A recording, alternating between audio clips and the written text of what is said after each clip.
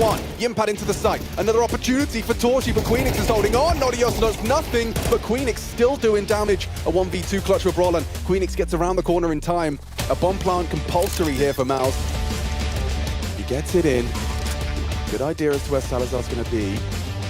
Here's Queenix coming in from short. Confirms he's completely wrapped around. Oh, okay. Brollan makes it a 1v1. Salazar drops off, now plays the game. Confirmation of his presence on the site. Boots loud. Okay. No, but he's going wide on this. Salazar! Oh. No! Couple of kills, of course. Beautiful. Oh, knife, really? Oh! What? All 5 here. Here they come. Fantastic now. Magic. Zantara's good for it. Look, everyone doing the flashbang dance. 2 body shot frags from Zantara, but through the smoke. They get it. Good one from Woxic back. Hang on. Hang on. The nade from Wicardi has done it, and it's Heart of Fire. Throw a heavy blow. A 1 versus 3 to hold on to a bit of a lead here. Get the first headshot taken down Mir. That's the start. 24 bullets left. Takes down Norbert, and now he's on the run. All of the pressure is on James. He's got a kit and a smoke, and he's putting up flashed in. He's straight on there. Can he find the headshot? The line up through. Oh my God, he did it.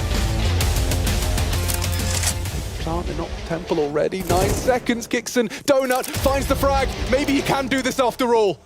Charging at him, Kixon. He could end it here. It's Robs in the clutch, but Robs is one sharpshooter, and Kixon takes it. m0NESY is still cracking those shots. Fallen's dead now. He's ready for more. 3rd kill. They keep sacrificing more players. They've walked into the young superstar again. He's looking for the AWP ace, and he will pick it up.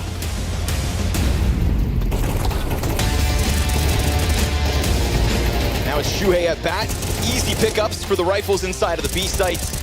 From that point forward, Yimfat, Zershin locking this one down. Flames is sticking. Fake noise made. Flames gets off. He falls for it. A pistol throw.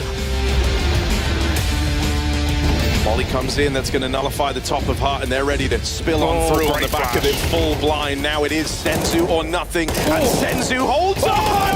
Senzu! He's delivered a chance to the Mongols, and now it's up to Techno to finish what he started. Tap on the bomb, he goes back out for more, and they catch him peeking.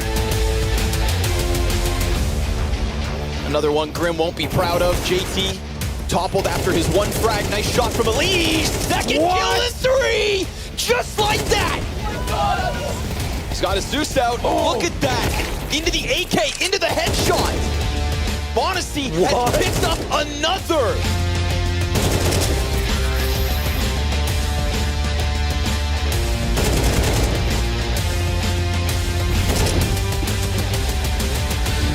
Now he's given a test at A site. Nice flashbangs, but it's Donk to give the cover. Same position that we've already seen him pop off from. And you know he wants these fights. Robs, they didn't know about him. He's been sat here all round waiting for a push like that. Oh, but the missed shot. That was the way back in. Trying to clear Donut. It's all Robs. I mean, he was 1v5. He was clutching here in that heroic game, but this time it's different. 1v5 ace clutch from Robs! Cool as a cucumber, man! Look at him! That's beautiful!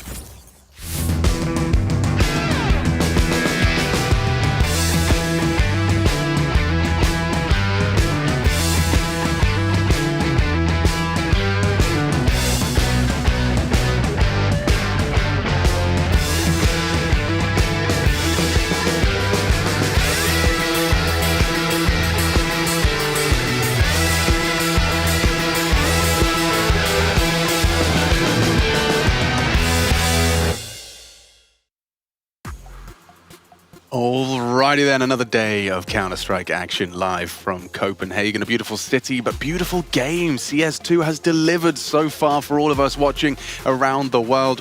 My name's Machine, and I'm joined by Chad Sponge Birchall, one of the most dedicated to his craft in all of Counter-Strike. I think where that shot was, there used to be like a food market. You'd go and that, yes, many years ago, it got shut down. Okay, you cultured gentleman. Well, once upon a time, we used to spend a lot of time in the Denmarks and Copenhagen. As you mentioned, very lovely city, very clean city. Very cold city. Love the tap water.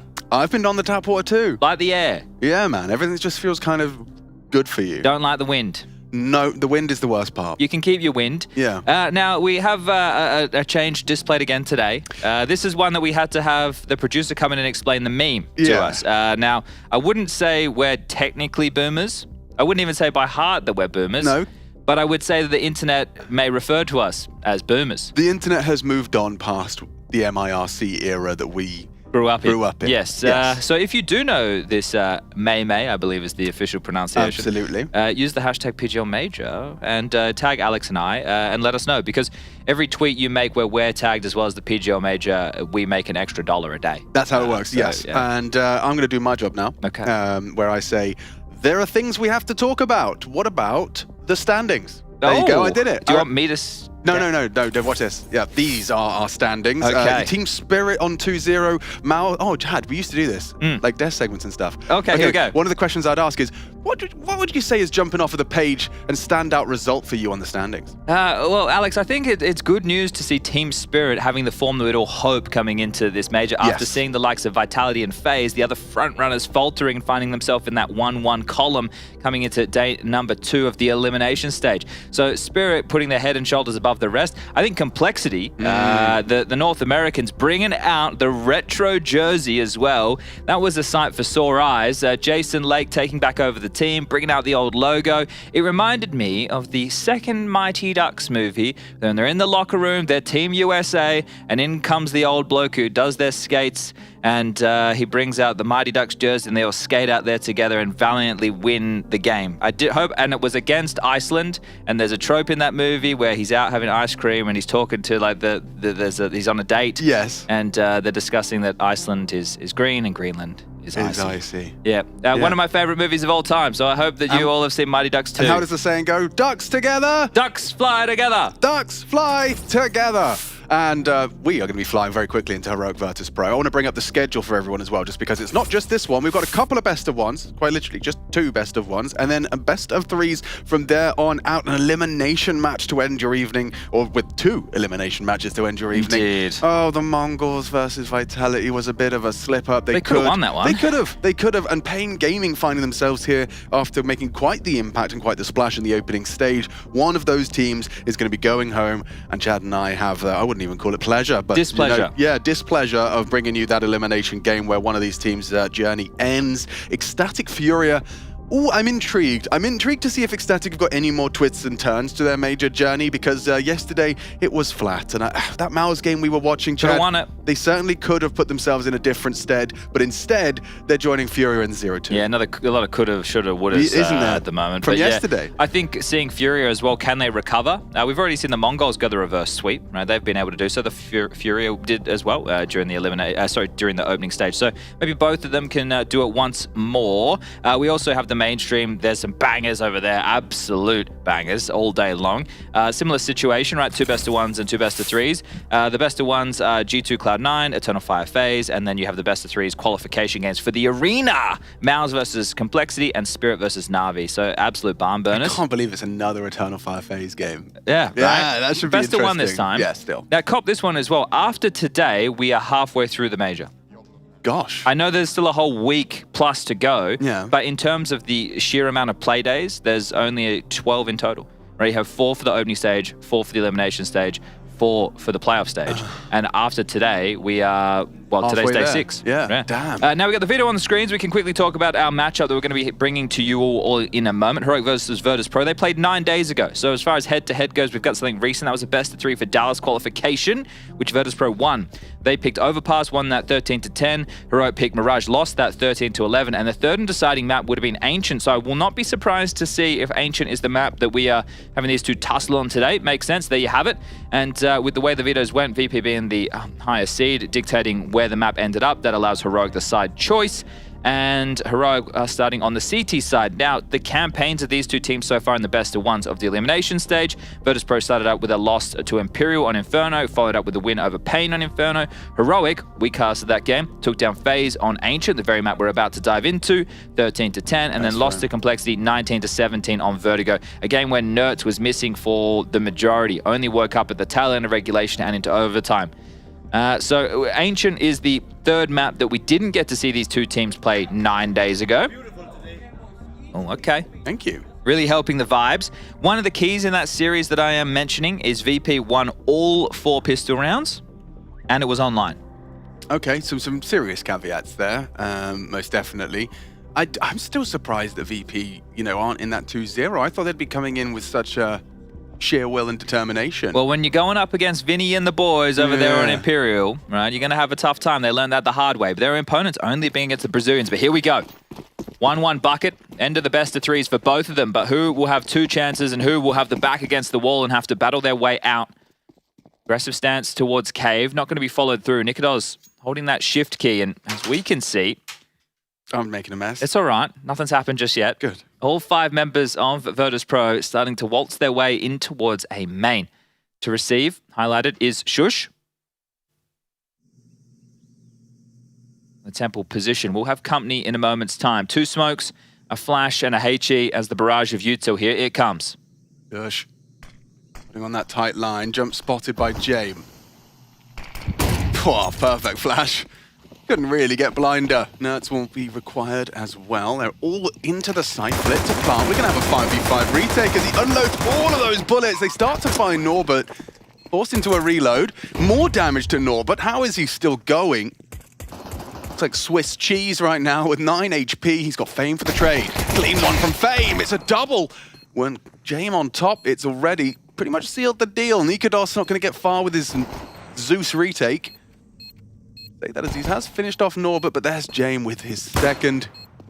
And options very limited for Nerds. And around, see if he can find anything else at an extra $300 or so to the bank balance, but he will be backing off with the dual Berettas. He's still got company around elbow. Does Nerds get to retain the Kevlar and the Julies? The answer is... Yeah.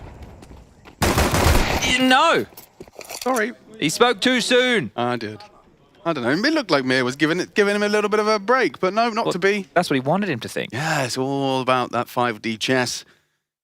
But one hell of a start. It's such a calculated pistol, keeping it really well ironed out. One of the details I like is the fact that they've gone for temple control. Right, when teams take the A site, you need some space, especially if you're smoking off Donut and CT. If you just stay towards Big Box and Main, you can get covered off quite easily. So the fact that they played forward, took temple, closed down the range with the Glocks, nice little detail there from Virtus.pro, as this is their first test of the major against a big name. I understand they lost to Imperial, but it has just been Brazilian opposition up until this point, and Flit quite quickly into full cave control. Boost over the smoke, not net any rewards for Nerds. Let's see if it takes him as long to get activated today as it did yesterday against Complexity. That was so uncharacteristic for Nerds. One of my favorite players to watch by far. Even his aim was just a bit wobbly. Ouch, that will leave a mark. Flit doesn't really get anything with his SMG. Now Jame, after having one bullet hit him, maybe feeling a little bit under the pressure of these USPs, even a P2K for Kixin, but holding on to their AKs. Kixin really wants conversion. that. There He's it is. got it. Wow. No, he's close. Disappears off the floor. I wonder where that went. He's actually thrown it down. Landed nicely onto the head of Shush. Thank you very much. I don't think he'll even get an opportunity to wield it to success. 13 HP. Knows he wants to operate with something a little bit nicer into the next, and desperately charges through the doors. All 5 going down. Nerds to the bomb. That's a 2-0 start for Virtus.pro. 4 out of the 5 major champs. Back in Rio. Yeah, I loved that run from VP boys. It was outsiders at the time. Yeah. All right, first gun round. What type of tone will be set? Red smoke. And cave smoke. So, standard map control being vied for.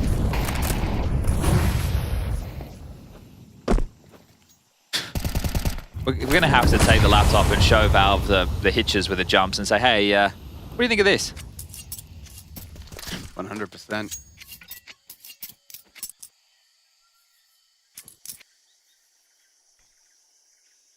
No rush from VP. Redeploy of elbow smoke. A little bit shallow. Feels like it missed the mark, doesn't it? Forward stance from 3 players and a 4th joining the party of Nerds. They will be backing off.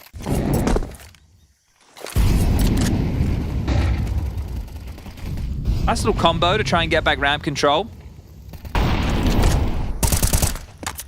Nerds is hanging around. Oh, that's a nice nade. very well-timed HE. Credit where it's due for the mid-hold there. Well, it looks like Heroic know what they're up against, right? That nade, I think, is quite telling. So they postured forward, but it wasn't an all-in. They weren't going to get caught off guard by VP's retake utility.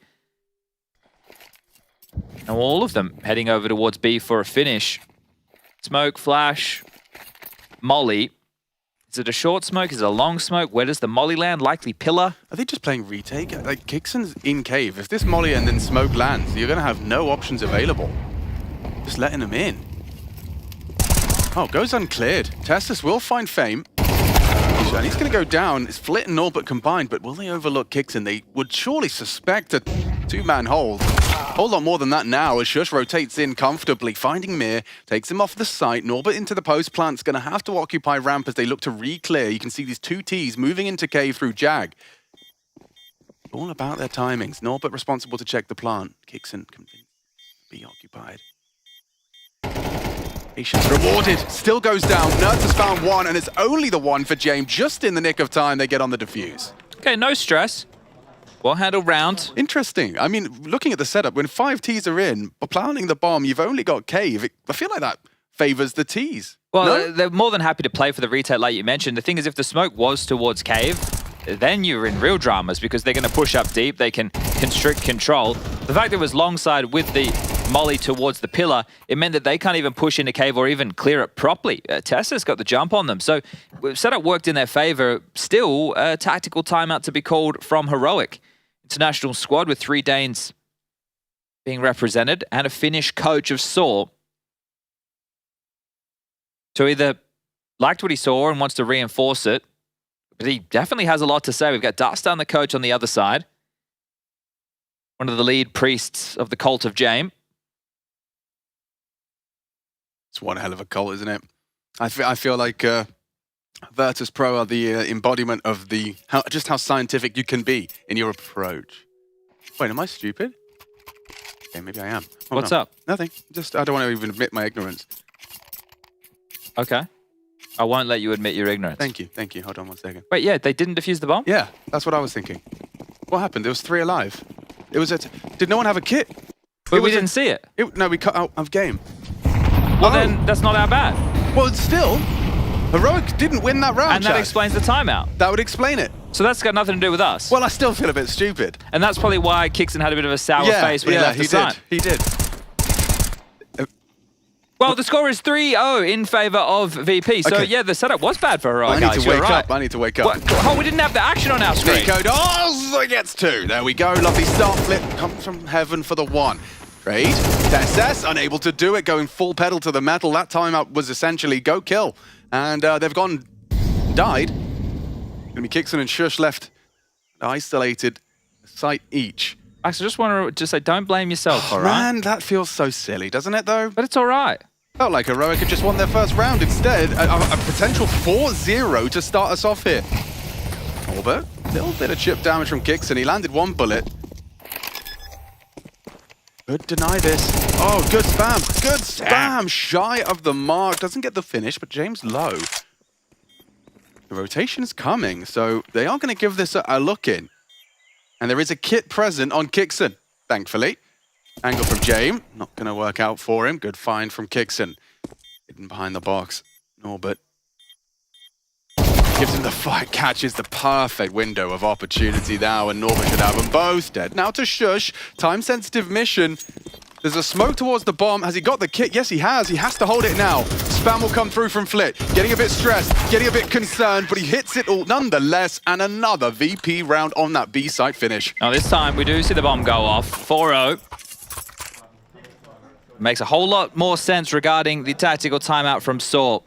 So this is Heroic struggling to get things underway. Nikodos with a double, but then the immediate trade. Flip with 1 back, James grabs 1, and then a push. And we saw this with Heroic against FaZe yesterday. Some of the scenarios where they would just be a little bit too active, coming back to bite them. Split starts the campaign back into the 5-on-3 disadvantage and wins out the 1-on-1. Oh, just actually... Have we been tricked again? Did Heroic somehow actually win that round, Alex? I've got can we check? 100% confirmation. The score is 4 to VP, 0 to Heroic. All right. That's down on the mic, though. Saw get quickly back in as well.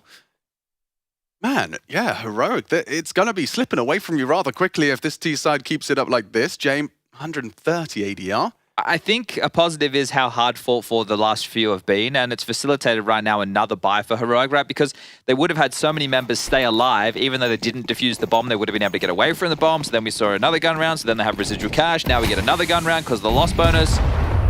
So they can slip in here, still one away. VP are the ones who are going to be feeling the financial woes. Interest rates at an all-time high.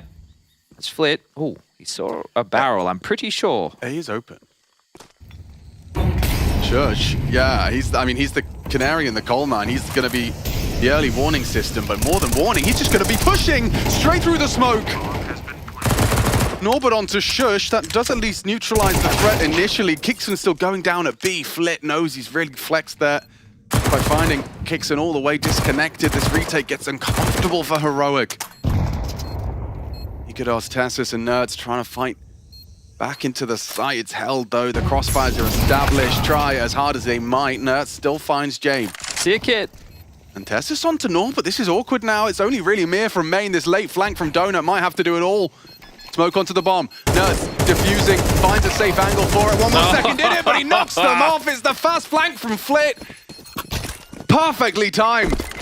Flit just so annoying, and everybody goes down with the ship there. 5-0 for VP. What a tilter. Bro, this whole start to the game is going to have Heroic completely thrown off. You see Shush there abusing the smoke molly interaction as well. I was thinking about it. Honestly, my first thought was, Chad, put that on the laptop. Yeah, right. We got to. That's another one. Take it to the Volvo You boys. can push out the cusp of the smoke when the flames are on the floor, and the way that they interact when you're just on that edge, you're able to find a safe haven for vision and frags. If you want to kind of understand exactly the specifics of it, go into an offline server, throw a smoke, throw a molly next to it, and you can find it very comfortably. It's a safe space. I think one of the dramas there as well was the smoke not landing directly on top of the bomb. So they used it. It didn't land perfectly. It felt like there was even a gap for the main player to win out that duel, but it was Flit with the flank, and he was just so annoying. You said it made the retake uncomfortable, of course, because the pressure from behind was always going to be there. Is he going to be quick? Can he go all the way around red? Will he rejoin the pack over towards A main? We don't know where Flit's gotten off to. And Kixon, well, he was pinned down towards that aggressive doors position the entire time. Heroic, you got to get started. This best of one running away from you. So they will have a couple of investments here. Yeah, starting with the Chad Birchall special. Red Room, Cave Smoke. The two standard pieces of util you tend to request. And into a B exec. Boost is up. It's not, slippery. Nikodos has fallen off, and oh no, you lose your rifle to a jumping Mac-10. It's a good dig out of Kixon. And the fact that he got two there, admirable, more than he was worth. Did he pick up the rifle? I was looking at the crosshair. Yeah, I don't know if he even did. I think it might have been just out of his reach, but the deagle works. Now Shush has picked himself up the M4. Faked it. Rush, yeah, perfect play. Wow, VP are just looking so regimented, so calculated, and a perfect scoreline so far. One of the things that I would have instructed the team if I was James and Dustan is that Heroic are like a team that like to keep a move on. He must have picked up the M4. Unless it got naded away or something, right? Because Nikodos died directly on top of him. Yeah, anyway, it's here nor there. But yeah, that you're expecting this team to push smokes, to stay active, to always be moving, looking for fights, looking for space, trying to be as disruptive as possible and not let us set up. So if you're VP, just make sure you don't get caught with nades in your hand. Make sure you don't get caught out of position sleeping. They're calling such direct hits, I love this. Chad. This is great. Nice find from Nikodos. Still coming in. Yeah, Norbert, he's done it once. Can he do it again? Look at him flying with this Mac-10, finding the gap. Kixon communicating, shouting at Shush. They're pushing you, they're pushing you. Look at Norbert. Shush has got no bullets for that. That's crazy. Where's he going? At CT spawn. And if Mir finds this frag, hold on, Chad, this could be the most uncomfortable 2v4. Where are you going, Norbert? Yeah, he's living his best life. That's what he's doing. The reload. But there's no way. Nikodos, wait, how are they so confused? Guys, why are we looking away from it? The distraction. Live now, Mir. You've got the frag. Convinced he'll be behind them now. This is unwinnable. But he could literally be anywhere. Sure. He could literally be anywhere. Oh, no way! He's gotten away into the 1v1. Norbert! Oh, the damage! That's one hell of an attempt there. A double kill from Norbert. He disappeared in a puff of smoke. What a buzzard, right? He's just like all around. They've got no idea. They're shooing him away. He keeps coming back. Cloak and dagger counter. Great opener. Yeah, caught on the jump. Nice shot from Nikodos. Defensive smoke. Fame goes down with the disbursement.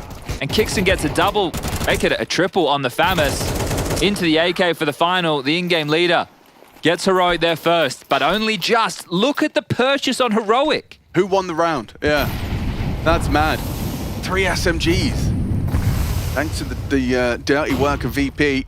Have been keeping them incredibly humble, and now a change in the flavor. No longer is it going to be those direct. We've seen a direct A into back-to-back B. Now things will slow down and return to a degree of normality. Yeah, no C added. Yeah. Valorant lol. Hoi. That's That's the line in the sand there, right? Shush, you're not going to be visible to Jame. Jame not visible to him. Fame, on the other hand, is going to be spotted out. Shush will throw the panic incendiary just to delay, and no need for a full reaction. Nikados' AWP is floating around CT, responsible for the red slip. But it works as they'd hope, right? They take contact, they know someone's close, likely to draw second eyes to help out the A defense, gives them a bit more space over towards middle. Now it's about clearing out Tessus in cave. That's a bait smoke, but that's a bullet between the eyes. How are they so prepared for that? You can see Kixon's face as well. He's like, I just threw the smoke. Why are they clearing you so diligently? And the answer is probably that Flit's just a sicko.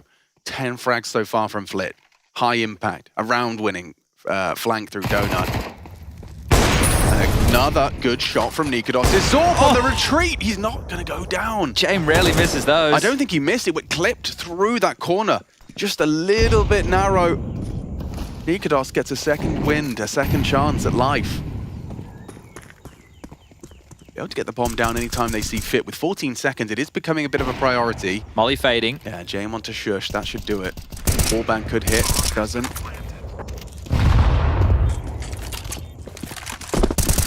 They're out of there. On the way out, and down goes Nerds as well. We saw how limited their funds were, and straight back to a VP win. Yeah, you're yelling if you're VP, and whoa, actually, you're not. I thought they were hunting. Look at how immediate they were all trying to pipe down Speedway and chase this.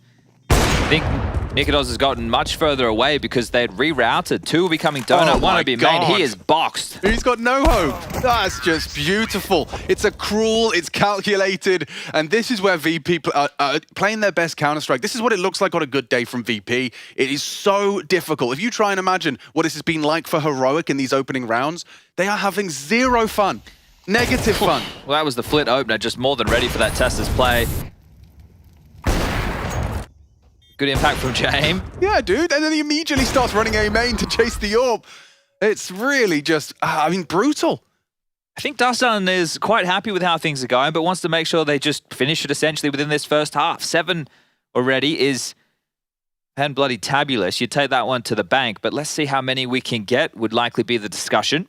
Turning their fates around. As mentioned, they lost to Imperial in the opener, beat Pain in the follow-up. And that's put them here in this 1-1 bucket for day number 2 of the elimination stage. A team that went pretty quickly through the RMRs. VP, I don't want to say they're perpetually slept upon. They're always a dangerous team. I don't think anybody likes playing against them. Yeah, and no one underestimates Fist VP. bump him, man. Ooh. Well, the game's not going well, is it? No, I know. Yeah, just the body language was very apparent there. That Dixon feels like he has to do it all right now. To be fair, the only round they've won is thanks to him and his handiwork at B. And now we're heading to A. God, this VP boys are going for a very avant-garde approach. It's direct. It's almost not particularly obscured. I mean, you've got one person throwing a flash and a smoke on B, and then you just full exec in. I love the way, like, this is what I think Jame does, right? He's like, all right, guys. So here's how we're going to go. For every event that isn't the major, we'll just play slowly. We'll basically just be doing defaults. Every other event is just going to be us practicing. And then when we get to the major, we'll do some fun stuff. Yeah. We'll get it in quick. We'll use the fantastic ability of our rifles like Flit and Fame because they aren't messing about. Look how quick they are into these sites. It's so impressive. Jame onto Shush. But the fact is, they threw that util when they were already into the site. So in terms of the CT's expectations of where they could be, they're always ahead of it. They'll always be able to kind of surpass the expectation of their opponent. What are you supposed to do here? Like, a 10-second defuse isn't going to happen. You've got 5 rifles, all comfortably set up for the site. Now they're on their way out.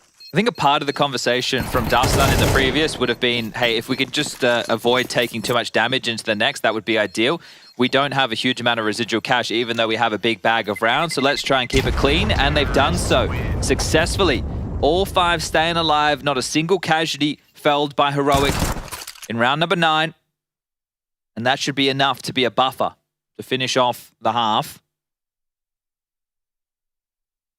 If you could, if the technology existed where you could, kind of live inside the mind of Jame for a day, you get to kind of just fully understand his perception understand what type of tissues he uses. But in the pre-match warm-up. Yeah. But no less that, more like the way in which he sees Counter-Strike. Yeah. You can perfectly understand his vision for it. Would you take that? I'd do it. Yeah? Yeah. Wouldn't that be interesting? Just Ooh. for a day. Yeah, just one day. It's like Freaky Friday. Oh, one of my favorite movies. Unfortunately, he'd have to exist in mine. Yeah, I think that would Poor be fun James. too. No, that would be cool. And then you make some content about it. I'd be watching. What's happening here then, in the mind of James, Chad? Well, James said, let's slow it down. We don't want to take any early flak damage. We'll return... Oh, okay. Learn how to smoke off lane from outside doors with James. That's thick.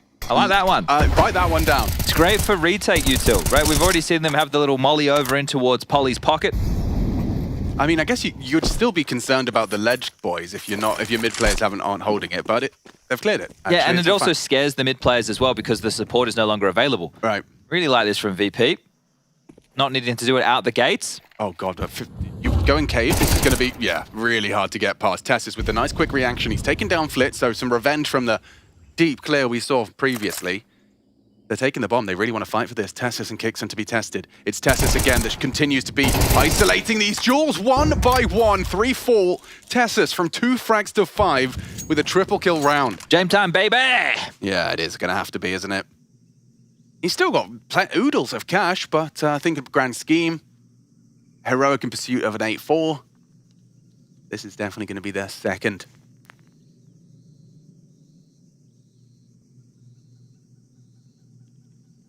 Oh, something just happened on the mainstream. I heard an Anders moment. Ooh. Yeah, there's some big games over there. I'm intrigued to see some other results. Counter-terrorists win. And the best of 3. What's the first best of 3? I just remember being sad I For couldn't the watch winners? it. Yeah. Yeah, that is going to be Mouse vs. Complexity. Yes, I'm very intrigued in watching that one, but I'm going to be working at the time. So we'll have to kind of keep an eye out, a second eye on it. Well, we could do what a maniac does and get up early and sit on the bike in the gym for an hour and watch back all the VODs on 2x speed. That's his thing. Yeah, yeah. There's only one bike, so Yeah, actually, no. we will leave it to him. I saw Brolin doing a bit of that, actually, yesterday in the gym. Good lad, getting his cardio in, watching the stream. Let's see what Nertz is cooking in mid, because it doesn't seem like VP have ever really applied any early mid pressure, but it hasn't been necessary. Well, if you can avoid nerds, Yeah. so that's a advised decision. But the fact that they start with this 3-player spread towards elbow without ever really kind of vying for control, I'm intrigued. Flit, he does so much work, or even sometimes it's just Norbert solo. They'll send them for their late pressure B when they're cooking up something towards A. But when the CTs are expending util for doors and B lane and mid, right, just allow that to, in standard VP fashion, subside. Right. Right, why take the risk of what's possible and take all that damage when you can just sit back, wait for the first 30 to 40 seconds, and then take the territory back a whole lot safer? They have a lot of A-main control thanks to Fame. Mia with a red smoke. There's one for all of you playing at home. Quite an easy one. Now clear this. So having Flit pushed up towards the cave position definitely helps. They are able to take mid control, and actually the CTs are blocked off towards Donut. They apply a bit of pressure towards red, but they're battening down the hatches towards B. I think Heroic have a decent idea of what's coming. Yeah, 30 seconds. Just mollying back that angle towards cave. You can see that Tessus is going to be baiting Nikodos into the fight. At least that's the plan. Here comes the molly, though. That's going to limit their options. He wants to be spotted. Tessus commits to the duel. He actually nakes them both back to back. Impressive rounds from Tessus, but the round is not secure just yet. They are into the site. Bomb will be going down thanks to Mir. Despite the heroics of Tessus, Still very losable. very losable. That That'll name's do got it. his name on it. It's going to be Norberts that beats him to the punch. Big fight here. If you can take down Nerds cleanly, Mir does so. Put Shush on notice as well at 12 HP. Norbert and Mir have done surely enough. Nikodos got nothing else to report. A 9th. This T side from VP is leaving no crumbs.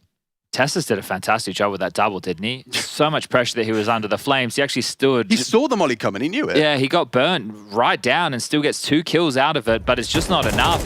You can see here, Kixon isolated, then 2 players stuck in cave. Tessus thinking, well, I felt like I already did more than I should have. Aggressive play out of Mir, constricts the push in, sets Norbert up. To still lose the round after that double. Oh, yeah, Heroic. They've got a couple of tilters under their belt here. 2 is all you have to boast. probably it will be 10. I'm enamored by the VP approach. Oh, I said nothing mid. Well, this is why. Nertz will shoot you in the back of the head if you don't clear him. And Nikados should win out against Norbert. Cost him a great deal of his health, but he'll get away with a man advantage. Heroic have had a few rounds in this game. Oh, Flit. That I just know I'd hate playing against Flit. Or he might even creep through these smokes here and try and go short. Oh, it didn't go. Yeah, he is. Hello. Yeah, good check. Good awareness from Kixon. Well, this one's not done yet, and the reason I bring that up is there's been more than a few rounds where Heroic have started in 5v3 advantages. They even had a 4v0 with no kit to be able to defuse, so there's been some rounds where Heroic really should have been converting, but VP have battled back in. The previous is the first recent example of that. Now in a 2-on-3 situation, Shush has pushed up in towards main to at least make them have to worry about 180 degrees worth of angles. So does he activate while the bomb's going down? No, he'll wait for his teammates. No, he won't wait for his teammates. No, he won't, and it has led to a much more difficult retake. Kixon versus James. Shadow, and nails the shot. His 11th frag. He's opened up a storm here. Nikados to fall, and a 10th VP round. It's secure. They are speed running this best of one, making Heroic look foolish. They are indeed, and when I counted off the match they had head-to-head the other day, which was for qualification for Dallas, an event that's a couple of months away, it was close. It was 13-10 and 13-11 respectively. They didn't make it to the third map, but double digits, whereas this time round, Heroic are looking like shells of their former selves. They beat FaZe yesterday. They lost to Complexity in close fashion, 19-17. It wasn't like it was a blowout. This is a different kettle of fish to start the day. Coming in, I don't know if they're cold or maybe just the tilt rounds are piled up, because this one has gotten completely out of their hands. Okay, so Heroic have... Remember this, Alex. From that series I mentioned, VP won all 4 pistols over 2 maps, and they won the pistol to start this one. And it was, but you're saying the results were what, 13-10, 13-11? Yeah, but VP won the first pistol. If they win the second pistol, it's curtains. Right? So in 3 maps of play, in head-to-head, Heroic don't have a pistol. Well, this might be the deviation. Look at the start. They're just accepting a playing retake on it. The kit's on Flit, so James responding. He'll be in Temple. So if James gets anything, that'll be brilliant. Game. Sniping with a USP. Takes off the head of Nikados. They're into the A site. The whole squad, this horde of VP, maneuvering back to spawn. Game, losing Temple control. This has got the same flavor as VP's pistol now. 2, ready for this fight. Tessus will bait them in, tucks them in tight. Good from Norbert back. Nertz is gone. Shush holding this angle. Elevated and if successful. Flit smoke kit. As the smoke has the kit. This gets uncomfortable. This gets uncomfortable, especially with only a pistol to try and spam that smoke. Flit trying to find it. It was a bit deeper than he may have realized.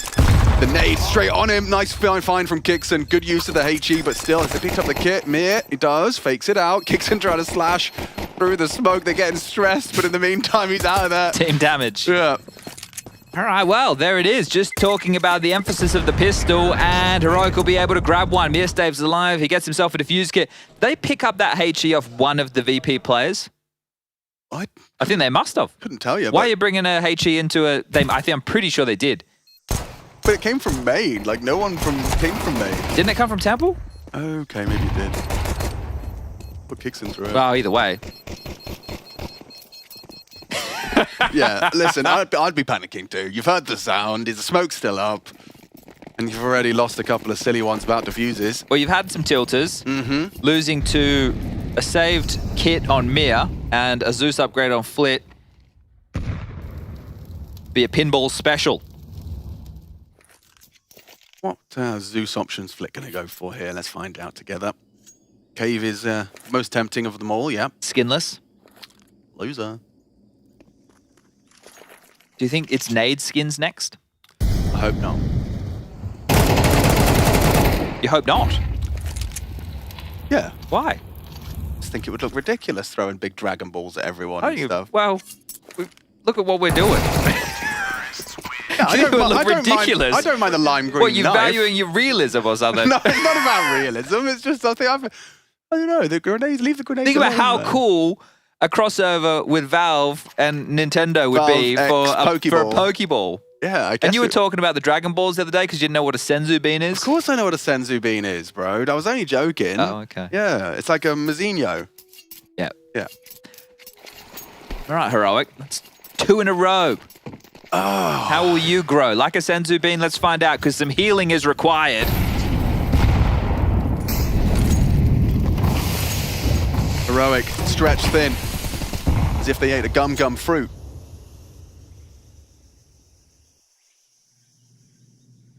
There's smoke completely off the map if you look at the radar. Yeah, that's a good one, isn't it? Yeah.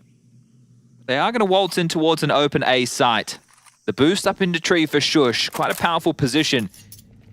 Mir taking contact from Donut. Does have the support of Fame, who's starting to trickle in, but he might get a bit of a shock, because here they are. Oh, that's a cheeky flash. Yeah, he's going to get overrun. Double. Oh, it was on the menu, but Mir makes a calculated decision to fall off. Won't have the angle for the plant. Safe from Donut, so Nerds gets the bomb in. Will VP take a look at this one? Doesn't look like it. Calculated decision to save. However, Tessus Is dead. Yeah, it should have at least... Whoa, nice adjustment. Catching Flit through Cave. Nerds will take down Mir, so they've lost a lot of rifles in this one. VP's funds and finances to be tested. When do you start having the conversation of the heroic turnaround? Right now. Yeah, I thought so, as much. Yeah, why not? Okay. Best of 1, everything to play for. Big difference to find yourself in the 2-1 bucket as opposed to the 1-2. To be back against the wall, survival best of 3s. It's never where you want to be. And we've got one of those coming up in a map and a half's time. MongolZ versus Pain.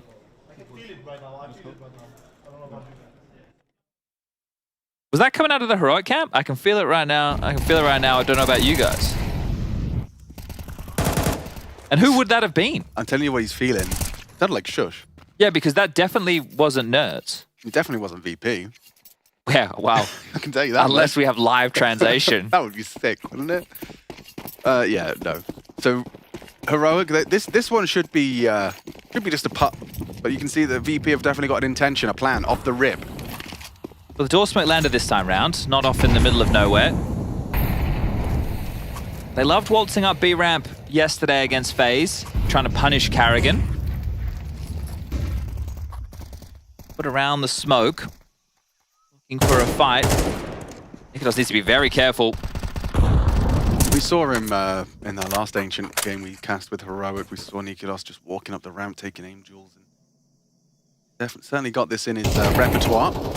Fame, ooh, catching flack from the spam. Pixit's got good lineups for this, and that's what I'm saying. Nikitos, he loves these duels. That was a boosted player, but adjusts to it in time. Well, even yesterday on Vertigo, if people were watching the Complexity game, he was hardly ever buying the AWP. I think Nerds was picking it up more than him, especially as the game went late. And some of the plays from Nikitos with the rifles, not even just the AK, he would stay very calm, he would back his aim, be very confident. And yourself an AWPer who can do both. Isn't that cool? The fact that they've just waited around long enough outside B, the B stack is no more.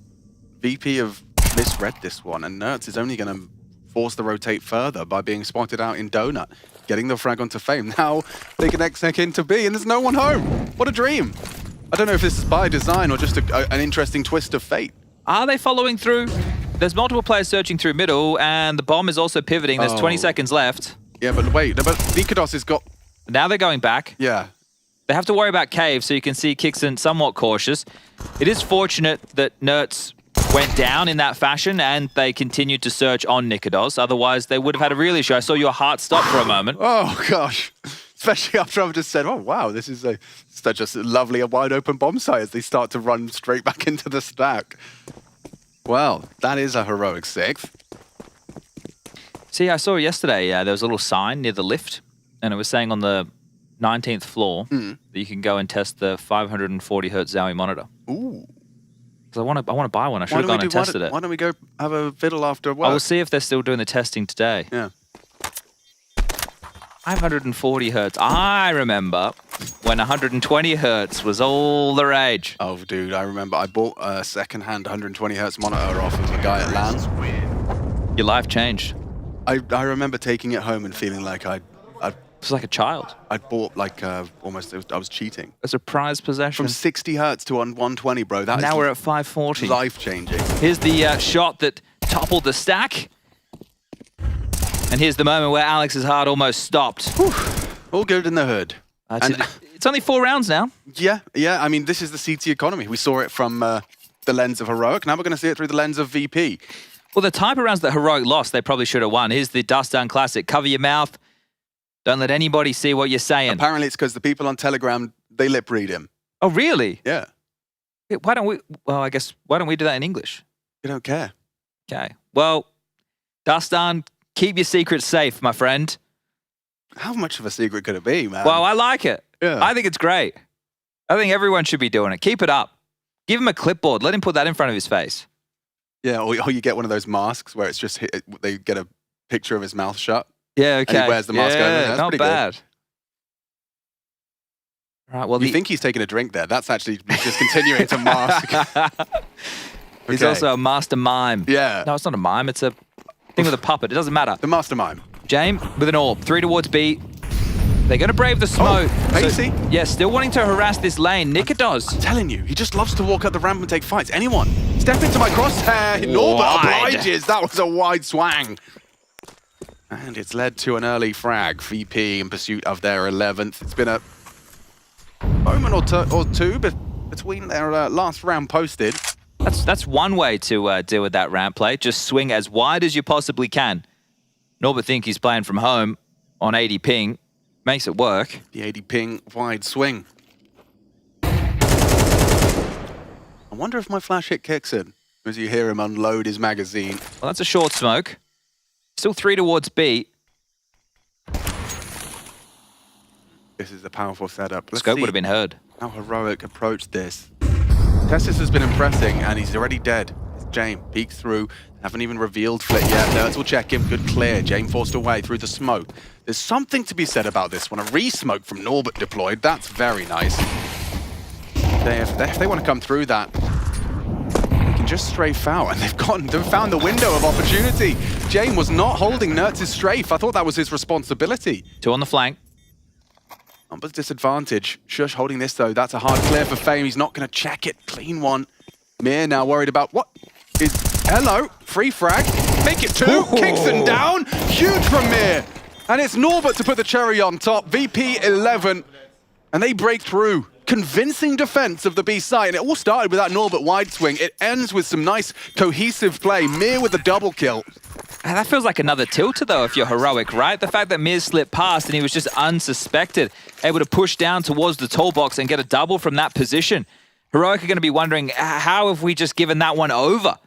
Sure, you had the disadvantage.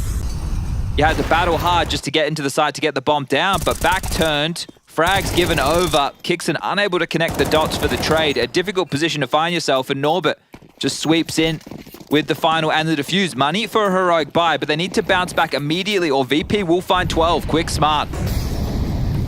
Cave smoke. Molly top of the ramp. It's a two-man campaign to try and get themselves early space. The nade. It's responsible for holding on to Jag here. He was the one that was making Tessa's defense of it rather difficult in the first half. Excuse me. Well, they have the mid control that they've been looking for. The VP not harassing and jumping up the lane, but they will have Flit doing an awful lot of damage onto Tessus. This is an A split. 2 towards main, 3 towards mid. Feels like VP have always got the well-timed smoke in these mid rounds from Heroic, trying to pivot through. Bomb going in main. James responsible for red. Got a double donut setup as well. So VP, they're beautiful. Very well situated for this. A nice deep incendiary, almost flushed them into the donut setup. And they're blocking them longer. Oh, there's so much utility. Feels like they've got infinite smokes. Oh, James. Not gonna hit that shot. Nert is across, so pressure mounting. He can still contribute against a main. Shush down. And they're probably sitting there going, what happened to you by pushing CT? Now, a hard clear. They're not expecting this. Flit in a prime position, and a 12th round for VP, practically secure. Oh, SS will be able to put one in his head, but there's a lot more where that came from. Fame in mid. trading out together. He might go down after time. It's certainly not out of the realms of possibility, is it? Well, the key for me is the push down B. That's completely taken. These mid guys might feel emboldened by that and want to start charging through as well. 5, 4, better before time. It will be just. So he's going to get some loss bonus, but oh dear. For me, the level of audaciousness that has just been displayed by Jame. Oh, they're pushing me red and I've taken a shot, but I'm going to neglect them to turn my focus, literally turn my back on the pressure point. And he grabs a kill over towards A main. That is massive from Jame. But I feel like that's something that good AWPers do often, is that they know the fear that they've just struck. Yeah, the fear of just, because peeking into an AWP feels terrible. Yeah. It absolutely sucks. So after he's fired a shot, both of the red players are going to freeze. They're playing against an AWP, but in the meantime, Jame exploits that and then manages to find contributions and reposition. So that's a Daddy AWPer demonstrating. They'll be very happy with that one. VP now touching distance, spitting distance from converting this best of one. Well, Nikodoz's been able to get out the AWP once more. It's not AKs across the board. There's 2 Galils, one for Kicks and one for Shush. But I think a game Heroic would hope to forget. A lot of rounds where they've had number advantages, a few tilts in the early stages, not having a kit, not having enough time to defuse. And Saw's been unable to defuse the situation. Boost towards B on the toolbox. Nikodoz. Chance to hold this line with the AWP, but Jame says no. That's the opening incision for round number 13 for VP. Such a gamer. Lit that. Some aggressive chip damage. He's going to be making it very clear that Cave is under his control. Continues with the spams. Dixon, yeah. Baited in. Baited in. By himself. Just Flit, hyper aware of the possibility. Dixon lulled into that, and already Flit disappears. He's gone. He's back with his boys, ready to trade out in a 2-man discrepancy. James taking down Teslas. VP are so comfy right now. This is an impressive feat on Ancient. And Heroic, a bit of a non-starter, wouldn't you say? Some of the rounds they lost in that first half, I think, kind of just set them up for failure. The ramifications of the tilt rounds, they're definitely built early. I am just flicking through the kill feed as we come to our logical conclusion in, well, probably less than 40 seconds time, just to see how many number advantage scenarios were given up. One defined, that'll be it. Mir takes down Shush, and there you have it. VP are going to bounce back. They are in the 2-1 bucket. That is them done as far as best of ones. That's lost to Imperial to start their campaign here at the Major can be forgotten. A 13-9 over Pain, and now a dominant victory over Heroic, the team that took down FaZe yesterday in their opener. And they were so close to finding themselves just one best of 3 away. A 19-17 loss to that of Complexity, and now they are backs against the wall. 1-2 best of 3s need to be played throughout. The fist bumps are there. But yeah, you really just have to reflect on the early stage of this game. It was the first gun round. They did what we thought was enough, the defuse. There wasn't enough time. It was quite literally 3 players still alive in that scenario. I'm just reflecting on that now. They were unable to get the defuse in. They were getting opening kills the next round. Nikodoz gets 2 kills in mid, and then they bounce back and they lose a 3v5 situation. Flit and Jame getting kills immediately. And as you just continue to look down the list, there's plenty of rounds where they were able to find early kills, early dents, but not find the conversions. So tough stuff for Heroic. Not a game that they're going to be happy with at all. A lot to check back on the demos and say, hey, look at these mistakes. This is the defuse. Here we go.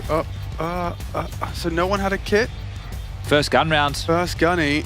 And they ended up getting, I mean, saving 3 rifles, but yeah, that is an awkward one. I'm just looking at the overall opening kills. So we've had, Jame with 4 plus 2 at Norbis, that's 6. 9 in total, and then for the T's they had 7. They had 10. So there was more opening kills that came on the T. For Heroic, sorry, overall. And yeah, they split the pistols, which was at least something different from when they went head-to-head last time round. But honestly, if you want to have the overall broad conversation of this, 2 rounds on the CT side of Ancient is not good enough. Yeah, and that's simply put a full stop right there. Simply not good enough, Alex.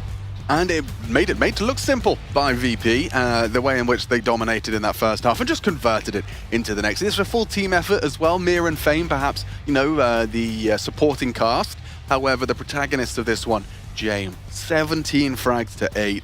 Everywhere he went, he was in the right place, good shots, instant deletions. And we saw, I think that my highlight was just his awareness of being able to exploit. Like, he was holding 2 positions at the same time somehow. Yeah, he did very well that game. The in-game leader for VP, the big brain. My favorite moment was the round that they didn't win, but when Norbert has just leapt to action with the MAC-10 and ended up causing so much chaos in the backline, and it comes down to the one-on-one with Kixon, where he had to have 4 kills within the round, 3 of which were on the FAMAS. So here's the round timeline. This one helps you really see how the action unfolded. Round after round after round, 6 consecutive for VP out the gates, and then just spotty CT rounds for the primarily Danish team of Heroic. They flicked on over, managed to put 4 consecutive, but then it all came to a close. VP shutting things out quite easily. 13-6. That's a dominant victory in my mind. Yeah, no, absolutely dominant. And considering that kind of blip on the radar that was Imperial taking VP down, I think that that's just VP proving to everyone that that was perhaps just a flash in the pan. Now they get 2 best-of-3s, or at least 2 opportunities in best-of-3s to lock themselves in for the Royal Arena for the playoffs. And later today on the A stream, which is twitch.tv/PGL, which is currently being casted by Henry G and Anders, there's 1-1 games, but later on there will be qualification games. The first teams, either Mouse or Complexity, they'll be whoever wins that will be the first. And, I just have an update. It is a spoiler. So if you don't want to hear this because you wanted to go check that result or go watch it yourself, close your ears, cover your eyes, turn the stream off, do whatever. This is it. I'm going to go drum roll, please. Thank you. Cloud9 just beat G2. I didn't want to know, man. You just ruined my entire major. Well, when are you going to watch it? You gotta be here with me. I didn't want to When know, are you gonna man. watch You it? know I always go back and watch That's it. why I gave a really long prelude. You should have done more, I made sure man. to close the ears, I'm going to file a eyes. complaint. Well, I don't know what's the email for complaint? Yeah. It was a 13-9 scoreline. 13-9. So nothing about the complaints. No, but that doesn't no exist. complaints. No complaints. No complaints. Well, our producer says no complaints, but please throw to a break. That's what he's saying. He's saying, please, right now, you're embarrassing yourselves. we need to have a break. Yes. Okay. Yeah. So they're going to get us off the screen for a second. But we'll be back. And there's more Counter-Strike coming up. Imperial versus Vitality. Yeah, that's going to be a banger. Are Vitality going to lose to Imperial just like VP? Stay tuned. It is time for another fantasy team draft here at the Copenhagen Major. I got a major champion sat by the side of me. How you feeling, bro? Yeah, I'm feeling good. You came in very good energy the moment I saw you. No, I'm just trying to be funny sometimes. Yes, not the serious. You Not can't so- be serious every time. Exactly that. So are we going to get a funny or a serious team out of you here? We will see. We will see. Okay, let's wait and see. Let's spin the wheel. You know how this works. Let's watch it go down and see what we're going to get first. And what team are you so lucky to have? It's Heroic. Okay, I'll pick Kixon as IGL. Okay, so you're taking Kixan for his Yes. IGL role. You like him as an IGL? You like what you see he's been doing? I played him many times in K23, in VP, and we talked to him in Atlanta. He's a nice guy, and I like him.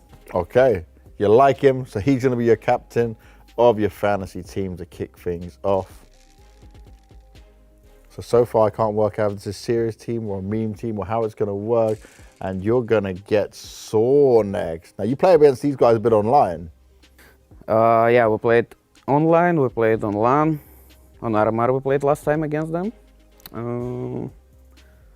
I would go with the Roman. Roman? Yes. Because? He's in game, he showed good energy. Okay. He's screaming a lot when they won important rounds, so I will pick him. The hype man, the energy, a positive force for the team of Norbert. And next up, we're rocking with some Brazilian flair coming in there. And they did qualify for the stage. Yeah, I saw that.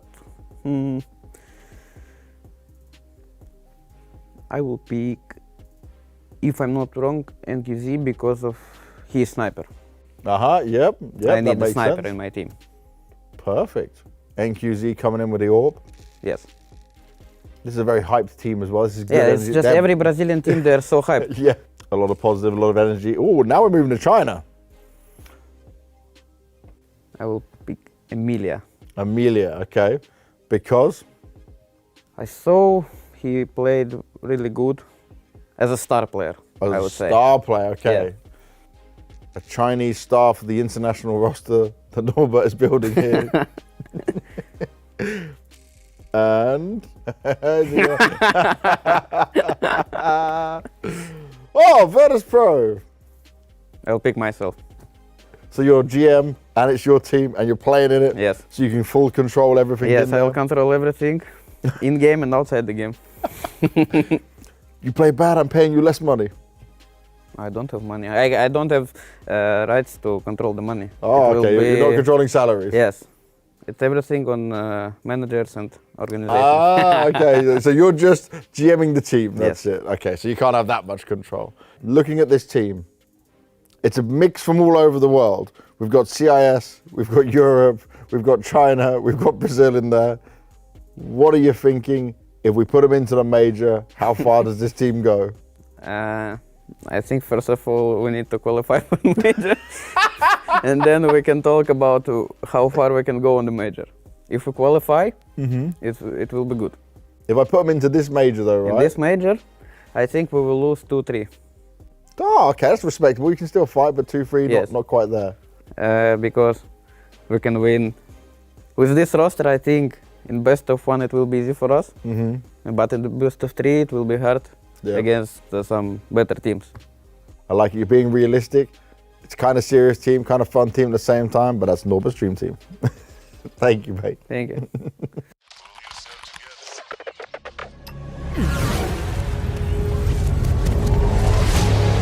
The world is changing quickly.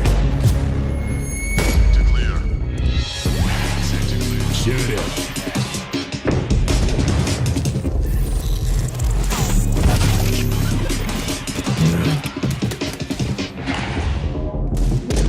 The world is changing, but one thing remains the same. Victories with 1xBet. Level up your gaming space with metal posters from Displates. Hang your Displates in seconds. Swap them whenever you like. Get official art from your favorite games on a uniquely designed metal canvas and choose from thousands of posters. Join over 3 million collectors now. Your wall upgrade is here. Shop now at Displate.com.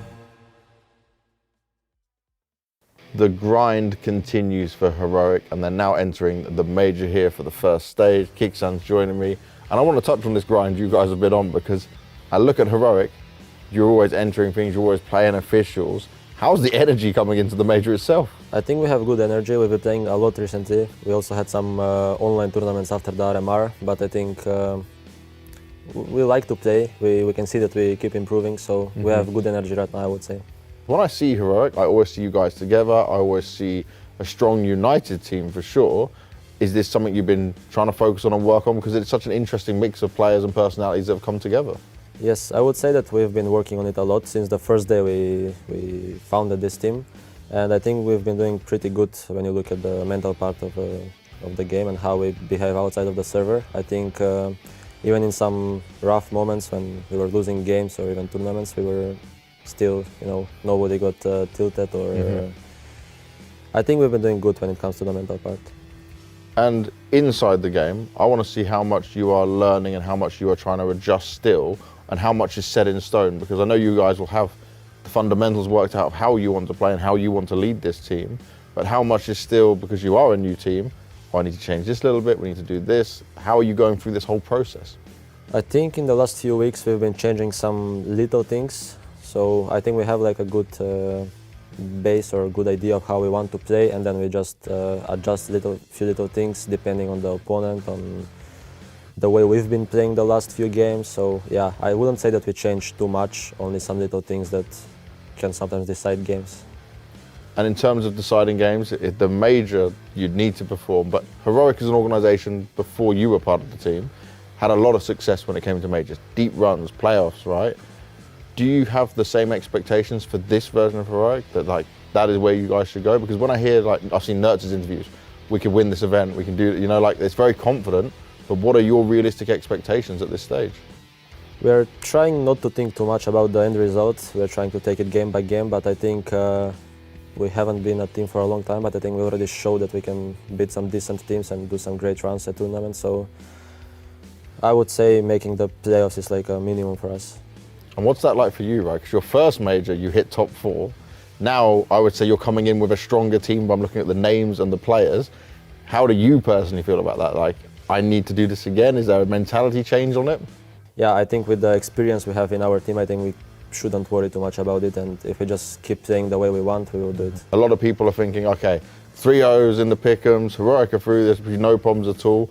Do you feel that confident? We feel confident, but at the same time, we don't want to underestimate anyone, any team, because we saw, for example, in the online games, we lost against OG, for example, and I think, for example, in that game, we didn't go too serious, like always, so that made us play a bit worse. So I think for the major, it's important to just respect every team, and if we just play like we always do, we can beat anyone, I think. And what would you say for you as the IGL is the one thing you haven't had enough time to do with this team, the one thing you haven't had enough time to work on to get you to where you want right now? Because we have to be, yes, we're looking at the name value of Heroic, but we have to be honest that it's only been a few months for this team. I would say maybe the map pool. We didn't have enough time to prepare all the maps like we would like to have them. But even the map pool, I think it has been getting better lately, especially after the RMR. So it's still not perfect, but we can do much better than this. Do you feel like it's actually good that you guys are going through this first stage? Because the officials you'll get to play and getting used to this whole scenario again? Yeah, I think it's been good to play a lot of officials and also some online tournaments, because I mean, I have some experience playing some online tournaments before this, but some of the other guys have only played Lance recently. So having these online grinds and playing different kind of qualifiers, I think helped us a lot, and we've been improving and learning a lot from it.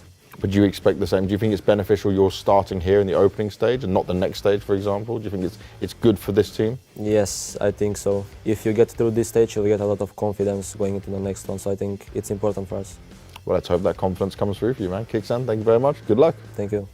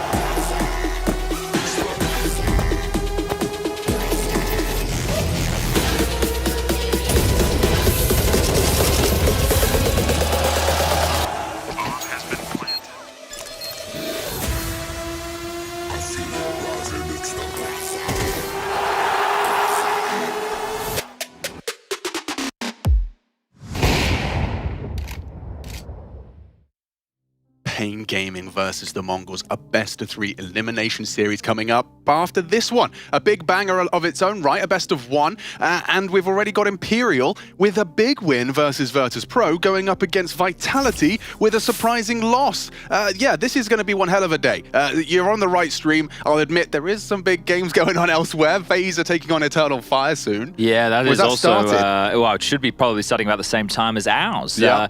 So yeah, there is action all day, A and B streams, TikTok, Kick, Listen, if it's, YouTube. If it's 2024, you know, well, it is, isn't it? Yeah, the year is 2024. It is 2024, and you still haven't got, like, I don't know, a phone and a computer screen. You can have, everyone can watch double both stream. games. You can throw it on a laptop, throw it on your Nintendo DS, throw it on your PS Vita, whatever you need, a second screen, get them both on so you can enjoy all the Counter-Strike, because it's going to be coming at you from every angle. Yeah, or if maybe you have like a Chromecast capability. Yeah, now or we're a Fire talking. Stick. Or an alternative streaming device. Or a Steam Deck. Yes, that's a good idea. You can watch on your Steam Deck. Yeah, you definitely could. Now, look, this matchup, the best of one that we have in front of us right now, let's just recount how we got here. Imperial, as you mentioned, did beat VP in the opener 13-6 on Inferno. 13-6 as well. Yeah, pretty dominant. And then they went toe-to-toe with the Dragon, Spirit, Donk, and the Boys, I think is their official title.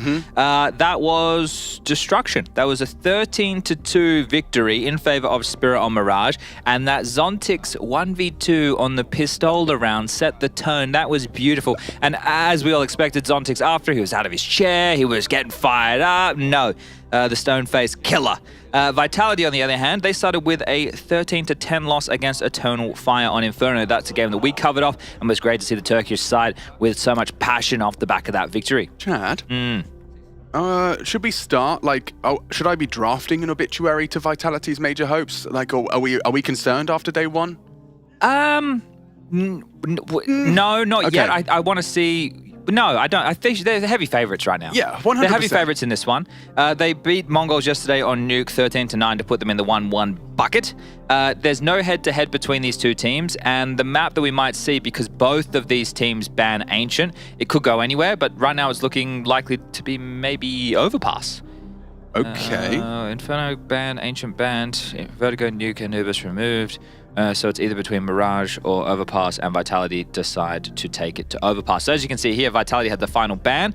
That means that they get to dictate the battleground of Overpass, which gives Imperial the option to decide the side, which obviously has been the CT side.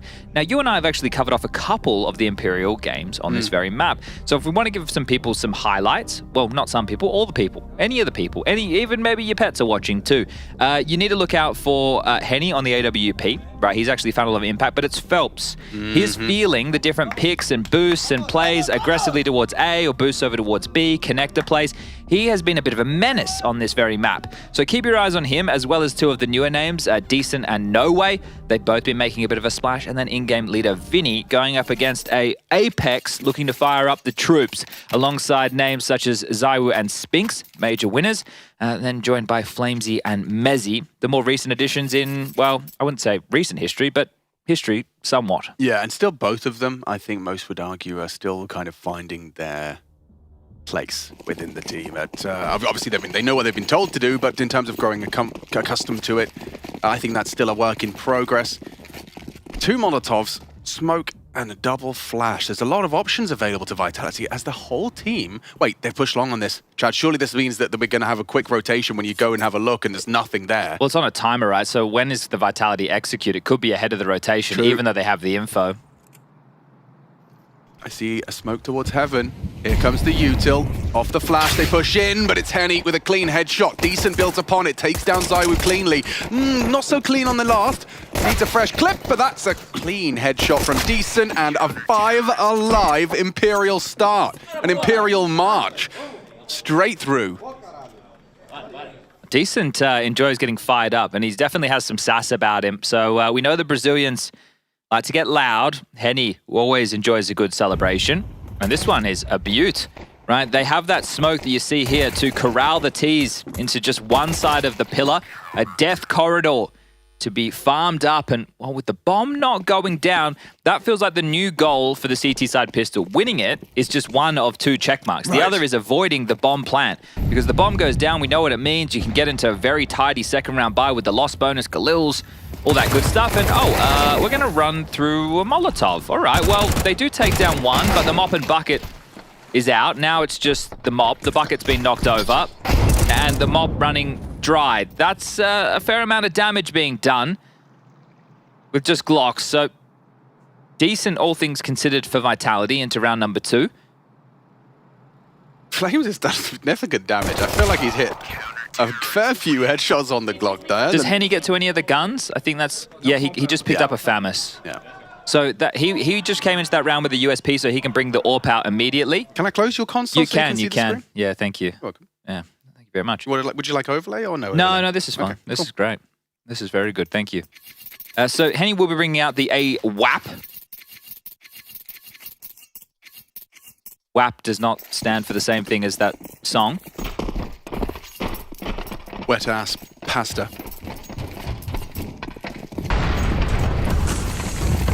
I can't think of a fun acronym that could be Counter-Strike related. No. It's just that when we get in the banter zone, I don't know what to do. No. Kind of like a deer in the headlights. Walk A, please. Doesn't really work. While they are walking A, one of the calls that Apex does like to run at is this conga line. Oops, spotted on the jump. So this is not the play that I was about to discuss, but either way, acceleration. And I like that he just kind of stakes his claim straight away to the entirety of long. Advances up now, and by spotting him out and then chasing him away, they pivot. Okay, we don't have long. Let's take Divider. Flames is going to be there, and he's got a teammate for the trade potential. They're actually erecting a boost. This is huge. Zywu, he spots them out. There's the push from Flames. That's necessary, and Zywu will build upon it onto No Way. Decent, gets one, needs to delay them, and you nearly had it. Mezzi brought to 2 HP with a FAMAS. The smoke as well for him to get elope and play around. Good damage onto Zywu. 2 of these players are on red HP. They are going to save. If Vinny had known, right, the other individual stepped out in towards his crosshair. If Mouse 1 was kept down, maybe a double. And then a retake, more than possible. But the reaction from Vitality is the key. The boost from Phelps does not net the reward they were looking for. They'd given over the fact that there's 2 players there. They push through with their scaling in bathroom. They remove both pieces of that puzzle, and now it's all about the save for Henny's AWP and Vinny with the A1S.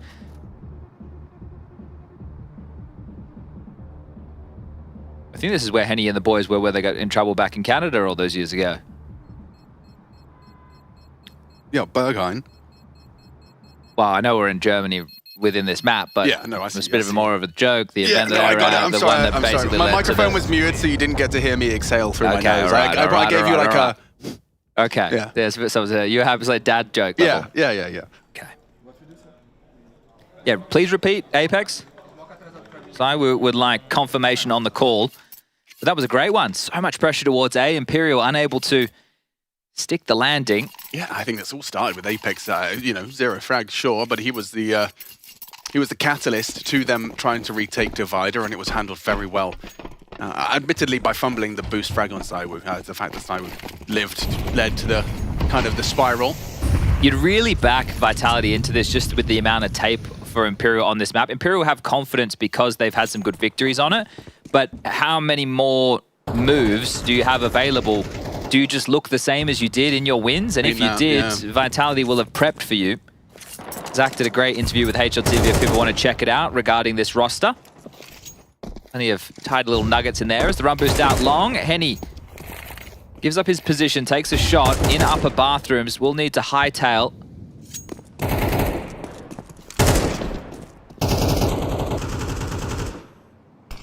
Like the reaction, No Way covers off, and long toilets for the AWP. Oh, this is tough for Henny. He's pinned, Alex. They're locked in here with him. He gets 2. A third locked in by No Way. Mezzi caught with nades in his hands. He's waiting tooth and nail onto Phelps at least. A 2v5 turns 2v4. He's naded the smoke there. Not going to be able to get anything off the back of it. And here comes Decent's flank. It's what Spinks has been waiting for and not expecting a second. Oh, he had his crosshair on the money. Vinny's just quicker. You notice where all 3 are. 2 towards long/bathrooms and 1 in connector. But they have the bomb. That is the biggest of the issues, as well as the clock. 25 seconds as Mr. Merriman representing some liquid stickers on that AK-47. Not in attendance at the first CS2 major, are they? No, sorry. Which reminds me, the Mongols playing Pain Gaming next. Will we see another MongolZ reverse sweep? That's the question. Good find. Hang on a second.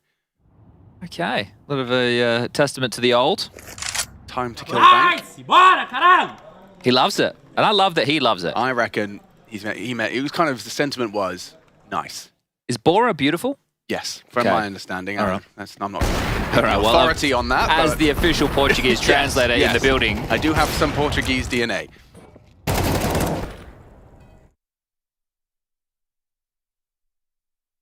Well, as long as we don't have another Henny meltdown. Yeah, it would be ideal to avoid. And it's not possible to pick it up in maps 2 or 3 because this is a best of 1. Boost, there it is. This is what we're talking about with Phelps. Flipped off. And yeah, pre-aimed. I think they may have heard the first dismount. So. Indeed. And Phelps only had 1 kill so far, Alex. Yeah, and he is going to be, I mean, like you said, a win condition for Imperial. You have to have him on form. It would be impressive if they do it without him. Right now, it seems that Henny and Vinny are pulling their weight, and then some. Decent as well. We saw his impact into the first gun. 3-1, but Vitality with a man advantage in pursuit of making it just a 1-round game. They're heading B, and Vinny, I mean, just 2v5 on this side. Impossible if they walk through the smoke. Not so difficult. The flash is good, though. He commits to the spray with a white screen. It's decent for a double. Could have been 3. Still manageable, 2v2. Bomb down. Might do it. Apex gets it in. The bomb planted. The nade landed. Henny, however, going to get peeked on. Apex with a precise headshot that makes it all onto No Way. Apex, his first victim. Spinks the last in this one-on-one. Bomb half gone. No kit. No kit, but he has a smoke. Maybe he can lull Spinks into a less than ideal fight. He's taking his sweet time here. Now the fight is given. Smoke is up. Can't win this. Can't win this anymore. Valiant attempt. Nice elevated angle. If you had a kit, it's a different story. But No Way. Got to get out of there. And Vitality will pick themselves up a second. He's asking about the AWP, so might be able to pick that up. Oh, never mind. Too close to the bomb radius. I'm sitting there worrying about what they can carry through. Nothing at all. Both teams being wiped out. As Vitality will call their first tactical timeout. And that one there all starts with Mezzi. On your screen, saved an AK, found an opener to kick off the round with a clumsy boost from Imperial. The noise made, communication piped through, and so the bullet in the head. Decent looked away, was expecting the prong to come up short. If he locked down the triple towards that monster position. Were you looking at Zach's hair? Got a haircut? Yeah, didn't you see it? He shaved his head the other day out in between stages. Okay. That's cool. Well, it's more aerodynamic. I wonder if it was the same guy that did Brokey. It's just some rogue going around shaving heads. All I know is after I shaved my head for my hair transplant, there's nothing better. Yeah? Yeah, because you don't have to worry about when you just wake up in the morning, you have a shower. And it's done. You don't even need to dry your head. Yeah. Okay, it does sound quite liberating.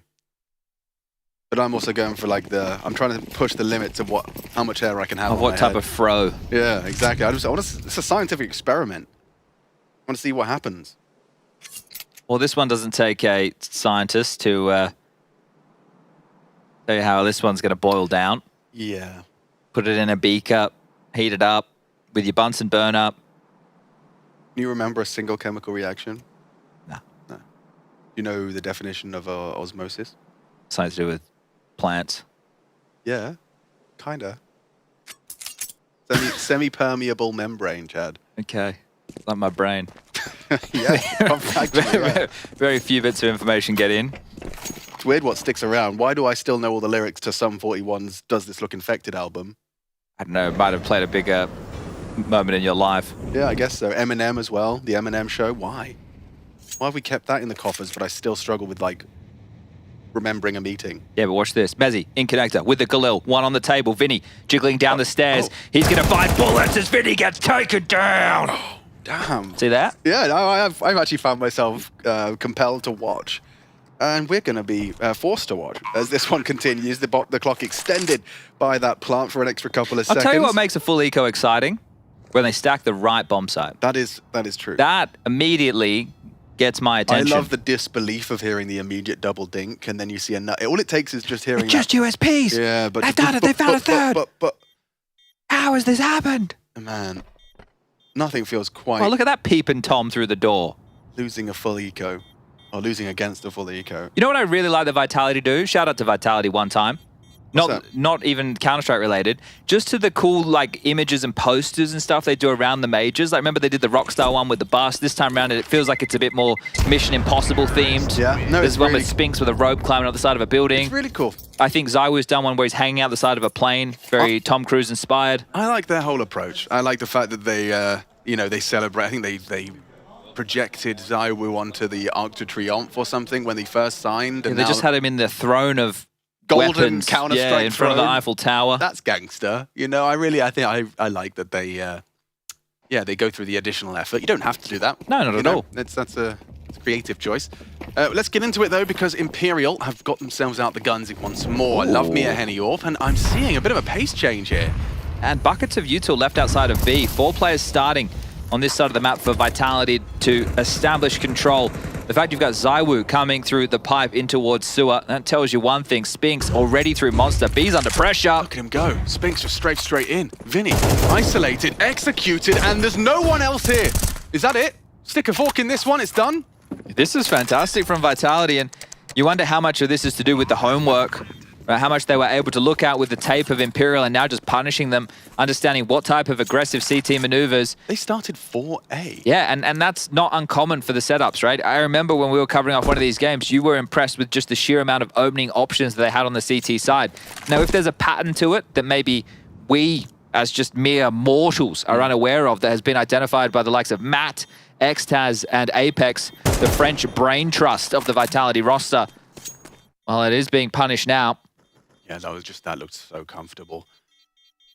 Vinny, and you could see as well, he was juggling smokes. He'd been left an additional one so that he could kind of keep Monster smoked while they go through their procedures at A. And perhaps that one player they sent, Vitality that is, throwing the flashes, extinguishing the molly, that was enough to have those 4 boots planted as Spinks isolated Vinny on the site. Very cool, very effective, and a big round win. We talk about Overpass, we talk about T rounds and being, worth their weight in gold. One of the most high priority round to find is a T-side gun round. Well, they've done it. And again, we're just returning to Phelps, another round where he wasn't able to find any action or traction, and he has really been a key figure on the CT sides for Imperial on this map throughout their major campaign so far. So if he can't get activated, they get another opportunity with the saved guns. But this is it, you're kind of chasing your tail if you're Imperial now. You're not the one setting the tone with your setups, you're the one hoping that you have the right call for what Apex is bringing. And now it's a 2-ace defense, and they're splitting. 2 con, 2 fountain. This is going to be really brutal. There's nothing for you there, Phelps. Already Henny down. No way goes down 2. Flames. He knows it's a red carpet. Look at this. Look at this. He's basically not even worried. He's got his knife out, charging up, and that is nothing left for Imperial here. Wow, all the action has gone down. Vinny found by Spinks. Spinks anchoring outside of B, and the other 2 are trapped. No way back, no way forward, as they are hearing all of this go down above them. And look where the bomb is. It's not even in the site just yet. Apex coming to the party late. Mezzy forward. There's going to be support of Flamesy, the one who essentially won them the round. Decent, looking for a safe haven. Still tucked in towards Monster, but where are you going to go? Spinks is still here. These are 2 horrible rounds to lose for Imperial back-to-back. I think if it's a team, Alex, who's just playing more default, right? The 3-1-1 or the 2-2-1, right, type of setups, and they're just going through standard map control. That's where Imperial with these setups will just be able to pick you off. But it's much more direct from Vitality in the calling, and it's just causing way too many issues. 5-3. For example, Imperial beating VP. Right? Wouldn't you argue that VP are quite default heavy? Yeah, they're a bit more drawn out. But in that ancient game, I would say that they had a good mixture. Yeah. Yeah, they were good at being slow, good at being fast. A lot of direct stuff. And, well, Decent to try and hold on to this AK. It was a pretty clean round until about now. Mezzy not just going to run through the grey screen, will allow Decent to hold on to the scavenged AK-47. So at least they have something to carry into the next alongside of the loss bonus, and it looks like it is a timeout call, the first for Zach, the coach of Imperial, and it gives Xtaz the same opportunity. 30 seconds worth of discussion. Henny, well, airing his frustrations, which we have seen before, this time not as passionately, but probably with a lot to discuss. Hey boys, What happened? How did two of you die in a split second? To what seemed like a solo play. Like Flames didn't have an immediate trade potential or a flash to set him up. He just came out top con, and here we go. Oh, that's why he's mad. Yeah, he was just sticking out.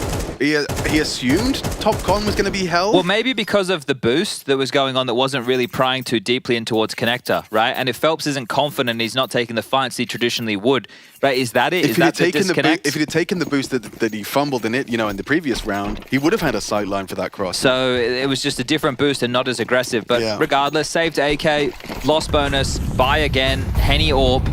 Difference needs to be made from the Brazilians, or this one. They're selling it. They just extinguished the short pipe, Molly. So if you're B, you're still feeling like it's back to B, back to regular scheduled programming. Instead, there's still 4 players, top con and Fountain. Well, this is a bit more of a regular round, isn't it? 3-1-1. The boost, we saw a decent find success with this earlier in the tournament. Yeah, this is very, very hard to clear. I wonder if Spinks has done his homework. Oh, that's a lovely find. Thank you very much. Bye-bye, Flames. Look how much Decent has to worry about. Oh, and he's going to find him. Mezzi, not ready for the totem pole. Wallbang, it hits a bullet, but nothing to celebrate. Yep, checking it. Apex being a playmaker, so he's actually gotten past the jump spot. I'm not sure what was conveyed there, but Noisy on the wood, Henny communicating something, and the bomb's still over towards B. When Spinks and Zaiwu were still alive, I would say that there are plenty of threats afoot. 45 seconds as they're discussing the option of a boost, potentially. Oh. Crouch jumping is weird in CS2. There is that video that highlights some of the issues with it. There is a bind you can use, but you shouldn't have to. Nice find from Spinks. Phelps down, 3-on-4. Trying to claw their way back into this, and they could with a messy spray from Vinny. Zaiwu is a threat, not anymore. Great headshot from Decent, but it Spinks into the site with another double. Triple kill total. Time to plan. A second to spare. They get the bomb in. Okay, this is something you go for, though. No way in Henny. Sit closer to their monitor. Straighten their backs and start to communicate. How do we work our way back into the site? Henny crawls from con, hoping an overextension's coming, but it's not. And Apex tucked in. It's a very hard clear with very good trade potential. Nate doesn't find him, peeks off the back of it. They isolate Apex, doesn't have the HP for it. Good retake, and the kit's available on No Way.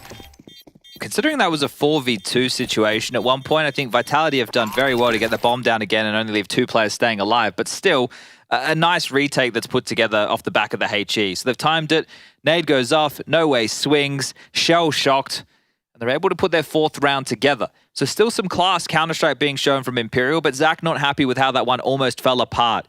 Wanting another chance just to converse with the team, see if they're able to put a stretch of rounds together, and Apex looking quite happy with himself. 5 rounds already on the T side is more than you'd be hoping for. It's cool that they put the 2 Brits next to each other, Daniel Jackson and Mr. Merriman. Of course. They just have that synergy, don't they? Yeah, exactly. Both from the ends. I'm sure both, what is it? 7 degrees of Mighty Max. Yeah, the separation on Liquipedia. You can go 7 times, you're going to end up back on Mighty Max if you try. 5, yeah, as you were saying, 5 is already a fantastic haul for Vitality's T side, and I suspect there may be another one in the works. This time Henny was successful. It does feel like Henny is the determining factor. If his opening CT maneuver on this AWP works, it's... oh, they didn't go for the fountain smoke. Maybe Henny's taken a sightline there. He hasn't. Instead, it is going to be more of a con focus for the CTs. Yeah, well, if Phelps is flat, someone else needs to step into that void. Love that Flames is not deterred after running into an AWP on this exact flight path last time. Now he's taken the space. Him and his whole squad. Oh gosh, No Way's got a lot to do, hasn't he? Peeks in, and Flames deletes him.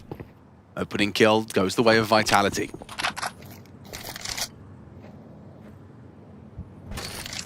And no need to do the jump if you can do the boost instead. Phelps. Got no smoke, he can't delay them. They can just walk up on him and he can't really re-peek anymore. Henny nails it though, that's a good one onto Mezzi. Bit of ahead of the play, it's an equalizing frag that Mezzi's going to be a bit frustrated to be giving away. Here they come. Phelps is in a lot of trouble. Falls away. Henny tucked into the bathrooms. Oh, truck cross. They spotted him. Spinks onto Phelps. Flames knows there's one on truck. They try to find Decent, but look how quick he is on the trigger. Nails the headshot. It's Apex with a double to put all onto Decent through the smoke. A spam from ZywOo and another round for this T-side campaign. Yeah, nothing's really happening for Phelps, is it? You could see him really just caught and then actually gets copped a frag in the back. I think he gets stage fright, but against good teams, not on stages, right? I just think, right, and where like he is the rifler you want to be always confident and always setting the tone. Henny's able to pick up a couple of nice kills. Sure, losing the opener is not great, but your AWPer drew one back. That's unfortunate for Phelps, backpedaling into his demise. And then they're scrambling. It felt like Vitality had positional advantage, able to isolate these fights. The CTs are the ones cowering and back down to an economical. So this half, cooked for the Brazilians. Yeah, it slipped away, hasn't it? But this is good after the opening wobble from Vitality, and I wouldn't even call it that much of a wobble. Eternal Fire are a name to be feared. Yeah, they probably feel like they should have won against MongolZ yesterday on Vertigo. Yeah, for sure. Hello. Phelps is never going to get on that boost again after the way that's the thing, but all you need to do is your homework to see what their approach is. And if your game plan is going to be the same as it has been in the previous, this is where better teams will punish you because they have the understanding of exactly what you're going to be throwing their way. The research tools have gotten to a point now as well where your tendencies will be made abundantly clear to your opponent. And it's about the more experienced teams, I reckon, knowing how to use that information, knowing how to punish that through calling, through positioning, and that's a clean close against the Eco. So 7, dude, at this point, this is getting out of control. Oh, excuse me. Yeah, no worries. The cough button is miles away. And I was trying to get up to it. The sneeze just came quicker than I thought it would, so I'm going to stand up now in case I sneeze again. They normally come in pairs. Apparently, if you say pineapple. Oh, yeah? Yeah, if you say pineapple, you don't sneeze anymore. If you got the hiccups and you think to yourself, you're not a fish, your hiccups stop as well. Is that right? Yeah. Wow, science is incredible, isn't it? Isn't it? It's come a long way. Last round of the half. Let's see how this one goes. Leading early B. You know you're up against the guns. Is this a call off the rip? It's worked once before. Yeah, it's Spinks just kind of forging a path through Monster. And, oh, he's doing it again. Here we go. Same strat. Hi. Good flash. Vinny staring at the floorboards, covered by Decent. Down to Flames. Covering his countryman. Nice find from Flames into the double entry. Trolls the hose pipe. Molly deep for the plant. ZywOo will get it in. This is scary. Mezzi and ZywOo gonna put their heads together to close this one out. Molly heard. They know there's at least 2 there. Mezzi's still worried about Con. ZywOo. What's out Phelps towards Graffiti? There's a lot to be done here. ZywOo puts himself in the vice. Headshot from Phelps. Mezzi in the clutch. Isolating Jewel after Jewel. Ready for a second. Can't do it. Covered out nicely by No Way. And Imperial will leave their CT side with 5. Pistol's going to become compulsory for them, though, into the second half. Phelps with a multi-kill. Yeah. His first of the half. Now, I just want to make sure people don't think I'm just bagging on the guy because he was integral in their victories on this map throughout the campaign. Imperial versus Apex, a 13-7 victory on this very map. Phelps, 24 for 14, and on the CT side, he had 20 kills, all right? When they took on Gamer Legion, sure, they ended up losing Overpass, but I think many could have argued that they could have won it. On the CT side of that, he managed 12 kills in total. So, look, definitely not 20, but still 12. So, good amount of impact. But 5 with a pistol is enough to work your way back into this, and Henny is not one to give up hope. Vitality, I wouldn't say that they've been cruising, but they've definitely haven't had to shift too far out of first gear in this map specifically. As we turn our attention to the second pistol, Apex has a flash. There's some Jewel Berettas for Mezzi, not ZywOo. ZywOo, Alex, only has 3 kills. Yeah, that does seem a little insufficient, but if you're Vitality and you can win games without him... yeah, if anything, it's concerning because now he's on the CT side and this is where he's going to start farming. Yeah. So if you're an Imperial fan, watch out. They're going up long. Glocks up long. Now, when you're spotted, I'm intrigued what your decision tree is. Do you just go, exec? You've got 2 smokes. You can do both of the smokes from long side. And We've seen them with this before, right? Yeah. They segregate bank, dice, truck, dice. Apex has got this flash for a double swing from his aimers. Steep. Flash, swing, and nailing headshots. Spinks gets 2. Lovely control. With multiple targets on his screen, he doesn't panic, he doesn't mess that up. However, 2 Gooshes, long-range glocking, and ZywOo, he finds 2 of his own. Some very quick clicks from Vitality. Spinks and ZywOo finding a pair each. Ooh, his pre-aim was good there. Henny's crosshair placement looks threatening, and he's got 40 seconds, so he can back away. Yeah, but he would have to start getting a move on, and soon. I do always value Henny in the clutch. This is just a very difficult one. In 73 points of health. No Kevlar. He's going. Oh, as he rotates now, you can see on the radar, Mezzi will already be over there.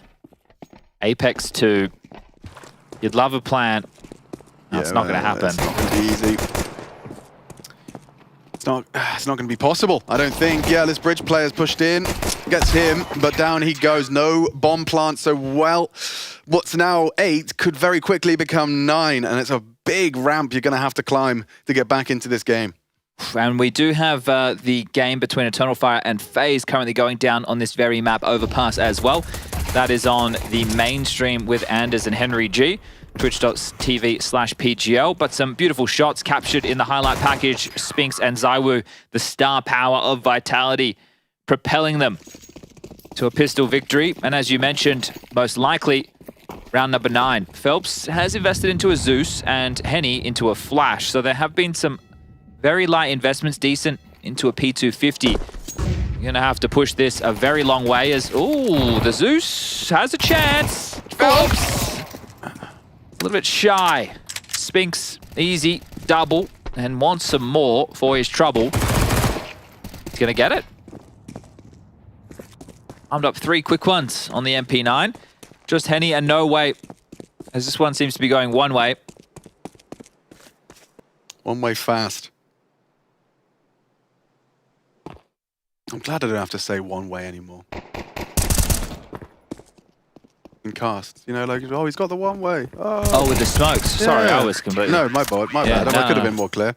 But yeah, like that whole having to explain, no, so he can see them and they can't see him. It used to be so much more egregious in Source.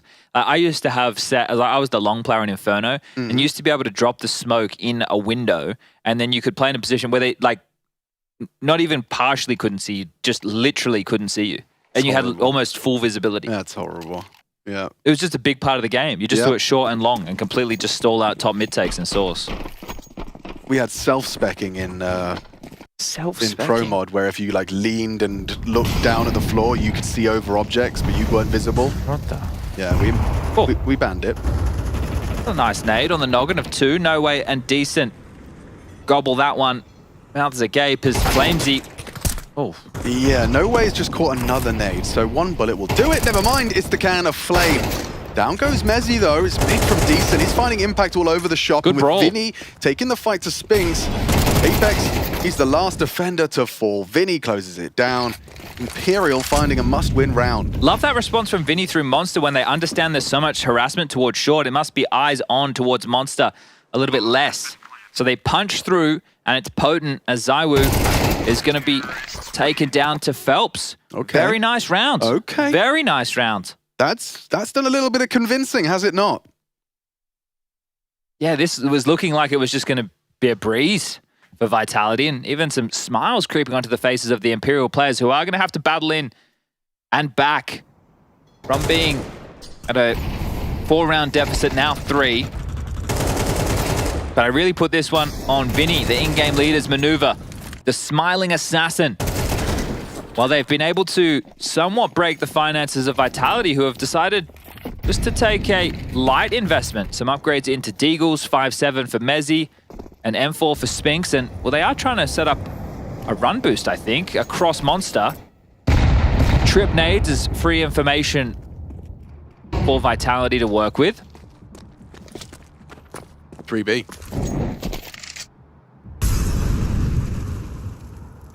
Probably a little bit curious as to what the buy resembles if you're Imperial. because you're knowing that there could have been some upgrades, right? There definitely could have been Famises and an M4 or 2. Vinny's going to get a bit of a rude shock. 5-7, not traded. Where's the swing? Oh. Okay, he gets that with a moving deagle accidentally. Shot. Yeah, we'll take it. Still not comfortable at all for Vitality. Apex is lucky to be alive. He gets away on 8 HP. And with a furrowed brow, accepting that this one probably is over. This is a kill. Oh! Free aim was there from Phelps. Spinks still gets it. I still think this is a scary round for Imperial. They can very much lose this 40 seconds. And in these type of scenarios, remember the 5-on-3 situation they lost against Gamer Legion where the Henny tilt happened? They can be a little bit indecisive in moments like this. Yeah, with 30 seconds left. I mean, if Apex gets anything, which it looks like he's going to get a bullet to the belly, decent rewarded for his patience. Util from no way, trying to force the rotate. Spinks was there, so that's confirmation that he's not going to be here on the site. But it's ZywOo. It's ZywOo with a deagle. If he hits one, this gets super uncomfortable for Imperial. Spinks already from heaven covered. 10 seconds. 10 seconds. Already ZywOo finds decent. It's only Henny in a clutch. He can get the bomb down. ZywOo wrapping around. A couple of body shots or one to the head. Henny's going to be getting sweaty hands here. Picks up an AK-47, hiding on the site. Hiding in the smoke. We're just waiting it out. Henny with it all to do for Imperial. He spots him on the fade. ZywOo will clutch, and Imperial, they capitulate. They've lost it, and there was only one rifle in play. Yeah, you could see just how many options that they went for. The fact that Spinks on the boost gets one, then he rotates straight back towards A, isolates another. They didn't group up, they didn't try and finish as a unit, and it really cost them. ZywOo with a massive clutch on a brittle purchase for Vitality that wasn't even the full investment. This is where the belief crept back in for a Vitality victory. And this moment, if you're Henny, what are you thinking? ZywOo knows that you're in the smoke. Where else could you be?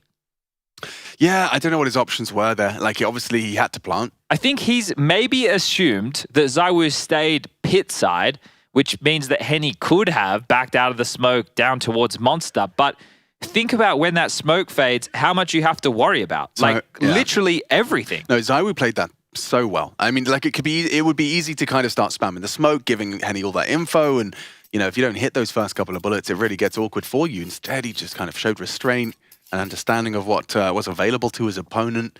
I guess Henny's options were limited as well because he had to plan. You can drop into the water, but that's so loud, and if he's anywhere close to you, you're dead. You were dead, and if dead. you back out at any moment too, you're probably dead. Yeah. So he was just banking on a coin toss. Yeah. And unfortunate for Henny. It's led to a 10th. Vitality very happy with that one. That put them right back into contention for a quick finish now. ZywOo, double swing, down he goes, flash, and two from the Spinks swing. I'm sorry, but they were so ready for that. The util came through from Imperial, then they flashed and swung together. This looks like the homework has been done, not eaten, but devoured. Yeah, it was beautiful. Like a round-winning maneuver off the rip. Yeah, and it was they knew exactly what was coming. Spinks in good form. That's a very good sign of life for Vitality. If you got this guy fragging up a storm as he is, 18 frags deep. And now up against 3. Is there a way back in for Imperial? I mean, they've got so much time. I don't want to spoil the result right now of the Eternal Fire versus FaZe game, but I would encourage everybody to go take a look. I can show you, Alex. You can see. Can you see? Oh my. Oh my. How exciting, dude. They need to make a documentary about Eternal Fire. Tune in. It's starting. Vinny has managed to take down Spinks. That's one way back. I still don't see how they win this round. Did he spot? He didn't spot him. The Flames' head just narrowly visible. It's a nice nade. It's actually made things a little bit more doable now that Mezzi is just a stiff breeze from falling over. But Apex is here as well, so there's 3 defenders against the 3 attackers and the flank from ZywOo down connector. Yeah, this has worked out too well. And now there's 2 AKs just have to save. They're backing away. Oh dear. Yeah, they're running out of options, Chad. They're running out of rounds in which they can have a go. They don't... Oh, they keep him getting hunted. This is the thing. Vitality aren't giving you the respect that maybe other teams would have at certain points. The fact that they're just sucking up all of the space and they're going to get kills after time. That's everybody being flatlined. Apex is out of his chair. He knows what that means. There's no money for 2 players and they are just 2 rounds away from putting themselves into the 2-1 basket. 1 best of 3 away from the playoffs. and just forgetting how this tournament opened up for them. It was a slow day on day number 1, but day number 2, it's looking hot. Yes, the flank from ZywOo really strong. That's what I mean, though, that they're not being given like the respect of, oh, we've actually pushed forward and we have this map control, right? It's like, nah, none of that. I'm ZywOo, I'm going to push down. We know exactly where you are. We've got the stack. Oh, there was a glimmer of hope. The first gun round going in favor of the Brazilians. Yeah, but it was nice. You were really actually quite impressed by the first approach. And now it's, unfortunately, not looking good. Oh, it's been vacuumed up by Vitality. Well, it is the reigning major champions in at least 3 of the 5 at the organization, for sure. And you're going to think, you know, in terms of expectations, this stage of the tournament for them, they would probably categorize it as a formality. They've got eyes set on a bigger prize. Oh, indeed. I think there's 3 names that I would put in the category that should be destined for the playoffs. FaZe, Spirit, and Vitality, as it's brutality in the bathrooms. You missed one. Eternal Fire as well. Alex, please. I power ranked them 6th, and there was a thread that said I had 0 CS knowledge. Well, yeah. That's an audacious claim. Sponge, 0 CS knowledge. That is an audacious claim. 0. How many stickers do you think he has in the game? I don't know. I should have 4, but Valve only brought him in on my 4th major. So. Really? That's not cool, man. Thanks, Valve. But you can have your own nickname on your guns in game. That's an exclusive privilege. Yeah. I'm Quite still proud waiting of for it. a machine gun to qualify. I think he did. Did he? Okay, Yeah. so I can get machine stickers. You should be able I can just do a little craft. Yeah. Yeah. Yeah. Okay. 12-6. I will remind you, we will have to be on camera in a round's time. I understand what's going on here. But I'm just letting you know. No, I appreciate that. You can't do a segment from there. No, I can't. Okay, I'll stand up. Is this the last round of play? Chad Birchall. Is that a question? You seem to think so, Chad, so come on. Walk us through it. How does this all go horribly wrong for Imperial? They start by catching nades. That'll do it. No way working at half HP. Phelps braving the fountain once again after that flash push. I'd be a little bit scared of it. This is how it goes wrong. If they default towards A, there are 3 defenders. They have 2 in the upper bathrooms and 1 over towards Divider. So even if they get through what they expect is the standard A defense, they will have to worry about the loose piece, the rotator, the in-game leader of Apex.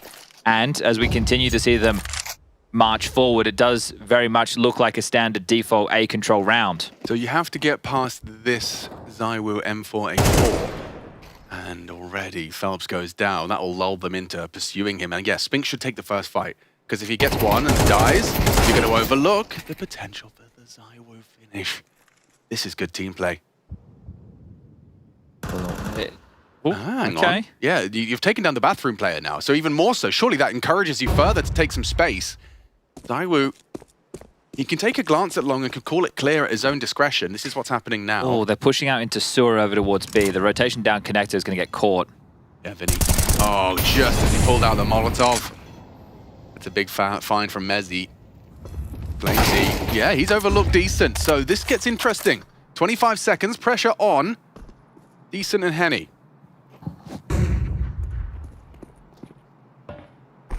Finishing B rotation of ZywOo on its way. There's a flash available. Mezzi, this could be an impactful round from you. Good angle for it. Henny overlooks it. Decent. He's in the chance up against ZywOo. 20 HP though.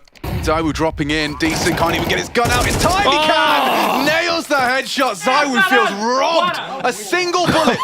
A single bullet from ZywOo and it's done. He's packing up his mouse and keyboard. Instead, Decent says play on. How's that for a wallbang? How often does ZywOo misplay a situation? He could have just swung. The bomb wasn't even down. That is an unforced error. Yeah, like I said, how often does ZywOo make those? What a great round from Decent, the only one who's really been able to deliver in this map for Imperial. And here it is again.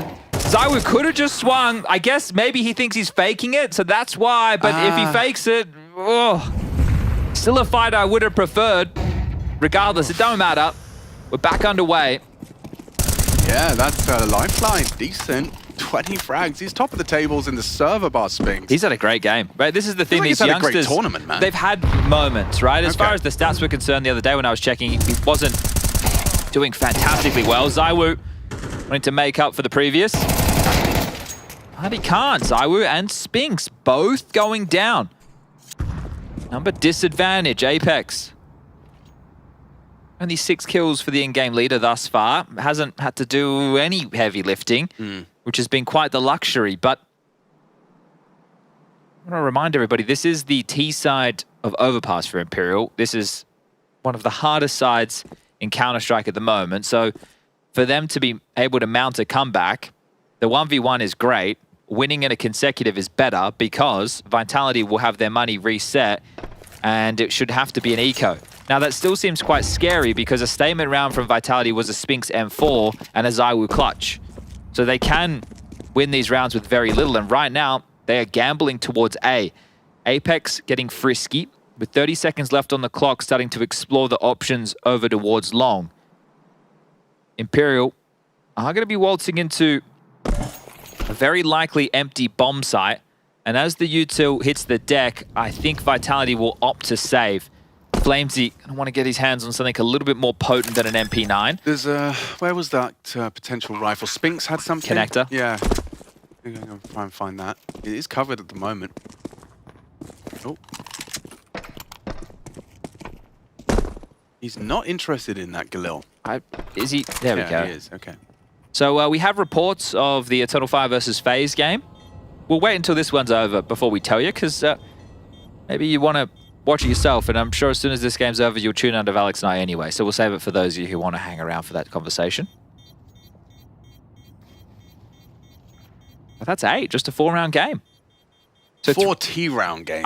Yes, okay. So that's like 8 rounds, really?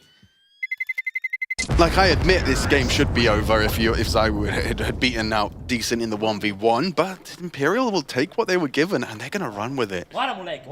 Look at Decent. He's so clearly like the talisman for this team in terms of keeping the motivation there, keeping the belief. If one player loses belief, it's a problem already. But if the whole team start to question it, that's when it's already over. The fact he's maintained 98 ADR against Vitality, one of the absolute best Counter-Strike teams in the world.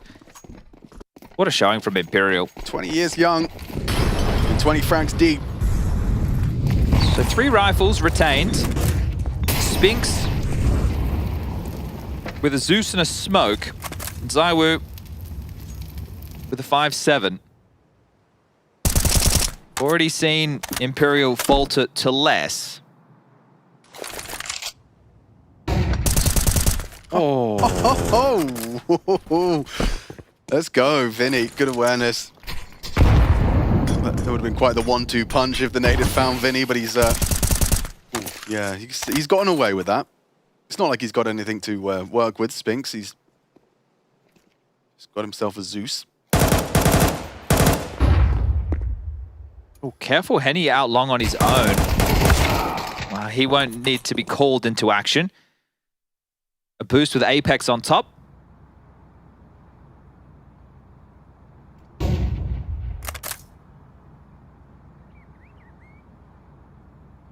They just intermittently uncrouch. Check on the walk up. Actually, we decided to fix better of it. Wow, that's brazen from Apex.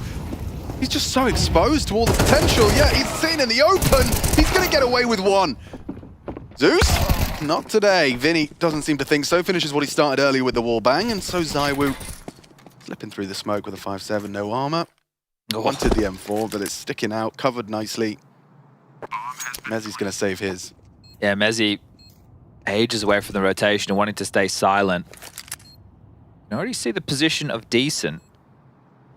Russell down deep in towards Connector. So it now becomes a mere 3-round game, and that is to take us to overtime. Imperial putting up a fight, seizing the opportunity that Decent afforded them. Yeah, and Imperial so far have been having great success against, you know, European international teams. That's true. That is true. ENCE, Apex, Gamer Legion.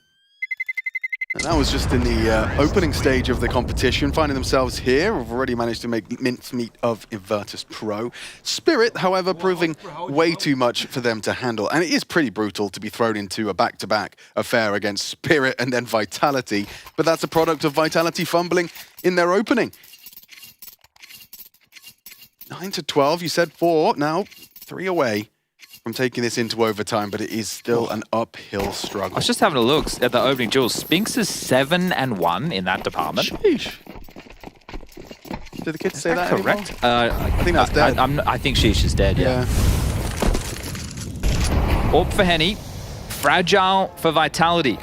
Flamesy in the previous with a Galil, now with the CT version of the FAMAS. At least this one has burst fire mode, but 10 bullets less.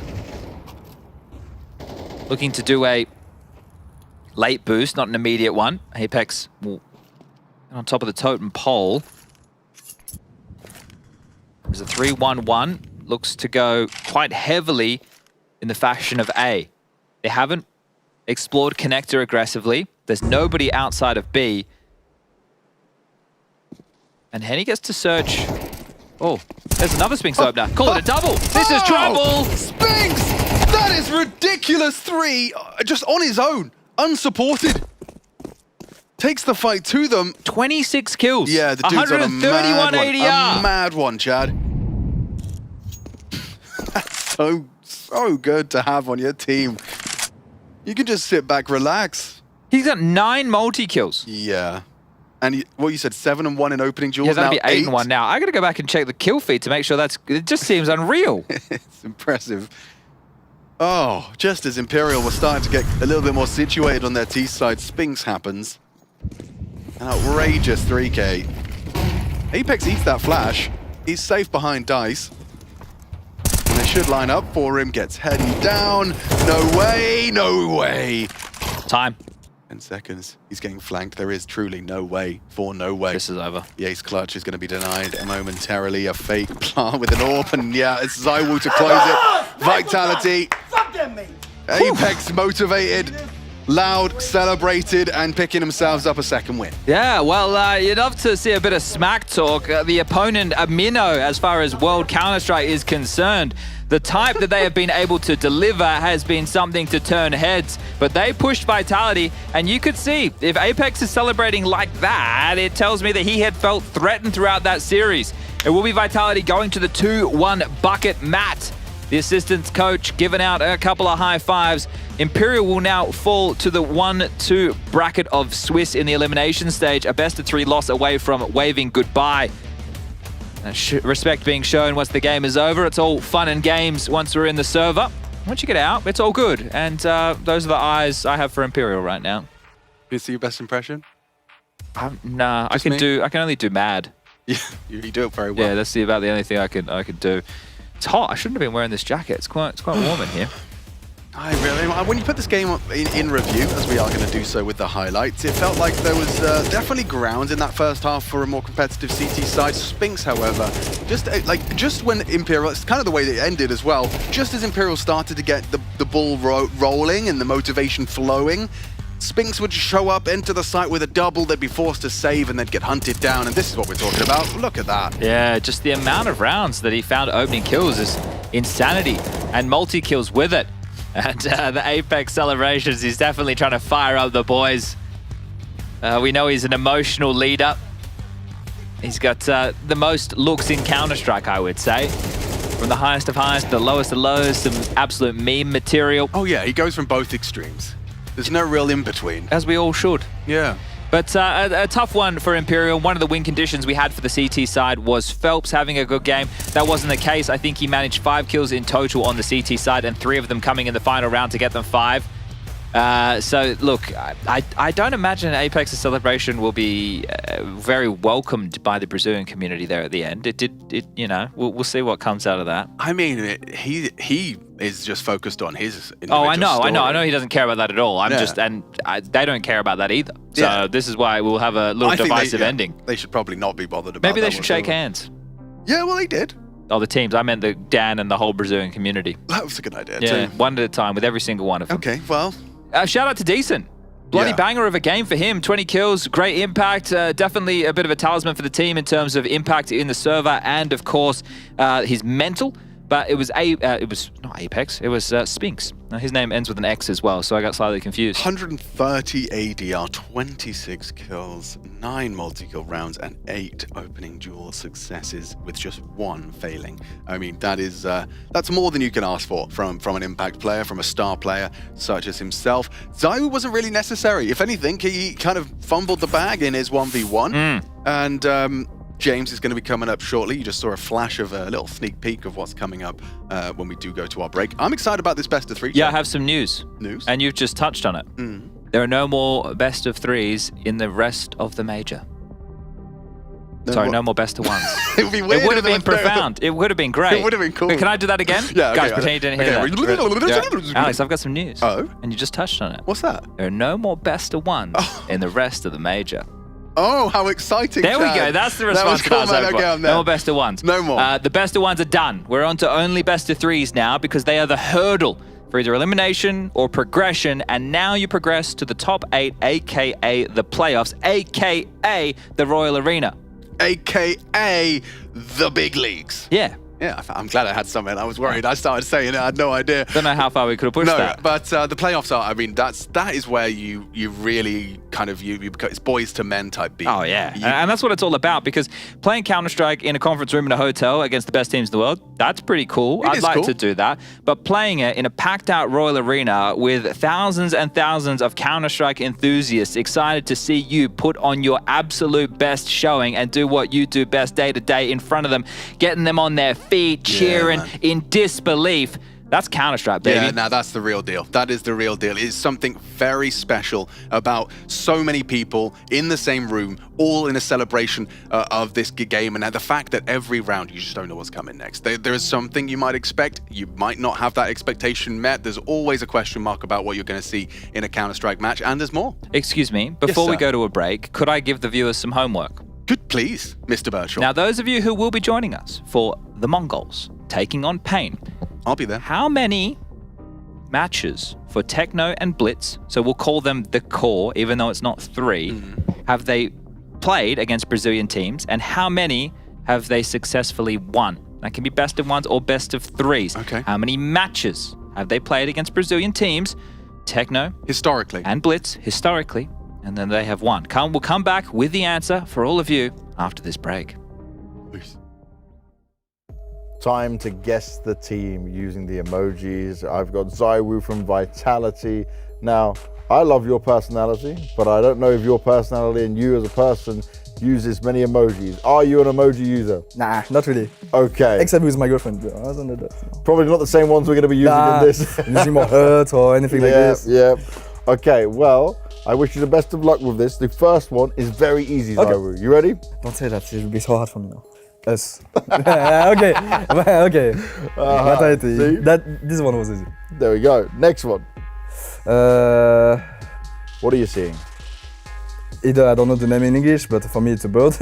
It's a toucan. A toucan has to be Brazilian team, but there's so many. It's the Pain, Legacy, Imperial, but it's about temperature. But yeah, I would say Imperial.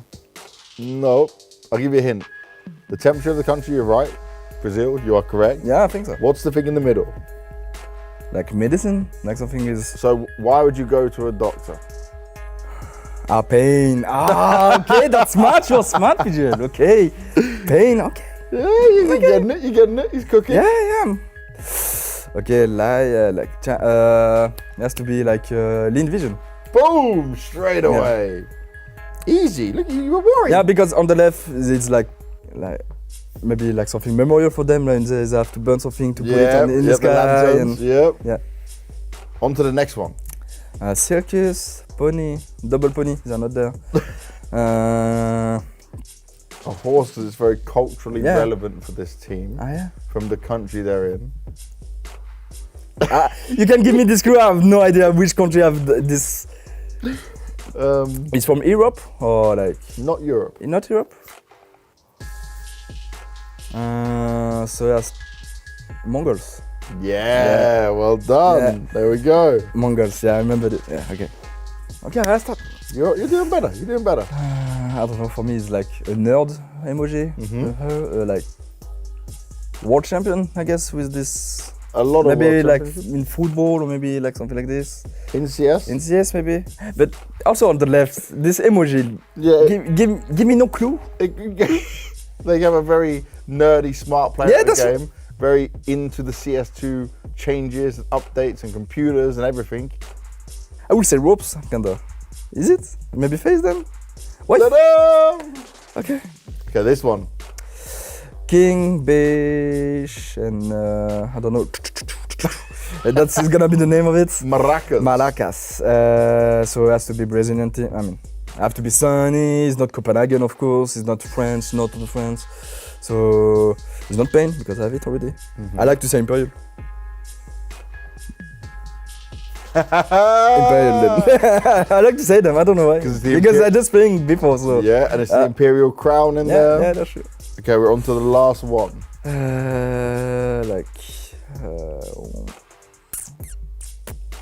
A Carnival. Yes. The first one, yeah. Ooh. You're the first person For me, to it's say like Carnival of Rio again. Yes. Here we go. DNA and the first one and the second one. I don't know the name in English. So Scroll. Squall. Okay. Then there has to be. It's not Pain. It's not Imperial. But there is Legacy. Legacy and who? It's Legacy. But you go so fast. Next time I just said 16 team. Why it's not this? Okay, it's this one. You did it. You got that. Perfect. Thank you very much. Thank you.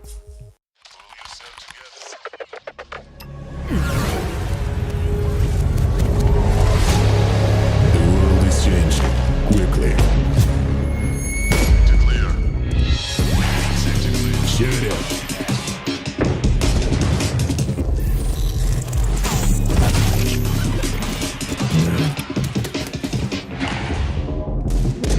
The world is changing, but one thing remains the same. Victories with 1xBet. Level up your gaming space with metal posters from Displays. Hang your displays in seconds. Swap them whenever you like. Get official art from your favorite games on a uniquely designed metal canvas and choose from thousands of posters. Join over 3 million collectors now. Your wall upgrade is here. Shop now at Display.com.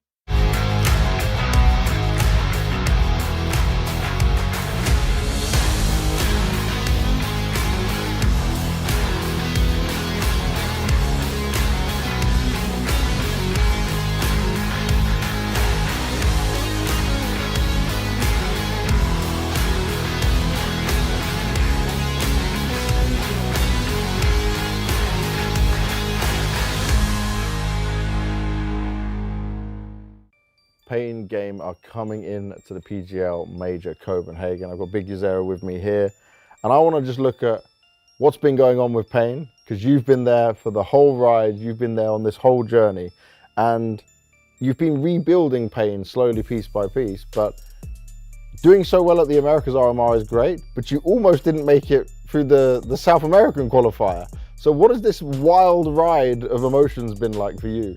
Yeah, it has been a lot. We changed everything in the team. I think we put the young talents in Brazil that we bring, and I think that this kind of things is not just in the moment, in the future as well. Yeah. So I think this kind of choice is good for us, because in the first try to go to the major, we did. So I think we are in the right way. Talk to me about going through the South American closed qualifier though, where you may have not made it to the RMR, yeah? Then you get to the RMR and you seem to make a big improvement, or did you feel like there was a change in the team? What happened to make you play better at the RMR? I don't know. I think when I play like in big events and this kind of things, I can keep my emotions, my mental, and help a lot my team. I think I'm good. I'm better in good and big events that playing at home. I think at home I'm just give some calls and not the emotions as well. And I think this kind of things helps a lot. So being on land, not being at home, that's a positive side for you. That's where you can do some more damage. I also just want to look at the games at the RMR, right? You lost to Imperial, but you didn't have a chance. They took you guys down pretty heavily. But then you also played worse than when you played them before that, because you played them again at the closed qualifier. Why is Imperial such a tough team for you guys? Right now, I think they are so confident to play, and almost everything that they do is like working. And even if they don't have like the right choice, but goes for them, you know. Yeah. So it's difficult to play against them right now because they're at a level of confidence like so high.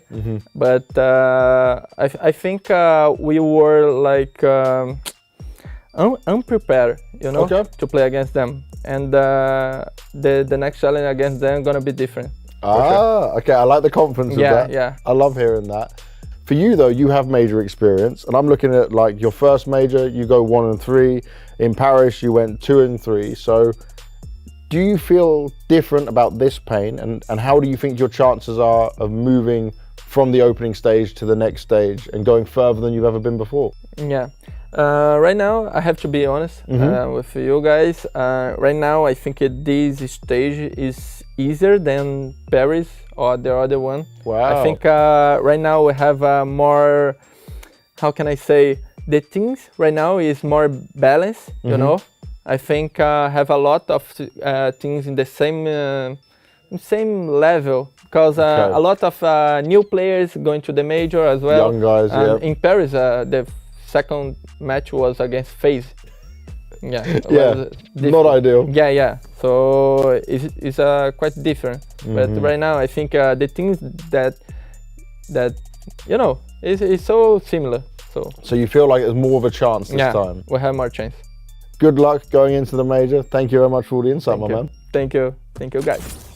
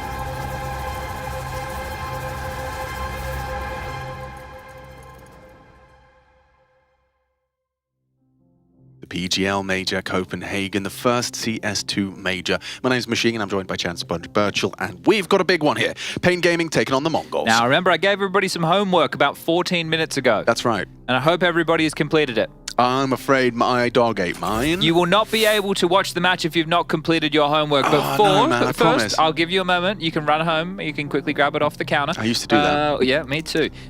We did have the opening game, Virtus.pro versus Heroic, going in the favor of Virtus.pro to put them in the 2-1 bucket of the Swiss system. Imperial just got taken down a peg by Vitality. Pain Gaming versus the Mongols now. And after, Ecstatic versus Furia. But there's a tone shift. All right, I want you to shift your tone. Done. Good. Do you see that? Yes. Yeah. Much more serious. Yeah. Check out my socks. One of these two teams will be eliminated. They will be the first team eliminated from the elimination stage. So what I need you to do now, because you have about 2 maps potentially, come up with a better way than saying they have been eliminated from the elimination stage. Okay, I'll workshop it. You've got to work on that, because that'll be in the highlights tomorrow. The top 16? Yeah, you work on that. Now, the homework that I gave everybody what did you was to do with Blitz and Techno, representing the Mongolian flag, because they were under IHC for a while as well. Core. Yes, going up against Brazilian teams in their history. Now, they have played against Brazilian teams a total of 9 times. Okay, Chad, what's the news? I have a feeling this is going to be rather... Depends on which side of the fence you fall. I would imagine it's quite condemning for the Mongolians. No, for the Brazilians. Oh, really? Yes, the Mongolians, Blitz and Techno, have beaten the Brazilians 7 times out of the 9 they have faced. That's comprehensive. Now, Richard told me that Harry and Hugo call them the Bane of Brazil. I hope this is the correct team. I like it. So maybe they can be that yet again today. And in the head-to-head history, Blitz has taken on Big Yuzera, the Brazilian in-game leader of the moment, once, and he was able to topple him. So let's see if... Now, it's ancient history, so we're not even going to bother rehashing it, but that's just a head-to-head between the two of them. Young 16-year-old Miz... Oh, look at him. Giving us a smile. Speaking of ancient history, Chad, ancient is history in this veto. Yeah. It's gone. No Vertigo to be played. Mongols removing that. That's one of the positives I would say for Pain in this veto, is they remove one of the more preferred or stronger maps from the Mongols of ancient. And I guess the same for Mongols removing Vertigo, because that's where we've seen Big Zero and his boys do some damage. So Mirage, the pick of the Mongols, CT side start for Pain Gaming. Nuke is map number 2. That is a map that the Mongols likes as well, so I think they'll be happy to see it go there, but they haven't had great success on it throughout this event. That's where they lost a lot of their best of ones. But I have a nickname for the Mongols at the Major, Alex. I call them the Broom Boys. Because... they love a reverse sweep. I was there. I was just about to get there, man. They love a reverse sweep. Okay, the Broom Boys. Yeah. They are in pursuit of the same again. Yes, indeed. Yeah, they've done it once. Can they do it again? You can see I'm on the top of my game today. You are. It's outrageous. Yeah, and Broom Boys, which just rolls off the tongue, man. Okay, so the Broom Boys up against Pain. Yeah, and I've just got the chimney sweep from Mary Poppins. Do you believe where your kind of glowing arrow is pointing after your, the stats on the 2-man core and their results against Brazilian teams, combined with the Mongols reverse sweep and the form you've seen from them? Do you believe your own? Just like I do in the heart of the cards, Alex. You do? I believe that the Mongols, in terms of the reverse sweep, that's going to be a country mile away. But in terms of this one, I would have them as my favorites. I think Pain have played above the level we've expected, and they played some great Counter-Strike, and Big Zero, again, is the lead. Both of these teams have something in common. In-game leaders who pack an absolute punch. True. So keep your eyes on Blitz and Big Zero. But there are other names, right? We've liked what we've seen from the likes of Lux, NQZ on the AWP. Nissim had a cheeky smoke diffuse. Nope, says Big Zera. Warning shot connected on his way out, but they've left the bomb at T-spawn, and so I imagine this split and pick start isn't the finish. I'm actually quite intrigued as to their game plan here. Well, with no utility, it is all about headshots. Yeah, and they're just taking space that's given to them, and Mazinho, give us a nice example. Well, they love setting up aim duels, don't they, the Mongols? Big Zera, isolated and executed. It's Blitz, comfortable with the Glock Mirage. It's their playground. That is just about a Blitz frag, just on the last bullet there. And QZ, with his dual Berettas, gets one back. A second long range. Ooh, hits the head, but not the final bullet. He's going to be on the bomb. Hello. Cowers? Hello. Cowers, you got the package, Chief. His teammates must have told him. Blitz is low, he can win this. This is going to be so awkward. 35 seconds in a 1 versus 3. Cowes, by finding the bomb and hearing them top mid, is he going to kind of concede the bomb a little bit? If they pick it up, they can just go B, though. They're going to be cautious. He's holding this headshot angle. It's actually up the lip, so they could probably just pick this one up. Oh, double peek! And it was Blitz that hits the 3rd frag of the round. Saves them from red faces. Could have been very awkward.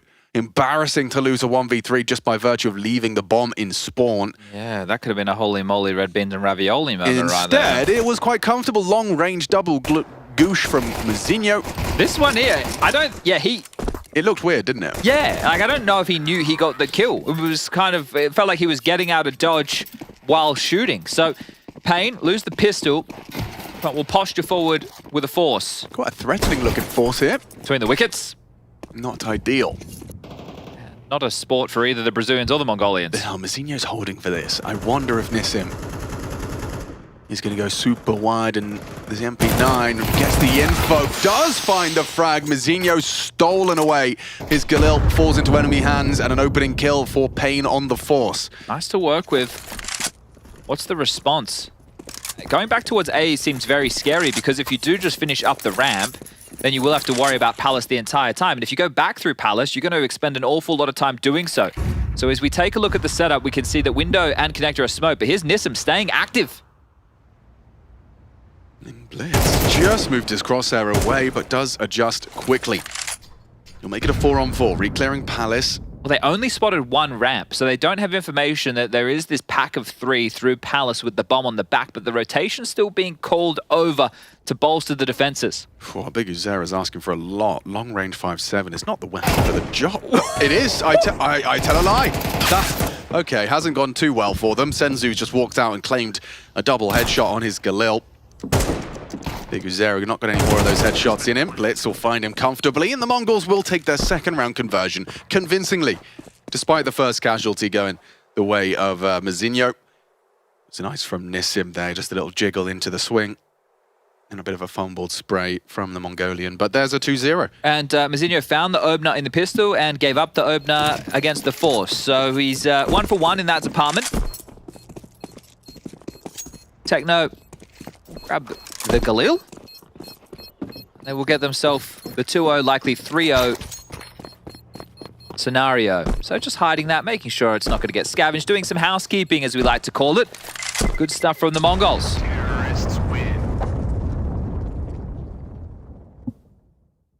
Now, the Mongols, really, in terms of the scouts that they've taken, it's nothing hugely impressive. But you think about their run in this stage of the tournament, they played against tough teams. Yeah. They opened up the account against Na'Vi.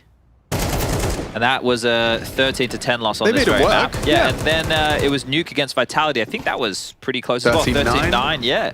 And they also had moments in that one, too. So, look, it's not a victory, though, and that's what counts. You don't get any awards around here for getting close. Senzu operating with a MAC-10, so MongolZ being gifted a Galil into this, and Senzu hoping to farm up a few. Playing around the smoking connector, MongolZ with a flash to set up his team, and he even has a 2nd for good measure if required. 9-10 addressing the possibilities of an A-ramp push, but Senzu's been pushed. And well, he's going to get 2 with ease. He calls for aid. 9-10 answers his call. 3 on the AK-47, just comfortable into the 3rd round conversion. It's time for the guns now. We can see Techno just saying, come on, boys, let's go. It's going to be a very key indicator as to just how competitive our first map in this best of 3 elimination game is. Yeah, elimination game and the elimination stage. Still got time to work. Yeah, and you like that I gave you a big heads up. I appreciate that. Yeah, yeah. A whole 2 maps worth. I'd rather we. That's on my list when you're chatting with Volvo, please. Volvo. So we know you just changed it. Can you change it again? Yeah, like you've changed it for the worse. Oh, MongolZ, yes please. Blitz is gone, and MongolZ is sticking around, burrowing into this smoke. He may be overlooked. 9-10 allowed an audible jump spot, so Yeah, I don't think they're expecting this whatsoever. I tell a lie. It was Senzu staring upon the fade. Now 910 catches one to the face. And it's going to be Nissim. On to Mizinho. Palace no longer a threat. Techno, this is a big one here. Headshot angle held, but Techno nails it. Traded by Canwez. An important one to ensure that this round goes their way. And with such low HP, he's a dead man. Lux holding that tight gap. But you've identified double AWPs, one on Lux and one on NQZ. So Blitz, the... Here he is. Big brain on campus, has an opportunity now to call around exactly that. Does he want to go for something more execute heavy? It would be a good way to avoid some of these longer sight lines. That was a great clear of the smoke and AWP combo. Big Yazera just being a nuisance and a mandatory trade from Cowers after the dink of his teammate. But more than enough cash to splash into yet another purchase.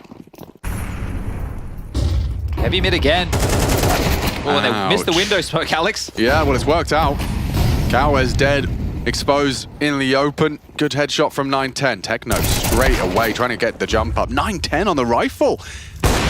Oh, and a missed AWP shot that's going to cost him the sight and the round, just like that. And Blitz, you know, he started strong here on Mirage. He talked about leaders packing a punch. At the moment, Blitz, the one who seems to be having a whole lot more impact. Big Uzera empty-handed. He only gets the one. The round is done. Yeah, Blitz is great. And I see people on forums and stuff like, oh yeah, well after this, if Blitz speaks English, he's not going to be in this team anymore. It's like, come on guys. Like, he's got a farm of LAN cafes in Mongolia. He can just go and pick the next absolute aim star from. I think he's doing all right. Oh, he's cool, yeah. People often refer to him as the Fallen of Mongolia. The Fallen of Mongolia? Yeah. Is that true? No, I'm just making that up. Okay, all right. Kind of cool though. Wow, okay. The Fallen of Mongolia. Does every region have a Fallen? That's what they're saying. Okay. Well, the hunt is on, but not feeling the heat just yet. Hearing out diligently, aren't they? Oh, Techno close towards the ramp. This would suck. Blitz could flash in. This would suck. That's fine. NQZ gets to keep hold of it. And they will be able to drop a M4 from Nissim. And as far as the rest of the finances are concerned, could be MP9s or Famises. So let's see what Big Yazera wants to call the team forward with right now. Are they going to take a tactical timeout? That's the biggest question I've got. But this was quick, even with a missed window smoke. No dramas. Not a problem in the world for Team Mongolia. Rick's not on the microphone. We have some very young teams in attendance in this matchup right now. 22.4 the average. Oh, hold on. Hang on. NQZ or NQZ for the pedants. Nice from Nissim. Gets away. Senzu watching from the sidelines. It's Blitz, the one to find the equalizing frag immediately. They didn't all in either. Yeah, it's just really the saved AWP now, the threat. They could get the M4 back, but they'd have to be quite brave considering it was dropped mid-connector. Oh, that sounds good. Damn, the 5-7 on Big Uzera is just magnetizing to his opponent's heads. Yeah, I guess Mizinho needs to be quite careful. He's been caught on quite a few rounds. He only had a kill on the pistol and nothing since. It is worth mentioning that the bomb has been towards B side this entire time on the back of 910, who's just holding the push safely. And so all of this posturing is just exactly that, posturing to keep the boots planted of the CTs. At the moment, it's pretty much just Lux. Cowers the next closest. If it was NQZ who could respond from market, then you could say there would be an opportunity for this one to fall apart. But Lux is... Okay, he might start rotating now. They know where the AWP is. Surely that it pushes them into Lux. Maybe the low HP of Mizinho is why they're heading slow. It's contact. Yeah, Cowers is going to be there. It would be ideal if... Oh dear. Lux gets the first. And then as they're hunting him down, that Deagle can contribute. This can still go wrong for the Mongols. 25. Time pressure. Not clearing. Good trade. Techno in. Needs him the second as well. Puts Cowers low enough to plant. 2 versus 3. Zinho picking up the AWP off of 910's corpse due to the low HP. Gives him more of a chance to contribute. It's going to be him up against NQZ. Oh, he's so worried about the flank. But he has to focus on this cross. And he's missed his chance. All 3 of them coming in from market. Could be a good molly. Techno's still worried about short and a hell of a shot there. A very tight line held. NQZ the first. Just needs to find Techno, but Techno's a problem. Techno covered by Big Uzera. Plenty of time for the defuse. A 10-seconder comes through.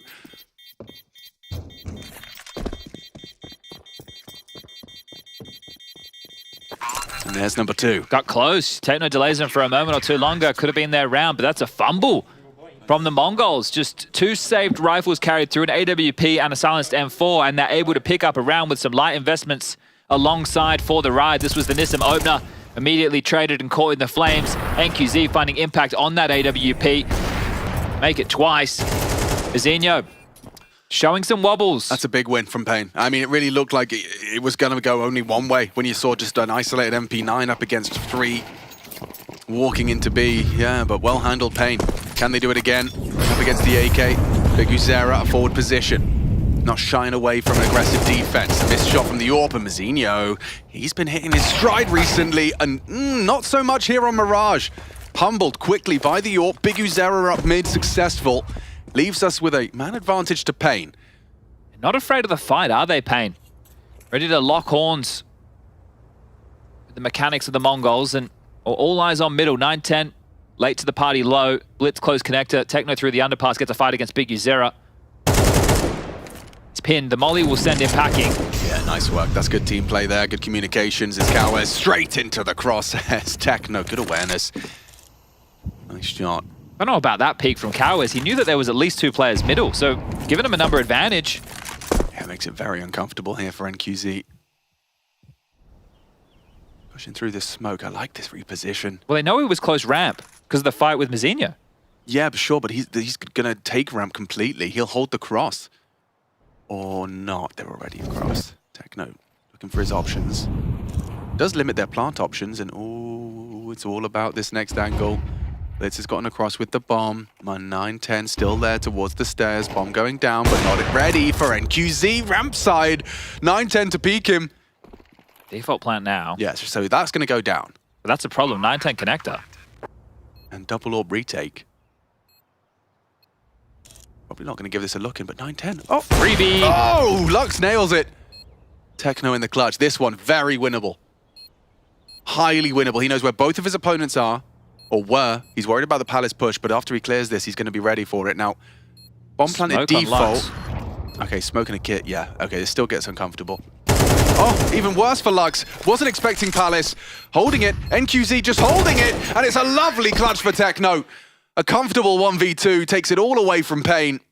But it was hanging in the balance for a while there. Oh, definitely so. And I can't believe they didn't expect that NQZ still could have been there. There was a lot of that in that round. Yeah. I'm even surprised that this one here, like, we're not considering Palace. I guess the reason that he could have gotten away and played towards CT, and then that might have been a bigger concern, was because Connector was fully smoked. Yeah, sure. But the way that 9-10 was backing off and where he was looking, yeah, look, lots of little details. A bizarre one. It doesn't matter. Ooh, shotty. What? Wait. Yeah, okay, makes sense. They're not going all in. Just treating himself to something to contribute in this round. And Nissim versus Mazinho. Oh, he's beating him out again. Got his number, doesn't he? he? We have seen this almost exact play, an exact result, now for the second time. Nissim's watched the demo and said, hey, boss, I'm going to put this kid in my pocket today. And he has. Ooh, Senzu, good find. Mongols, though, they needed that. Not only the frag, but the recovered rifle, because you're already down in a bit of a hole. I know Mazinho had a good ancient, and that got everybody excited with his multi-kills and whatnot, but I've seen him on Mirage a couple of times. I think Kato earlier in the year as well. Well, this is another kill for Nissim, isn't it? Oh, no, it's not. Sick awareness. Yeah, Techno looking sharp, but I think he's so young that the nerves can really play a factor for him. Yeah, when you find yourself in an elimination game. They've already done a bunch. Yeah, but I think that is where there's a correlation for Mazinho and the fumbles. This is an opportunity for BigUzera. Behind them with pace, and actually Lux coming to join him as well. Now, if he can time this to perfection, they're going to plant in the open. Oh, dear. Oh, he's absolutely fumbled the whole opportunity. Catches Techno on the drop down. If he finds 9-10, if being the operative word, instead, down goes BigUzera, and the second flank of the shotgun, not the weapon for the job. There was definitely grounds for a conversation to be had, but BigUzera is going to feel a bit hard done by. It's not the perfect weapon for the job. And just getting a bit too ahead of himself with his first shot. Ooh, a tactical timeout called from Rix, the coach of Pain. Okay. Well, the half, in terms of them winning it, has gotten away from them, but they can still tie things up 6-6, and I think that's serviceable. But it's about starting now. They would need 4 consecutive. There is, of course, money for the buy after that partial investment that we just saw unfold, and still decent damage done. There's always a threat from Pain, it seems. And one of the keys is still Nissim, who is dealing damage over towards Palace and the A-ramp plays of Mazinho. They are isolating him more often than not. But yeah, it's that. This is twice where the openings have gone their way and they still haven't been able to convert. 9-10, good shooting. Got them out of a sticky situation there. MongolZ well recovered. And for Mazinho, yeah, he's probably watched with a big smile on his face that even when he's not able to win the openings, his teammates can close. Talking of openings, Senzu. He's taken down Kawez. Yeah, missed shot, wide swing. Techno just phones him. Big Uzera. He tried to return the scales to an equilibrium. Instead, it's tilted further in favor of the Mongols to take the lead on the half. Good chip damage. 2 of them now, the Walking Wounded, 18 and 16 points of health respectively for the likes of Techno and 9-10. MongolZ, 40 HP.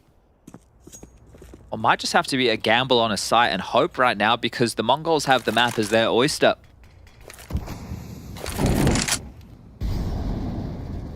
Could navigate in towards a B split. There's 3 players congregated outside of the B apartments right now, and 2 of them are the low individuals. As this train marches forward, Senzu creeps up short. We'll be able to grab control of Vent Room. Lux floating in between window. He will be going over to help NQZ with the AWP. I love the angle he's adopted, but it is, yeah, it requires a second component in Lux spotting apps. Just the key detail, NQZ only has 3 shots left in the AWP. Okay. So all of them might have to land. And that still wouldn't guarantee it up against 5. But Lux can tuck in and bait. Oh, no, he can't. No, he can't. Molly forces him out. NQZ tucked. Oh, not like that. Lux Throws out a undetected. smoke grenade. Yeah, that is poor. Oh, it hits a bit of a sour note for the Pain Gaming squad. Okay, 7-2. No longer being able to get 6 rounds and tie things up, but this is a very strong showing. And a nice claim being staked by the Mongols to start their journey on another reverse sweep in the Swiss. Oh my. Yes, indeed. Did you check that? Oh, I did. We have MongolZ taking on Cole on our main stream, brought to you by Henry G and Anders B. Loom. Twitch.tv/PGL if you want to check out all that action. Action indeed. Going one way. Lots of Overpass played today, that's for sure. MongolZ 3-0 pickers rise up. All 6 of them. I picked them. Did you? I put MongolZ and Spirit as my 3-0s. Good choices. Good choices. Thank you. I did put Complexity as my 0-3. Don't say that out loud. Well, if they lose to MongolZ today, I reckon they're going 2-3. Ow! Horrible. Nasty the man. truth hurts, Nasty, nasty man. That's right, all the North Americans are watching elsewhere. They're never going to hear Are they this. awake now? Well, they would be. Okay. Pain Gaming 2. If they're not, are they really Counter-Strike MongolZ fans? 7. And here comes number 8, unless Lux has got something mad up his sleeve. A nade right in front of his face. And 9-10. Oh, he had the angle to trap him in. They've even mollied them. Oh, this is so naughty. You're getting crunched. You're trapped. Oh, an underpass is where they are buried. Big Uzera takes one with him. Sprayed down by Techno. Round just falling into place. 9-10. Whistles 2K. This is a little uncomfortable now. Yeah, he did get dinged. Mazinho, though, he's going to save him. 9-10. There we go. 3rd time's the charm. Hey, how's that? A clean finish. Not going to let those misses define him. But at this point in time, we have to remind you that this is the MongolZ pick. So expectations are for MongolZ to have the edge up against Pain here. Pain choosing and electing to take us to Nuke for map 2. And Inferno left over as our 3rd. Inferno. Yeah, yesterday was the most played map. Interesting, isn't it? Considering how infrequently we've seen Inferno on the lead up to this through the RMRs. Saving Inferno strats for the major. Execute. Nissim, lot to do. Big Uzera stands tall. And down goes another. Blitz obscured, blinded. PGL, I can't believe he's still looking for more. Like, job is done. Round is won, but he wants to bring the fight. He wants to end it right here, right now. And it's 9-10 to find him finally. Bring him down after he gets 3. And now 9-10, finding himself the double kill. This would be the ace clutch, an impossible task ahead of the Mongolian sniper. They don't need to give him anything. Waiting for the information. They will swing off of the contact of Nissim. That's the conversation they've had. But the problem is he has the bomb. So there's gaps. And immediately they're starting to address that. And then you have Nissim who's low on HP. I understand it's the AWP that he has to tussle with, but now this is quite disjointed. Cow is to cut him off at the pass to make sure that the B play is not possible, but is it to contain or is it to push? So they've got everything covered now, right? You've got the mid slip, you've got B slip, and you've got ramp by Nissim. But Nissim, admittedly, with low HP, it's kind of a non-issue against an AWP. He'd be dead either way. 9-10. Oh, can't predict the angle. Nissim plays it well, and it's all just conversion off of the multi-kill there. But Pain, this is just damage control at this point. You need both of them in order to have a competitive half into the next. 8 is already quite a haul from the Mongols. And I think Mara, the coach of the Mongols, aware. As we get the highlight package, PGL and his impact, well, there he is, playing within the smoke flames. There's a great highlight of it. Now, Mara has called a tactical timeout for the final round of play. It's not the finances that are the problem. They have enough to be able to buy. It's not like they go, oh, you drop this and we'll take this and we'll have limited flashes. It's how can we make sure that we walk away from this first half with 9? Let's take this timeout, let's use it now, and then that puts us pistol, conversion. If it's a force, great. If it's not, even better. First gun round goes our way, GG. Call it game, pack it up.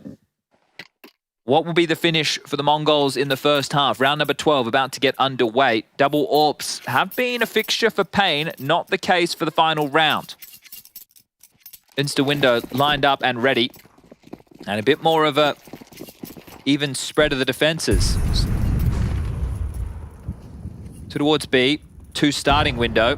That allows the float back to A quite quickly. Nissim, I think, has done a very good job either being an aggressive harassment or even just a passive anchor in moments. So good job from him throughout this one as Util set up towards the A side. Now, it looks like they're trying to fake an A play and then they'll have this mid piece lurk through and mop up. Well, it has caused a rotation. Molly on Nissim forces his smoke out. Feeling pressure. Yeah, most definitely, but not hearing anything. Mid trundles forward. They're ready for this. They're aware of what's up. Nissim adjusts. Sprays down 1. Mazinho, the first casualty. Senzu rounding the corner into Nissim is possibility. Good trade from PGL. Senzu watching now from the sidelines in our final round of this Pain Gaming pursuit for 4. What is this position? It's a nice off angle for them because they're not ready, but need to hit the shot. Instead, Blitz will find it. 2-on-2, getting across. Great Blitz shot. is dead. A good one through the flames. His vision obscured, but still finds the headshot. Now, bomb needs to be scooped. You've got 38 to concoct a 1v2. He knows one's towards CT with that flash trajectory. Going to use this smoke to get the bomb down front side of triple. Rotation from Cowers around the world.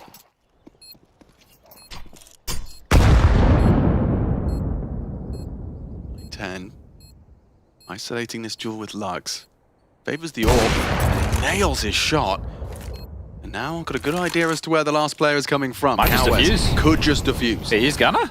Holding, and 4. Pain Gaming needed that one from Cowes. It gives them something to work with. It's a functional half, but it certainly looks like Mongols are in pole position to select, or collect rather, their map pick. Now, I'm a little bit worried about Mazinho's performance in the first half and how those echoes will follow through into the second. You can see it here highlighted on your screen. And this isn't to call the kid out. This is to say that he plays over towards the A bomb site.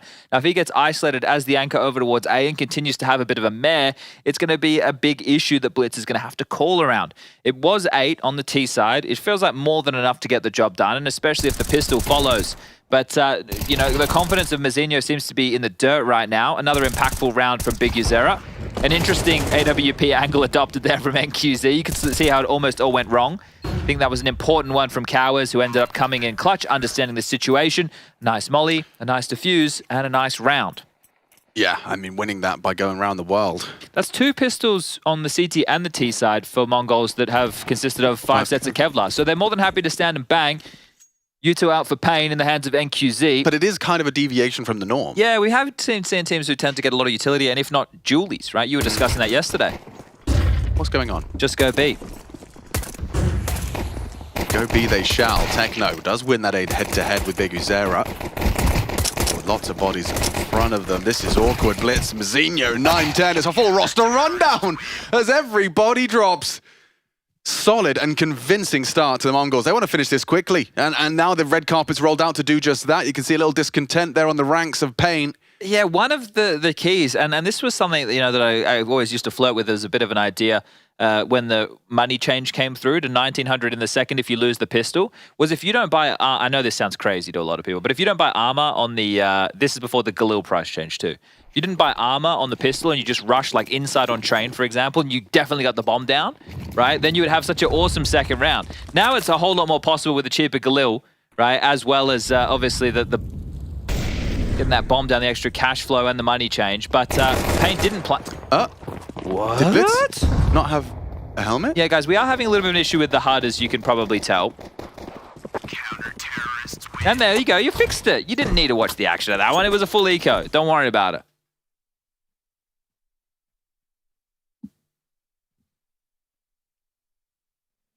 That was not the HUD you're looking for. That's a Star Wars reference, Alex? Yeah, I'm going to go see June. Soon. Criminal. Absolutely criminal. No, dude, everyone's saying it's better than like The Godfather, the Star Wars series. Everyone's like bigging it up. I can't wait to see it. I'm going to go try and find an IMAX in Copenhagen. Spam, spam, spamming away. Let's see if Pain Gaming have got anything more to say. Or MongolZ Mirage be an open and shut case. Nade destined for damage. Oh, on your head, son. Senzu combines with bullets for the full finish. Look at him pressuring him. Oh, that's a lovely find. Mazinho. Of course it's Mazinho. The poor guy can't catch a break. They literally walked onto his side. Yep. And now they've lost the entirety of it. The bomb's making his way through. Out Tetris with smokes up. A nice con smoke as well for further control. And they're taking CT. Surging into it with the trade potential of Nissim and Kawez. Senzu's still on B. Okay. The correct call's a save. They're not going to. Techno at least going to poke his head in for a little look. No flash available for this corner. They've just given up CT. 3 of them advancing. Nissim, got to hit this shot. And Blitz going down as well. That's going to relieve a lot of the pressure. Still going to lose everything here. 1 by 1, the rifles ripped away. Pain Gaming have given themselves something to work with into our second half. Difficult to justify why MongolZ would go for that round. They're only 3 away from picking up victory on their map choice, and they've just given away all of these investments. That was the opener, Senzu's nade and spam damage. Well highlighted. I don't think the nade actually had anything to do with that. No, but it was Mazinho's sight, right? Yeah, and it's something that's really worth highlighting. And it's not because he doesn't have the ability. He definitely does. It's just because he's only lived on planet Earth for 16 years. Yeah. Like, do you think that, like, because I mean, we've all been there. You're anchoring a site, you're having a bad game, and you start kind of shying away from holding angles. Well, the whole first half did that to him. Yeah. Nissim literally went, oh, you're just going to be in Palace every round? I'll push up and bully the hell out of you. Yeah, and then Mazinho has to communicate to the team and go, yeah, he's just he's pushed Palace with an MP9. Precisely. Yeah. And then he's on there streaming going, why you bully me? Everybody asking. That's exactly how he sounds. Yeah. But 910's having a banger. Isn't he? 20 kills for him. AWP out. 4 spy for the MongolZ. Otherwise, their money is broken and Pain can work back into action on this T side. And this is such a good call because they know they've just abused the anchor on A. They're expecting it to be Wait, they've just pushed 2 Palace. So yeah, just as we were discussing, MongolZ have done so in reaction to Mazinho losing his sight in the previous, but the call is smart. It's well informed. It's re-smoke mid to imply late mid control, or actually just take late mid control. 2 smokes will be landing. The deep top con one. Telling of a B split. 9-10 out of position for now. Might need to hustle over. Senzu from the vent position, Techno to anchor down the site, and Blitz to try and harass. Oh, and harass he has. Ooh, they cleared it, but he doesn't spot anything. Senzu's got an angle, though. Oh, good awareness from Lux. He'll clear through. Nice work from Techno, nearly to Kawes. Low HP. Hamstrung, finished by Blitz. Nice from Mazinho. He's kept things level, kept it competitive. 9-10, we discussed his performance. This could be another feather for his cap. Kitless. Won't be a factor immediately. But with smoke starting to be thrown now, that delays you, that channels you through the door. Biguzera can swing on that at his own discretion. Oh, Mazinho, this could be huge. Nope, never mind. He's been caught by Nissim, and Biguzera will close. That advantage from the Mongols is starting to peter out. Still a 4-round game, sure, but they have to take a save. So it will quickly only become a 3-round game, and then when they go into the next buy round, considering the loss bonus coming into the next, and they're going to be 2,400, they are putting themselves in hot water by not going for saves when a lot of teams would. Senzu in an all-or-nothing position. Techno only getting 1. The double could have been the difference maker, but difficult to do with the Famus. And Mazinho, a lot to clear. 9-10's attention drawn. Deaths on all front. And Pain, they ain't giving up.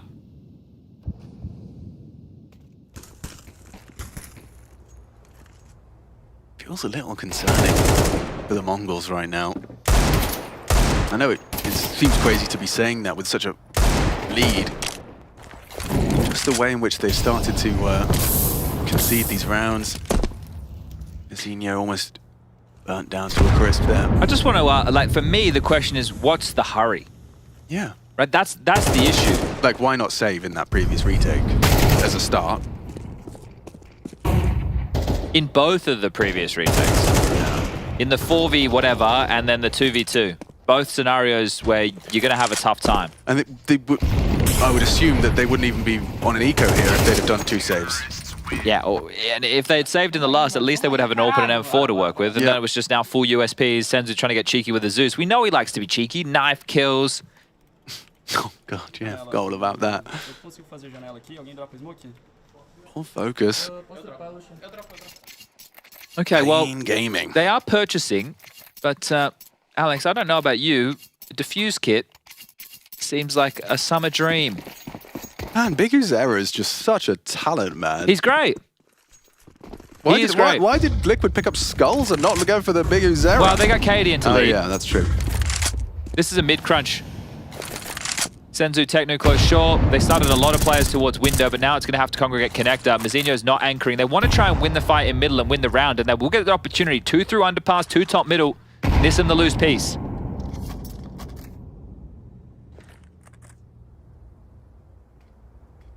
Tough clear. Smoke will land before. This is good restraint. Following the flowchart. The sequence. Boost on short breaks. Oh dear. Biguzera is behind What a enemy gap. lines. He's found a massive gap. What a gap. And it's not even being acknowledged. Ladies and gentlemen, this is where the Mongols' mental gets shattered. Timeout's going to be required here when he gets shot in the side of the head. He spots out Techno, they're coming B.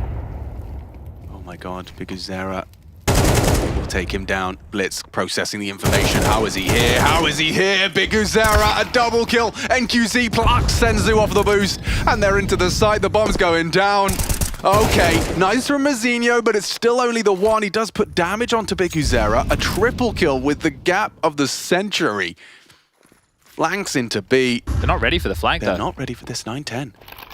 Oh, perfect. While he's planting, the healthiest member not covered, and it's a clutch from 9-10. The Mongols, a sure sigh of relief after the Biguzera flank. You could just see Biguzera maybe snapping into action while 9-10's feet are just slowly being drawn towards the ground. The low HP of Biguzera, and he eventually falls. Oh, what a save.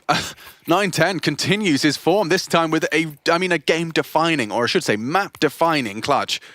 Oh, it was about to get even worse for the Mongols, but they're saved by 9-10. But maybe only for a moment. Pain, you can reset them. Look at their buy. It's bogus. Light util, Famus, there's a kit this time. 9-10 with an AWP, sure, but you've got the advantage, Pain. The Brazilians on the march, and Nissim with a banger. That's the end of Blitz.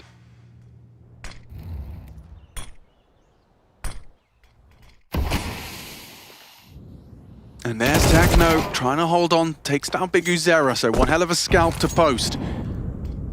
Removing the highest fragger. Pulls it back into a 4-on-4. In contention is Cowes towards this connector. Senzu, half anti-flash.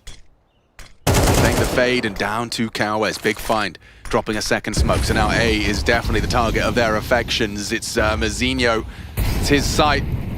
He spots Cowes crossing through, sees his barrel. Cowes is giving him nothing to work with. Gets the info, gets the frag. He's just helpless in these scenarios. Techno, what can you do? What can you do? In the smoke. Lux, so aware. 910 will find one long range, but straight back to Pain. 8 on the board. Starting to hunt. They've actually sent one quickly in towards T-spawn and one quickly in towards window room. So going to cower up in towards the B apartments. It's going to be a matter of time if they can find him. The bomb over halfway gone at this juncture. NQZ searching with his big green. Cowes up through short. This will be difficult to remove this from his hands, but if I'm MongolZ, I'm getting very worried now. Next round, only 1900 loss bonus. Peer and put himself in towards the kitchen, so a safer haven. Cowes won't be able to get there in time. 910 finding the most impact, especially in the frag department. 23 kills in total for him, top of the server. On the other side, it's Big Uzera with 20. A couple of his teammates in the teens. And Mazinho bringing up the rear with only 6. This is the opener. Great stuff from Nissim. Honestly, the task of this is let me just go and tussle with Mazinho. And I understand he got the kill into Blitz right there, but just so confidently searching towards A. Saved AWP. Upgraded pistols. Senzu with a Zeus again. This guy is trying to be the cheekiest Counter-Strike player ever. Well, it's JW. Yeah, but it's got the price tag now where you can kind of justify it for angles and fights like this. All it takes is, you know, one of these players to round that corner closely, and you've got yourself a kill. You're not going to get much more. There it is. But down he goes. And everyone else has only got USB, so Nissim racks himself up a couple. Mazinho, that's a good find onto Lux, and not going to get anything more. It's Nissim racking himself up a nice multi-kill round. Yeah, 4 for him, and 910 was the first to die to Big Uzera coming through connector. So that was the saved AWP that didn't even get a chance to play within the round. Second tactical timeout, as it is now just a 2-round game. What was a dominant first half, a T-half from MongolZ. They managed to get 8 rounds, pistol, conversions. Now, they are the ones who are scrambling to get back into things. Started strong, got themselves up to 11 relatively quickly. Well, we'll make it 10 relatively quickly with the pistol and the conversion, but now it's starting to quite dry. You see Big Uzera like pointing at his teammate's screen? I'm pretty sure he was just giving him the spawn smoke lineup. I can see one of them's holding it. He's like, yeah, no, this one just at the leaf. Yeah, tap W. Yeah. He's got to do it all, Big Uzera. Yeah. But Mara called that timeout, and I understand. Like, at this point, I'd be a little less confident standing behind them. You've probably watched their demeanor shift. You've watched a couple of retakes that they probably should have saved. And now you're in a position where, yeah, Pain, they've still got a chance here. Understandably so, and for the viewer at home, it might not really feel this way, but it's very sweaty for MongolZ. You're operating in this round with 1 incendiary. Oof. Right, that's one key piece of crowd control. They do like this, Chad. They do like the double push, but Nissim, he's master of the palace. He nearly gets them both. It's Mazinho with some revenge, a touch of it, but losing his leader in the process. Needed that. 910 gets 1. Taps away at Cowes. Senzu already over. Nice, the smoke catches the head of Big Uzera. Trying to find that gap once more through the window, this time covered nicely. And so, yeah, MongolZ off the back of a timeout have managed to win their duels, a touch of aggression rewarded. NQZ up and out onto the site, posted default. There is a Palace player. It's a good head-to-head for him. He could still isolate 910. Information gathered. NQZ did not pull the trigger, and he's ready for this potential smoke. Obscured him. Senzu walks past it. And now NQZ focusing on isolating another duel. Look at Lux. He can't really do anything because the vent's not broken. NQZ has to worry about Mazinho going around the world as well and on the flank. The bomb needs to be picked up. There is still time for them to win this round, and the util available for NQZ could assist in getting the bomb down, right? Oof, okay, that's not in the fashion I had thought if he used it in the site, but now he's going to be open. Lux is not really controlling a lot. Jungle short. That molly is going to help a lot, though. Yeah, that's the util. Doing work, doing bits. He's going to flash for the short fight, and oh, he didn't clear it. tight line. Still going to get the bomb down. Good find. This is a 2v4, now 2v3. They're making something of this. Dink, long range, and MongolZ now plucked from the pack by Mozinho. This is an impactful round, a multi-kill round from the teenager. It's only Lugs. No kids. This would be one hell of a clutch. This would break Mongols. Audible is Techno. Unknown is Lugs. This jiggle work from Techno. Got good, diligent scene to pick themselves up the 12th. Mongols one round away from taking their map pick, converting it in this battle for survival at the major. Yeah, just with some of their decision-making not going for saves, they haven't made it easy for themselves. But Mozinho with some impact, getting the necessary trade. Blitz falls, and he finds the follow-up. Important work from Mozinho. 9-10, you said, important kill. I'd agree. And Big Yzera, well, for him, if he wanted to make the vent play again, there's one way to solve that problem. Just don't break it.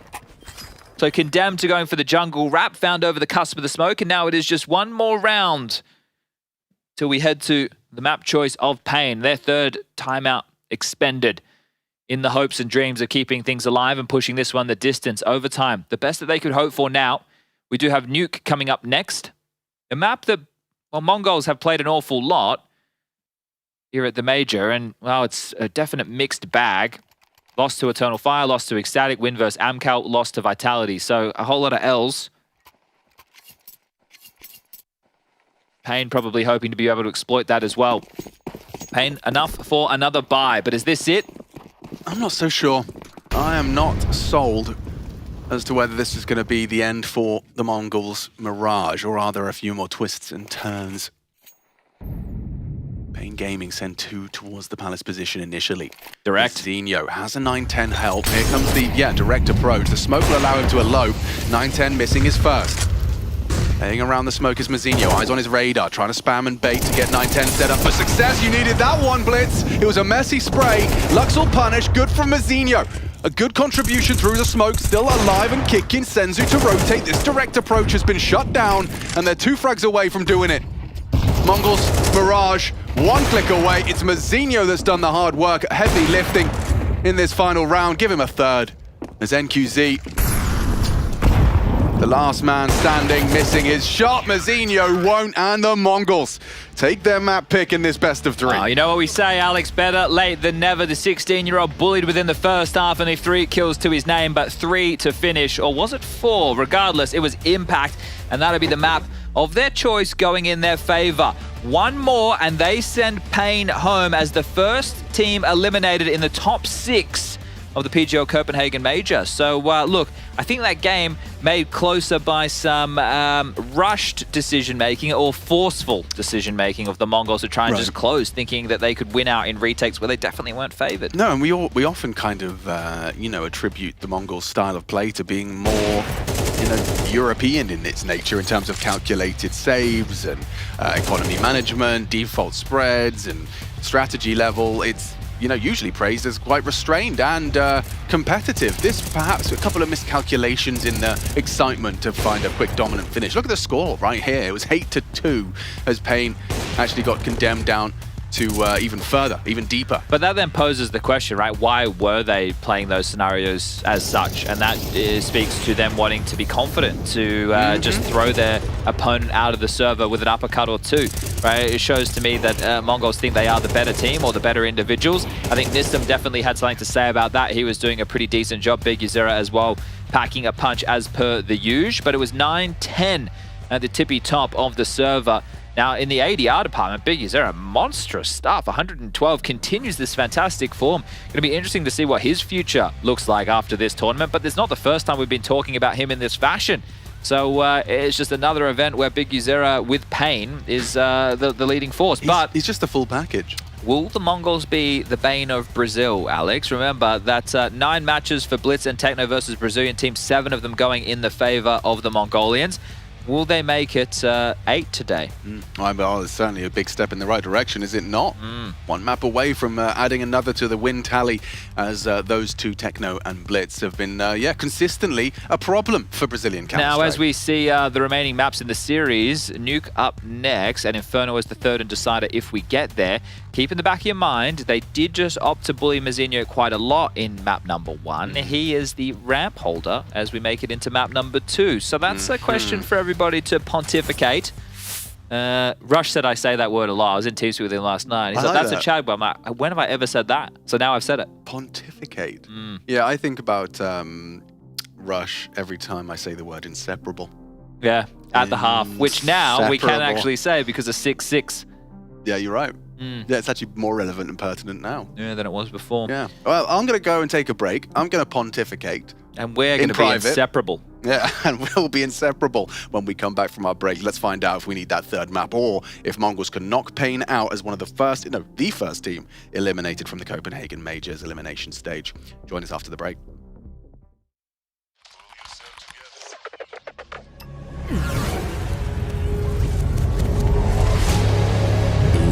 Changed quickly. To clear. Showdown.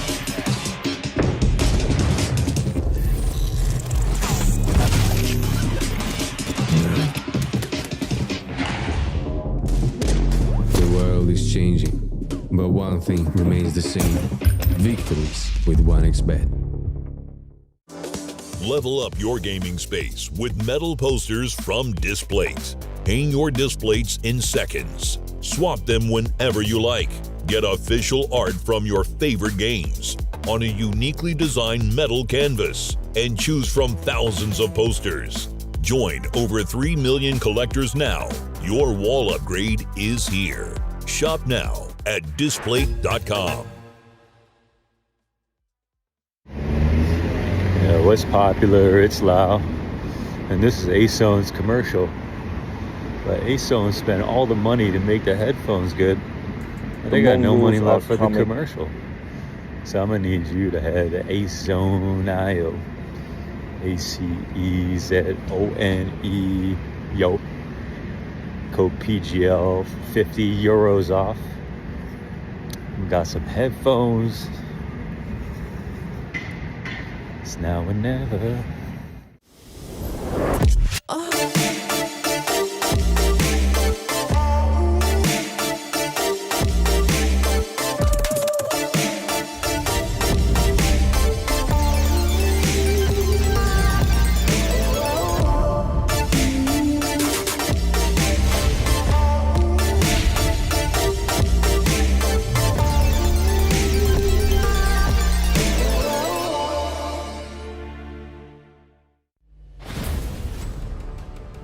We are proud to announce new additions to the XL series. Both are using fast TN panels and newly upgraded Diac2 technology. Fast TN panel with its faster native response time can reveal enemy outlines quicker during flashbang attacks. For IPS panel, more overdrive is required to enhance response speed, leading to dynamic image blurring due to the panel's inability to handle the load. These new monitors integrate new dynamic accuracy technology, Diac2. The upgraded dual backlight design not only provides FPS players with clearer visuals at dynamic aiming and spray control, but are also more friendly to your eyes. Moreover, built in the monitor panel, Diac2 functions independently and doesn't require any sync with PCs, ensuring no impact on game performance. XL setting to share now has auto game mode feature. Besides download, save, share your settings, it will auto apply different color settings based on your usage scenarios. Outlook of the latest monitors are refreshed. It has incorporated industrial-grade bearings into the height adjustment mechanism, allowing easier and smoother adjustment to the exact desired height. The new monitor series continue to evolve, refining details to ensure players can perform their best consistently in games. This is a brief introduction of the new XL monitor. Feel free to DM us if you have any questions.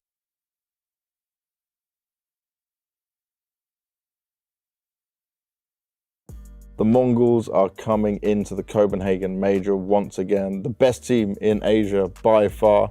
We see you now at many international events as well. You guys have been growing as a team for sure. But I'm going to just talk about one thing. You are Techno 4K, but HLTV has you as Techno. You didn't drop the 4K. It's still Techno 4K. Yeah, it's still. Okay. I want to look at the success you guys are having, first of all, within Asia, right? Within the region.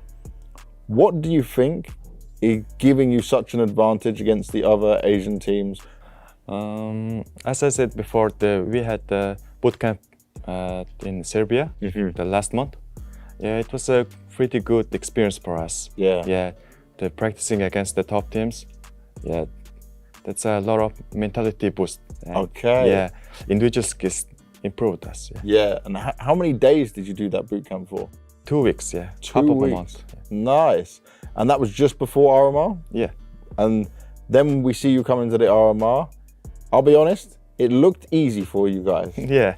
Did it feel easy? Yeah, we made it look easy. Was there any stress? Nothing. Nothing? Yeah. And you felt so confident? Yeah. That's really crazy and really impressive. For you, how is practice when you're at home though? How is the best way to practice? Because we've spoke about this, many of the analysts, and everyone says you guys will play from Mongolia and join Europe servers and play. How do you do it now? Is it the same? We used to do it, but we'll no longer do it again. Ah, okay. It's really hard to play in CS2. Yeah. 100 ping. Oh, so it's more difficult now? Yeah. Okay. So now it's more the boot camps and the traveling. And as you've had more success, you've had better results, do you think that you will come to Europe more to boot camp and play? I think so. Yeah? And for you guys, like even Mazzino, 16 years old, do you guys ever get, like you miss home, you want to see your friends, family, or are you so focused on the game? Yeah, sometimes we really miss the home. Yeah. Because it's far from home. Long days, you know. Yeah. Yeah, but it's okay for us. Yeah. You have the focus on the game the whole time and you know what it's like. We have the important tournament. Yeah. Yeah. We see you though at other events. We made the meme that you take down Brazilian teams. Yeah? Yeah. What do you think about this meme? Yeah, I think I think it's a good meme. It's really funny. Yeah. But why is it so, why are they a comfortable team for you to play against? Why does that game is like you have the victories? I think our play style matches against them. Okay. Are you trying to change your style a bit to be more competitive against the European teams? Just fixing our play style.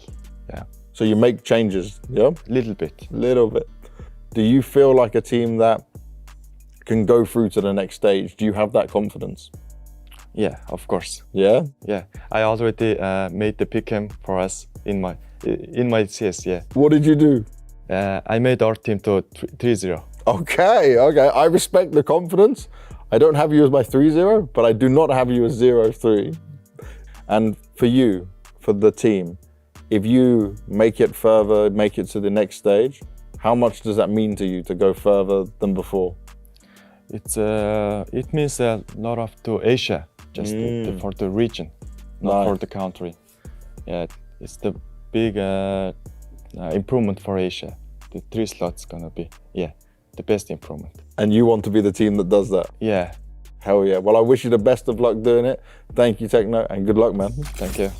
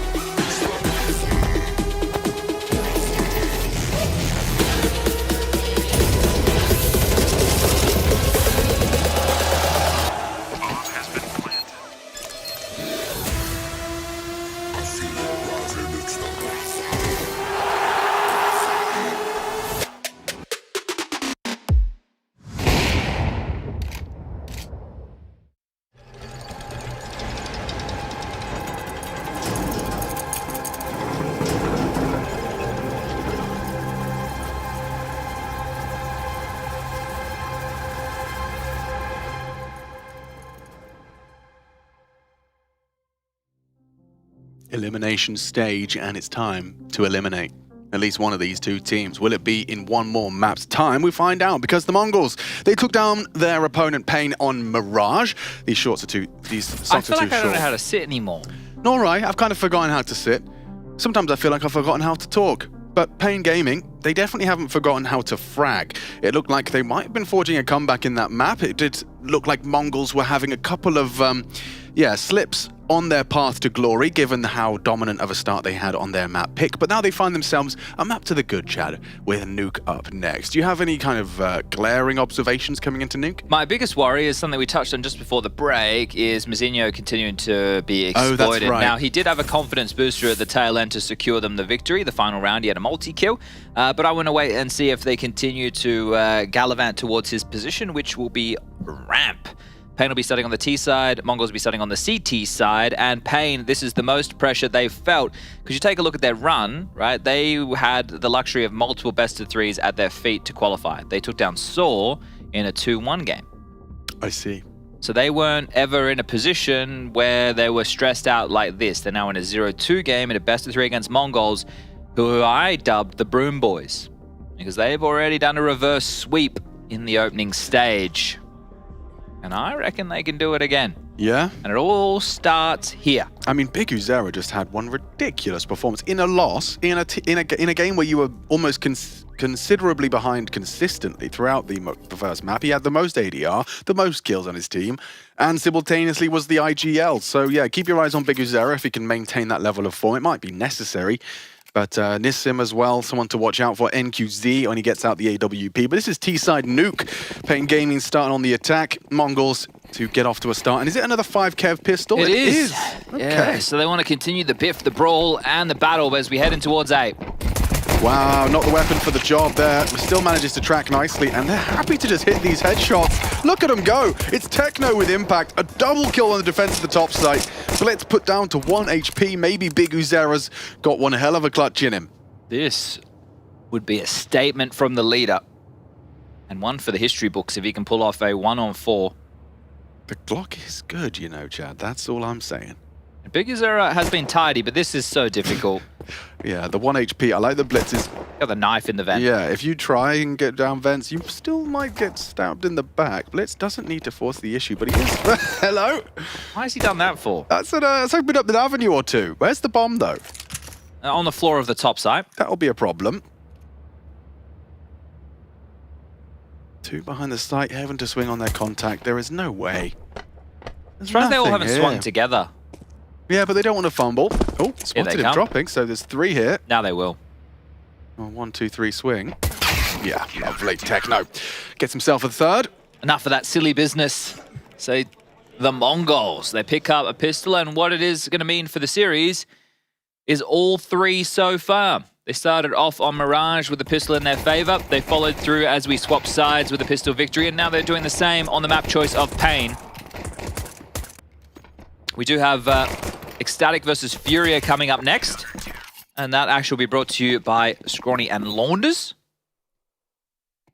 No plant means no force buy into the second for Pain. So having to concede 2 on the trot, or at least most likely. Plenty of pesky boots heard towards outside from Blitz. A nade up and over to the silo position. NQZ cops a bit of damage from that. They are just going to take their time. I imagine one of the fortunate factors for the Mongols is they don't actually have that much utility they have to use. Just a handful of smokes, a molly, and a HE, and I'm sure that will get limped through. Minute 20 left on the clock. Faking out the silo steps and silent dropping from Big Uzera. Just a little bit of a deception to see if he can get that bomb down. It would be a real luxury, but I don't know if Techno's in a giving mood. It's an A flash. And actually comfortable for Senzu and Techno for the first exchanges, jumping down there, making sure there's absolutely no chance of a plant. And yeah, Blitz is going a little malfunction at the end there. Yeah, it got jammed. Oh, it's these bloody wireless mice, Alex. You know, sometimes the receiver just jams down a bit. Send it a message. Now, I do. Look, Senzu, like I mentioned, I think he wants to be the biggest BM player in Counter-Strike history. But I like it and I dislike it at the same time. Like, I like it when you're winning. But make sure you're winning. Yeah, that's the first step. That is definitely the first step before you start being anything else. But who doesn't love a good Zeus? Hades. Instant waterfall smoke. That's going to apply pressure towards main. Nice deep nade. Doesn't really find the mark. NQZ pops a slight lick of damage. AWP for 910 out immediately. And he finds success. Well, we'll see the trajectory of those smokes. Continues to be a nuisance. Big Uzera is going quick about that. Now they test towards the ramp side as well. So MongolZ will concede. And that's never the end of the world if you've still got your life. And it's key that Blitz has also dropped Vent to deal with the secret slip. So they have two players down B. A smoke to slow explorations and maybe force them elsewhere. But if you head back up secret, you know that 910's AWP could be covering off your sight lines. Oh, but Nissim, he's brought them a way in. Senzu extends. Nissim will find the opening incision into round number 3. I definitely would be focusing on A now. Yeah, they are bringing the bomb back. How isolated poor Techno is. With the help of Blitz, who's come up the vent. Risky maneuver from Blitz, indeed. Oh, a lot of damage there, puts Nissim low.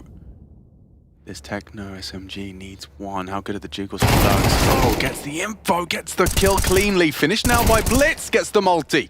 Cowes down, flash for him, wide swing. Nissim, low HP, needs to be the probe. Instead, it's a dink onto Big Uzera. This is a doable one for MongolZ and 910. With two of them low, eyes on MongolZ. 910 comes in from main. And it's MongolZ to activate. Good find now. 910 back and forth, keeping his head on a swivel. Oh. That's important. MongolZ pulls it across the line for the Mongols to keep the sheet clean. Damn, you think NQZ flicking back in a moment's time, but MongolZ will not skip a beat. That's what you want to see from the youngster who's been bullied. He got himself 2 kills within that round, and they did attempt to pressure his rotation at least. Secret control and a ramp press.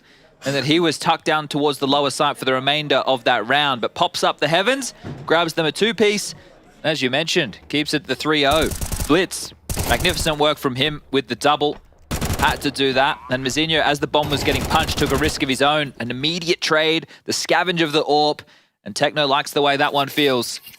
The bomb does go down, it does facilitate investments for the Brazilian side. An AK, a Galil, NQZ going to keep it pretty spotless with the investment so he can bring out the AWP ASAP.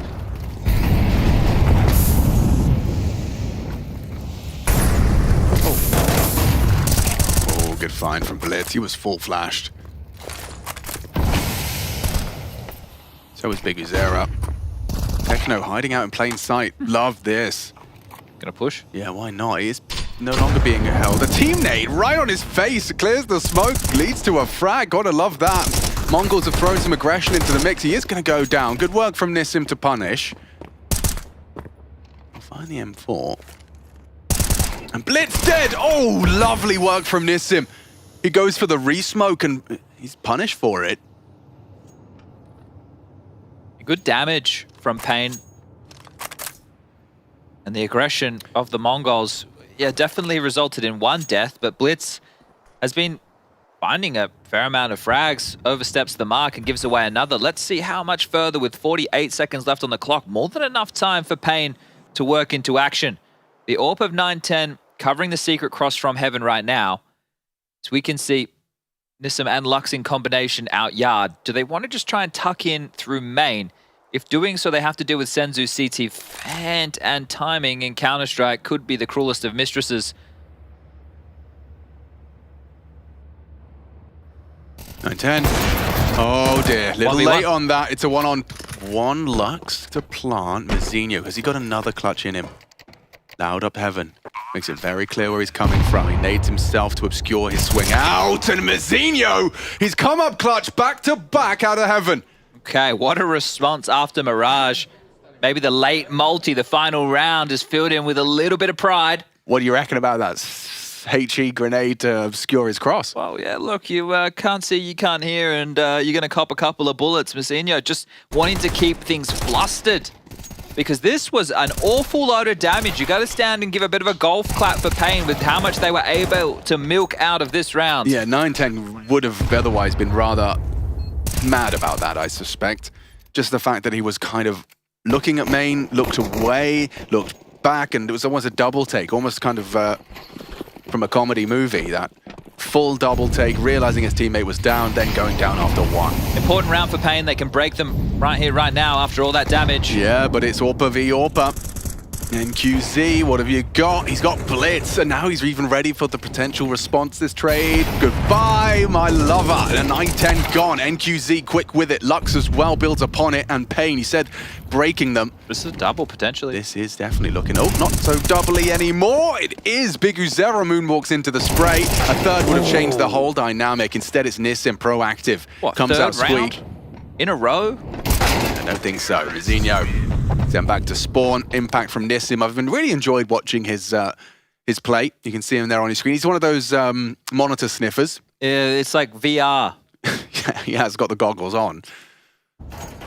Now, but this is that pick. Wow, interesting. I didn't see that initially. Blitz was actually going for the up and over. But you see what that tells? They immediately are aware of the yard control setup that's coming to fruition for the Mongols. MongolZ pivots straight towards the red while the molly comes in. So doing their homework, Pain, aware of the aggressive move and the ramifications of giving away so many kills against the partial buy has bit Mongols in the ass immediately. Don't see this every day on the eco, just sending everyone lower. But after that molly on secret subsides, there is definitely grounds for a kind of mosquito push. You're going to bag the Mazir up. That's Team horrible. flash in the back. Yeah, that doesn't feel good. I mean, it's some info. How many did he see? Yeah, well, where there's smoke, there's fire, and where there's an eco USP, there's probably more. What are you meant to do, 9-10? Get a ding? Not even that. Nissim, good awareness. Didn't even have his feet securely where he wanted them to be, so Nissim with the opener. Surely Techno saves the AK. That's a nice priority.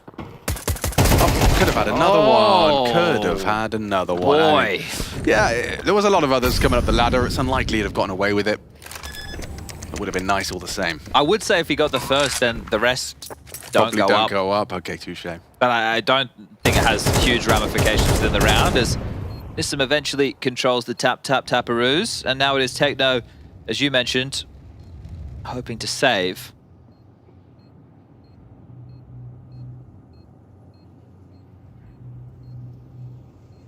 Techno and Blitz off to a good start so far on Nuke, 7 apiece.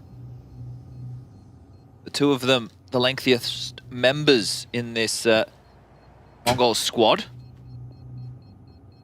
Sorry, I'm a child. They could be the tallest. I think Blitz is the tallest. Okay. If we measured them from top to bottom. Yeah, he's a tall boy. Senzu is light on, and MongolZ as well. 3.6 for Senzu. 3.8 for MongolZ. Maybe Techno could hook them up as a tactical timeout taken. Good, because I wanted to ask you, Chad, it's a boomer quiz. I just saw it and thought about it when I looked at the P stickers on the Paint Gaming AK. My question is, what do you think pushing P means? Pushing P. It's a lingo at the moment. Where they use it? They go, oh, that's P, man. Oh, you want to hear it in a sentence? Yeah, I would love to. Pushing P. Yeah, pushing P. Turn me up. Turn me up. P. Aha. You want some more? No, I think I'm good. Yeah? Okay. I've got one more for you. Pointers in the Patek and my piece. I'm pushing P. Any ideas? No idea. Okay, well, I'll give you a couple more rounds to think about it. Okay. And then I'll give you the answer. Thank you. You're welcome. Well, I like the quizzes that we've I had just want today. to keep you on your toes. We love a good game show. Pain Gaming, pushing P on the T side, going for a quick one. MongolZ down to the Blitz. M4 Techno onto Nissim, and immediately this round has thrown them into disarray. We saw the timeout to discuss this, MongolZ. Maybe it was a little bit more regarding the bite. An AWP for 9-10. Techno with that saved AK being able to facilitate a drop. Mazinho operating with a FAMAS. So everybody has something to work with, and 2 kills immediately from the heavier hitters that we just discussed. Techno and Blitz both profiting as now Pain still with 3 alive, have a bit of space over towards Yard thanks to Big Yazira. In the cutout behind main. If he tries to go down secret, we'll have to contend with 9-10's AWP. If he tries to go in towards main, we'll have to deal with Blitz playing red pole. The util to be lined and lobbed. Big Yazira able to punch out his own smoke. Now, does he want to use it to cross secret? No, it's all a fake. It hasn't drawn anything because of the setup that we just highlighted. Right. Mazinho has rotated back. He didn't need to give up this space, but it's all good if he does, because if they drop low, the AWP's down there. Yeah, okay. So if anything, he's just there as an alert. He doesn't have to commit to this, but he does go wide into the 2 of them. And so the ramp player's gone. Big Yazira, however, is an interesting component in all this, because, he had a chance. Puts Blitz low. If he goes any further, Techno's got his number. 9-10. Oh, opens the doors. They're going for the plant. It's covered by Lux. There's a round here. There is a round taking shape.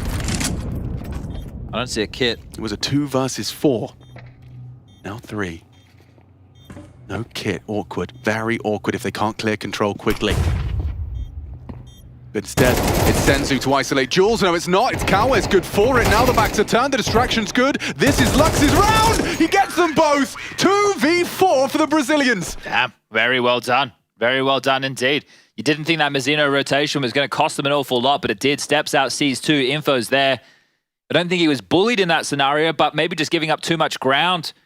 They still had everything covered, even when the smoke wall came up. 9-10 had it with the AWP. Blitz had the crawl in towards main. They still had 2 towards top. It's Lux who comes up clutch. Oh, his face. Yeah, just, oh no. Watching that one, it's like car crash television. You can't look away. Because of the ramification, it's key to see why that one stings. Yeah, I mean, that changes the whole dynamic, and I'm just pushing P here. It means keeping it real, Chad. You know, and I'm pushing P when I say that 2v4 is going to haunt them. How does that mean keeping it real? You can ask the originator. The youth of today. Yeah. Well, they are back down secret, and MongolZ on their last eco were prepared with 4. This time it's just 2. Techno and Blitz, 5-7s. They pack a punch. Yeah, it's a good angle for it, but there's so many of them. Unless you get the first one cleanly, which you didn't. Oh, empty-handed. That feels a little rough.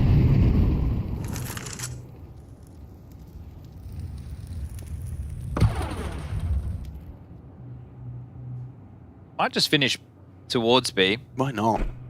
Especially with all the nades. Was that a loud descent? It sounded very loud. It did. Whoops. Just with all the util you have. So once you have control room, that we saw for the Danes, they let's get Molly and Smoke across. 9-10 being pesky, but he'll be dead from decon.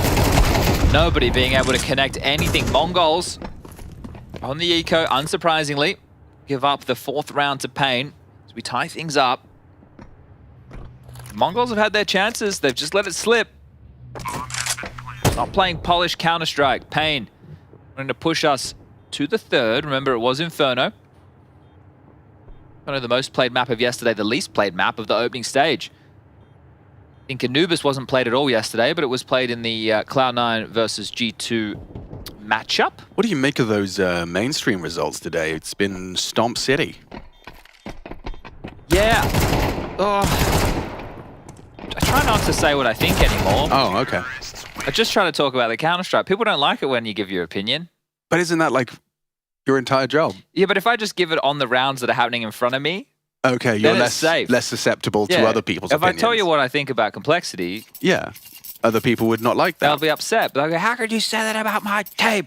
Right, because they live vicariously through the team they've decided to support. Precisely. Okay. So I just stay away from it. But that's okay. It encourages them to be excited about the results, good and bad. Let's see what's happening here. There's a double ramp setup. They're going to go start there. Might have someone going quick. And look at Cowes go. This time Blitz has not found the opening. Last time they tried this, Blitz was good for it. It's Senzu who opens up proceedings. And Senzu with a second. Never mind. Lux nearly got taken down there. It was Blitz that dinked him, but... It's a round changer. Hey, that's a problem. Mazinho's aggression, you can see that's really lit a fire beneath him. Going aggressive ramp gives him the man advantage. Big Uzera noted it's Lux, this unknown entity, coming back around lobby. Techno should be a dead man. He's not even holding this, not even considering this. Oh, any discipline here? No, takes the shot, expecting Mazinho to be close towards Secret. It's a good read, excuse me, Secret, Squeaky. And he still holds on for the Big Uzera clear. Nice angle find, good work from Lux. Has he really got another one in him? He's had a multi-kill. He was part of that clutch in the 2v4. And now a battle of wits with Senzu. Last seen Heaven. He got those kills from Heaven. He just ran. He did just make a step. Senzu deleted. What are we doing? The Brazilians are clutching up big time on their map pick.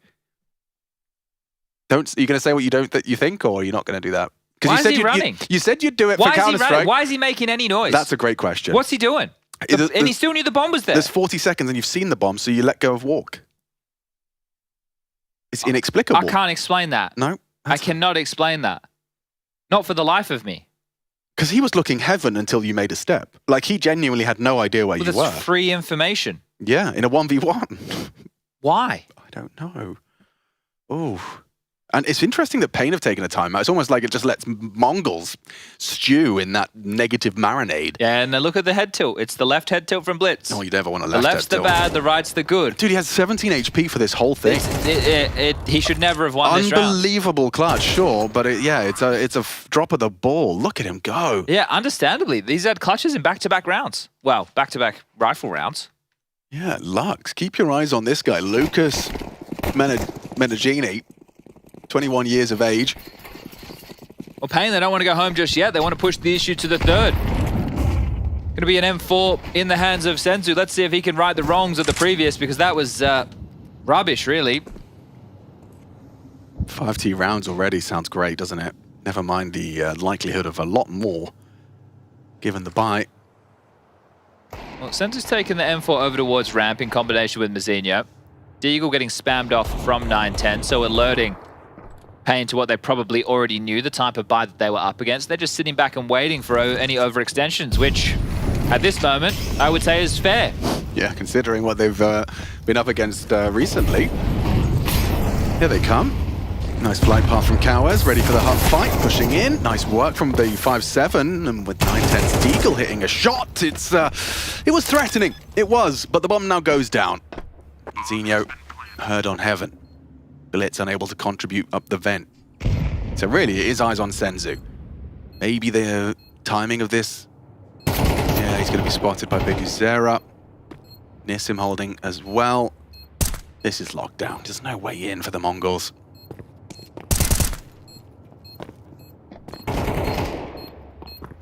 Senzu looking the wrong way. Free frag.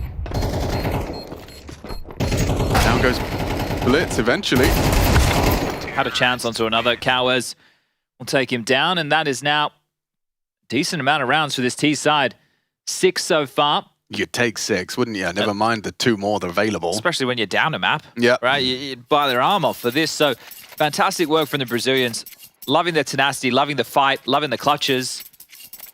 Ooh. Yeah, punish mistakes, indeed. MongolZ, look at their openings. 3, 4, 5, 6, 7 opening kills and 4 rounds to show for it on the CT side. Well, when they overextend the way they have, or they just play these rounds like they're looking lost, it doesn't surprise me. 7 opening kills, 4 rounds. Ooh. Cross, did he see him? I think he did. Yeah, exactly like he did. Well, that's going to keep the AWPer busy, but... Oh, they're spamming away at those smokes. Techno's been put in a bit of a box. He'll tuck in. Now back to ramp. Out with the smoke. Yeah, go. Okay, they're testing Mazinho. He's got a nice little jiggle incendiary defense. Oh no, he's gone down empty-handed, Chad. The ramp is lost. And it puts you into a real dire strait for the remaining 4.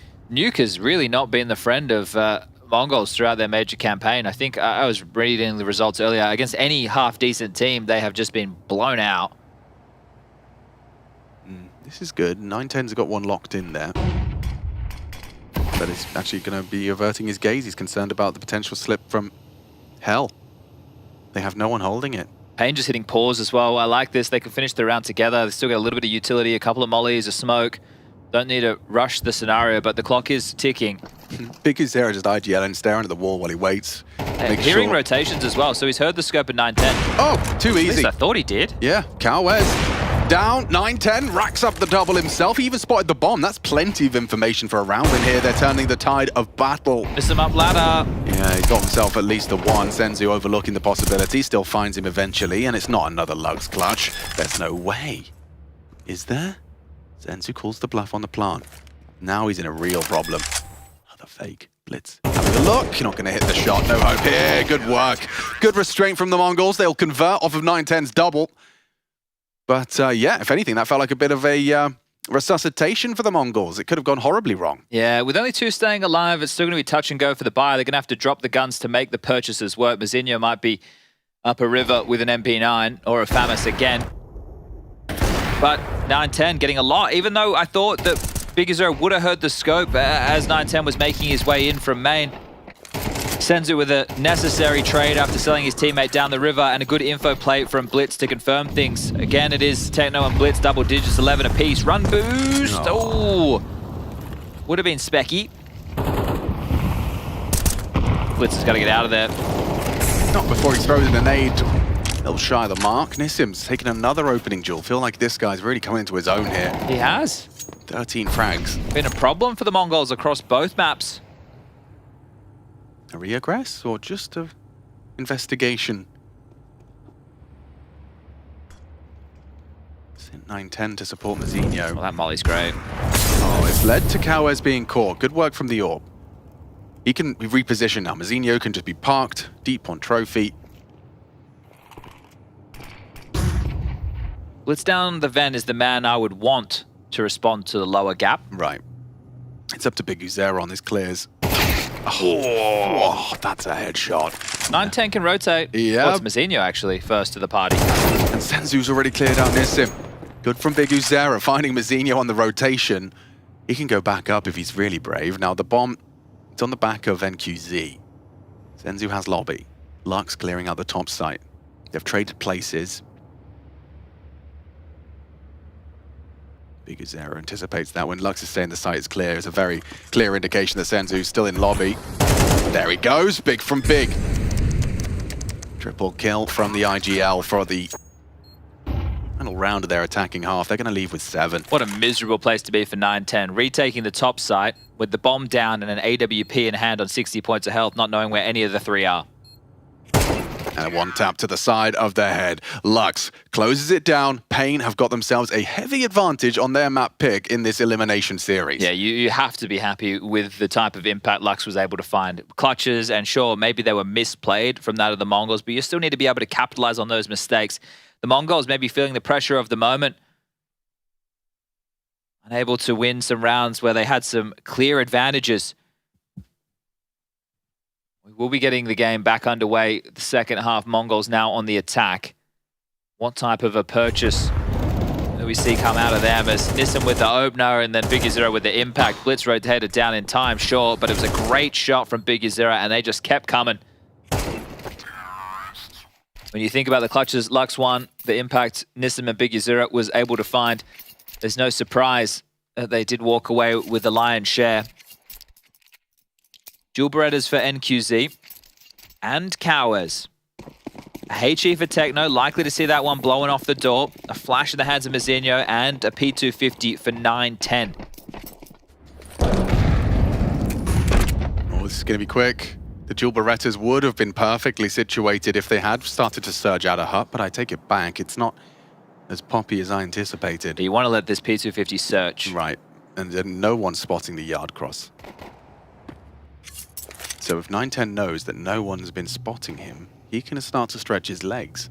Maybe even operate under the assumption there's no one down here. Well, Big Uzera just took a look out of main, and he isn't seeing anything yard. So what is the response from Pain? Do they know it's given up? They have to be aware that a gap was available, and now it should be simple stuff if you are Mongols. Break through Nissim at ramp, get down towards lower, 9-10 controls the vent.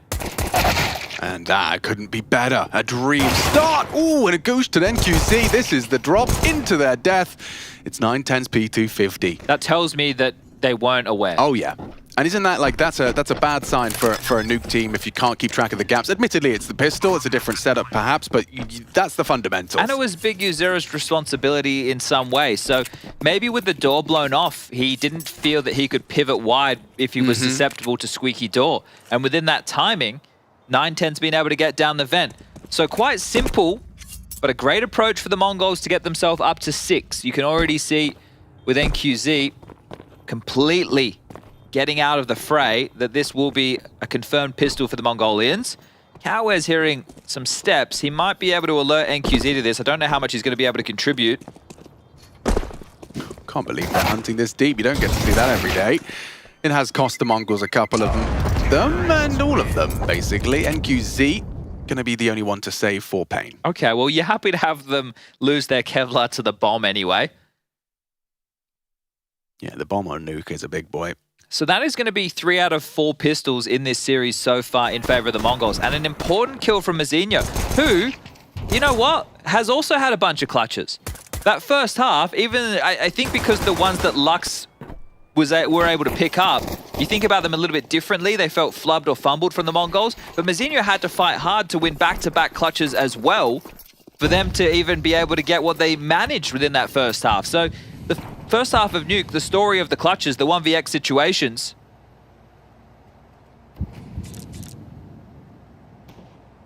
He's pre-aiming. Elevated angle and a lovely snap to the head for that instant lethality. 9-10. Sleeping with the fishes. Oh, the bomb didn't get across. Ah. That's a bit of a spanner in the works, is it not? And Blitz has to deal with NQZ, who's upgraded into a FAMAS behind the Kevlar that he saved.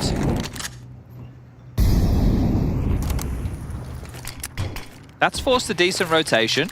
So Blitz puffing up his chest and seeming bigger than he is. It's literally just him.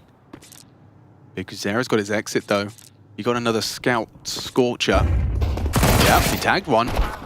And he's finished it off. Takes down Blitz. Look at this man go. He's putting in a shift, and now with Nissim pushing onto Techno, away from the flames, Senzu and Mazinho have got a lot of work to do. This is so uncomfortable. After winning the pistol, you can't be losing rounds like this, especially in convincing fashion. You've got to fight back. Mazinho tries and connects onto Nissim. Big Uzera noted towards the heavens. It's a big one back from Senzu. This 2v4 quickly made a 2v2, repositioning loudly. Mazinho ready for them both. Can't track both, and there we have it. Pain Gaming take the second round by force. Lux on the ladder. Senzu as well, from top heart, leaping in towards main. Bomb not planted for him. Pressure on Mazinho, taking fights on multiple fronts. Maybe he should have just tucked and let Senzu play next. Regardless, it don't matter. What a round, and what impact again from Big U0. Just harassing them with the scout, the opener, a tag on the Blitz. Here it is again. Damn, sit down. Just pumps his head. Fancy even can re-peek onto Blitz as well. He can't quite get around the corner. Techno looking the wrong way. Mazinho trying to fight his way out, and Lux on the ladder. Cheeky. Very cheeky. I thought Mazinho had done enough there at one point, but Mongols, you can see the shift in demeanor as Mara's probably given them quite a stern talking to, making it clear that this was doable. It still is. But I say that with bated breath. Another slip up like that, the margin for error is kind of slipping away. Well, this is the thing. They've opted for the force buy. So the timeout taken to discuss what type of a purchase we see going forward. Tech-9s are plenty. Blitz yet to buy in with his weapon of choice. A Galil for Senzu. And it's about making this one close, but ideally winning it.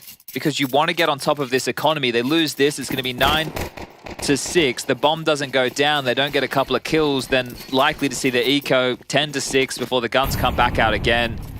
And at that point, it's an uphill battle on this T side. Pace, not the answer. It's 3 towards lobby, 2 towards yard. Some nades to harass as Mazinho cops a lick on the toes.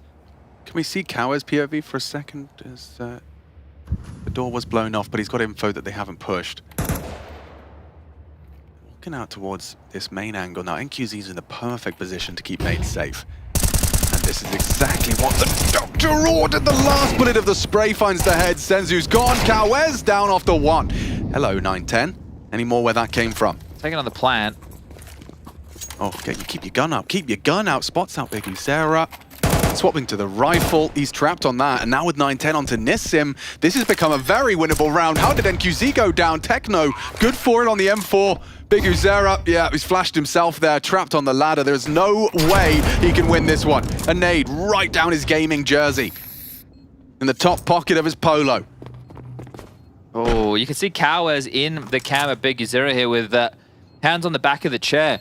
And I don't hate when they attempted to swarm the site because they knew that Techno was busy with Big Uzera in the vent, who's actually coming back for another dip. Big Uzera, what the hell?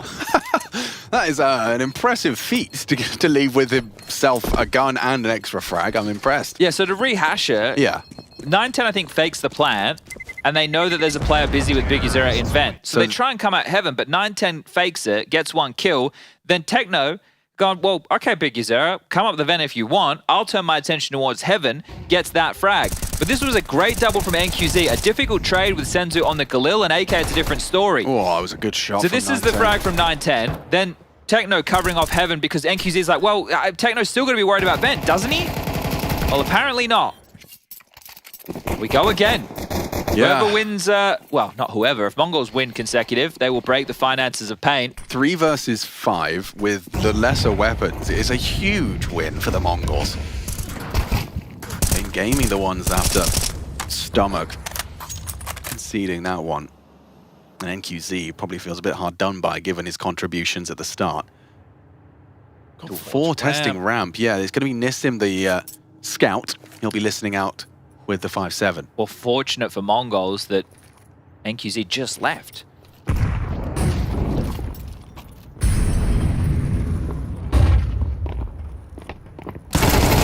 Does nothing. Senzu, good on the clear. It's 910, ready for this aggression. He has lost the bomb. It'll be scooped and traded. Good from Techno. Grabs the bomb. Careful now, the damage being stacked on up. Yeah, they didn't see him at all. Overlooking it. Kawez caught. Blitz will take him down on Tetras. Puts NQZ into an unwinnable role. Finds himself in hut. Pressure from every angle. Lobby. Heaven. Now no longer lobby. Backing away. What? Hits another shot onto Blitz. He's not ready for this rafter position of Senzu. With a poised tap of the mouse, he does take him down. Mongols, they've made this a tied game. Was Blitz spamming the heart then? I think so. I think that's the only explanation. Because it's just Galil bullets going off non-stop. Yeah. Wasn't quite sure how that unfolded. Well done from the Mongols. They have broken the finances of pain, but still making it look somewhat labored. Senzu secures the rounds. The Brazilian's broken. And we've had some odd rounds this game. A lot of clutches. A lot of scenarios that probably should have gone one way, going the other. Team effort from both squads. Lux with 15, 14 for Nissim. Oh, it's aggressive in towards Heart. But they're already in A. NQZ might be on T-Roof. Might still have a chance, but 910 says no. He was great on Mirage and showing up when the team needs him most on the T side of Nuke, the AWPer, getting it done with everything but. Yeah, those Tech 9 frags were the difference maker. And that's going to feel very nice for Blitz. Look very nice on the stat page. Well, this is the first time the Mongols have been in the lead in a very long time.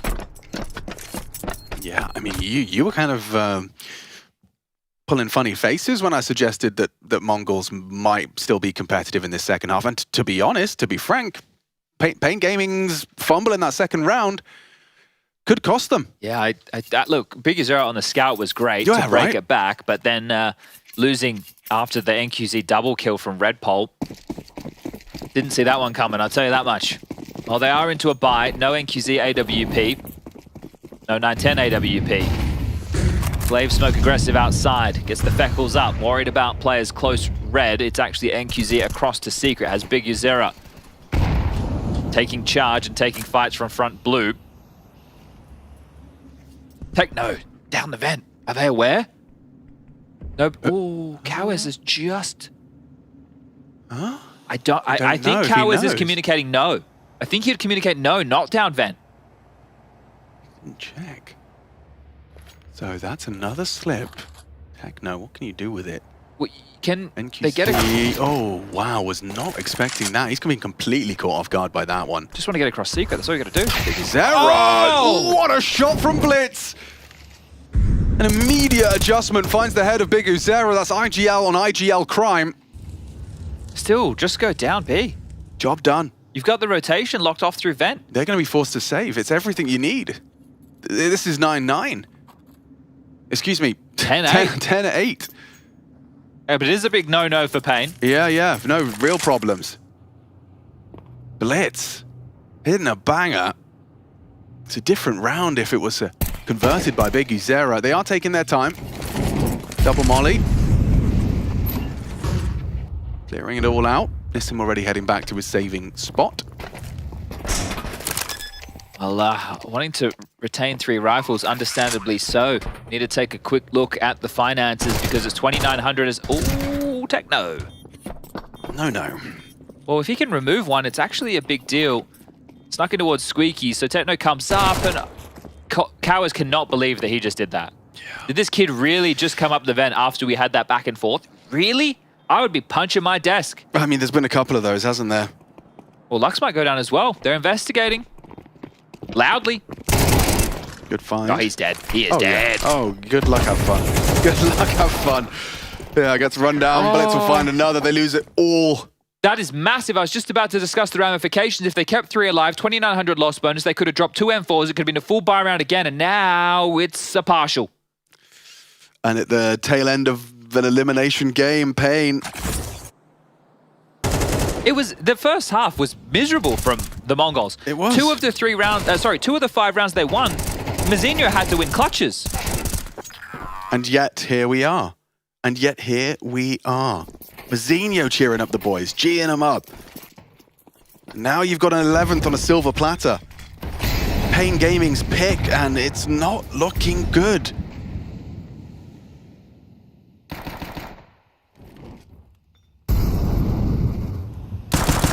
You did more than was asked of you in the first half. You even won the force buy, which some could argue is better than winning the pistol. Big Zera, the lifeline, the beacon of hope. The father of success for Pain Gaming has been able to pip the smoke and take down Senzu to give them a number advantage. Blitz averting the expectation of the main smoke. Has snuck in. Information flowing both ways. They know. That is a susceptible position for now. Nissim exchanges a shot as he does expect them to start the crawl around towards heaven and hell.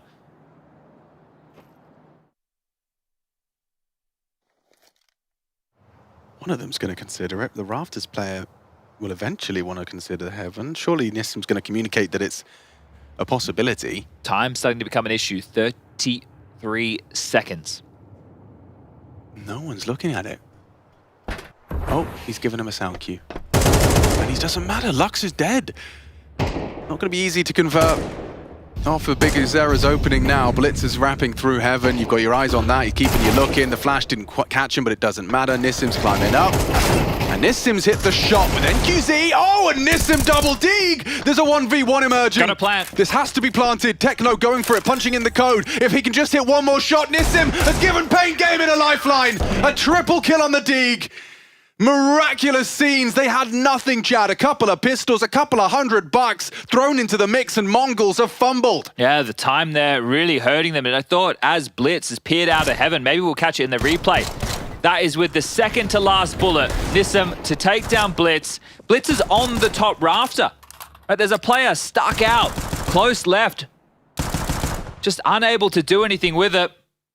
Madness. I thought when the flash came through, he was so focused on Cowards' backside. I think it was Cowards' backside. He didn't see the player up on the second player up on the rafter. The fact that they've gotten away with daylight robbery, it's been a crazy game of Counter-Strike. The type of low buy rounds that these teams have been able to notch on the board, the clutches. Oh. Well, back and forth we go. This one's got a few more twists and turns. Yeah, my God. Just as you start to think you know how this game's going to end, a round like this happens. Whew, first it was Pain, now it's MongolZ, both just tripping over their shoelaces at times. At least it's full guns for both. MongolZ looking to quickly put Pain back in their place. Both with AWPs. 910 and NQZ equipped. The Extinguish, the Swiftness, playing through. Big Uzera onto Blitz. We've seen a lot of this action. The nade, it's going to do it. Dunked on. Perfect. Big find. NQZ as well has the cross. It's the 2 smokes deployed, so maybe there's a timing that he might be concerned about. How has he missed that one? Whistles one past the body of 910. It's a second life for 910.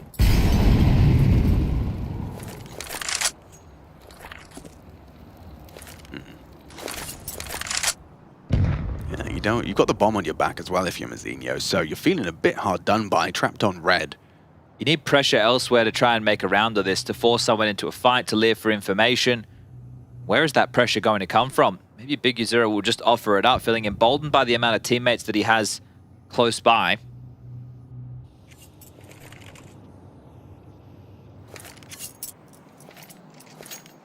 It gets across, it gets out rather. But the problem is it'll slowly be cleared because you can see that Pain, I don't want to say they're getting antsy, but they're taking a look. And by doing so, that information means that they can reroute. Now, we know that MongolZ don't like saving for whatever reason. They will be setting up to give this 4v5 number disadvantage a go. 26 seconds left on the clock. They will need to find their finish, and it looks like it will be A. Oh, Lux. Under a lot of scrutiny. That's a perfectly timed Molotov. The flank now bought time for the back to turn. Good cover though. Mazinho and 910 with only 12 seconds left. They have to try and drop down the vents. Mazinho a necessary frag down to the orb. There's nothing left for them here in the round. 910 just trying to die. It's an unwinnable round. He hits the no-scope, gonna hold on to his AWP. That's his priority. Big Uzera not gonna be able to find it or force the issue. But Pain Gaming back with a response. Well, the fact that the orb gets saved is at least some slight hope for the MongolZ. The amount of damage done as well means the buy is going to be a conversation, but it's just been allowed. MongolZ take their 3rd tactical timeout. That 30-second breather allows Pain to piece this one together. Guns to be dropped, who's got what, who needs what util for how we're going to open out this round. They can drop a gun from 910. There's enough for Senzu to buy. Blitz has already come in with a Galil. But why has Mara taken this time out? Does he want them to shove all in? Does he want them to play for future rounds? Well, it's 2,400 into the next. Things are being juggled across.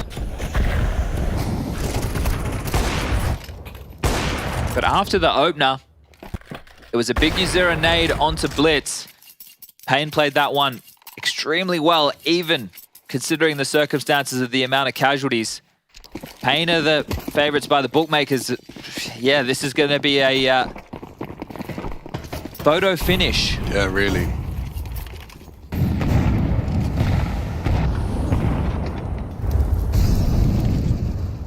.910 on the box.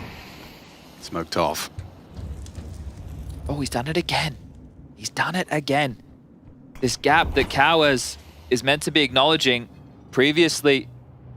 It would have slipped down. He's looking. And the window's broken. How ready is he? He looks pretty damn ready. Oh, needed that one. That's big for the MongolZ. Taking down Techno. No longer any rats in the system. Smoke towards main. Blitz gets that one thrown out. Big Uzera warehouse. He's going to be... Oh, he has support. Cowers, I like that move. Big Uzera still holding the cross. It's 910 though. He has the AWP versus the rifle on this peak. Blitz. Oh, overlooking it completely. Cowers and Big Uzera come alive. It's Senzu with a double back, but it's in a 1v3. An ace clutch demanded of Senzu, or Pain will find a 3rd consecutive. Pushing round. Being loud. Jump spot from Lux. Not a great weapon for the job. Take a plan. Well, he's close now. That shotgun actually is perfect. He is just going to pump him full of lead as Pain Gaming are just a couple of rounds away from forcing us to a 3rd. Feels like they've taken control. With that loss bonus we just discussed, it's only 2,400. MongolZ might have to concede 12 before they buy back in with something threatening. I'm just taking a look. Blitz has gone AK. Blitz has gone AK and there's lighter investments. I don't know if it'll be all in from everybody. It might just be, yeah, it's not. So it's Blitz with an AK, the rest with lighter upgrades. So they will be able to buy to defend their honor. But Blitz, how much can you get out of this AK-47? I guess in a dream world, you get enough done to, well, obviously win the round, but if not, get the bomb down.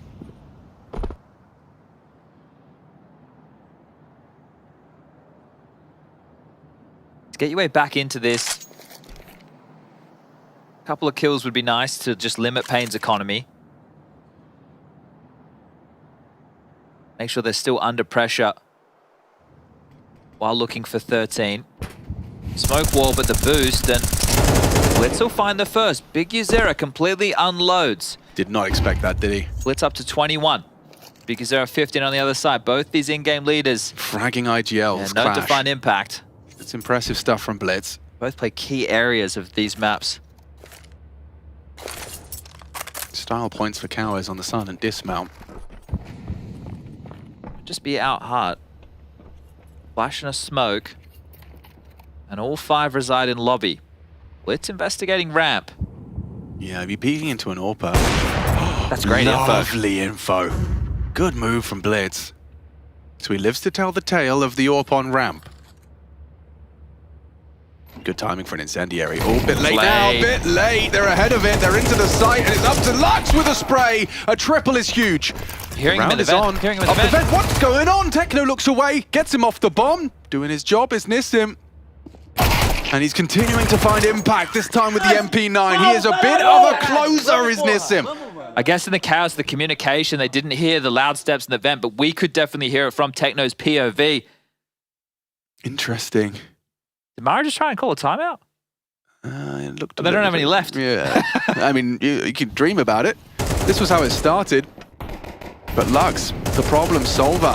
A lovely multi-kill, controlling his spray for 3. Yeah, this was a weird turn of events for Techno, or turn of the back, as Nissim closed out. Well, think about the impact that Lux has had in this game, Alex. That's a bailout multi-kill. You also had 2 clutches in the first half. Yeah, this is Lux's map. Hard fought for, and that's an opener. Oh, who else but Lux? 22 and counting, as they want Inferno. They're not going to bow out of the Copenhagen Major without a fight, and this is one hell of a fight, put down by Pay. Mongols will feel like they had some opportunities here, squandered them. 9-10, running into Cowards, a clean headshot to confirm it.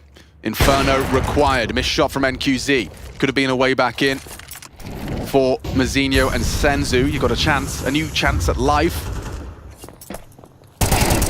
Ooh, and not anymore. Nissim, good for it. And Senzu, what are you supposed to do? He's running into his demise. A nice angle from Cowards, the very same angle that worked onto 9-10. And we're off to a third. Pain Gaming to keep their head above water. Yeah, well done from Pain Gaming. In this second half, it's the conversation about winning on the lower buys. The round where Big Uzera got the opening kill with the 5-7 through the smoke. It was multiple players up in the rafters, and not out of their seats are the Mongols. Probably shell-shocked from losing that one. You also have to reflect earlier in the half. They won the pistol, they lose to Big Uzera's multiple scout kills. Oh yeah, man, that second round. And yeah, I think at this point, I think both teams are going to be kind of trying to put their brains back together again for map 3, because that was a very bizarre nuke.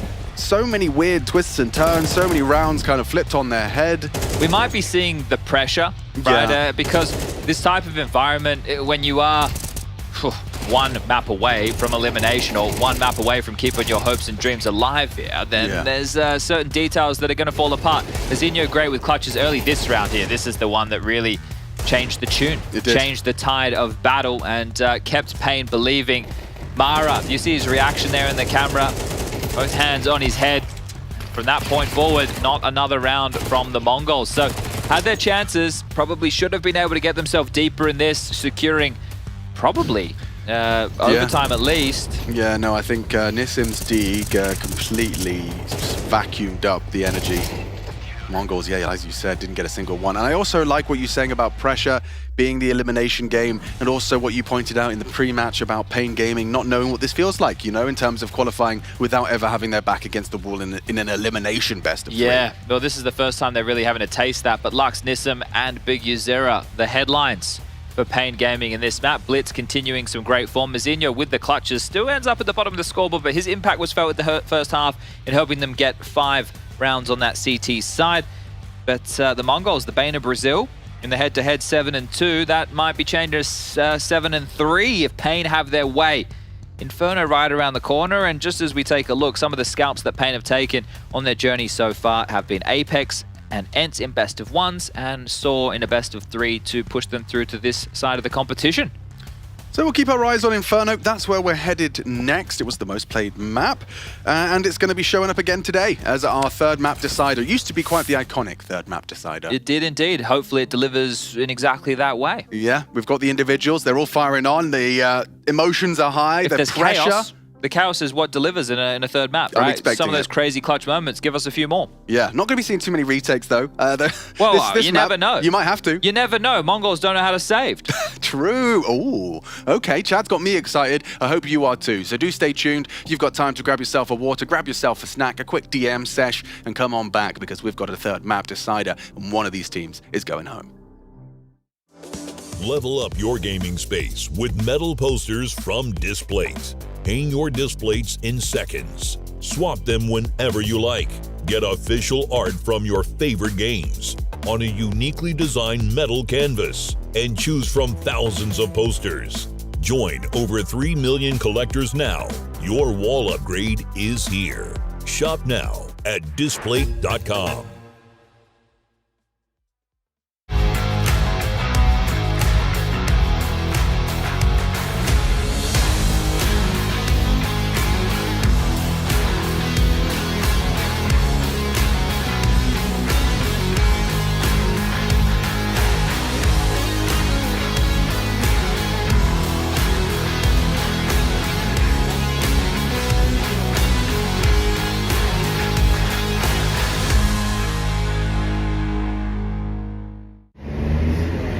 What's popular, it's loud.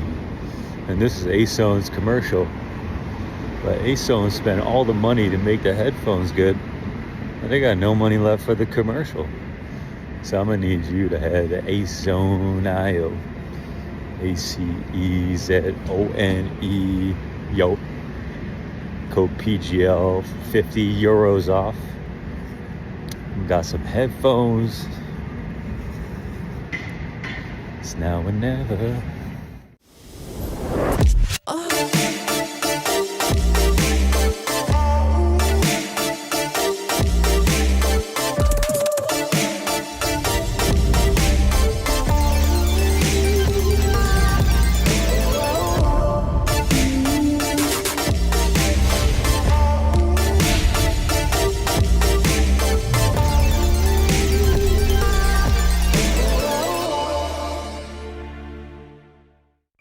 Pain Game are coming in to the PGL Major Copenhagen. I've got Big Uzera with me here, and I want to just look at what's been going on with Pain, because you've been there for the whole ride, you've been there on this whole journey, and you've been rebuilding Pain slowly, piece by piece. But doing so well at the Americas RMR is great, but you almost didn't make it through the South American qualifier. So what has this wild ride of emotions been like for you? Yeah, it has been a lot. We changed everything in the team. I think we put young talents in Brazil that we bring, and I think that this kind of things is nothing just in the moment, in the future as well. Yeah. So I think this kind of choice is good for us, because in the first try to go to the major, we did. So I think we are in the right way. Talk to me about going through the South American closed qualifier though, where you may have not made it to the RMR, yeah? Then you get to the RMR and you seem to make a big improvement, or did you feel like there was a change in the team? What happened to make you play better at the RMR? I don't know. I think when I play like in big events and this kind of things, I can keep my emotions, my mental, and help a lot my team. I think I'm good. I'm better in good and big events that playing at home. I think at home I'm just give some calls and not the emotions as well. And I think this kind of things helps a lot. So being on land, not being at home, that's a positive side for you. That's where you can do some more damage. I also just want to look at the games at the RMR, right? You lost to Imperial, but you didn't have a chance. They took you guys down pretty heavily. But then you also played worse than when you played them before that, because you played them again at the closed qualifier. Why is Imperial such a tough team for you guys? Right now, I think they are so confident to play, and almost everything that they do is like working. And even if they don't have like the right choice, but goes for them, you know. Yeah. So it's difficult to play against them right now because they're at a level of confidence like so high.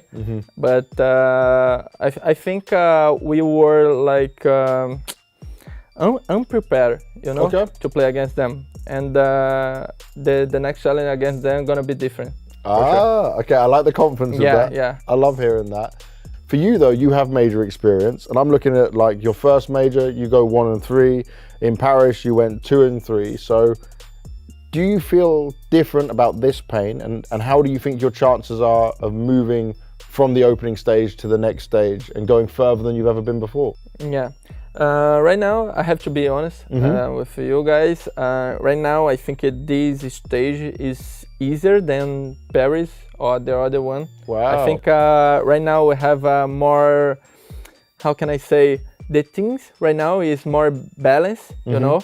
I think have a lot of things in the same level, because a lot of new players going to the major as well. Young guys, yeah. In Paris, the second match was against FaZe. Yeah, not ideal. Yeah. So it's quite different. But right now, I think the things that you know is so similar. So you feel like there's more of a chance this time? We have more chance. Good luck going into the major. Thank you very much for all the insight, my man. Thank you, guys.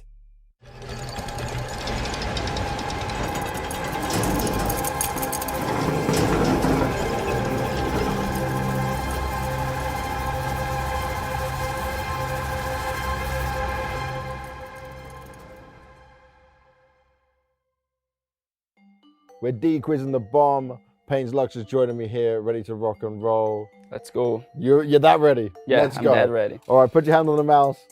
Press the yellow button in the middle. The time's ticking. What is the capable damage of a Molotov after the first 3 seconds? I guess it's 8. I don't know. Which player from Canada considered ranking in the top 20 from its twists? How many CS majors have there been so far? I guess this one is the 19 or 19 this. Oh, who was the top ranked player in 2018? Simple. Who was the top ranked CSGO player in 2022? Simple again. The GOAT. What is the bonus for winning in Eco round? In Eco round, it's gonna be. Yeah, I'm ready. Who is the only player from Sonia to Hops? And I won. Boom! Done! Let's go. No pressure. No pressure at all. Confidence. There you go. Easy. You gonna take that confidence into the major?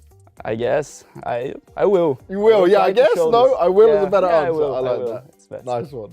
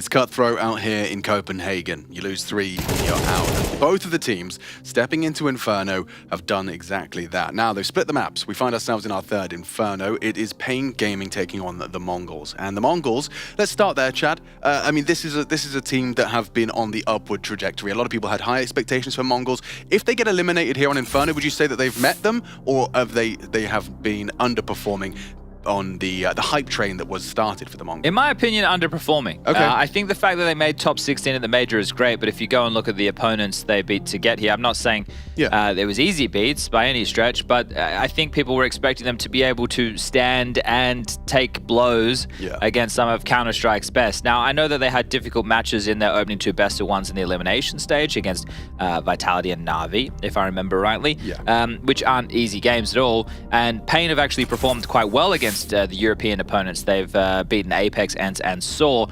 So look, when you're matching these two up, I think that the type of results I would be expecting from Mongols is the type of results that Saw have gotten. Yeah, fair enough. Well, and that Pain have gotten. Yeah, but taking down Saw. Well, you think about that as well, and you combine it with what you've been dropping about the historical success Techno and Blitz have had against Brazilian opponents. That all points towards Mongols taking Inferno and running with it, but I'm not sure after watching Nuke. Nuke was such a weird, but such Mirage, a weird they let game. them back in. Yeah, Nuke was funky. I think. Not in like a disco way. No, in like a stanky way. You left something in the fridge for a little bit too long. Yeah. There were so many clutches in that game. Mazinho with 2 back-to-back. Lux with 2. Low by round wins thanks to Big U0 opening impact. Nissim's Deeg. Yeah, so there's a couple of moments there which I think both of these teams in reflection are going to go back and regret. But then you have to remember, we put this under the spotlight, under the microscope of this being a major, this being the top 16, these being 2 teams that maybe or maybe not many would have expected to have gone this far in the first place, and then the pressure of being eliminated, which is something that Pain are feeling for the first time. And we're about to get this one underway. It is going to be the Mongols with the T side start. Pain to defend their honor on the CT side of Inferno, and pistol rounds, more often than not, have fallen in the favor of the Mongols. See if they can pick up another one. They have been heavy into Kevlar pistols as opposed to util, and that's the same again here. Yeah, it's been having pretty good consistent success rate. And Nissim has been a nuisance. Just perpetually. Seems like he's always in the right place or getting the right info. Calculated risks. Nissim, very proficient. An interesting setup for Pain. They are leaning and gambling heavily towards A. You have one spotting in Nissim towards by the apartment side, with 3 ready to spring into action. Well, they've just cleared out top banana almost fully, and now regrouping. There's going to be a fight on mid. Yeah, they're going to double peek. Held by 910. Ooh, warning shots connected. And QZ are the one to leave with the scalp, though. Techno watching from the sidelines as a flank from Mazinho. Bye. Nissim taps him. And now heading in towards B, but the rotation's ahead of it. Big Uzera's got there. Some backup dual Berettas for Lux. Getting run out. Needed something, gets nothing. Empty-handed on that one. It's Big Uzera. He's making a round out of this after all. It's only 9-10. That double kill didn't seem like it was a guarantee by any stretch. Big Uzera makes it look easy. 30 seconds for 9-10 to cook up a clutch.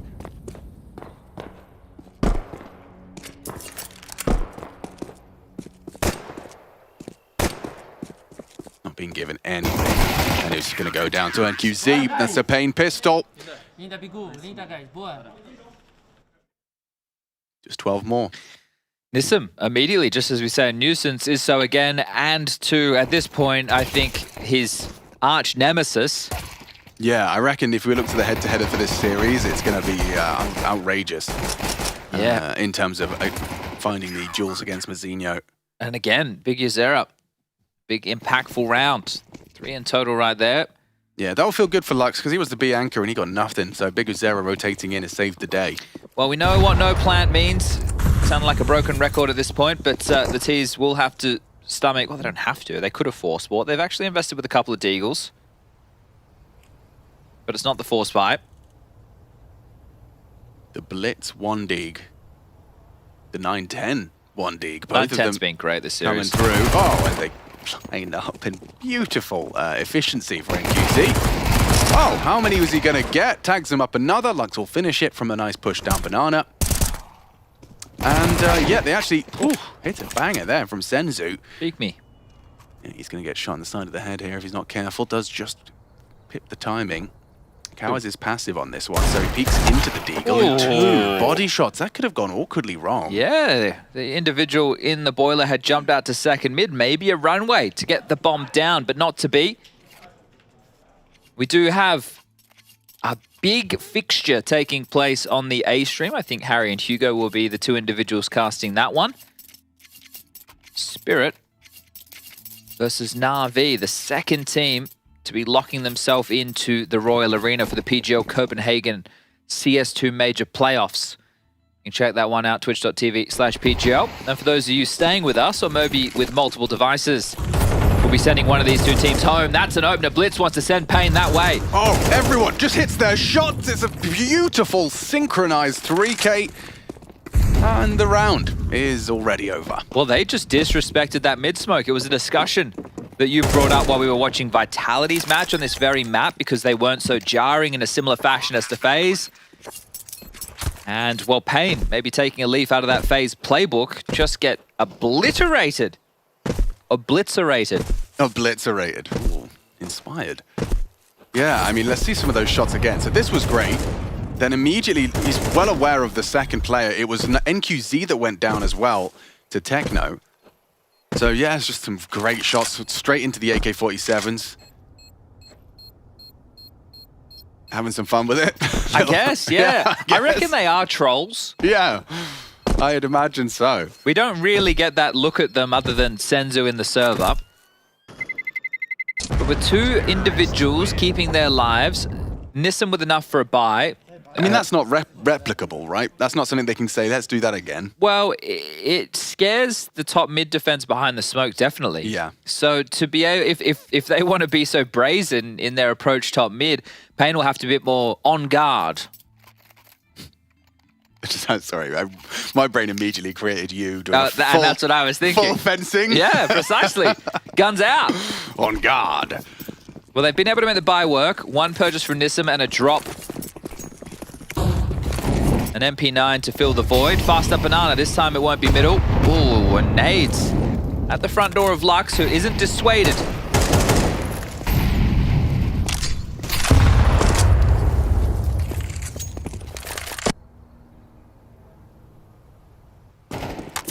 Similar scenes to the pistol for Grace top middle.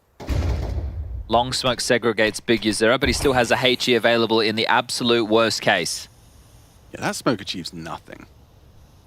I mean, sure, maybe removes Big Uzera, but he's got 3 teammates with vision. He could just hold his HE and throw it out.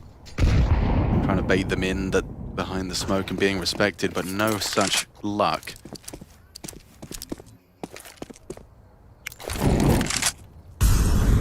No one springing into action to punish Blitz, pulling out the Molotov. And Blitz is just going to go down to NQZ with no info. Empty-handed this time on mid. Zinho quick to try and address the apartment gap, quickly smoked by NQZ. Good awareness. And cancel immediately. You're not going through the grey screen. You got 35 seconds, Chad. Yeah, this is going to be a very rough finish. At least there's a rotation point called back to B and an individual in the library of Nissim. So if they try and brute force up short, it's a difficult crossfire still, 20 seconds, Smoke but there is motor. a chance. Yeah, so Nissim can't contribute immediately. He can just try and push through. Throws out smoke of his own to do so. NQZ blind. It's a great flash. It got both of them on the site. Mazinho won. It's up to Nissim through the smoke. Double kill. He's got no bullets. They've got no time. They have to plant. Techno, what are you doing? Needs to be punching in the code. He's just got it in time. Absurdly close. Down to the wire in a 2-on-2. Nissim might have done enough instead. Retake on. Big Uzera. Long side. Lux coming up short. Senzu will hear this. Good angle for it. Separates them both. It's a Senzu. 4K in the round. An important quad kill to pick up MongolZ second. My God, by just the smallest of margins. That's a MongolZ round. Yeah, it got so dicey. I didn't think Techno had allowed enough time for the plan. He was just getting harassed throughout. That flash was fantastic. They breach in on the balcony. Completely flashed up, and then just moments from disaster. Lux not enough time to respond because he was too busy dealing with Techno, and MongolZ shows you how much that one feels. I love Nissim's resourcefulness. How often does he kind of create a situation that favors him up on the box around his smoke that he's already pushed theirs? Doesn't work out for him this time. MongolZ 2-2. Well, forced Pain into an eco. 2 players over towards B. 2 in transition. NQZ and Cowers coming over to address the problem. Techno lops off one of the first. It will just be Nissim over towards A. And at this moment, as you have top banana control and you've already found a kill, with all the util, you may as well just continue to walk on through. Coffin smokes, sight mollies, remove as many obstacles that might get in your way. Well, that's some diligent Molotovs, isn't it? The carpet of flame. So a little bit of a chance there on the NQZ USP. Hard to track. No such luck.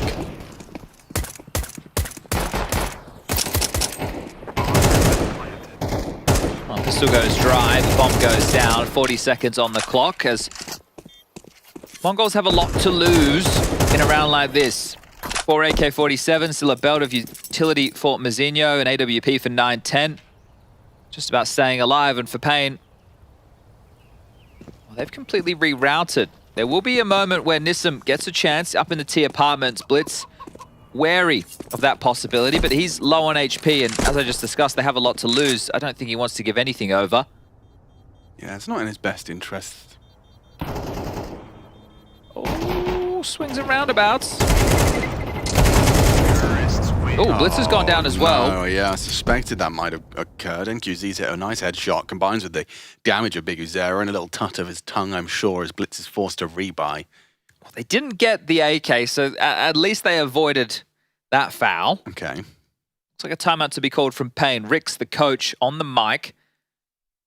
We will consider Inferno T-sided in the modern meta, so we are looking to see how many rounds Pain can avoid giving away to MongolZ on this T campaign. I only have 3 as the rifles will don the server once more. Now, rifle round with the top, with the deep mid smoke, it was just brazenly pushed through and punished. Then it was a number disadvantage late A execute as time was pressured. Oh, yeah. As Senzu fills the MongolZ with life. Yeah, they had that lovely little pop flash that caught the site player and the balcony player with 1 grenade. That's a very efficient $200 grenade. Here we go, round 6. MongolZ with the advantage for now. They're not back to the mid smoke, but a banana smoke thrown by Cowes. Big Uzera will play ahead of MongolZ constrictive utility, or restrictive. Pushing on the HE, it's perfectly timed. Techno just pulled out the Molotov. So one hell of a nicely manufactured opening for Pain. Deep smoke apartments. He can go through play that. ahead of it for sure. He can and will. Oh, and Cowes could be caught off guard by this if he starts to attend to long. How wary are they? Yeah, I don't look like NQZ is wary at all. Oh. Hello, the bait, the switch. Nissim collects a freebie. Cowes can contribute a trade, and it's good enough. Or not. Blitz, if he can find another, it gets awkward, and he's managed to isolate another. Cowes is gone. It's Lux to activate, and now 9-10 in a 1v2 that is winnable. A smoke as well. That could sow some seeds of doubt. Yeah, this is powerful. Oh, get your gun out, boy. He's going to get pushed on the smoke. There's a gap. He does hit the tag, driving by, but isolated and overthinking, pulling out his nades. Dies with a bottle in his hand. And crispy fried chicken right there. 9-10 in too many minds. Another round where, you know, they give up the opener, but it looks like MongolZ has enough to battle back in. Blitz gets caught with nades in his hands, so it's just a response time of Pain that catches MongolZ off guard in multiple occasions. 9-10 You feel if he just had the AWP out, able to take some shots as opposed to quick changing between his kit, had been able to put up a bit of resistance in that 1-on-2 post plant. An AWP drop back to 9-10, so they want to keep their sniper equipped with his primary weapon. Nissim again just operating with an MP9. We've seen him do this a fair amount. Makes sense with the position that he's playing. Deep banana smoke again. I don't think we'll see Big U0 go for the same stance, but look at this. Cowes! Yeah, that was a hyper-aggressive bedroom hold. He hasn't been rewarded with the kill. Mazinho gets away with his life. I like the willingness to harass, however. Shows the active nature of Pain. You think twice about doing that again. And you need this in a backs against the wall elimination series. Heck no. Can't play scared. He's definitely put some pressure onto Lux. Brought him low, 43. Well, this time they haven't tussled with the banana control while the util's been up. Just allowed it to subside as NQZ tries his luck with a bit of util. Tells that they are fearful of losing top mid. And they have foregone control of brackets. Just the nade dispenser in Cowes. Keeping Nissim flush with grenades. It's NQZ's re-aggression long here. This could be a timing window of opportunity for the AWP. Oh no, Blitz gets away with murder there. How is the shot just a tag? He lives on. So many bodies on his screen. Nissim in trouble. Hey, low, very low. Bait low. him in though. This is cool. This is cool. They're not going to expect this. Oh, but the silence them 4, but he's only going to get the 1, an empty-handed one for Cowes. He felt like he has good for a multi-kill there. Instead, the round will peter out into nothingness. Scavenging away the AWP is a nice compromise for Big Uzera in the face of defeat. He'll leave at least with the most expensive gun. And the only way NQZ could have it into the next, because we are in a bit of a tug of war. No team has really lost that many consecutive rounds to have a loss bonus built. So this is always going to feel worse for Pain. It's always going to leave them a little bit hot under the collar. And as far as maps and saving goes, Inferno is at the top of that list for the conversation. How many can they keep alive? Darting away from the bomb already, the Mongols. So hopefully all 4. Bomb goes off, round secure, 4-3.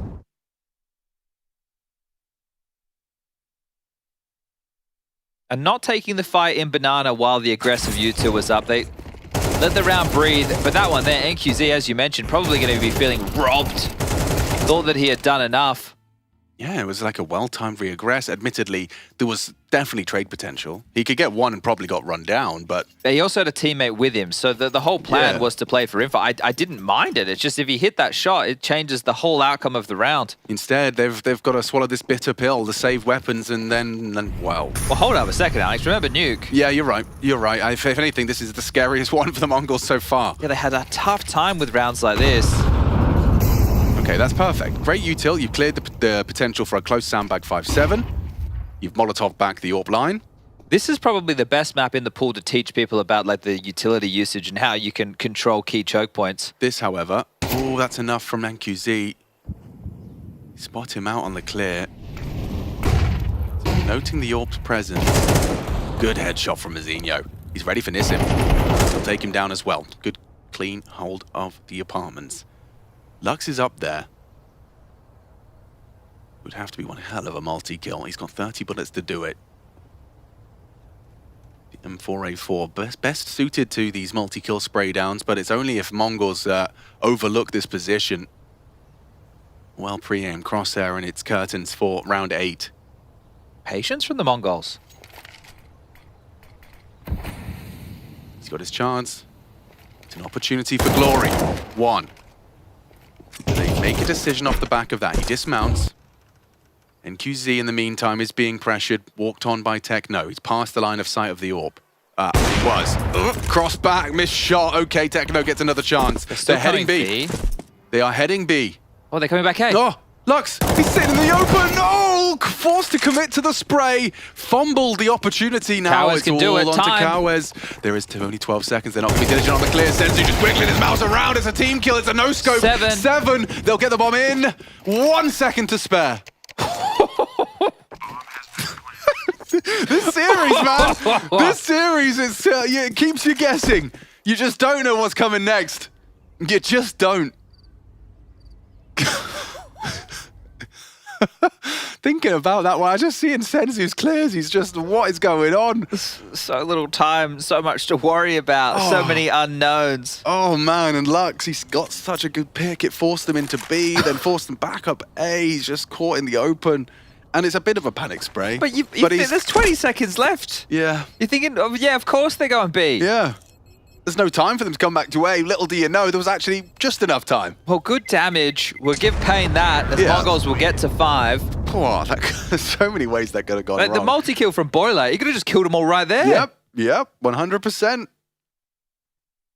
They'll take it. Thank you very much. Here it comes, Mazinho with his early finds. Get himself a nice double. Must feel nice to take down Nissim for Mazinho. Right. This was the catch on Lux, and this was the potential for the round to end. Imagine if he could transfer that through. Good team kill, I suppose, in the sense that at least they were putting bullets down range.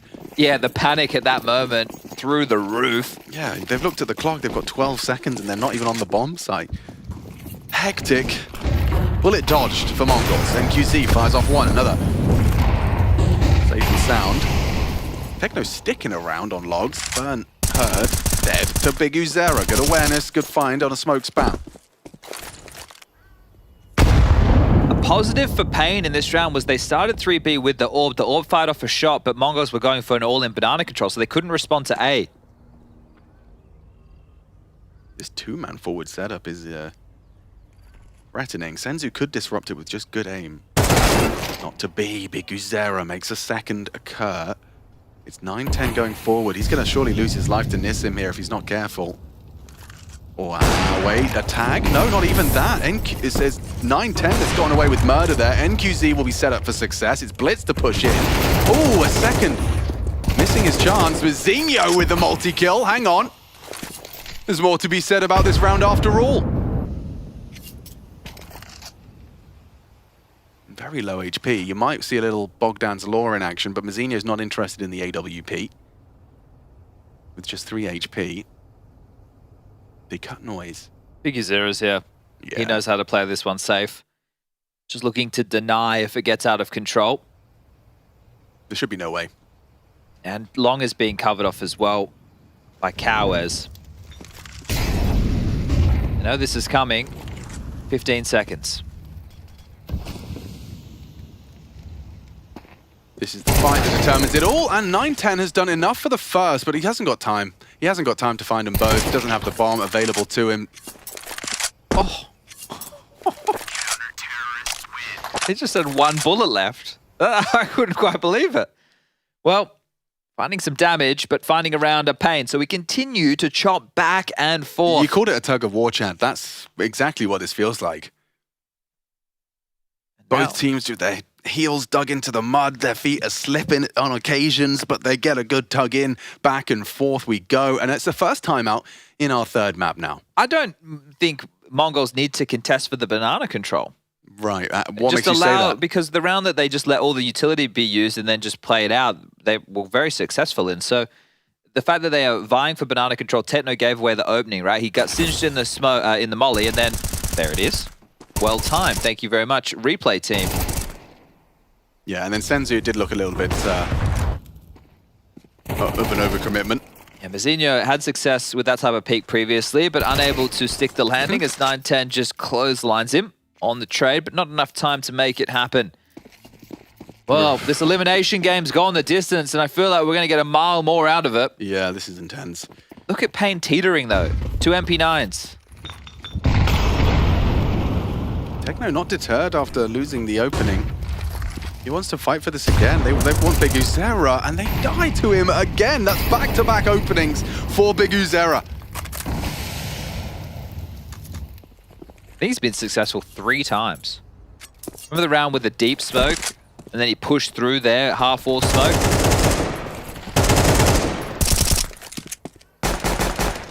Well, this would be losing the financial back and forth, and Pain would get a chance to establish. He could even win the half. MongolZ, if you can't dig yourself out of another number disadvantage scenario, you might be in a world of hurt. Everything on the line. It's Pain batting down the hatches towards A. It was 3 players porch side. There is the float of Cowes. NQZ push back under pressure. But it's the time pressure I'm going to start getting worried about. Mongols have got a bit of a taken a liking to running these rounds really down to the wire. Gonna pick behind the flash. Just off the HE, then the flash comes in. A beautiful little drive-by from Nissim, set up by NQZ. On the site, missed AWP shot. NQZ's looking a bit wobbly here. The pressure getting to him. It's good work though in the end. Pain Gaming cleaning house. It's just Blitz who is in a 1v5. I don't think there's anything more than the first. There it is. NQZ picks it up. And we will see a completely tied game. They took a timeout for that round, Mongols, and they still went towards Banana. So Big Yazira, the tone setter, able to shut down any early proceedings. Late's a different story, but again, look at the clock, 1:38. This was a great combo. The nade first, the flash to follow. And the MP9's pesky, but powerful. Good AWPing. Oh, they force warp. Ooh. It's going to be another force buy into the next round as well. So Mongols with back-to-back-to-back buys. There's plenty of utility. They've prioritized that. There's obviously a game plan in place. Letting that util be burned through, cycled through by the CTs. But if a deep banana smoke arrives, I don't know, I'm speaking too soon here because they are backing away. Not interested, would rather just play a more reactive defense on B. Because Era leaves his smoke as a little cache for Lux to just jiggle and spot. There is a window for disaster for Pain in this very moment. Sure, Lux is spotting on the jiggle and looking to block. That would all be great, but it is only a smoke. It's not a wall. Yeah. They're gonna surely have to follow through. You heard all those HEs. There's not an immediate reaction. I spoke too soon. NQZ's moving. Well, they're going back. It's only drawn one player. It's a sky-high smoke out of Blitz. Yeah, that's going to take an age to land. Well, there's a third rotation to B. Or we'll call it a second for a third man. Ooh, pressure on these two. Cowes and Nissim. Another wave of smokes. Can Mongols really pull off this force buy? It's just Tech-9s. A P250. Up against the guns, up against them all, the rifles, the orbs. And it's going to be a one and done for Cowes. Pushing onto Nissim, he thought he finished his meal. It's good onto Mazinho, and good restraint. He'll take down Blitz before 9-10 finds him, but by far away from a guarantee. Techno, watch the nade. Ooh, just low enough that the shrapnel finds him. Bomb down, 9-10, what have you got? The first, NQZ overextends. An attempted transfer, knows the pressure's coming in from both sides. They have to peak in unison to ensure that this round is Pain's. Mongols, what have you got? They've got 9-10 in the clutch in the 1v1. What have you got, Lux? He's got enough. Ice cold in the clutch is Lux. First nuke, now Inferno. He saves Pain from a red face. Oh, 9-10. This time he had the gun in hands. The second shot was beautiful. The third would have been magnificent, but Lux, 6 kills, but that one there comes with impact. 6 rounds now for Pain, as this CT side is hard fought. That was tough, wasn't it? You could see they immediately cornered 9-10, made sure he couldn't move. Molly comes in, pressure there. And this was a force buy with Tech-9s. They're still able to push it down to a one-on-one situation. But is this the end of the Mongols campaign in Copenhagen? Mara wants one more round before they head to that half. From a reverse sweep in the opening stage. The bane of Brazil, they said. Yeah, I tallied up the head-to-head between Techno and Blitz against Brazilian teams in their history, and they had played a total of 9 times. They'd only lost to Brazilian teams twice, meaning they had been on top of 7 series. This one might be added to that Brazilian tally. Pain Gaming do need to leave with a 7th. There's Galils and AKs in the mix, so well-calculated Mongols and a very threatening force buy on the Tech-9s, but let's see if this final round of the attacking side can levy an equalizer. NQZ, he goes down to half HP. Fires off a shot, or heard. This time they are responding towards A. Before it was, when the AWP was hurt Banana, it was like more of an all-in play for Banana control, so they couldn't really respond. I thought they were going to start sauntering up middle, but they've hit the brakes. Zinho's got himself into apartments. Cowers' early bedroom hold wasn't deterring him from going through the flight path. Nissim playing a tiny gap, look at that. Oh, slips off, NQZ's been spotted. Ahead of the half wall as well, that was moments of threat, but Big Uzera, the boss. 2 smokes in the sky. Cowers and Big Uzera. Flashed, tucked, eliminated, traded. Big Uzera, only the one. Humbled, Techno in pursuit of a 6 for the Mongols. They have got a man advantage committing into Nissim's sight. He is the pit anchor, and he's usually good for 1, good on the spray, but only the 1. Mizinho from apartments, good for it. Posts his 10th frag. Bomb to be planted. Lux shooting at the blood. Got a molly for Pit. That could set up NQZ. That's exactly the conversation they're having, and there is a smoke and a kit. When combined, a potent pairing. Held, though, by long range. This is where NQZ would have loved to clear with the AWP. Now a 1v3, he's gone. 6-6. Inseparable at the half. Statement round there from Techno. Great work on the Galil. You see, when they didn't fight for that Banana control and they didn't give a kill over, they were very plucky, able to secure themselves a few. But as we're tied up, Inferno definitely delivering. Neither team wanting to bow out just yet. Blitz laser focused on getting that porch kill. Great trade from Techno, necessary. And then the smokes knew that the rotation point was going to be difficult for Pain. Those little tap bursts with the Galil. Looks very nice. Good work from Techno. And I was about to start bringing up his absence. You know, as we talked about Blitz and Techno being, you know, the tenured members. Techno's finding himself a very impactful couple of kills there, puts him in joint with Senzu and 9-10. So no longer a bit sticking out in the stats. But we swap sides and we're going straight back into things. Slight change in the purchase for the Mongols. The CT pistols so far have just been Kevlar this time. Ooh. Julies for Techno. Blitz has hooked him up. Smoke and a flash as well. Senzu playing for info, jumping on the bridge spot. How much has been able to relay? Has the safe route for Pain.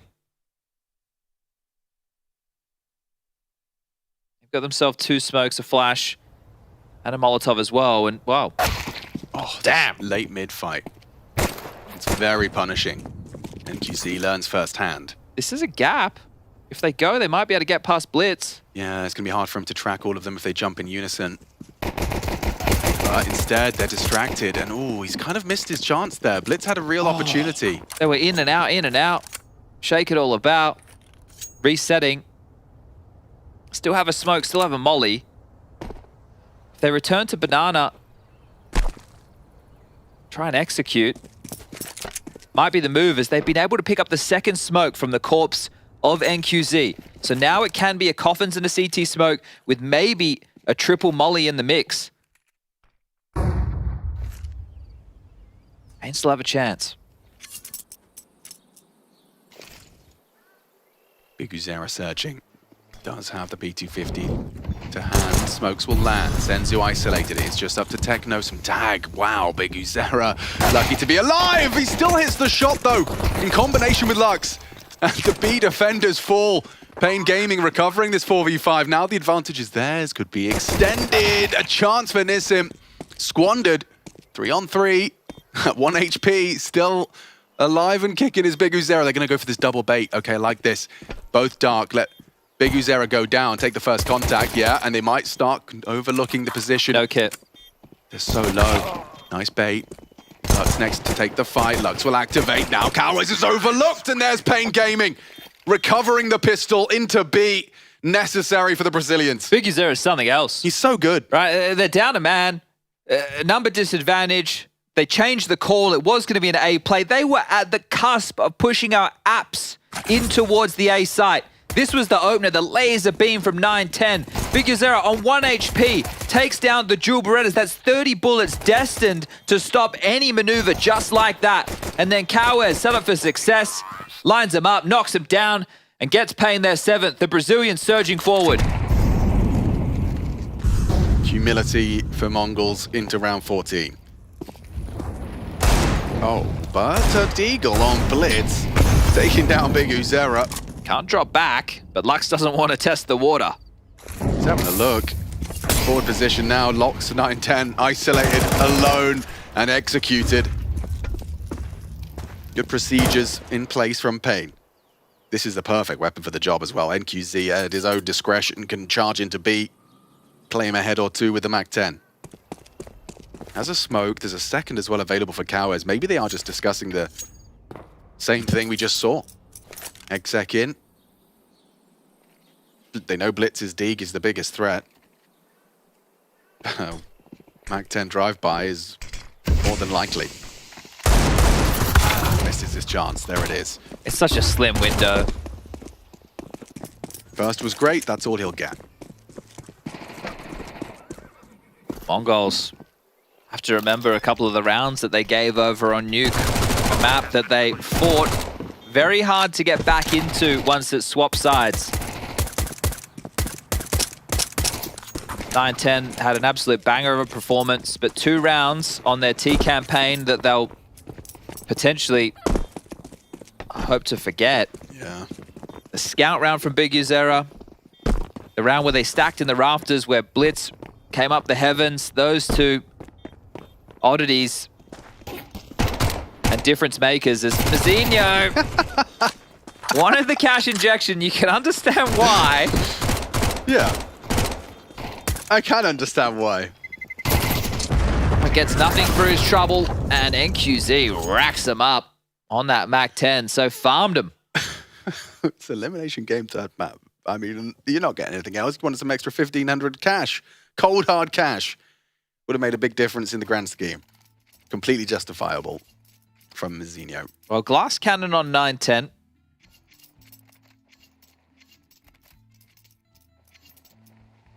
Trying to operate on a CT side gun round on Inferno with 1 incendiary. Oh dear. Have to do it the hard way. The T's, in the meantime, have got plenty of Molotovs. 1 placed towards the top, towards the old car.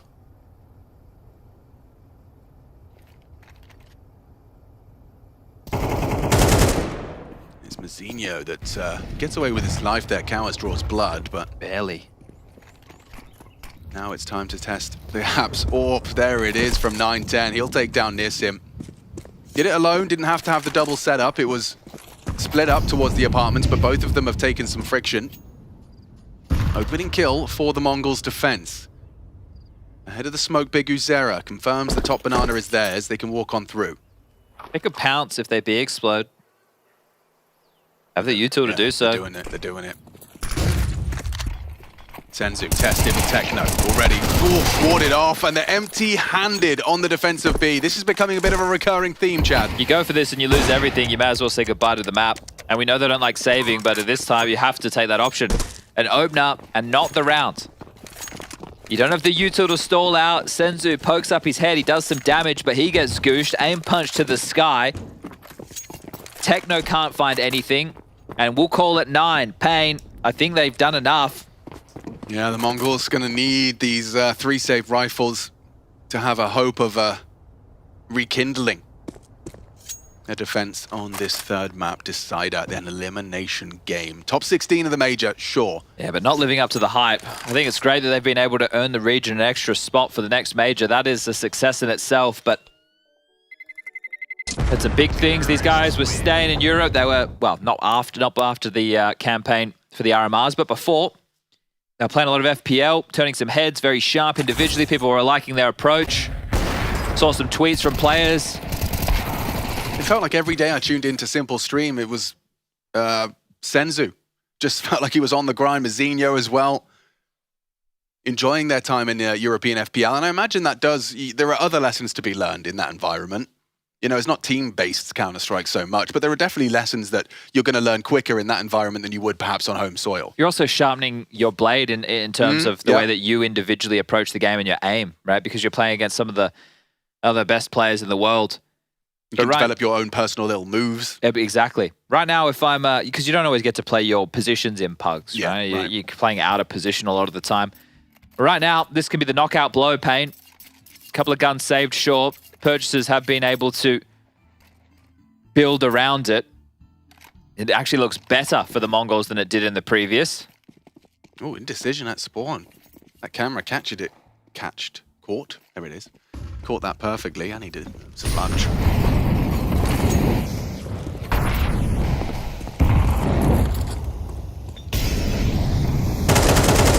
What are you cooking there, Lux? You talk about making plays, having moves. This one-man hold of top banana. He'll think twice about it as they walk up abs. 910's back is turned. He's covered by the pit player. Zinho. Oh, he's got a lot to do. A quick switch, and now catching them as they drop in combination with 910. It's 2 for 1. Blitz good for 1. Kawes down. A 910 AWP filling the feed. Survival integral for the Mongols. 910 will leave with 3. More of that is what the Mongols need. Okay, important defense. But the first of potentially many. Just 2 more needed. This MR12, it's just how quick you can have the back and forth, isn't it? To tie things up at 9-9. 9-10 has been fantastic in this series. See the elation on Mazinho, it's contagious. They have to continue in that direction. AWP towards the long side. 3 players starting towards B from the Mongols. Again, that is quite the nade. Lux's ears are ringing. Senzu takes one in exchange, but he has backed all the way out of banana. Carmolly very important to just try and retain control, and it wasn't deep enough. Senzu's seen it. Oof, another nade. But Big Yuzura, he's taken the space. And if Mongols aren't ready for this, we saw how their side defense crumbled before. Harassed. Pressured. Smokes exchanged. Oh, and spammed. Big from Senzu. Necessary. But look at the rest of the players on Pain right now. Another HE. I was going to say that they could start spreading their wings up towards middle. It did look like they were considering that. Nissim has the room. 910 has the ang. If he had a smoke, Nissim, it could be okay to Oh. If it was deeper, slightly more scary. Now look at this. It's almost the perfect line for 910 to watch.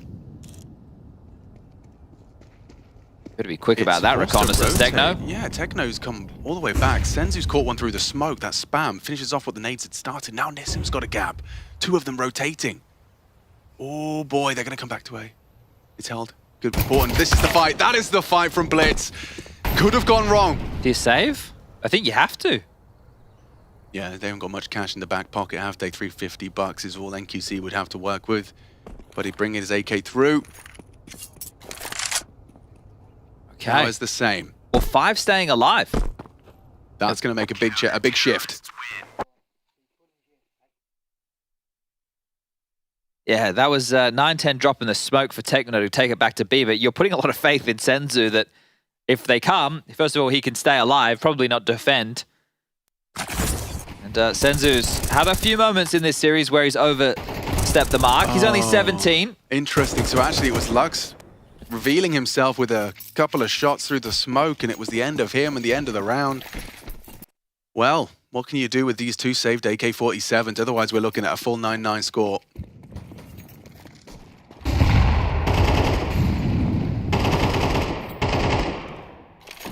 Banana control established. Has Lux got a pistol? I see a knife right now.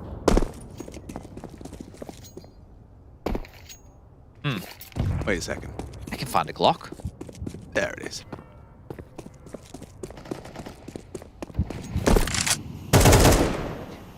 Well, they have smokes and mollies. So if they want to go back into a banana control, it's going to be precarious but possible. Big Yuzera, just with a fake step, wanting to keep the conversation at A alive. Up banana they trot. If they can get the banana control they're looking for, they can execute. Coffin's in CT smoke. Molly's in the site. Blitz rotating back. And a good bunch of U2 on Blitz to block.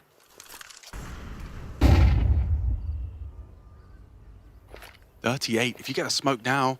If it's double Molly backside, they're in trouble. Gonna get executed upon. Blitz given a Molotov thrown by Techno. They can do this now. It would delay them. Just as their CT smoke the lands. rotation? There's rotation on its way. It's delayed. It's Senzu on his cavalry ride. Blitz, Molotov into the open angle, tracking them nicely. He racks up the double, takes down one of the rifles. It's just Gowes now, and he's gone too. Solid defense from Techno. There was definitely grounds for that to have gone wrong. There was a world where that could have gone horribly wrong for the Mongols, but they find the way, handle it well. Delaying with the U2 was on point. Good shooting from Blitz for the double.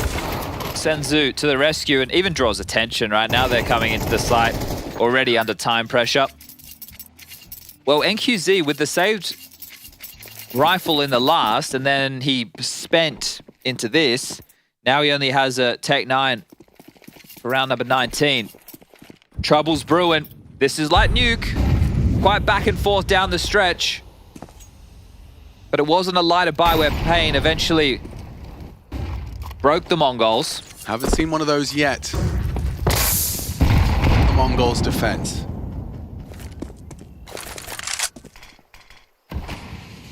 Half wall smoke, Senzu buys time.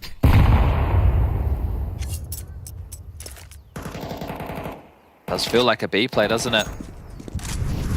Got the indication of one.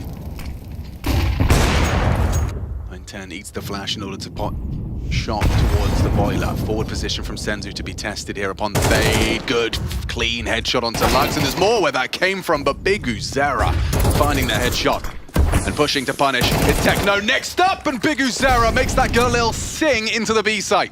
Mongols, what can you do? With a find onto the lurk early, that might persuade them. Nope, tell a lie, tell a lie. Good to see Mongols showing restraint on the retakes. You talked about it. Not something that, If they go for it through Banana, I don't mind it. They're giving it a look. They've got kits. They have residual This must be one cash. hell of a flash. It could catch Nissim. It does. Clear. Blitz. Oh, he didn't get ready for it. Instead, it's two, putting their head in the vice. 910's got to get out of there with his AWP, and it's paying to find 10 first. Everything was there for the potential. Nissim blind, but good restraint. Just the tip of his head visible above the sandbags. Wasn't easy to spot. And maybe it was a moment too early. Yeah. It did look like it, because it was full flash, but vision restored by the time Blitz had him on his screen. There is money available for Mongols to try and respond with a 10th of their own, but there he is, the hero of Pain. He's got a middle name, and I think it's Impact. Biguzera. Whenever they need something, he provides. Here he comes. Watch this. This is up against an AK. Bang. See you later. Just keeps going. Getting the second as well. Good awareness from Mazinho, but this is where the round was ended. Nissim. Yeah. Yeah, he did have the vision just about. Definitely wore off. Kill feed icon can be deceptive. Smoke off the rip, halfway up Banana. And they're pushing straight through it. Ooh, Biguzera, he's cooking. Might play with the internal timings that Techno's got in his head. 910 flashed off the line. On the re-clear. A very powerful angle for the AWP. And a cut of noise. Instead, they're actually going to start with a bit of an A tickle. Util long. Two walking up mid. 910 looks away, and it's Lux that gets across. So pressure on both fronts. Ooh, good nade. Right down the gullet of Lux.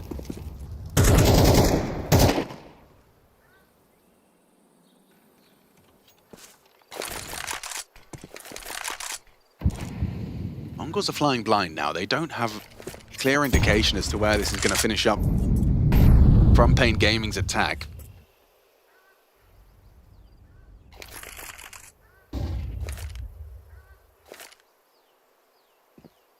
.30 seconds. Yeah, and another smoke lands. That really Gonna feel like the B option is off the table. A third player has They block rotated. now. A is open if they can get past Mazinho. If he blocks now. Here they come. Good work from Senzu. And Mazinho can finish him off. It's not necessary. All Senzu for the Mongols. A triple and the round is done. Just as easy as that. Convincing. You can understand what Big Azera is calling, because they've put so much pressure on B in a few of these rounds that you're hoping they're so skittish. As soon as it feels like a B rotate, your pit players are doubting the fact that it's going to be A. They won't come here. They've been winning the rounds on the other side of the map, but they stuck to their guns, and that shows some faith from Mazinho and Senzu. And Senzu, the hero, who I think has been a little bit of a weakness over towards that B bomb site.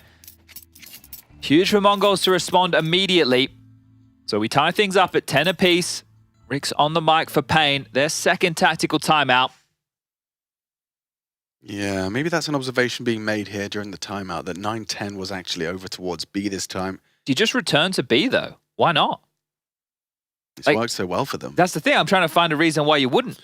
Yeah, I mean, can you count on Big Uzera to find such impact every time? Probably not. But I don't know if you have to if you execute proficiently. Yeah, you're right. 10-10, ladies and gentlemen, in the third map. Making the top 16, both Pain and Mongols, with an achievement in itself. However, they find themselves here up against the ropes. A battle for survival. These next coming rounds, the determining factor, it is just going to be those two AK-47s. NQZ and Lux. Hoping he's given a gift of something, an overextension. To be the case. Feels like we're due one of these rounds though, doesn't it? A key to success for Pain on Nuke. Yeah, you have to walk that fine line between not playing too scared against buys like this and rounds like this without giving up and throwing away a rifle or an early pick. They've got full apps control.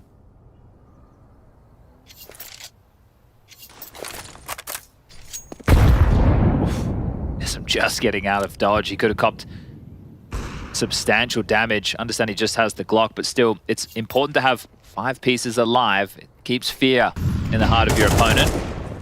Blitz with a defensive flash. Senzu tucked into trash. A long rotation from Blitz around. And Molly, does Senzu take a peek? Yes, he does, and he catches 2. Only can get 1 kill, however. Yeah, he'd have liked a lot more. There's definitely more up for debate there. Blitz concedes long. Rifle recovered. Nissim probably want to give that to someone a bit more health. Big Azera's already moving. No opportunity to do that. They're wrapping in. Is there a way this goes wrong? Before 9-10 misses his shot. Bombs across. They spot the bomb. Oh no! He's team killed his leader! Mazinho shoots out Blitz. Then he goes down to NQZ. You said we were due one, Chad, but that is absolutely abhorrent. That is a calamity. Oh, not like that. What a round to lose. Oh, put it in slow-mo. That is disastrous for the Mongols. Just 2 rifles. It was pistols. Glocks. Like, we're talking Glocks. That has to be the one that breaks the camel's back. How can it not be? How can it not be? We have to watch that one again. It was such a leaky boat. The was. AWP misses on Arch, so then there's a massive gap that's established. Allowing the player to just jump across in front of you on porch side. Oh my gosh, Mazinho. Miserable. He's not going to be happy with that one. Absolutely miserable. And Pain, you can see them just kind of adjusting in their seats. They are well aware of what that round means in the grand scheme, in this battle for survival. Glocks, Chad, Glocks. The type of round, look at this. Like, is Mazinho even commenting that he's passed? Because, I don't know. Yeah, I mean, Blitz maybe had to start going wide as soon as he got across, but even then. And because you had to worry about the long wrap as well. Yeah, you did, because of the missed AWP shot. You were just put in a box. Oh boy, Mongols, it has to be now. You lose this one, you're out of Copenhagen in the next. Big Uzera doing what Big Uzera does best. Pulling out your nade Senzu, put him away. And Pain will tuck Mongols in tight with this one. The round's done already. 1 minute 25 on the clock. It's all for naught. That's about to be shaved in half thanks to the bomb plant and the rest. Mozinho and 9-10. Their objective changes. Well, the net's already out. Yeah, look at this from Nissim. 9-10. You're in trouble. Mozinho and 9-10 going to try and hold on to their honor. You'd start hunting. If I'm Big Azura right now, I'm calling my players into position, and Nissim's got the info. No! Ooh, 9-10 put low. Holding on to these. Must hold on to these. Cower's up next. Time is ticking. 9-10 draws the line in the sand. You can't go any further than that. It looks like he's going to be a dead man, Cowes. If he goes even an inch further, barrel would be spotted. Swings round. 9-10 hits his shot. Ooh, those were necessary to even have a conversation about this next round of play. Well, that secured them a full buy. The guns can be dropped. Senzu can buy himself. Everybody can have a rifle right now for the Mongols, but this could be it. Pain. The proficiency through these lower buys. The errors that you have forced the Mongols into. The tenacity that you have shown to turn this around.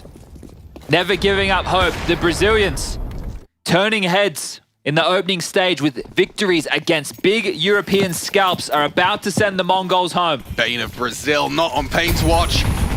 9-10 cut in half. Forward position for Lux, forced by the flame. Into the smoke, not going to go too far, not going to overcook it. There is a smoke if he wanted to investigate. And top banana has been conceded, as has the opening. Blitz now forced to watch. Hand off the mouse and keyboard. As his dream of surpassing the top 16, of surviving into the playoffs, this elimination stage, proving too much for the Mongols to handle. The B finish looking like punishment. It'll just be Techno, as highlighted. 9-10 getting on his horse and riding away. 3 players on the wrong side. Oh, there's gaps everywhere. This is another nice catch from Nissim. He's going to be cleared. Good idea of Senzu's position. Oh, the shadow. Big find. Equalize. Techno. Trying to find a safe haven. There's bullets, there's flames, there's bodies. He still finds one. Big Uzera down. It's Lux as well to fall to the headshot, but they're into the site now. B-Dot gone. They're pushing, and they're running straight to their demise. NQZ onto Senzu. It's a one-on-one, and none other than Mozinho to save the Mongols. 9 bullets in the mag for NQZ. He's wrapping. Mozinho's already passed.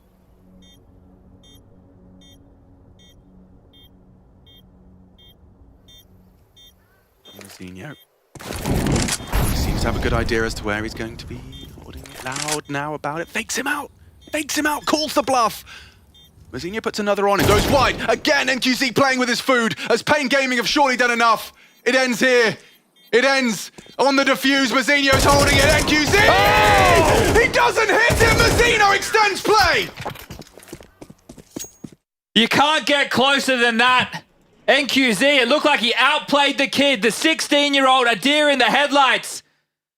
Pulled him off twice, but couldn't hit the shot. Oh my God, how do those bullets not connect? I'm sure he's flustered. The pressure of the moment. Slow this one down. 7 bullets, what is going on? Jeez, just had to tap it in. Just had to tap it in. God, no, the face, the disbelief. Mongols have been given a lifeline. And only just. We're back into play. We're back underway.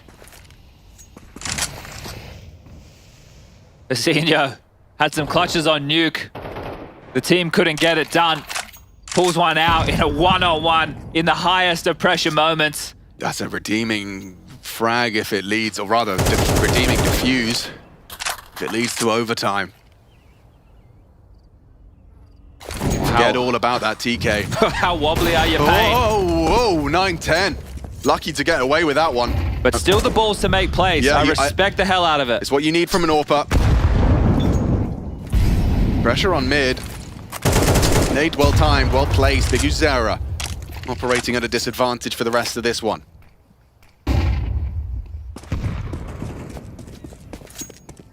Nobody in Banana resides for Pain. They've called 9-10's AWP over. Are they going to play it passively? Are they expecting another B execute? because if they don't try and take space with it, they've only got 2 players to defend the A site. 9-10 tucking in passively. Looks like Big Zero wants to sell a fake. He's going to keep 3 people planted. Suspiciously quiet after the util, though. Zinho having to be the hero again. He's just blocked in time. Blitz coming over to help. The leader and his young gun. Zinho did it once. Blitz, under pressure, scrutiny. They know where they both are. They're going to isolate them, just rushing them. 4 bodies swinging through the site. There's nothing for Blitz. There's nothing, only the one for Mazinho. Couple of seconds to spare as the bomb goes in. Senzu next to fall. It seems Pain have done enough to extend play and see another day in Copenhagen. The Mongols, 9-10 and Techno clearing through. Will find the one onto Lux, but another impossible retake ahead of them. Nissim wrapping. Pain Gaming sending the Mongols home. 9-10 onto NQZ. A clear, a frag, perhaps not, perhaps not. They're on the defuse, it needs to be covered. Techno not looking, defusing, and overtime secured! Can you believe it? Twice, right under their nose! Diffuser saved the Mongols and we go to overtime! Unbelievable! How have they gotten away with that retake? Look at that, this is gonna break Pain psychologically. 2 defuses, 2 near certain conversions denied by the defuse. How do they win this? How do they win this? That shot from 9-10, Techno on the clear. He had 9 bullets in the mag and this one as well from Nissim. He knows he's on the defuse, rounds the corner, look at the time! 12-12, we go OT. The hardest side to get the retakes. The Mongols have pulled it off. Immediately hit that panic button. You've got cash to splash. You've got a second chance, and Senzu reveals it with a frag onto Lux. 9-10 a forward position. 1 man here in Cowes. Into the apartments. Blitz is checking this possibility, and he's gotten away with it. Cowes noted. 9-10 can be aware of this, and a free frag into the back.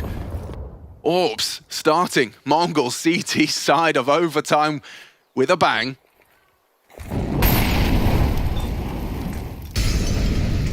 If there's no flash, Senzu hits this one. White screen, pulls the trigger, rushing in, finding their window. Techno solid on the spray. And leaping third to really finish it off with style. Getting Deckers with it at the end there. They found some confidence. Those back-to-back miracle rounds. Mazinho first. Miracle is the word. That is the word. And this is the thing. I know you don't want to burn your time out if you're Pain, but you think about the 2 rounds you just lost. You've got to wipe it away. You've got to wipe it away immediately. These are young players as well. If I'm the coach of Pain and I see the body language of my boys head in hands as we go OT, you've got to pull the lever immediately. Well, they haven't, and they haven't in consecutive. Take Mongols, the timeout. They get to run with this momentum. Not even a conversation. How are we going to approach the double orbs? Not even that, Alex. Just taking a breath. Yeah. Okay, that's a difference. That's Techno. Getting Aggie, and Lux will slap him down. This is one way to fix the dialogue. Win a round. Yeah. Still have to get past the double AWPs. Inferno, 3rd map decided, delivering. And 9-10 hoping to do the same. Ooh, not far off the mark. Hard to spot. Util sailing through the sky. Long obscured. Brackets taken. Got 60 seconds to piece this together. You've got the man advantage. You don't have banana. Senzu, the solo player there, so they've got all their pieces in the right place. 3 of them here to defend. Good. Well-timed incendiary there. Blitz will delay them. Nobody threw apps. 9-10's in a power position. He should be good for 1 here. Pain. Have to Trying go to get situated for this overtime. Here they go. Good shot from 9-10. Takes down NQZ. It's a 4-on-4 now. Comes his util, Mazinho on the side, good for one, taking down BigUzera, Blitz builds upon it, it's looking fantastic, only Nissim with 15 seconds left, there's no way he can convert this one, a no-scope for good measure. He's out of his chair as Mazinho. He can't quite believe they're still playing. I don't think anyone can quite believe they're still playing. NQZ will not be able to sleep. Oh my God, I'm still thinking about it. Of course he is. Can we do a timeout now? That doesn't look like it. Okay, Pain, really, they are just asking for it. Someone let Rix know that he gets one. Yeah, maybe he doesn't even know. Unbelievable scenes right now for the Mongols. They might be clean sweeping this CT side. And well, they have a boon, Alex. Pain. They're not having financial troubles, because that's where they win their biggest rounds. Yeah, you're right. They got too much cash. That's the problem. And, well, Senzu down early. It was Techno, but that didn't seem to matter. Can they recover another 4v5? Techno down to Lux. This is necessary. Pain need a T round. They need one. Brave from Blitz, but he's really in trouble now. Swings out, gets one. Surely a dead man. Lux secures it. Rotation cut off. And Pain will leave their T side of OT with at least one.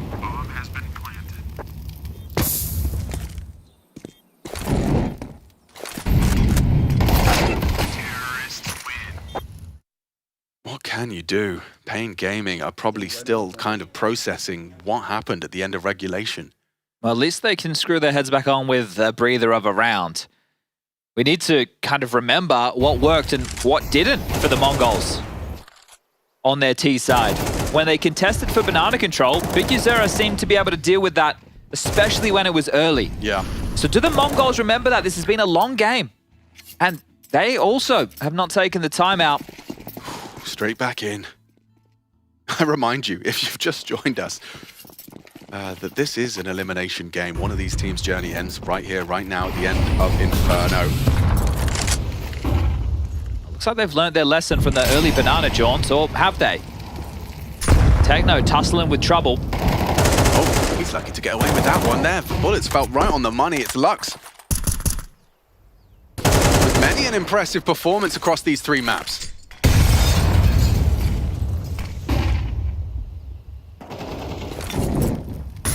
Mazinho combining with his squad for the seizing of mid-control.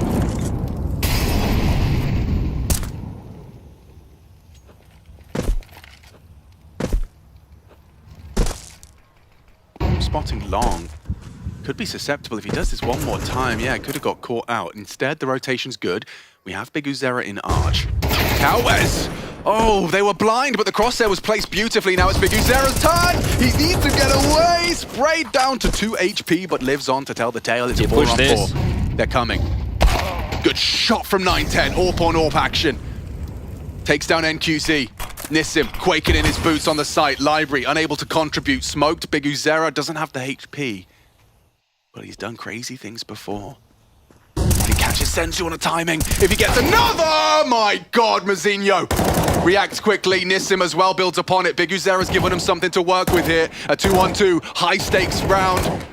910 posted, baits the shot, great awareness, 1v1. Nissim, have you got more impact? It's 910 up against him, and he will close it out. 15 secured for the Mongols. High intensity Counter-Strike right now, back and forth on the trades, and BigUzera almost finding them a kill through the smoke. That would have been insane, but 15 secure. Mongols just need one more. How the hell have we gotten here? And there's the Pain timeout.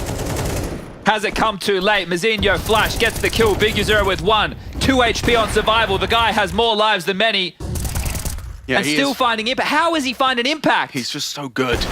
Oh, and it's the elbow that gives Nissim away.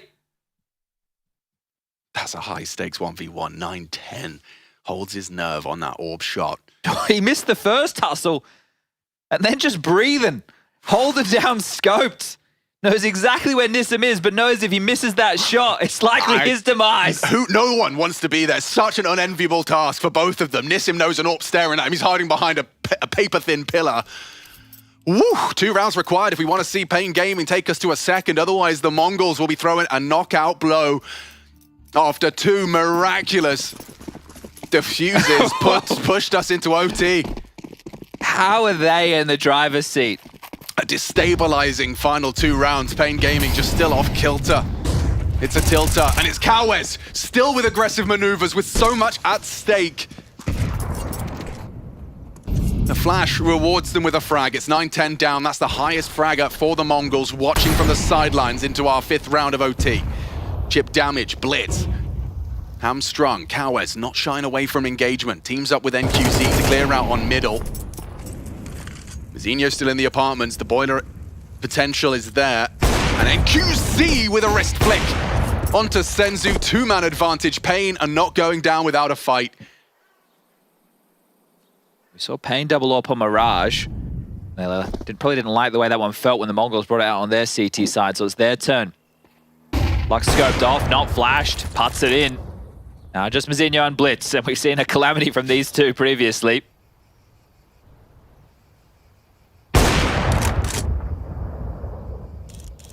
Getting past the orb. I'll say the same for Blitz. Onto Cowes' frag, and yeah, that's going to be NQZ securing it. A clean one. And the double orbs seems to be a nice remedy when the cash is flush in OT. Well, you just had Pain take their time out, and if you're Mara, you could take theirs, and they have done. And why not? You get one every set of OT.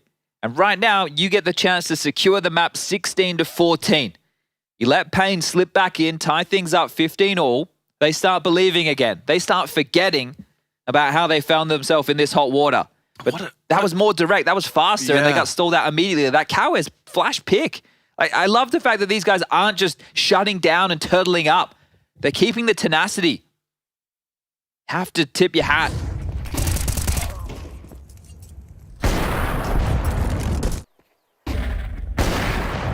Now, the conversation's an interesting one because you've just had 30 seconds. Both teams have had 30 seconds to take stock of the unbelievably highest pressure round they'll have played. This is it. You win, you knock out Pain. If Pain win, we go again. Take the source out of it. That would be what my comms if I was Mara. Slow it down. Every time we seem to go fast, we... Careful, Lux. Give away an opener.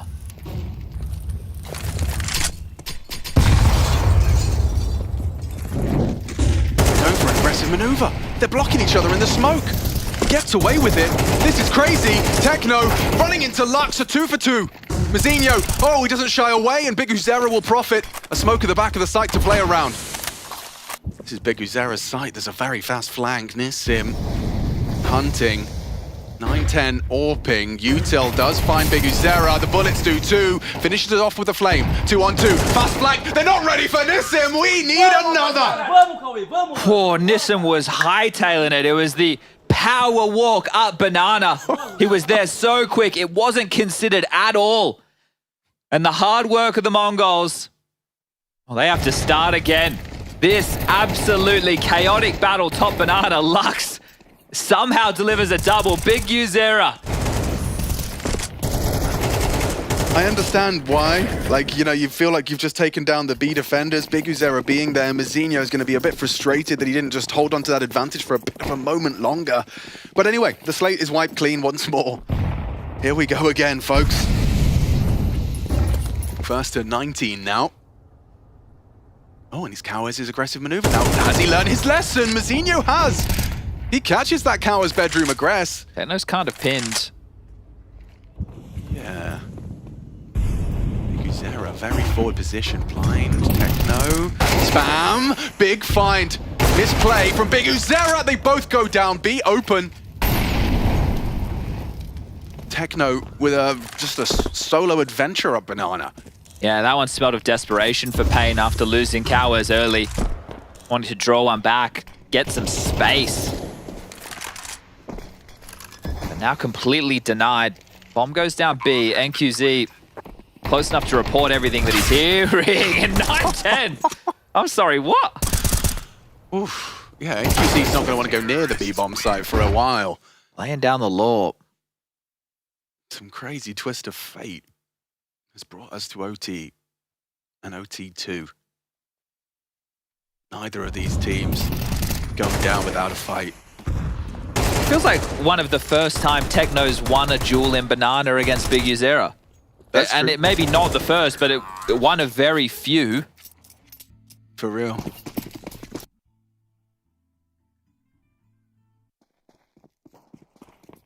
Spirit versus Na'Vi game might be done before we're even finished. We've still got another series.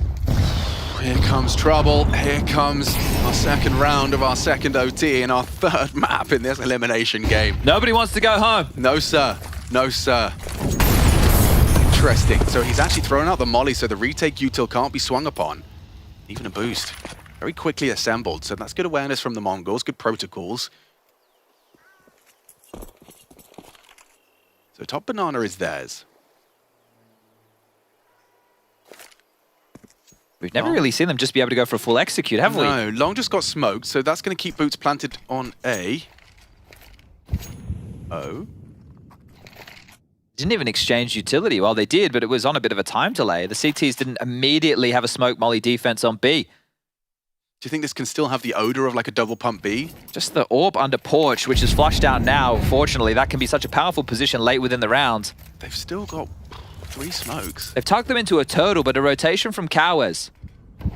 A redeploy, and now a long rotation. This is where the mind games start, Chad. Well, action on Nissim, because NQZ misses a shot. He's a dead man walking. Nissim throws out the HE, tears the smoke. I'm aware of the close position. He wants to try and keep them at bay. Now would be perfect. Good incendiary. Forces him into the fight. Down goes Techno. Huge from Nissim. CTs lock him out. Nothing here for the Mongols. Very well handled with the util and a miss molly. Having to run through it. Nissim and NQZ, the two of them. Absolutely shut down any attack. And it did look like it could have just been a MongolZ B execute. They decided to head back towards A and only into the 2 players. This was great from Nissim, wasn't it? I think what makes it so perfect is not only does it imply on bulk, which we saw Techno was trying to take the fight with, but it's also, I think, the sound of the Molotov popping masks your drop-off. At least a little bit. Here we go. Final round of this first half of our second OT. Quick this time, Techno. Quick to seize all of top banana. He's going to push the issue. They have their nades out. Big Uzera pantsed. It's an important trade from Lux. You can't go through this, boys. They're thinking about it, Chad. They are going to flash him out. Ooh, he gets away. Knife through the smoke, CT side. Clearing it though, it's Lux. The HE from his teammate has set him up for success. He collects, takes down Senzu. Cowes Molotov onto 910. Pain Gaming's defense, and it's Cowes this time clean with it. Beautiful round. Well constructed. Every decision there from Pain, perfect. Going to be isolated here, counted down by NQZ. Pain coming into the second half with the lead. God, what an intense game. This is an endurance battle as well. Yeah, pace being the solution that MongolZ had settled on, and even with the Techno opener, Big Uzera going, oh, they can be top banana this early in the round because that's the first time they've ever really gotten away with that. But we swap sides. You mentioned it, the magic number being 19, just 2 more required for Pain. 18-18, and we do it all again. Double AWPs once more. Senzu and 910 respectively. 5 AK-47s. The resilience of Pain not to just capitulate, I respect the hell out of it. Great awareness of the potential aggressive AWP line. Was it Big Uzera? I think it was. He just does it all. Oh, that's unfair. Lux brought lower the wall, so still 70, but 1-shot headshot available now. 910 with a reaggress, trying to find some info towards the mid on the sweep. Nothing to report. Good find from Blitz. He brings Cowes down to 30. Oh, 910 was caught off guard. Big Uzera couldn't find it in time. He kind of rushed his spray there. How's 910 adjusted into that? I don't quite understand. We'll see it from his POV if we're lucky. Well, that's enough to stop this staunch stance on middle. And it's enough to send them back towards B. Remember, Senzu has been wielding that secondary AWP. Techno has a smoke.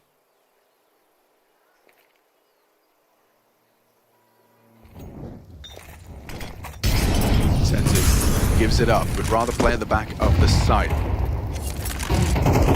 No, Techno flashed them up nicely. Swings a bit late into it. Nissim good for the headshot. They know where the AWP is. It's Blitz, pushing, covered. Nissim impact as an 18th looms. It's so chaotic. It's a Nissim triple. So many opportunities there. Blitz, he thought he pushing the smoke was the play. Covered nicely. Are they giving this a go? I know that it's OT. The problem is if you lose... Well, I guess this is the thing. I was going to say if you lose 2 consecutive, you're running for the third. If you lose 2 consecutive, they lose.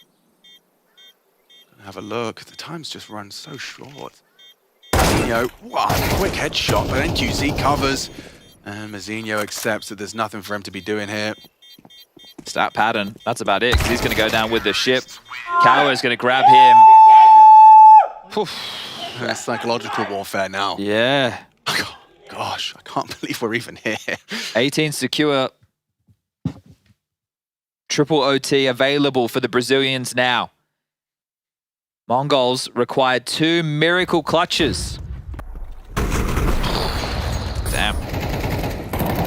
Blitz trying to get cheeky with it. Nissim's been great.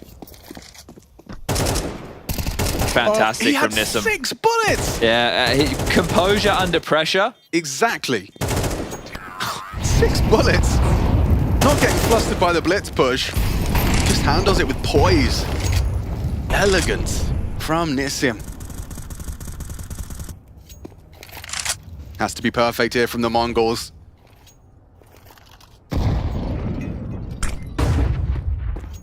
Kauers on the warpath, takes and loudly seizes App's control. Smoke on long side, 9-10 responsible for the boiler.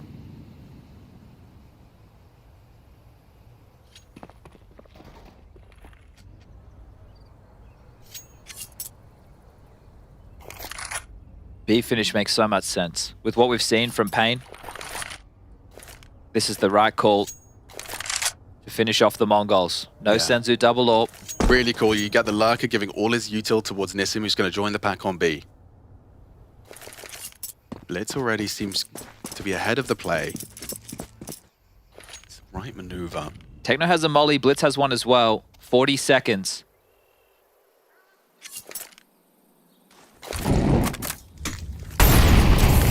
Deep incendiary, and that forces them into the fight. A high flash. Could be some good damage here. Blitz has got another flash to delay them. Pain held at the door. 20 seconds. Senzu, what? Through the smoke. He had the silencer. They just find him anyway. Blitz trying to transfer. It's up to Techno. And Mazinho.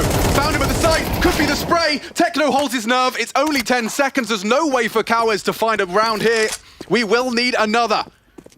Unbelievably, we go to the final round of our second OT. Damn, nice shot from Kauers, sure. Don't give it all over. Techno, he won't. He'll get the final frag.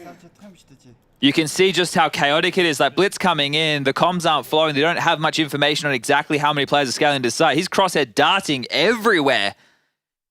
So a lot of damage done for Pain. Only one player staying alive for the Mongols in a round victory. And that actually has massive ramifications, Alex. Take a look at the buy. 2 MP9s and an AWP to defend your honor to go into triple OT. If you can't win this round, your major run is over. Pressure onto the big gun, the big green, 9-10. Starts his defense at B. But look at them all immediately starting their campaign up second mid. Look at Biggie Zera. He's already in the mouth of middle. Yeah, that's a lot of space. Will be warded off, spotted out. Here's the M4. Doing it dry. 2 HEs with his name on it. 30 HP for Big Uzera to stomach. This is such a high-stakes round of Counter-Strike. They all have been in OT in this best of 3. Inferno decider. Elimination at stake. And they are pulling no punches. 9-10. Fingertip spotted of Lux. He's alone. He's trying to sell the defenders, and it has pulled Blitz. It's pulled Blitz over. Thinking twice about it, the B defenders say we're cool. Get back over there. Only MP9s on A. Yeah, it's not the weapon for the job, is it? Not at all. They've got full util set, 3 of them with belt to set up this Ecstatic. It's NQZ plugs himself into the mainframe, ready to go. Blitz, this flash has to be perfect. Zinho, Senzu with just MP9s to their name. This flash from Blitz would have to be brilliant. 25 seconds, it has to be A. Don't we need another OT? Zinho, that's a gift! Look at the damage! Oh, a flurry of frags on the SMGs, and the Mongols keep their head above water. We need more! How have they managed to pull off another round like that? This time it's not a defuse, it's just MP9s through a bloody smoke! Unbelievably! Look at this! Look at this! Shredded! They only get one! Just SMGs jumping out of his chair, Zinho. He's so excited to go again. First to 22. All right then. Okay. Okay. Oh, I'm loving it. I mean, of course, it's an elimination game. I wouldn't want anything else. These two teams do not relent. Do not give up. 3 MP9s and an AWP. Forces us into a third OT. Little Techno flirting with danger. Did he catch a whiff? Caught nothing. Oh, Techno. Doing a dance. Looking Couldn't at work the it out. floor. What are you looking for, bro? So in the meantime, the second AWP's been revealed. They know Senzu's operating with one. Dropped his phone. Zinho dropped Cowes. 9-10. He's got the frag and gotten away. Taking shape. Senzu's burning. Only for a moment. Gets himself a what? Wow. Great vision on that one. Straight through the flames. Hard to spot. And a very clean start.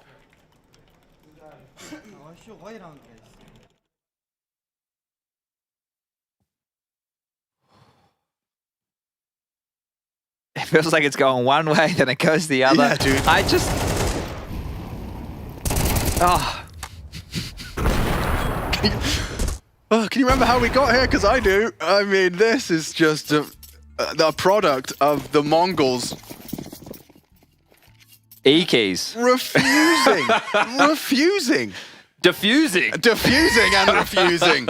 An NQZ, yeah, a fumble with his 7 bullets. His eyes were so wide. Oh, yeah. I mean, just genuine disbelief on his face. He couldn't believe that that was not the end of the game. I mean, his crosshair was on their head, just didn't quite tap. It was more of a spray and a misaligned Techno one. again. Yeah, he does stuff. 6, and he's gone down again. He's conceded 2 openings with this attempted aggression. It's set Pain up for success into our third OT. These are T-side rounds. They did it once. He got away with it once. Oh, they're ahead of this. Senzu's in so much trouble, he doesn't even realize it. Yeah, he's hoovered up some util so he can counter the smoke with his I'm going in, I'm telling you that much. Yeah, here comes Big Uzera. Oh, wow, he actually no-scopes the boots off of Big Uzera. Hot shots. Sight lost. Well, they will give this retake a go. The problem is double AWPs. You can have 2 rifles coming up Banana. They're still investigating second middle. Cowers is alive. Where could he be? He's in the site with the rest of them. Blitz has a flash, would need to be perfect. Barrel. Body. Zinho down. Pain Gaming keeping it clean on this one. Say that as Nissim's caught by 9-10. Clean with it is Lux, and down to 9-10 on the AK-47. He gave it a go. He gave it a good go. But 19-19. Can I use the word inseparable again? You can indeed. Okay. Inseparable. Techno again, just with these Banana plays, they rarely have worked for him the entire series. I think there's maybe 2, 3 occasions at absolute most where he's been coming out on top of the battles. It's either been Lux or Big Uzera sending Techno packing. They punch in T-side round to Pain. Mara, wondering when this madness will end. Well, how can he help get them in the right direction? Big Uzera with a lot to say as well. How much improvisation, because this is where the remnants of previous rounds really come into play. You're no longer just pulling out straight the pages of the strat book and saying, hey, let's run this, let's run that. This is all a mind game between these two leaders. Big Uzera and Blitz, we painted at the start of the series that They're high-impact fraggers. Take a look at those opening deaths for Techno. That's an abundance of them. Okay, well, we see the spawn smoke thrown out. That's going to land towards T-Stairs. Liguzera on the warpath up towards the AWP, and whoa! Drive-by onto Senzu. Reaction speed test for the Hobby AWPer.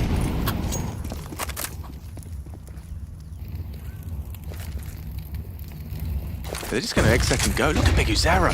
He's keeping it simple. Crosshair placed. Techno quick to adjust. Support has arrived. It's Blitz there. Big spray from Lux. A double to put them in prime position to collect a final round of their T-side here in OT3. Just like lambs to a slaughter, 9-10 running through a smoke to try and aid.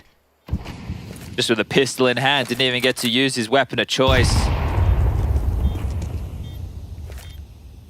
Perfect flash to his face, gets himself away. Worried about the flank, but he's got 3 to worry about. 2 flashes and go. Let's pass Nissim into NQZ. Pain, 20. MongolZ 19 as we swap sides. I reckon he was talking about being calm there. As in like, boys, that's great. We've had a great half, but just try and remain calm. It seems like some of the Mongols are feeling the pressure as well. That one, I mean, yeah, can be attributed to Senzu just getting flattened. Nice little graphic here, direct duels between the two of them. 10 in favor of Lux over Techno, just as we were talking about some of these head-to-heads. Lux having a whole lot more success in the opening duels. Mongols back to the T side, back to the drawing board. Pain, 1 round away from securing OT number 4. We'll make sure we keep count, because it can start getting crazy at this point. Oh, and missed mollies as well. You see that one flubbed there, fumbled in the backlines. And that was meant to go towards Car, which is key in keeping Banana control. Little details are going to cost you this late in the game. Ooh, nearly caught Techno there with a little spray. It's Lux. Just took a look at the stats there. Mazinho, Boiler, lobs out a nade. Keeping the AWPer on his toes. Good flash, forces NQZ off the line. 9-10 swallows that! The flames will take him! Good utility usage. It's Cowes that gets the kill. A HE and a Molotov combo. Here comes Techno. No versus Lux.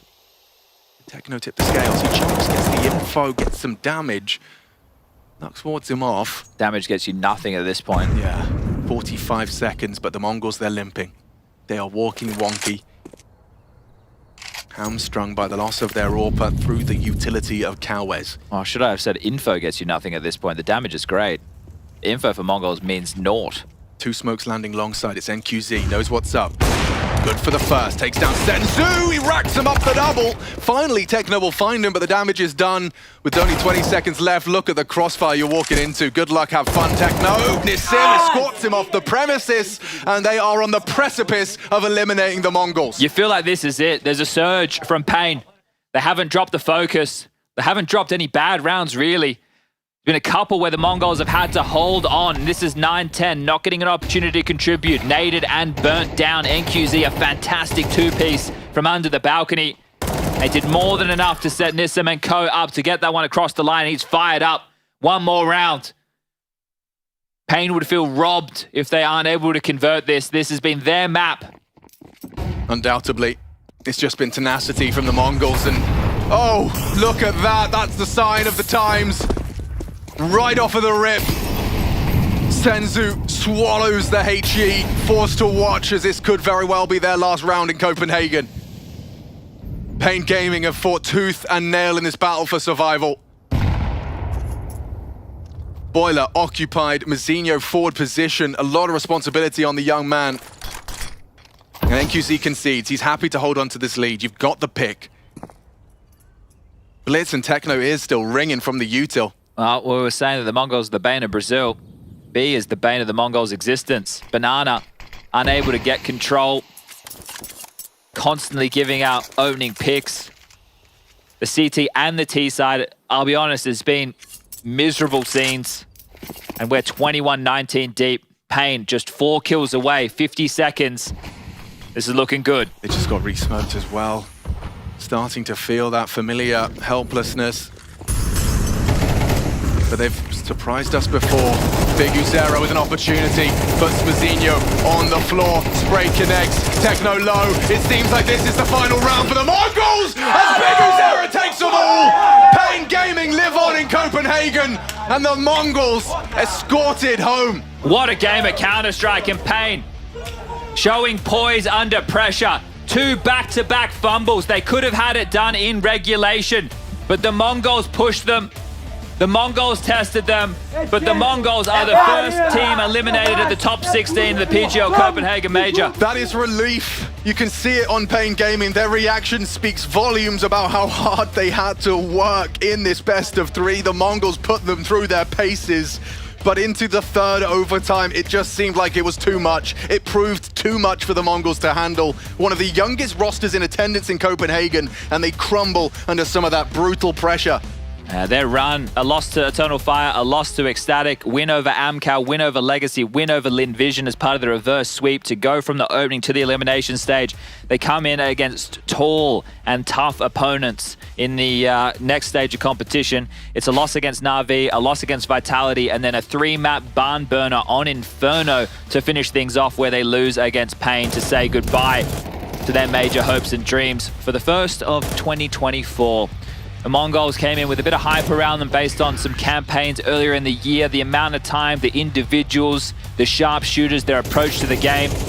But today, they will want to forget about a few rounds, and here's a great example of it. That was 2 saved AKs and a bunch of Glocks. Go back to Nuke, the type of rounds that they were losing. A lot to review in the demos. A lot of moments where the nerves got to him. A big demo. I mean, the fact that we ended up into this crazy OT. Take a look at this one again. NQZ. Oh, that would have haunted him for his lifetime if they ended up getting knocked out of the major off the back of that one. But you took it in stride. Yeah, I mean, who isn't going to be pulling faces like that? Mongols couldn't believe their luck. This one as well. The fact that we saw them retake. A crazy retake. I couldn't believe it. Neither could they. Cal was just scratching his head, completely lost. I couldn't believe that it went that long. But the fact that they kept it together, I think that shows a lot of positive signs for Pain. Yeah. Right, rounds like this as well, 18-17 in their favor, and it's 2 MP9s on the side that just shred them. The Mongols needed a miracle just to keep the game going. Pain felt like they had consistency in getting banana control, and then the man of the moment in Brazilian Counter-Strike, move over K Cerrado, Big Uzera, he can call, he can frag, and he can finish a triple OT. Big Uzera, he leads by example. Truly one to watch for the future. He is continuously impressing. And I have to say, Lux as well. This was an Inferno to be proud of. We did the same kind of thing on Nuke. Very impressive series from him. Everyone. I'm also just impressed that NQZ didn't go full tilt. Oh, I would have been off into the stratosphere after conceding a round like that. He held his nerve. Having a meltdown for sure. Now, we are going to try and grab a loser's interview with the Mongols. Before we finish up this series. We do have an extra game. Well, not an extra game. We have one more game. It kind of feels like an extra game coming up next with Furia taking on Ecstatic, the Danish representation. But here's the series one more time for you. Started on Mirage, the map pick of the Mongols, 13-9 in their favor, 13-10 on Nuke, and then the trip OT for Pain in those final moments. And that was just an absolute roller coaster of a match. Dude, we were convinced we knew who was going to win that map. Multiple times. 5, 6 times. Yep. Like, it just, if we could constantly trading places. Incredibly entertaining. I'm sure incredibly heartbreaking for the Mongols, the amount of times they thought they were out and then they weren't. However, as the dust settles and as the map ends, the Mongols eliminated from the Copenhagen Major, making the top 16, but eliminated here in the elimination stage. An interview with Techno. Thank you, Chad. Yes, I'm stood here with Techno from the Mongols. Commiserations, Techno, you are now out of the major. That was a very hard-fought best of 3 against Pain. What do you think went wrong? I think there's a lot of the individual mistakes for us, the Nuke and Mirage, the second and third map. And also there's something like some key rounds for us. We didn't took it. Yeah, I think it is. Overall, how would you rate you and the Mongols' run here at the major, making top 16? After 1 year, we made the Legend Stage. Yeah, I think it's a really good run for us, but we could have been do more again. Yeah, if we just played good and didn't do the individual mistakes. Yeah, I think so. Making top 16, representing Mongolian Counter-Strike, Asian Counter-Strike, is that something that you're proud having done it? Yeah, I hope it is. Yeah, for the Asia. Yeah. All right, if there's anything else that you'd like to say, Techno, to the fans at home, now is the time. За тэгээд энэ хүртэл тэмцсэн хүмүүстээ баярлалаа. Тэгээд энэ удаа яхад топ 16 дараад Legends руу орж чадсан ч гэсэн яхаа ер нь хувийн ер нь зөндөө олон алдаа тусалаад ер нь энэ ийм үр дүнтэй дууслаа. Тэгтээ яхаа бид бэлтгэлээ олон байж цааш олон мөчтэй эргэж ирэх болно. And keep supporting us and for the good luck for the next Fan Gaming and Brazilian CS. Yeah, thank you. Techno, thank you for your time. Commiserations once again, and best of luck moving forward. I think there's still so much potential and promise for you guys, this roster and the Mongols. Chad and Machine, back to you. Thank you, Parla. Yeah, an unenviable task there of interviewing someone fresh off of an elimination from the major. And their hopes and dreams probably started to match the expectations we had for them as well. Yeah, I think overall, if you step back and you look at the fact that they have just earned a spot for the region, an extra spot for the region for the next major, that's massive because it is going to be in Shanghai, right? So facilitating somebody from the Asian region to be able to qualify and have a third team. You saw the love and support between Lin Vision when they lost and supporting the Mongols on going further, and they are playing the best Counter-Strike in the region, absolutely no doubt about it. Would love to see them pick up the victory today and continue their I guess, campaign. Yeah. But Pain, they just played better Counter-Strike, and especially as we got over to Inferno. So congratulations to Pain Gaming. They move forward, they stay alive. But speaking of staying alive, one more elimination game on the secondary stream for today. Ecstatic versus Furia coming up next. Yeah, well, I'm still in recovery from that absolute barn burner of a best of 3. But yeah, another best of 3. Who have you got for Ecstatic Furia? I think Furia are the favorites on paper, but Ecstatic, they can be plucky, right? They definitely have some good ideas. We got to cover off a few of their games. They have good cohesiveness between some of their combos. But Furia, if they want to be considered a top team in the world, they need to be picking up this series. Yeah, managed to secure themselves a survival to get to this stage of the competition. Now it's back to, it's a recurring theme for Furia. Yes, indeed. Yeah, back against the wall. And of course, that's it from us, but myself and Chad are going to be replaced by some beautiful and gorgeous human beings. Scrawny and Launders, I do believe. Right. Yeah, some handsome Canadians going to be sitting down in these seats and bringing you all of that action. For now, though, that ends myself and Birchall's adventures for the day, and we will be tuning in just like you to check out Ecstatic Furia on this stream after the break. The world is changing quickly. Showdown.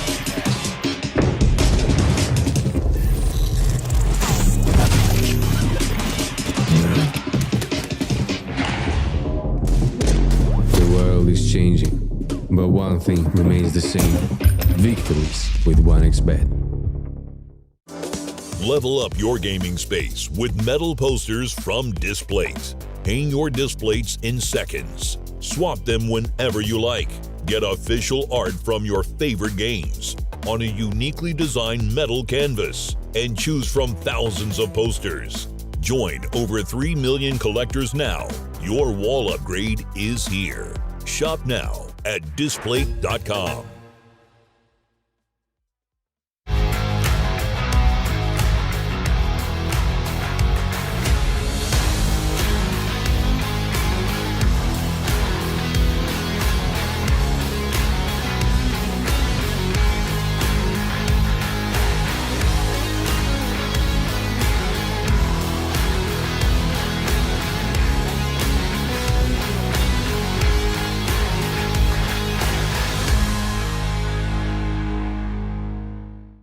Ecstatic are coming into their first major for all players, the most important event in your histories, and it's also in your home country, and I guess maybe some of your home cities as well, being Copenhagen.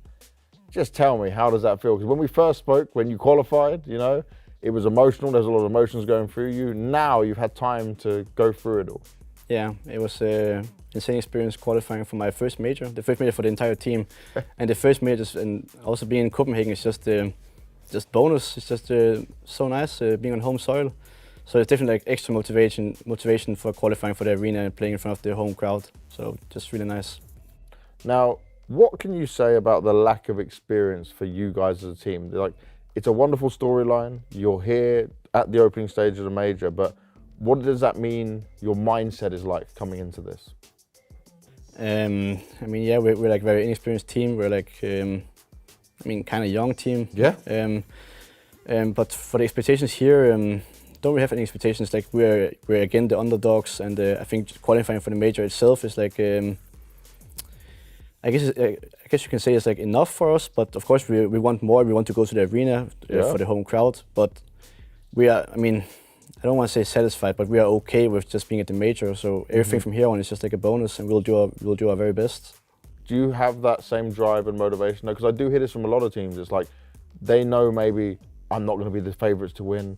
I'm not going to be like, oh yeah, I'm going to that arena. But they are so happy with qualifying. Do you still feel the same hunger and passion now coming to the major?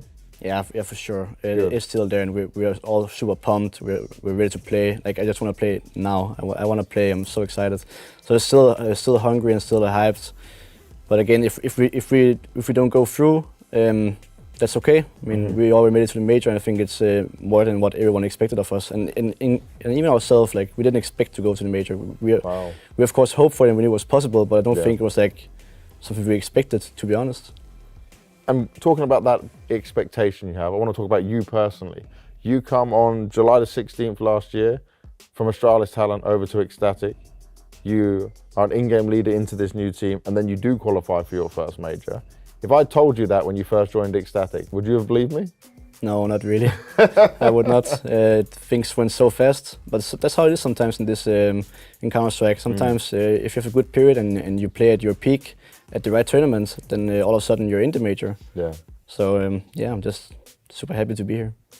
And do you feel right now that you guys are still improving quite a lot? Have you been able to improve a lot from the RMR to this major? And how's that time look like? How have you spent this time? What extra work have you done? And we have done, as we always do, we practice and we again practiced some extra hours, like 2-3 hours every day, as we did up to the RMR. So we've just been playing a lot. We had some few days off because I was sick, but except for that, we just played a lot. And yeah, I feel improvement. And as I told you before, we have very high confidence after qualifying, and that's where I feel the biggest difference. Like we are winning some more duels, people are taking more initiative. Yeah. We're being more aggressive. Like people are not so scared because we have like somehow. A lot more belief in ourselves after qualifying. So that's why I feel the biggest improvement. And we have obviously we've been cooking some new things here. So, so we're prepared. Would you say though, you guys don't have anything to lose here in this point, right? There's not that pressure on you that other teams might have? Yeah, I think that's that comes with being an underdog. You have like nothing to lose. But I will say, from the 16 teams that are here, I think for myself at least, I kind of expect to go through to the next stage. Okay, I think that's very possible. I think if I'm not wrong, we're like seed 9, and obviously the eight teams go through, and there are some teams that I think are very, very beatable. So I think I definitely hope to go through to the next stage. Good luck going through this. I hope you can achieve the next goal of going through to the next stage. Thank you for your time, Paddy. Thank you.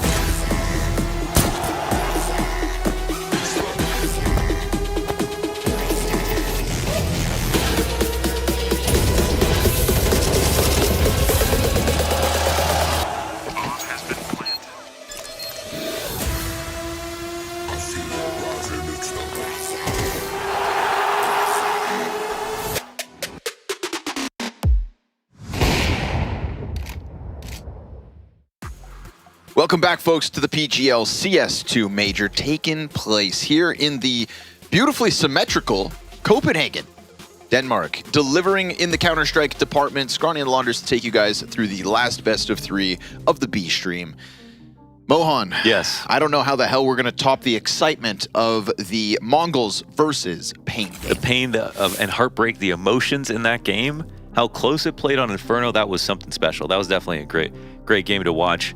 But yeah, it would have been tough for MongolZ to have to bear that loss, because that is the end of their run here at PGL Copenhagen 2024. And it will be the end of one of these two teams' runs as well, after a very arduous opening stage to this major. Ecstatic and Furia will battle it out after failing to have anything really to say for the elimination stage, when, you know, we thought maybe Furia powered up enough. Yeah, maybe Ecstatic also did. We were hoping that Furia, kind of moving from 0-2 into this top 16 portion of the major, we're finding their groove, right? We always chalk it up to a 0-2 in the best of 1 stage can really come down to one bad day. And Furia looked to really embody that, but here they are again, right? And they say lightning doesn't strike twice. Turns out, in Furia's case, it will. It's a shortcoming that versus a team like Ecstatic, who didn't struggle as badly as Furia in the opening stage, but have yet now, in the uptick in competition, found themselves at the bottom of the barrel. So for Furia, it's the second time they've had to face this daunting task of running back an entire stage of the major. For, of course, Ecstatic, we were just happy to see them even get to this point, right? Oh, yeah. And that's, you know, unfortunately, those with rose-tinted glasses, we look at this and say, but it's a result they should be proud of. You think any of them are just going to be content with top 16 now that they've gotten here and for a moment, even if it was for half a second, believed that top 8 and playoffs and the Royal Arena was a possibility? That dream is very truly alive in the minds of Ecstatic and Furia. And of course, only one of them can hope to keep that dream alive tonight. Yeah, I imagine if the heroic watch party's going on right now, it's on this game, with the Ecstatic being the only one carrying the 5 Danish flags to try to qualify to top 8. And never give up hope, because there are amazing stories that come out of pressured situations. This is where diamonds are created. So here's the veto, which works out. I think Ecstatic getting Overpass is obviously great for them, because Furia just don't have anything going for them right now on it.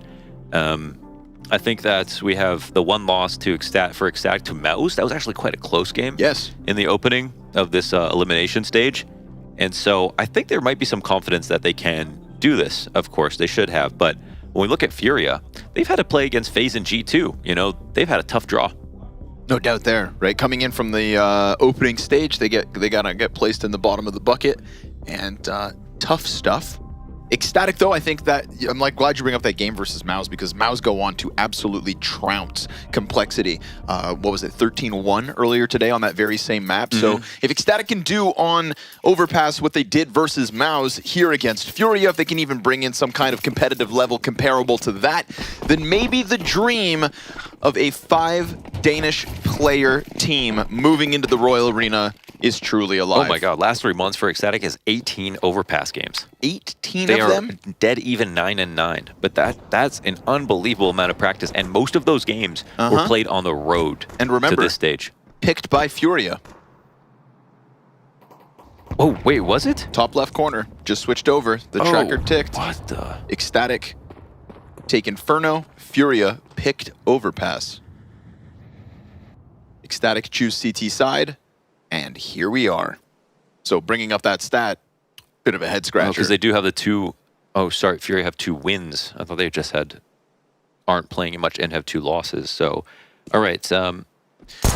Well, it's not exactly a punish, I would say. You're going up against a very well-seasoned team that knows exactly what they want to do on this. On the upside for Furia, they've got a lot of game tape. They can really look through a ton of stuff to figure out how Ecstatic play Overpass and really exploit some of their main habits.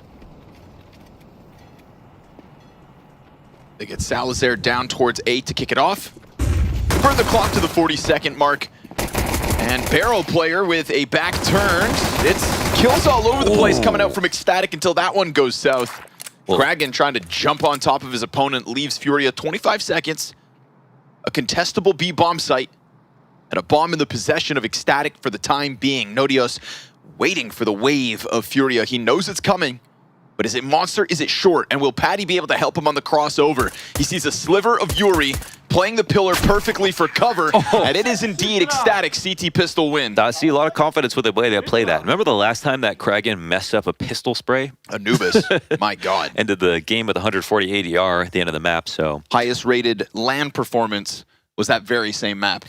So this is all about disrespecting space. Now, when it comes to, you know, Fallen playing on Furia on this map, I mean, when he was playing on Imperial, this is where they got some of their most important wins at majors. I can kind of feel that the reason that this map may have been picked has to do with the fact that Fallen is somebody who kind of, in a lot of ways, invented the way Overpass was played with, you know, for championing CT aggression on bathrooms, as well as Fallen's op as the support in that situation. And of course, a very different roster that they have to work with.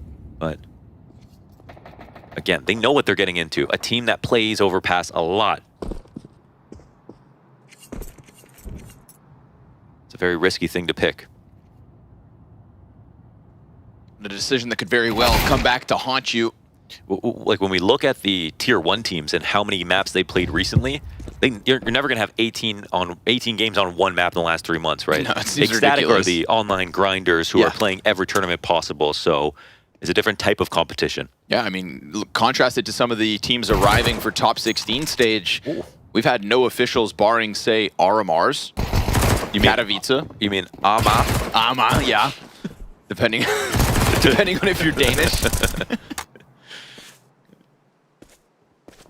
So, grinders, Ecstatic, and hoping that those reps do indeed pay off. You know, they say practice makes perfect, and there's ample examples of teams who do grind online all the time, going into big events, and for that paying off, right? Ecstatic have to be able to tap into that. I always think of Virtus.pro, to me, are the prime example. And what are Virtus.pro? Man, they are a team that everybody fears, and yet can sometimes disappoint. But every time you go to the server with them, you have to be on high alert. Yeah. So Ecstatic trying to embody that mentality. The thing that has me worried is map agnostic problem for Furia is that their T-sides are a little suspect sometimes. Like their Inferno, where they'll take games very often, their T-side can be very flat. And this is a map that has an incredible bias towards CT side, and so they're going to be relying on getting off to a good start here on T-side before they even get a chance to get there. Well, first gun round to do it, and oh, Kragan! Wow. That second shot is a thing of beauty. Snaps it down, and with it, 5v3 in the first gun round. So we were saying the gun rounds had to be key. Mm-hmm.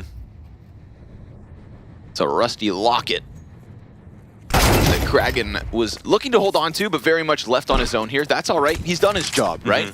He pounded back Furia with 2 kills, softened up Fallen ever so slightly, and leaves Ecstatic comfortably split 2-2 in sights. I would say luckily they get the kill back fast enough. There's still enough time to pick either site in this situation, so Ecstatic still have to be very careful. And we've got the sign boost on the A site, which we'll reveal to have spotted, but it's a great way to get 1 kill. It's a good spot to be in versus long if you need to disassemble. Oh, but they're going to do it in a risky way, actually. Timing now is 30 seconds. It'll be the last opportunity. And I think they might have done one of their final checks here on long. It's really late into the round, so Furia will actually have to start making noise as well. Guys?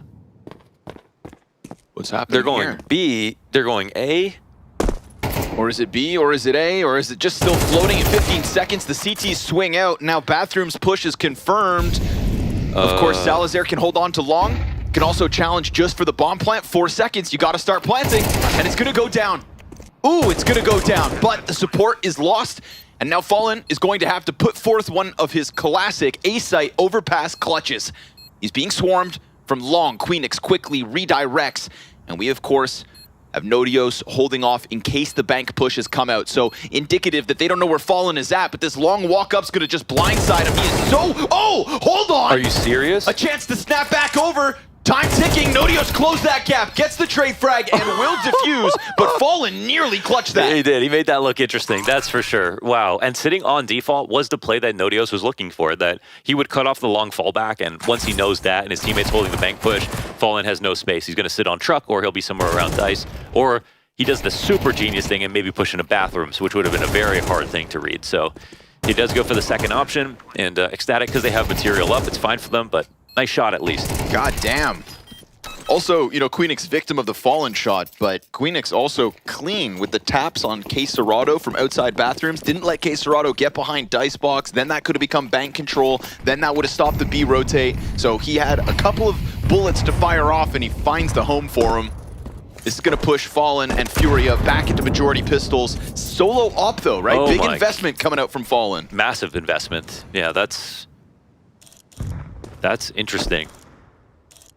Especially with another op on the server. You know, their #1 goal is this first op shot, it's going to be on an unsuspecting victim because Ecstatic are going to have no idea that this is here. They're playing an anti-eco right now, which essentially just means they're playing safe, right? And if, you know, the longer the time goes on, the better here it is for Ecstatic. But we saw that Furia were quite comfortable when it came down to the last 10 seconds making something happen. So you've got to stay focused for a long period of time. And Kragan, he's alone here in the top of bathrooms. Flash is good, spray is off, and the pistols. Oh, there it is. No longer alone as the op also connects. Suddenly the alarm bells start going off for Ecstatic because that's an M4 offered over, a lively opper, and a whole pack of Furia players coming at them from long. Patty into the truck hold, Nodios on APC. There's no flash support, so you can't like swing on long in this situation. Now they're letting the op walk up again, this time in the hands of Art. He's gonna try to take it. Patty insta headshot, Fallen. He's got that second op. These are big weapons and a big opening back for Furia. Speaking of backs, one turn to Nodios. Deagle comes through, and Queenix so far removed that this is Furia puncturing into the A site, and that solo op catches the CTs off guard. Yeah, prep-wise, that's amazing. Like, they called out the setup. They had Kragan die to a flash in the top of bathrooms, and the op went right into Salazar holding his angle. And I'm not surprised that Salazar is surprised at the peak, right? Because you still don't know about the op at that moment, and he comes in crouching towards long. You're like, wait, what the hell is this? So he shot so fast. And of course, Fallen could have died right there, but his crosshair placement was perfect. Not the one that Ecstatic wanted to give away. Especially not after just barely winning that last rifle round. You think countering this setup, doing what Furia just did, is an early indication as to why we're playing Overpass and why they picked it? Yeah, exactly. I think that one thing is for sure, if you're going to play 18 games of Overpass in the last 3 months, you've got some very good, some habits that very good teams will be able to identify easily. You know? Okay. I would say like up until like a very high level, players have about 3 ways they play a site, you know? And then you go to the very high levels, then you're adding in a lot more variations. But sometimes, unless you're challenged by a super high level team, you're not even going to realize how habitual you are.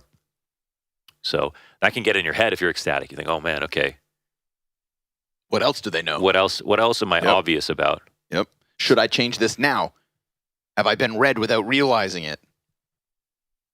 There's no doubt in my mind that these inexperienced Danish players who have shown us talent are also a little intimidated by the years of experience, knowledge of Counter-Strike, and accolades that Furia bring to the table. We can all talk about the struggles of Furia throughout this Copenhagen major, but it's them that can point at a list of accomplishments to try and shake a core like Ecstatic.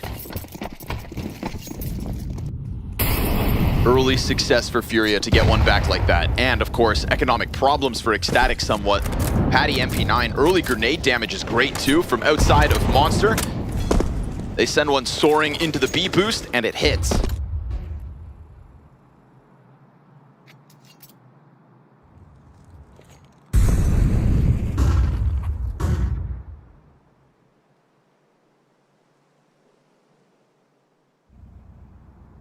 I know it's still early, but MP9s have been so insanely strong, and I feel like we're just going to see more and more of them.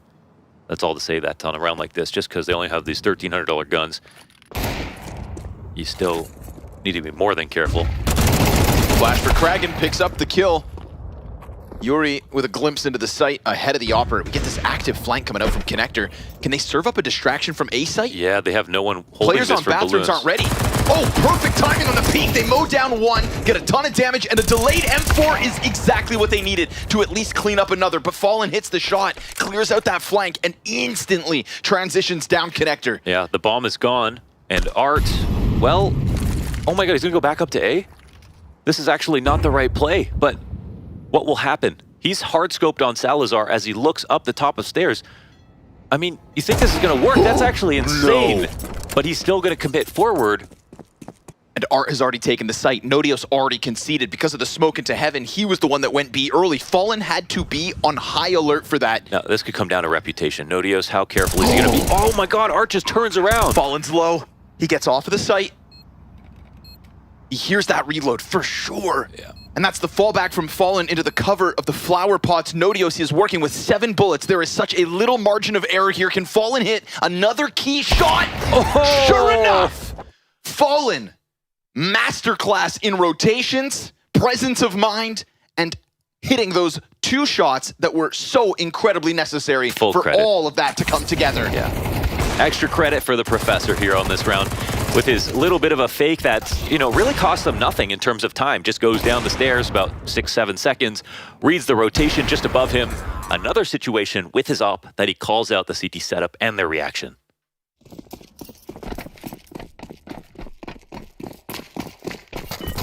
That's been some very good play out of him. That's a good one. Can't help but smirk with that one. Ecstatic outplayed. Now Art dangerously close to the pistol stack on long. We'll see if the Danes can throw a wrench in the works. Flashbang to support Art on his endeavor to unravel all this. He's got Fallen with him too. Salazar peeled off the play. Fallen gonna make sure Kragan can't get behind the tree. This one starts to go down easily for Furia.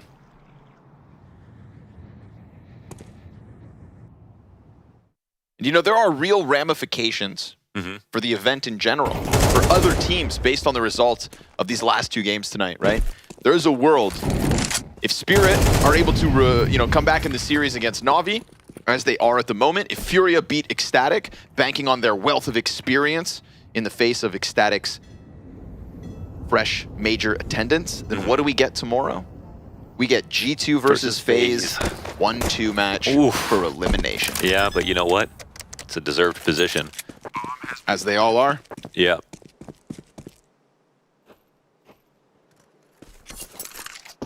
Never forget the ramifications. You already make sure this one stays as clean as possible. Excellent conversion point here from Furia. Again, this all started because of the solo op buy from Fallen when they took long, got the early economy wobble for Ecstatic to deal with, followed through in the clutch from Fallen. 2 very key rounds where he is the king on the board. Oh, 10-0. Uh-huh. Wait, who? Fallen? 10-4. Oh, 10-4, okay. I was looking at the... I don't even know what I was seeing. That was 0. Put your glasses Need on, my though. glasses. Yeah. It's all right, man. You're getting older. It's all part of life, all right? Got that stigmatism. Next thing you know, your knees won't work. Stop pretending like you know what it's like to be old, okay? Okay, that's fair. Smoke pop. Oh, yeah. It ain't the prettiest. I feel like Kragan definitely could have followed there, but he gets out. We're gonna get the monster push. 2 defenders ready to hold back. Caserado dead with nothing. Oh, that was nice. And Yuri's right there, lying next to him on the ground. It seems like if it's not Fallen, then it's not Furia. And so he'll take a glimpse into the B site. 2 players layered up on wood wall. And a bomb further back.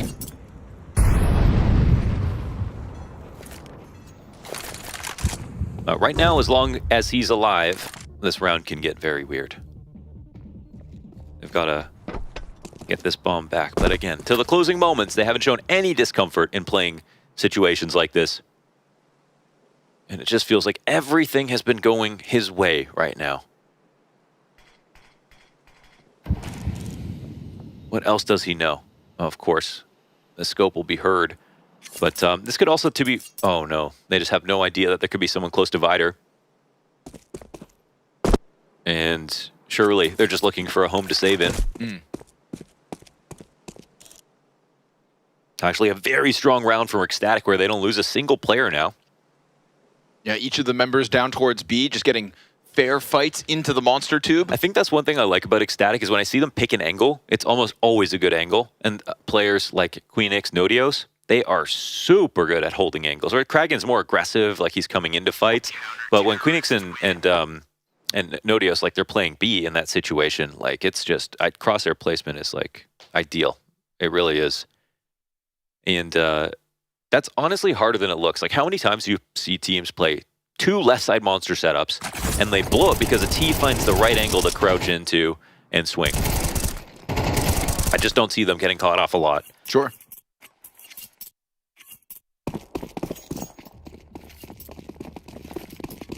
Now, fair to say they are sharp. Fair to say it is one of the defining reasons as to why they are still here. And back in the lead to boot.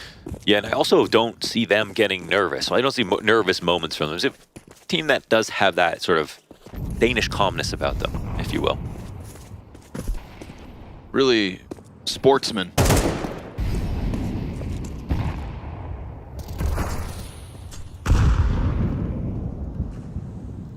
And active at that. 3 players taking control of short as the smoke fades in connector. Seeing any feet? Nope. No. Nice attempt. A couple ambitious wall bangs, but CT's just a little off the angle. Yeah. Can't fault Furia for trying. I wonder what happens here for Kragen with the angle that he's holding if Fallen comes out from stairs. Ooh, okay. That won't have to find out. Was close. Art on the chase. Shadow advantage for Kragen, but through the corner he takes a shot. Luckily Patty's there to trade him. And we're going to get the rest of Furia inching closer through the bathrooms. Utility sure enough for Salazar. And that's that Nodios short flank already starting to compromise Furia on the back line. It feels like it's a fight forward or fail situation here in the final 20 seconds of round 8. Flashes go over. Salazar has to give up his position. He'll at least offer up a dink. Nodios making a quick move around towards bank. The long player has allowed the jump up to truck, and it's great coverage coming out of Yuri. Damage done, but bomb planted nonetheless, and man advantage established for Furia. They're gonna bank on Fallen's full HP bar as Queenix confirms that flank. Nodios comes out, and it does indeed fall to the shoulders of Cello, who has just been able to slip off sight. Now they should know that he was over here in this deep corner, and it's a flawless retake from Ecstatic. All 3 kills. Yeah, not bad. That was a very hard position for Cello to get out of, right? The suspicious smoke that connects truck to the dumpster, and I think they spotted him jumping up in the first place. So well played from Long. It looked like after Yuri got his trade, it was going to be another situation where you have favorable trades from the Ts who have no advantages into the final seconds of a round, but no, not this time. A good retake. And Ecstatic maintain an edge. And we get that accuracy that Queenix, to me, really offered up in these last few days, right? The headshots are on point in the retake, on the holds. When they were playing Vertigo in the opening stage of the major, I mean, he is, to me, the second most impressive solo B player on Vertigo after Shush. At this major, yeah, that was like the other example of like knows his angles perfectly. Yep. He knows where his advantages are, and going back to your previous point where like that's something that Ecstatic bring to the table. Yeah. And I think Queenix is a prime example of it. I wouldn't want to put it down to an update, but I would say the fact that you can hold angles again, because that update in the middle of Katowice has definitely made a difference when you're playing now. You can hold angles. Yes, sir. And that definitely will favor players like Queenix and Nodios. Best update since CS2's release. Really, not the Zeus buff. No, that's number 2 though, because that one fixed bumping into your teammates. Now we just fixed this jumping bug. Ooh, Salazar with the backwards crouch jump. Fallen's peek into Salazar, but he owns Salazar right now. Smashed. Op gets picked up by Kragen. He's going to run that one into the A site. We still get this heavy presence down towards B, despite short water control for Nodios. And there's a follow-up on Long. Fallen has been so sharp. You know, if Salazar can't stop him, then why would Kraken be able to? 2 CTs to PK. Serato just started thinking about short side. Oh, timing. And then another fight down in Connector. But do they know it's 3 now? Because if they know it's 3 con, then they're going to speed up towards A. They're going to hear Patty rotating over frantically. And the AWP is still down on the A side. This makes it difficult. They want to punish, but maybe they're not in a position to do so. All while Queenix will go for that super long T spawn flank, so... Oh, it's an interesting idea, actually, to not go A. They do have to hope that people left, but they did. Oh, and Queenix, he decided not to go flanking through Connector. Instead, Nodios just gets a free fight versus Art. Then that top party flank does catch Cello. And a challenge out from heaven gets fallen off the bomb plant. Smoke soon to fade here, so coverage is minimal, pressure is high. Molotov lands on his feet, he's swarmed, and he offers up one shot, but Queenix quick on his heels. Wow. Making sure that there is no exit from that bomb site. And for a while there, it felt like Queenix was going to get nothing from the flank, but there was this late departure from A out of Cello, just trying to really sell that A hit that ends up giving man advantage back over to the Danes. So there's that moment where you got an exchange of glances inside of Con. And I think at that moment, it looks like the CTs have to break apart. Oh my God, Fallen hit that. He has been really good. But right here, I guess there was no smoke to work with, but playing it safe or getting up short into the site, obviously, slowing it down for a second maybe would have been favorable. But they were right, that Ecstatic were definitely pulling guard on the B site, rotating around frantically to supplant A players who were missing to help out Kraken, and they had an opportunity. So a decent mid-round attempt. Now, if I had one criticism for an individual on Ecstatic, I would say that Salazar also loves holding an angle, which is totally fine, but I feel like sometimes his opening plays are too vanilla. I feel like they could be a bit more dynamic, and you know, especially when we draw a contrast to somebody like Fallen. He's going to show you how to be dynamic. Particularly in this game right now.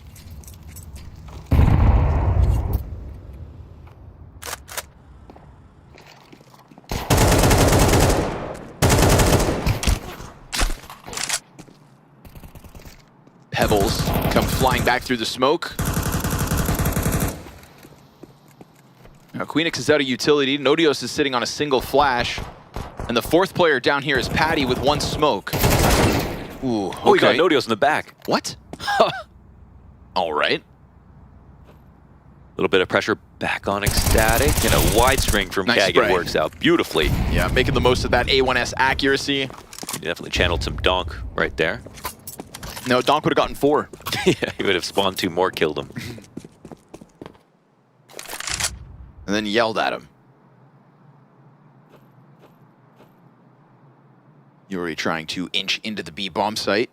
And Queenix is low health, so that could be something to go stray down on B, but it doesn't happen. Fallen creeps up on the Tech 9. Kraken puts an end to him. And now we've got Ecstatic putting forward a formidable CT side. It's a very good-looking CT side. The rounds that Furia won were difficult and impressive, and also looked well-prepared with the pick plays that they had Fallen get into. But his impact alone is not going to be enough.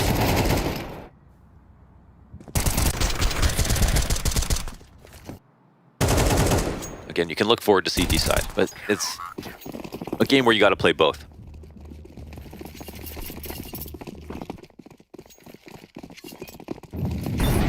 Uh-oh. Is that a miss molly? Yes, sir. Yikes. A little awkward there. Bumping into one another changes the amount of pressure you can put on short. Yuri decides to try and get in nonetheless.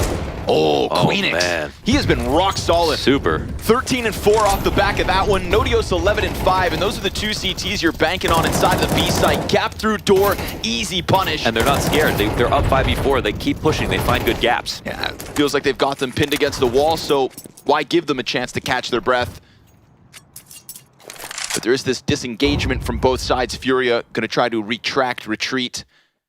You don't really get to see it, but when you miss a molly like that, it can really just mentally rock you as a team running in on a chaotic, aggressive round where a lot of things have to work very quickly. Yeah, because even if nobody's died, something has already gone wrong. Yeah. Right? In the back of your mind, it's going wrong as you run in. Makes it way easier to abort, second guess yourself. You're lining up all kinds of flashes on those stairs. You have to run through the molly, so... You know, it's like seeing a crack in the foundation before you put down the floor. Almost makes you want to stop and redo it.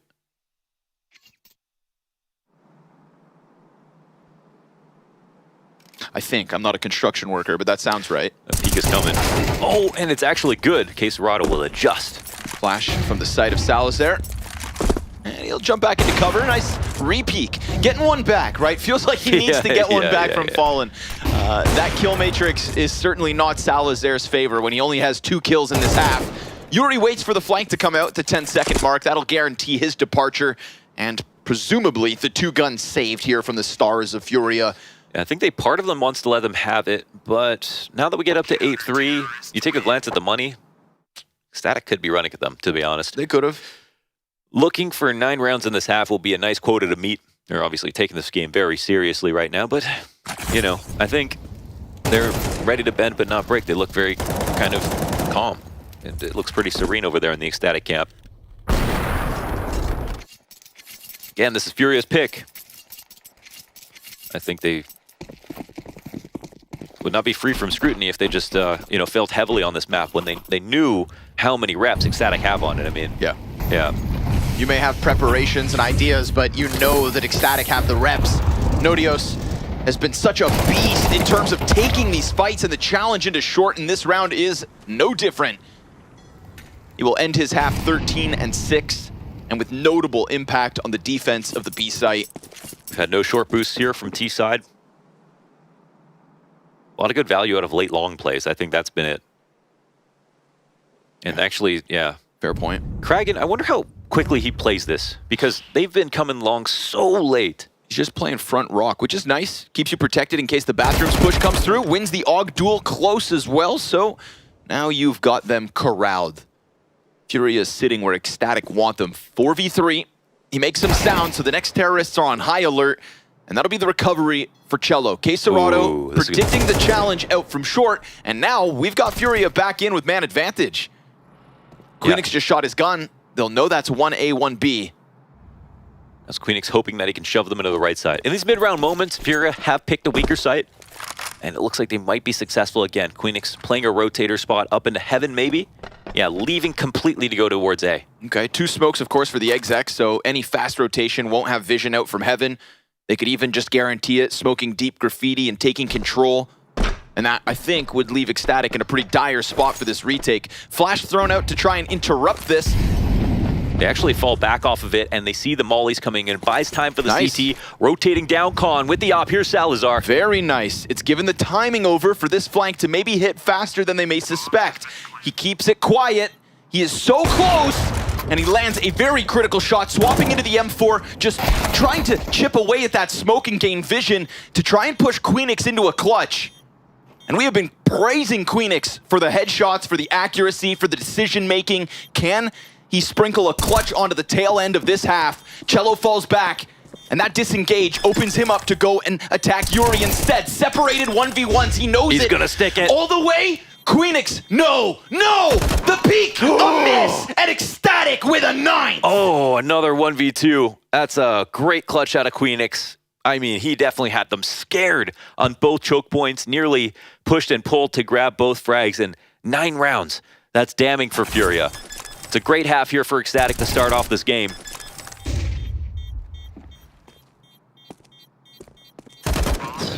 Right there, Cello has the time to hit him. He does. He was worried about it. He gets 3 bullets out. You put those 3 bullets in the right spot. There was definitely enough time for another fake, but he comes out with his, 4-second late peek just to make sure, and doesn't hit it instantly. Pressure is on for Furia.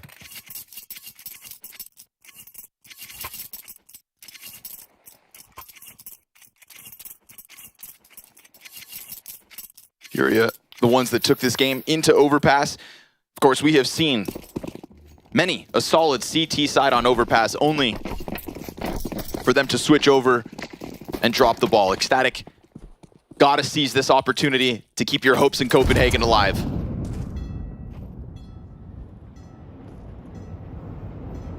Shelf boost for Yuri. First duel is his versus Kragan. There's no overcommitment. 2 inside stairs. That means that there could literally be 5 CTs in stairs. It's a valid strategy.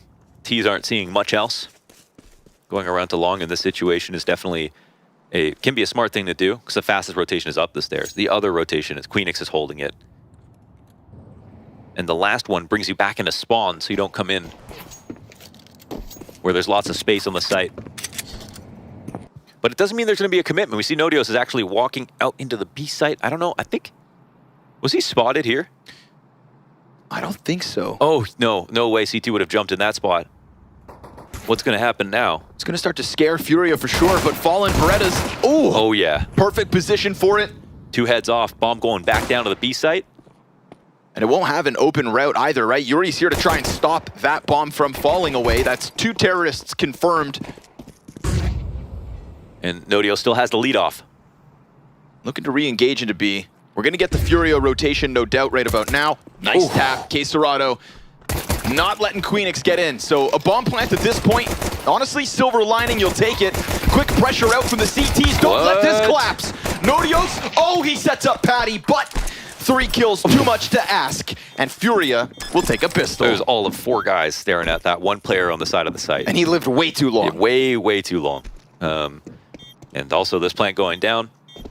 It's not terrible for Ecstatic. They will obviously be sad about the fact they got ripped up by Fallen on long. He was there with Dualies, did a great job on this hold. And he is obviously playing to win right now.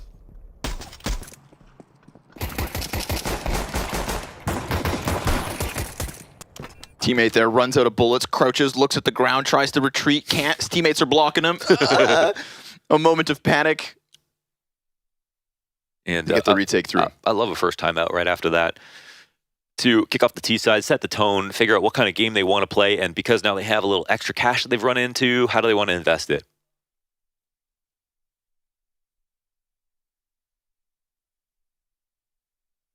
Are they going to go the long-term S&P 500 route and wait for the next full buy to, really take a risk, or are they going to slam a penny stock right now and rush B?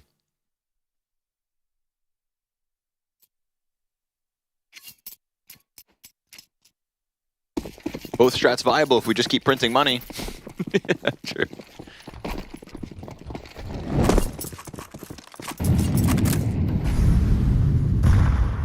Inflation is coming for us all.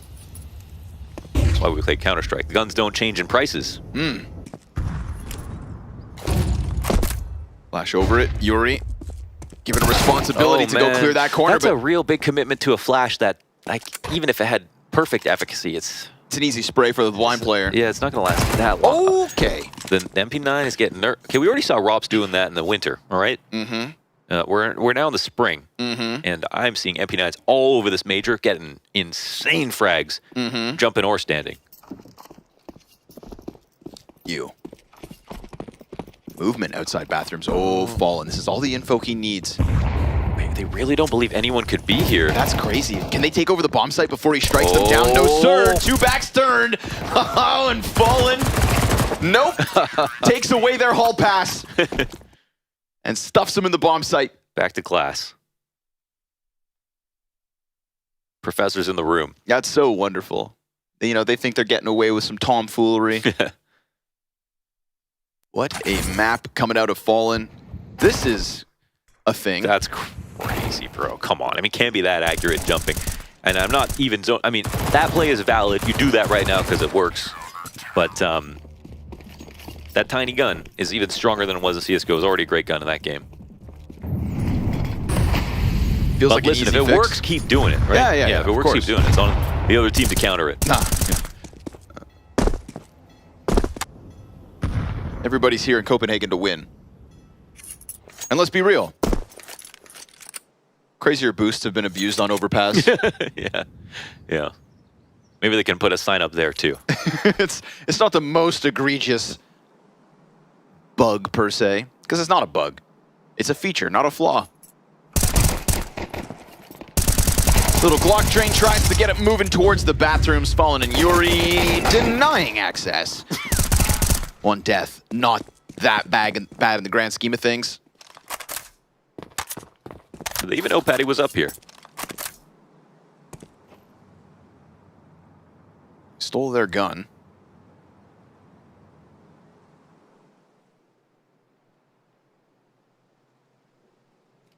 Now, the struggle of a T side is real, so every kill Every chip away at that economy valuable, but Furia going to be very content to keep 4 alive versus Glocks in a round like this. Absolutely. You know, we don't know why Furia figured they could exploit Ecstatic's overpass. Whether that weakness was identified on the T or CT side, you would hope it's both for Furia's sake. Right now, it's a rock-solid defense. Since the pistol, 3 rounds straight coming out of Furia, doubling their round count after a pretty flat T-half of their own. Yeah, and they played well on the pistol, even though they let the bomb go down, so they just got to take hold of the momentum now.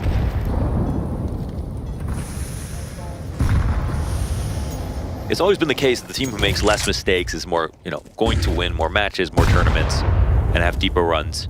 And in MR12, it's just shone a light on mistakes and how much more important than they are than ever before.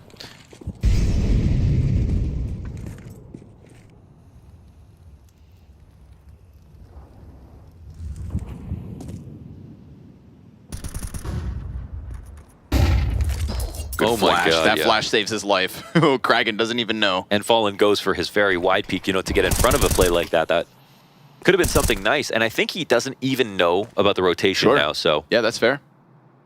And Kragan doesn't realize he was in the Hunter's scope. Kragan now responsible for the exec. Queenix looking for the entry on short. Nodios, Patty sat back on Monster. Given a lot of space here on the CT side. Molly comes in at a good time, though. It's an all-in. We get the barrel smoke for Quesarado to try and play behind. Frag doesn't quite clear at all. Bullets whizzing by, flashes off the mark, and Quesarado catching Patty before he can even have a chance to fight back. Quesarado doing a great job of making sure nobody finds footing in this bomb site. Second wave of util over the top. Will deny the rotate for a second, but my God, this is excellent! Furia have completely stopped them in their tracks. They were looking for the entry, thought they could push forward, and nobody even gets to step on that bomb site. Yeah, they could not scale at all when they really needed to. Wonderful. While that smoke was up, they have to molly the headshot barrel, but Quesarado standing on an off angle gives him a little extra, right? If he stands in the usual position, he might get swung, headshotted instantly, and sent out of the round, but because there's no pressure on him, trying to flash him and scaling over the headshot barrel, he can stand here for basically the entirety of the smoke with his teammates sitting in the back. It sets up the op beautifully to take open shots as they're trying to come forward. So missing a couple of grenades on that hit are Ecstatic, and now the game is within 2. Not to mention Ecstatic back down to the bargain buy. Fallen starting to take more aggressive angles.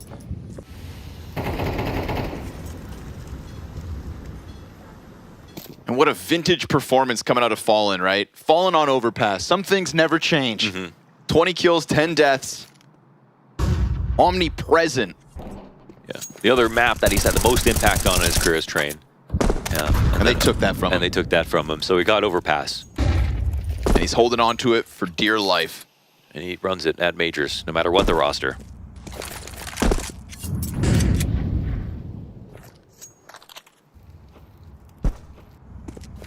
Confirming outer B is clear. This is going to be a red flag for the members of the A defense. Fallen a little concerned, and here comes the pack. Great flash damage early. Is insane. It's going to have to be a masterclass, but a drive-by from Queenix. An upgrade to the off, and Quesarado goes down with nothing. Oh, they canceled the plant. Perfect moment for Ecstatic to try to come through with a round they have no business winning. AWP is a miss from Queenix, and so the retake could still come through.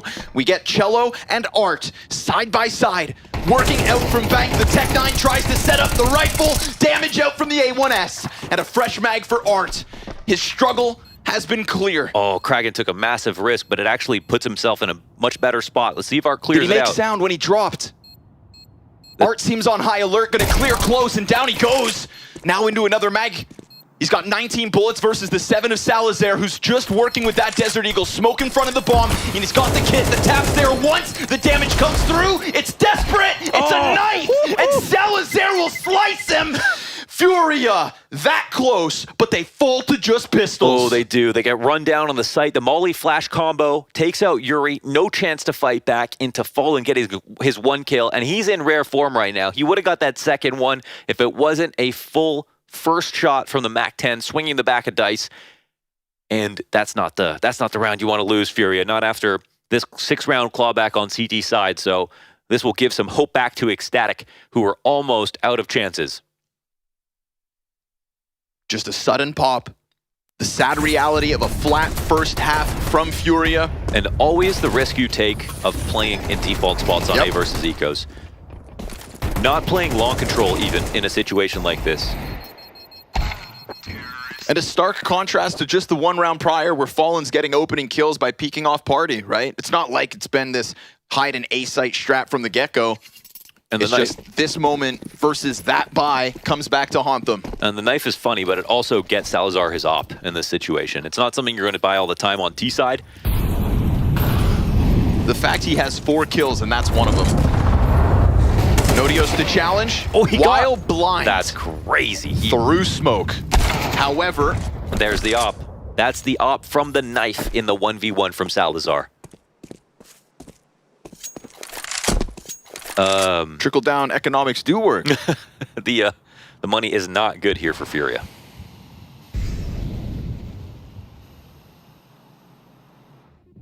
That last round could be the one Ecstatic point to as their prime chance to bust through what was a flawless defense so far. So we're going to have full coordination on the B-side hit. And what we've seen in the past, okay, great risk here for, Furia, thinking about it, like, maybe we should go stack. But of 2 minds. Yeah, I don't know if there was a nade drop for K-Serato going back to get it.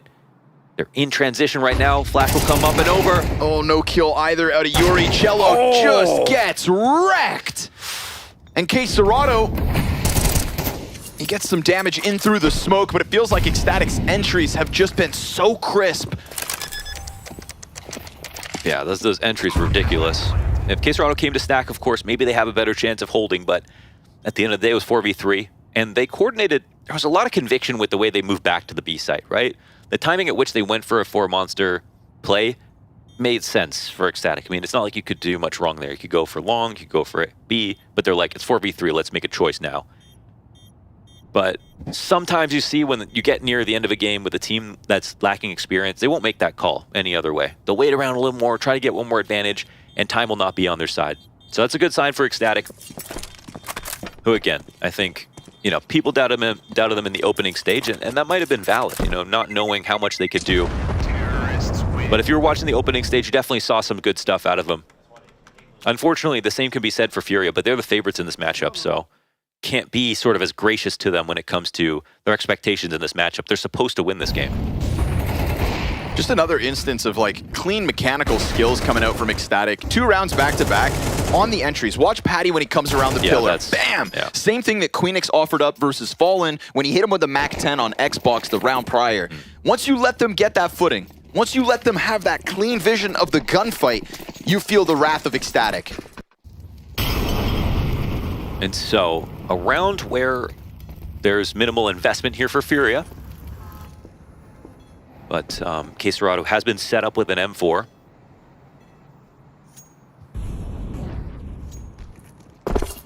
Many Anticos end up leading towards long. Furia will hear that in their right ear.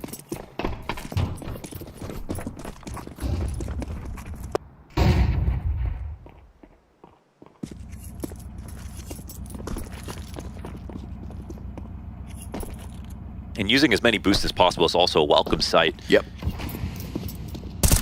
This one? Not the prettiest. No, he's actually just going to stay up here. That might be an unexpected play. Keeps that stream of bullets going down through smoke. And on the outside of bathrooms, K-Serato might get vision soon, yes. Very nice. Good call. Maybe because those bullets just kept flying over APC, it makes you just be that little less alert of a potential second boost. Thing is, they got to go back. You know, they know it's 4A now, right? There's 2 stacks. We'll see if Ecstatic are willing to go into that fast B exec with the information that they've gained. By way of losing a player in bathrooms, Nodios will catch Yuri. Again, right? You give him the duels, the headshots there in an instant. And Queenix has got the good smoke. Knife him. Yes. K-Serato getting a little revenge, sweet justice. They could use the money too. They could use the money. If you do it for money, it's not evil. I think that makes it more evil. Doesn't it? No, because he's doing it to put guns in the hands of his friends.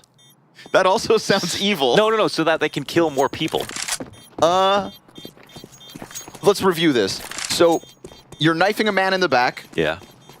You're doing it for money, so you can buy guns. Yeah. And give to your friends to kill more people. Indeed, in self-defense. Okay. Yeah, I think you're onto something. That's the only reason he did it. So, Ecstatic 12-7. And Furia, they're bringing ideas at least with this eco. But unfortunately, I mean, it's good communication for Ecstatic to be like, all right, they may have kept both boosts alive because Art was still shooting in the back. They see the signpost boost, you know it's an eco or a mix of an eco, and you think, high likelihood they could be sticking together.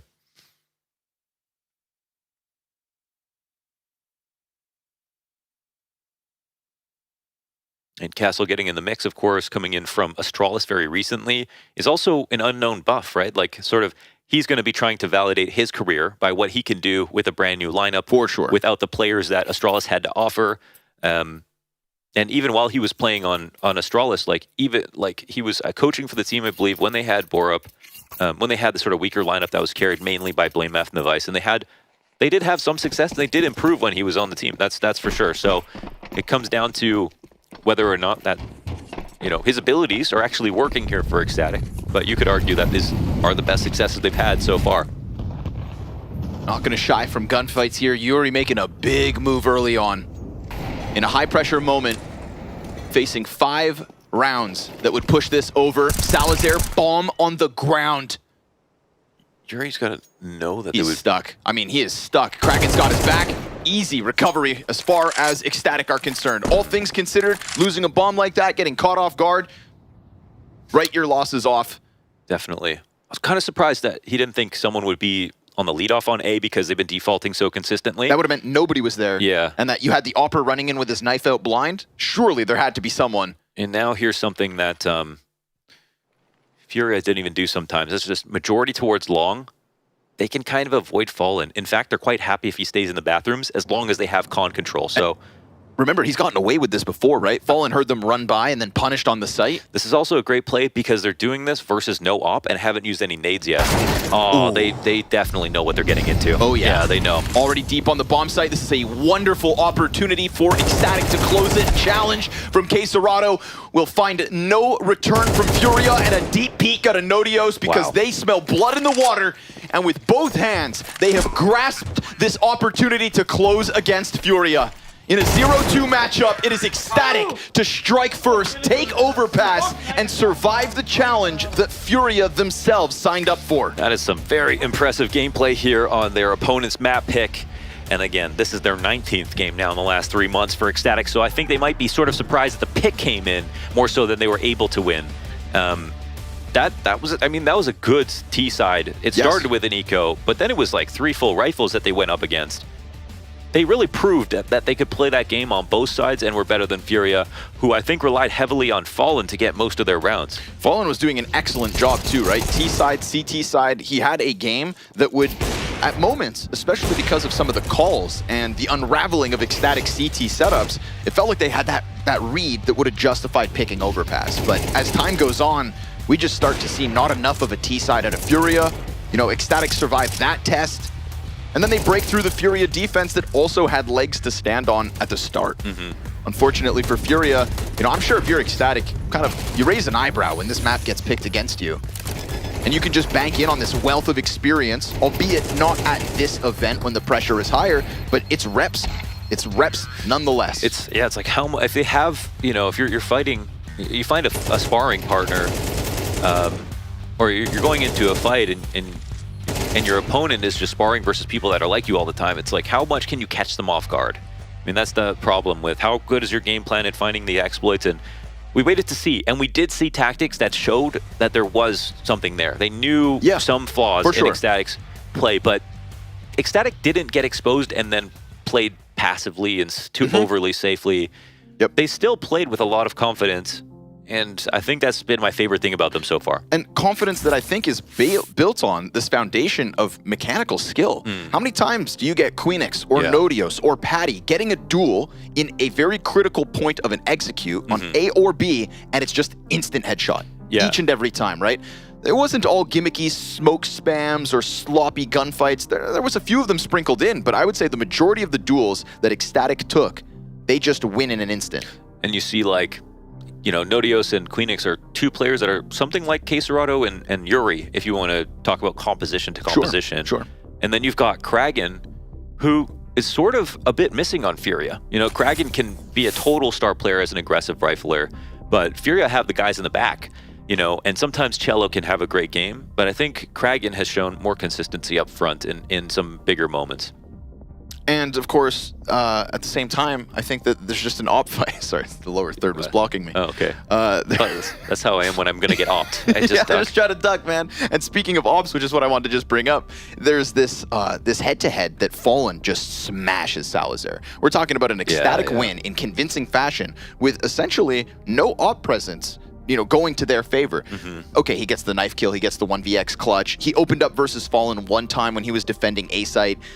There were a couple of instances, but it wasn't a necessary win condition for Ecstatic to pull out. And I think that when Fallen is having the game that he is, it's great to see that the rest of the Ecstatic players could pick up the slack that unfortunately Salazar had to leave on the table because he is just playing versus the hottest-handed Furia member on this first map. But that's where we are. One map deep into this series, this 0-2 elimination game at top 16 of the very first CS2 major. Furia about to go home. Maybe. We'll see in a second. It's time to de-quiz another bomb here at the Copenhagen Major. I've got Kragan with me from Ecstatic. How do you feel confidence-wise in your Counter-Strike knowledge? I think it's pretty good, actually. Okay. I hope not to disappoint, if I'm being honest. Now I'm expecting good things. I'm confident I hope in so you. too. You're confident in yourself. Put your hand on the mouse. Yeah. Press the button and we will begin, and read these questions out for me as they're coming up. Okay. How many seconds does a Molotov last? Ooh. I'll go for this one. That's wrong already. Which team has the most major titles? Fast. Astralis. Okay. Which Brazilian player consistently ranked from top 20 from 15 to 18? Has to be Coldzera. How much money do I get for Glock used? That's 300. What's the capped loss bonus? That's 3,400. Max damage you can take from a nade, that's like 57. Boom! That's it. Confident, so fast, and so good. I had trouble reading, but that's not the game, right? You don't need to read, you need to get the answer right. Kragan, that was good. Let's go, right? That was real good, I like it. Yeah, I like Let's it. see if you can keep that confidence forward in your games as well, man. Yeah, Best I'll of try luck. to do the same there. Hell yeah.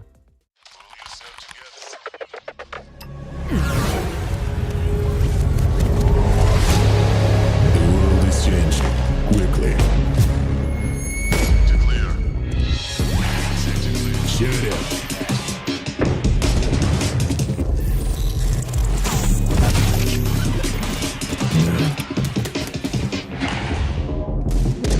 The world is changing, but one thing remains the same. Victories with 1xBet. Level up your gaming space with metal posters from Displays. Hang your displays in seconds. Swap them whenever you like. Get official art from your favorite games on a uniquely designed metal canvas and choose from thousands of posters. Join over 3 million collectors now. Your wall upgrade is here. Shop now at display.com.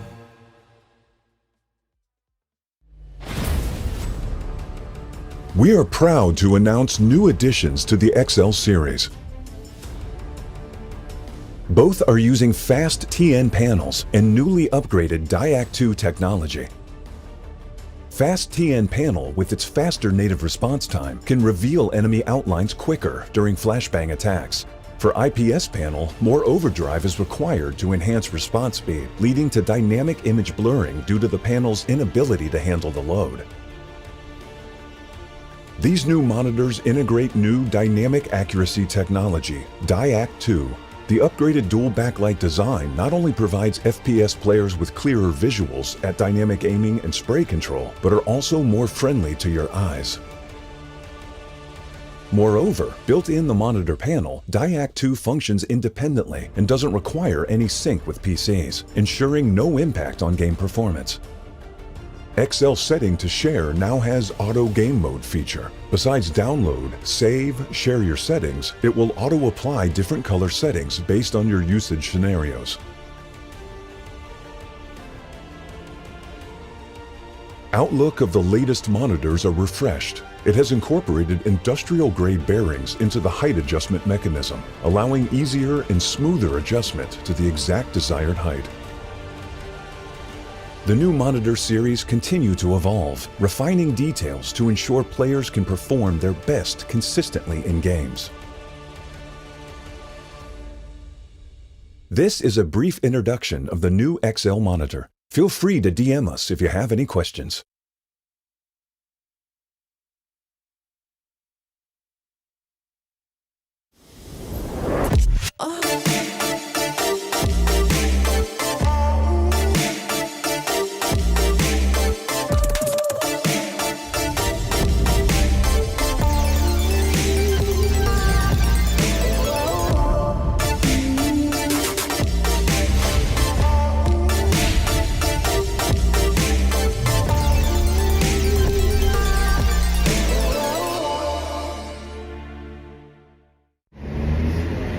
What's popular, it's loud. And this is ASON's commercial. But ASON spent all the money to make the headphones good, and they got no money left for the commercial. So I'm gonna need you to head to ASON.io. ACEZONE, yo. Code PGL, 50 euros off. Got some headphones. It's now or never.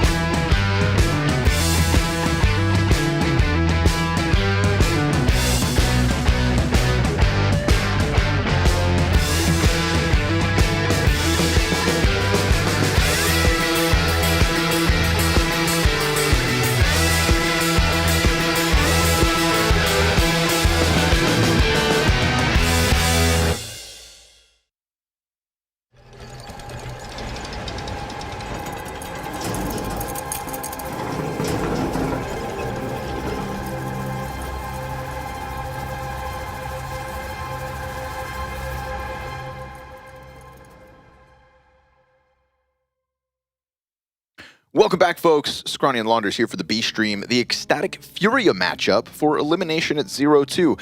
In the wise words of Trace Stunna Saranthus, Ecstatic are doing the damn thing. Yeah, they really are. I mean, again, they swept their opponent's map pick. They look good on T side to close it out. They survived a second pistol on CT side, and then they get their pick of Inferno, which, you know, maybe Overpass wasn't exactly a punish to Ecstatic because they played it 19 times now.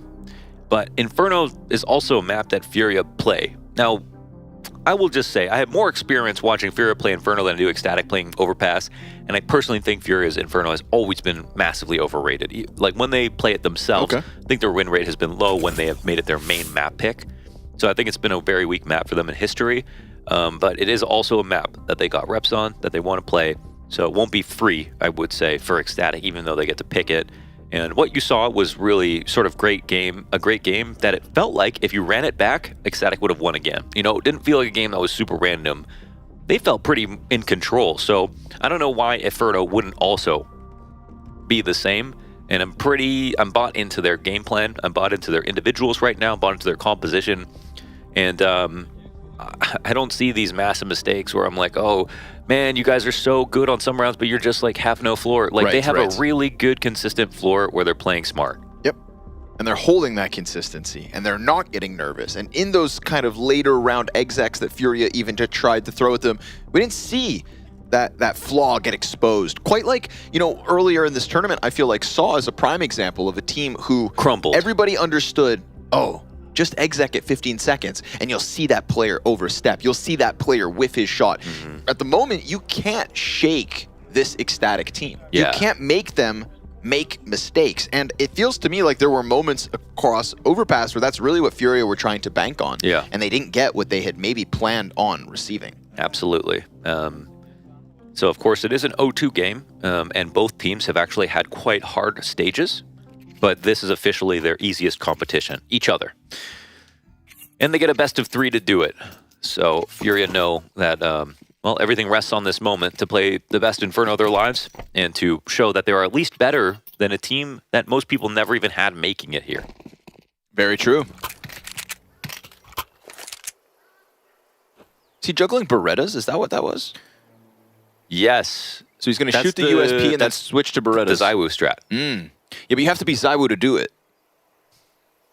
No? Imitation is the sincerest form of flattery. Okay. Yeah, until you fall on your face. You know, I wouldn't try jumping off Olympic trampolines or you know, the likes. Full-blown execute coming out. Art gonna spam the whole USP into the Beretters. Nobody's home. Free bomb plant. Rotate goes all in on the banana flank. Let's see what Queenix can do. I've been trying to sing his praise in terms of headshots. But pressure. What was that flash? Who was that flash? Flash doesn't find him. He's going to post 2 headshots already, make it 3, locking down the banana flank. But then those dual Berettas are run into, and it is indeed Kragan outnumbered 1v2. These teams have split the pistol rounds. Kragan getting squeezed slowly, but sure enough, oh, Art, those dual Berettas end up coming in clutch. 2 kills, 2 pistols, and Fallen's eyebrows raised. Woo, we got there, he says. Yeah, man, I guess they got the trades in the back when we were watching Queenix get his first 2 frags up front. So nicely done from Furia. I do think a flash. Yeah, I don't know if there was a flash from the CT or T side. I'm assuming it's from CT because they swung with it, but no one was blind. They just nailed the shots. Quesarado locked it down, and Art did a good job. A great job, honestly, of actually holding on, even though, you know, his first bout with the USP didn't get anything. The dualies came in to save the day. The buy is obviously still very strong here, though, for Ecstatic with that bomb plant. And they are coming up extremely fast as well, up in a mid. Holy hell. Damn right they are. They're going to pay the piper.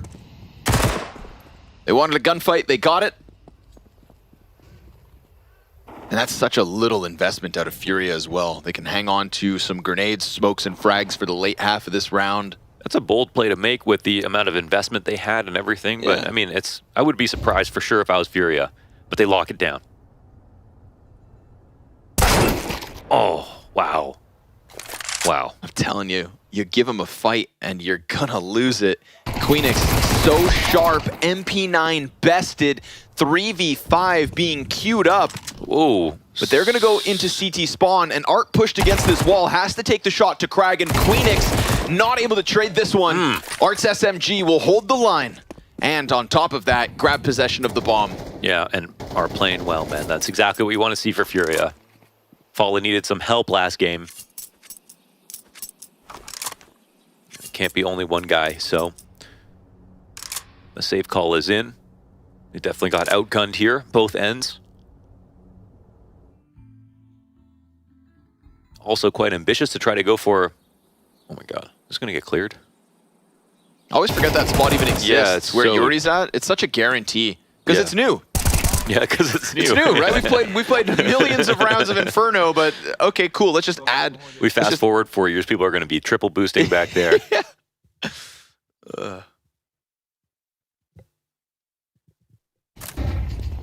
Forget about it. Nice cleanup on the first two. Oh, Dude, he didn't even clear it properly. That's crazy. Who is this guy? I know. Who is he?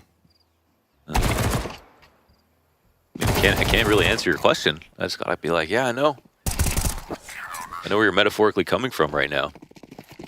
Because you don't know. Yeah, I know. Uh-oh.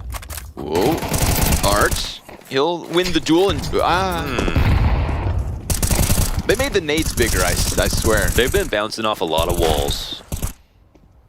It's also an Inferno thing. I don't know if you can say it's an Inferno thing for that one, but... It's true, all the passageways that much more narrow.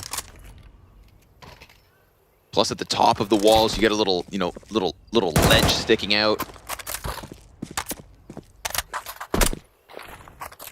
Couldn't possibly be our fault. It's the damn map, I tell ya. Haven't seen a lot of Inferno here in Copenhagen. It's really been falling off. It's only when you get the Brazilian teams, because they were playing it so much of the Americas RMRs. And since they've obviously taken over this major, we've seen enough Inferno. Yeah, nobody else even thinking about it. So this time the pistols will not be enough to find anything whatsoever. Looking like a nice clean sweep. Furia 3-0 the start, 5 players alive. Looking to set an early tone on their opponent's map pick. Just looking so much better. But with Overpass in the rear view, I think Ecstatic are still going to remain hopeful unless this half goes in the completely wrong direction.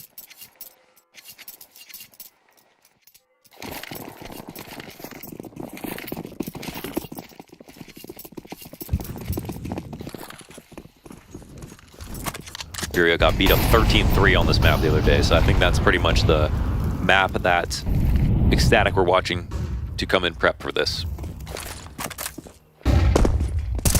Just trying to figure out how do we replicate that. So far unable to.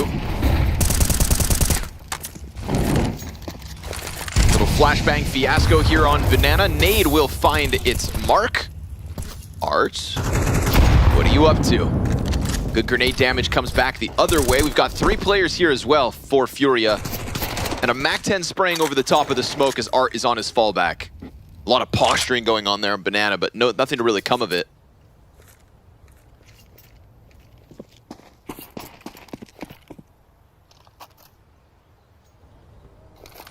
Given enough room to Ecstatic for them to just go into the full-blown A exec. We get 3 defenders in position. It's going to be a slow rotation too, as 2 of Furia's players still preoccupied with B. Fallen, nice repeat. Goes for the jiggle, confirms Nodios, and comes back at him on high alert. And now there's a bit of a stalling of Ecstatic here towards middle. Yuri's not able to get his kill quite like Fallen was. And so the pressure starts to ramp on this A site, but the Molotov cools it off for now. All that remains of Ecstatic is here, and there is still no rotation from Furia. Double B anchors hanging on. It's gonna have to be the hole, and oh, is it ever? Yuri's triple kill in from the pit, and Fallen slams them. Ooh, put a stamp on it, man. He has been so precise today. Even though it was a tough map on Overpass, he really showed his individual level. Now on Inferno, he's doing much of the same. Beautiful headshot over top of default into the lane split. No CT falters whatsoever. So we definitely got Furia suddenly very much on their A game. And Ecstatic have some good reps. I mean, they played against OG, they won the map. They played against Apex, they won the map. Actually lost it to Imperial here on the road to the major in a closer game. Saw one of these cheeky Tech 9 rounds come through for Ecstatic on the first map. Pretty much turned into the map win. Yes, sir. Definitely gave them the momentum to follow through. But utility protocol's looking good here for Furia. It's enough to turn Ecstatic away from their opening engagement. They're going to turn him away with such little health. Patty's basically dead. Kragen's basically dead. And while Queenix has 4 kills, the rest of his teammates only 2 combined. So this is Furia starting to gather a good amount of money, creating that emergency fund for a rainy day if Ecstatic ever break through. If.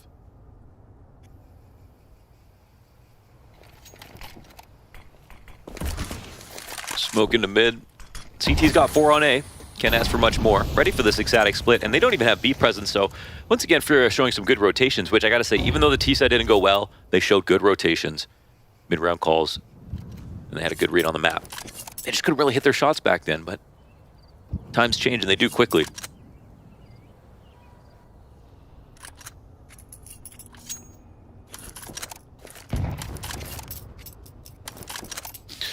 Might end up risking sitting in front of another smoke anyways, so let's see if they can find the in-between time to go for the exec. Kragen's got an activation flash. Patty's here to trade him, but it's going to really fall on the pit play of Yuri. And Fallen's the one who plucks him from the sky. Oh, wait a second. They got pick control and a sight. Yes, they do. And guns. That's all they needed. And their actual third rotator went over to B. The patience paid off.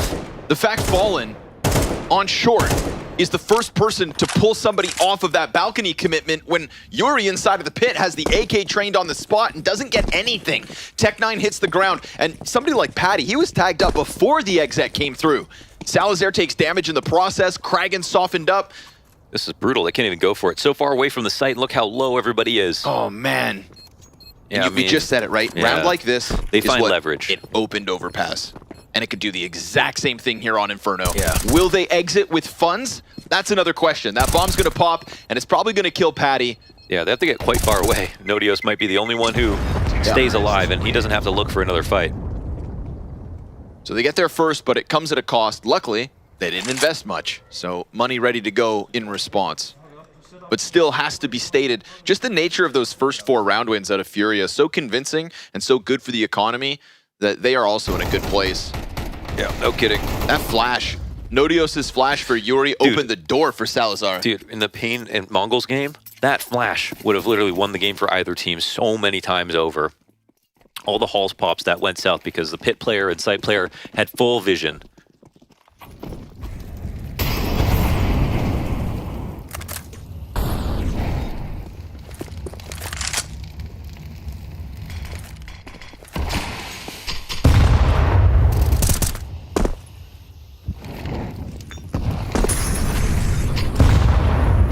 Opening it up. Oh, Ecstatic try to press in. Dangerous game to play. Oh, Salazar. Oh, that's with the sight. Snapped Hold onto on. Cello. He's really committing hard here with the bomb. I think he just needs to fall back. Oh, yeah, but no smoke. He would have loved to smoke this out. This gives him options over on the A site. But at the same time, nobody's even watching that cross. He throws the bomb back to Nodios, who does have a smoke, so now it's going to go up to obscure Queserado's vision. He could spray. He doesn't make the rotation in. Whoa, the timing almost there. He'll pop it open. A cause for concern. Nodios turns. Salazar still fixated on the back of construction as he has to be. And now Queenix is able to come and join them from Banana. No it's smoke. an all-in retake from CT. They have a molly? No. And they just put up another CT cross smoke, Ecstatic. Uh-oh. Flashes for Fallen over the top. They're trying to get this coffin push going. His second flash comes out. Now there's no more nades. It's going to be just guns aplenty. And Fallen eventually maybe can challenge with this op. But at the same time, Fallen, he's the only kit. No, excuse me. Queserado's got one. They could still pull off this retake. Fallen gets the backside kill, but Nodios holds on from the pit. Fallen tries to flee, and that is Salazar to win the fight in Donut on his own. Does he stay alive? They clear it. Oh, he got the op, and I think the bomb goes off. He stays alive. He can get far enough away. Fallen with no ammo left over. No retake there for Furia. It took way too long to get set up. And it's because of this final trade from Salazar. And that was not an easy trade either. Deep in the spray, Nodios clears the backside. But you see how deep that position is now on Grill. Like, it's harder to clear. Yep. They didn't go out wide enough. Ooh, they opened that door again. The eco round into the second round in a row, and this time with an extra little bit saved. The op and play for Salazar, who you're not going to buy the op for yourself on T side, but it doesn't mean you won't use it if you find one on Inferno. Oh, actually, they aren't. They aren't even going to use it. Yeah, so the only benefit there is getting it out of Fallen's hands, forcing the rebuy.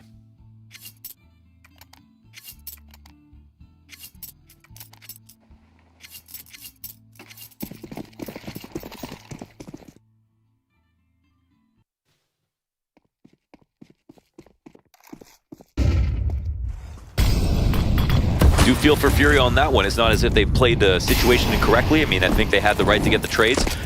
They just got X-factored a little bit. But that's what you're up against right now.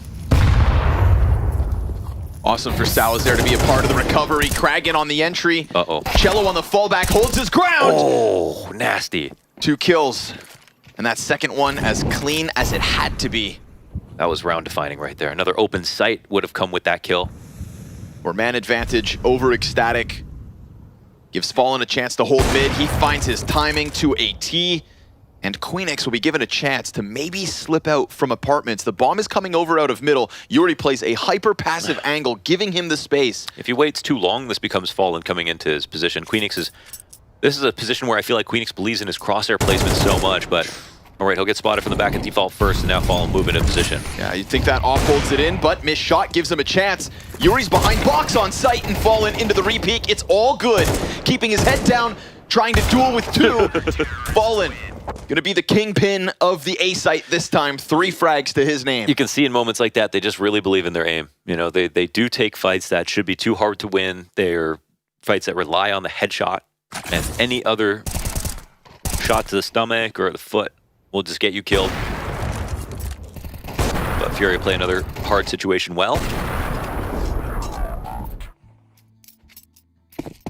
And stamp out the damage. And actually, it's Ecstatic who are pretty broke now because of the one round they won. Even though they denied the save of the op, they themselves only had 2 players live. Yep.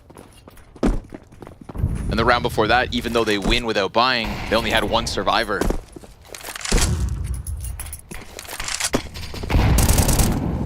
Slowly we get through this half, and Furia given a great chance to pull forward with a lead. Flashbang's good. No way, that single AK. You can't afford this again. Man, they're finding gaps on Banana. That was a perfect push-up from Kragan, right in between the smoke and Molly, not taking any damage into a flashed player once again. Kragan doing some dirty work. Oh. Cello announcing that he's coming back to re-clear this, but he'll win the fight against Kragan. That's the AK down, but the M4 still up. If they can just press their numbers into A, they do have this 4v2 on site. Yes, with lesser weapons, but a missed shot from Fallen's AWP could definitely open the door to be swarmed by these pistols. It wouldn't be the first time. It's not a unique situation. Fallen in the same spot. 3rd defender getting over it as well, so Furia, they've got the support, and they've got this pretty consistent dominance out of the AWP of Fallen. Yuri hanging onto the pit will stop the balcony push, and the 2 members left on short side here have their teammates taken from them. Ecstatic, it's going to be desperation to try an entry versus 3. Furia, yes, you've lost Banana. Looked a little sketchy with the Cello re-clear. Patty, it's a double. This one's supposed to be done. 15 to the clock, a separated 1v1. Oh no! Patty, 3 kills deep. And with enough time for Cello to get over to the bomb site, he can reposition. This would be so big. Another one early on in this T side. Patty is cooking in this clutch. Looking to stick the landing. It's all about the approach. Cello looks the wrong way. Patty, he's got this sitting in front of him. Smashed by Patty. Yeah, 100%. Pure beef Patty, baby. That is an unreal way to win that round. It was over. We were writing it off. Coming up lane late, picking up some pieces, maybe a kill or 2, and they're just trying to take the money away. popping onto a screen like it's a deathmatch. Patty switching between guns and splitting the difference, playing backside here, finding a perfect opportunity on Cello, popping up and popping his head like a grape. Closing that gap onto Fallen with the pistol. Ice cold. 2 of those early on in this half. Wow. Oh, man, that's... I was just thinking, this might be the most economically damning situation for Ecstatic because they reset their own loss bonus after winning just 2 rounds and then have only saved 3 players over those 2 rounds, and so would have to maybe double save as they get their loss bonus back up. But then they win. They actually win somehow. Well, because of Patty, you got to ask him for the answers. And this actually destroys Furia's economy.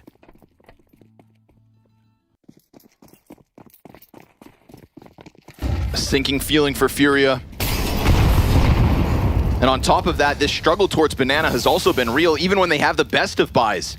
There's no doubt in my mind Ecstatic consider this half of the map their opening, at least for the first fight. Oh, boosts simultaneous. And K-Serrato comes out, the flash is good, the MAC-10 follows up. Pressure in Banana, but a third body of Cello found out. And so they clear them all. Oh, he's like, if only I had a better gun. If he had anything better than that, they would have been able to stamp out the situation. It's another moment here where Ecstatic decide to press through a smoke. They find their timings with these pops on Banana. They have no fear about trying to phase a smoke, catch someone off blind, and Furia have always been eating them.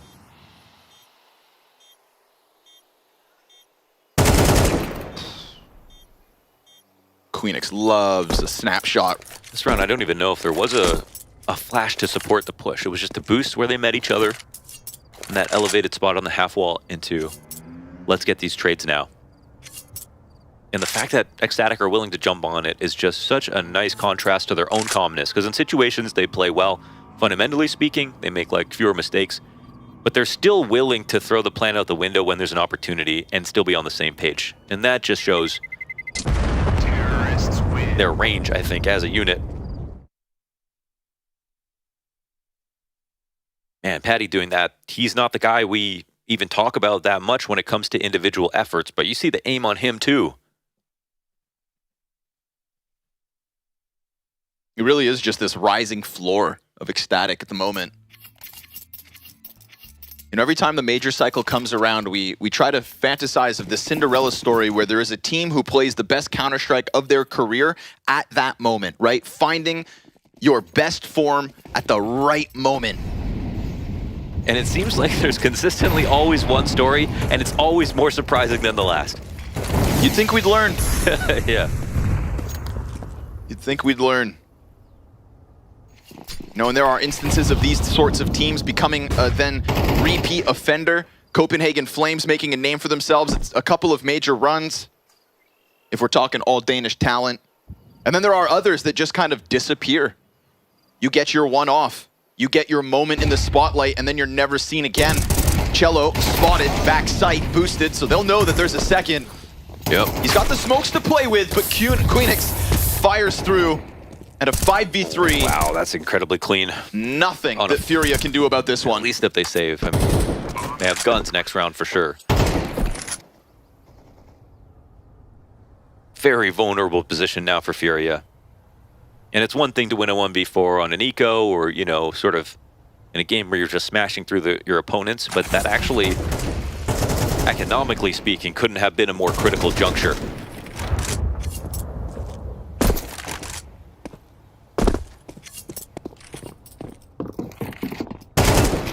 Goodbye. Little price tag at the tail end of this one, but it comes with costs both ways. And they are being hunted now. And I mean, Furia go down to $0. They save nothing here, so protect Fallen at all costs. And luckily, they're a bit far away from being in jeopardy. Quite a clawback here from Ecstatic.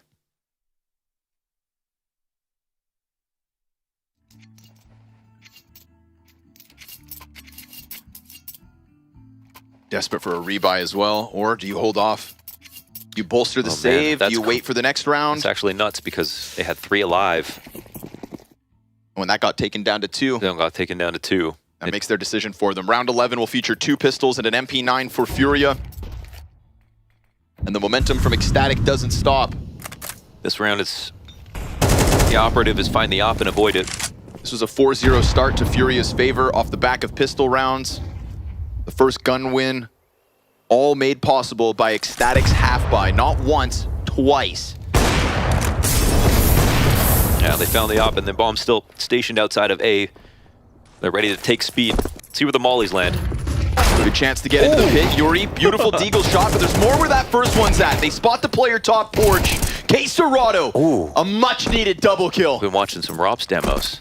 Sat on top of the roof. Then the challenge up into the boiler, reconfirming that there is still presence here. Ecstatic, if Salazar chases this, it's right into K-Serrado's crosshair, and who better to hold one back? MP9 swings into the boiler, Kragan magnetized and going down at the hands of the two remaining A defenders. Give a big shout out to Yuri for his first deagle shot, and then the perfect second line of defense with K-Serrado, top of the roof.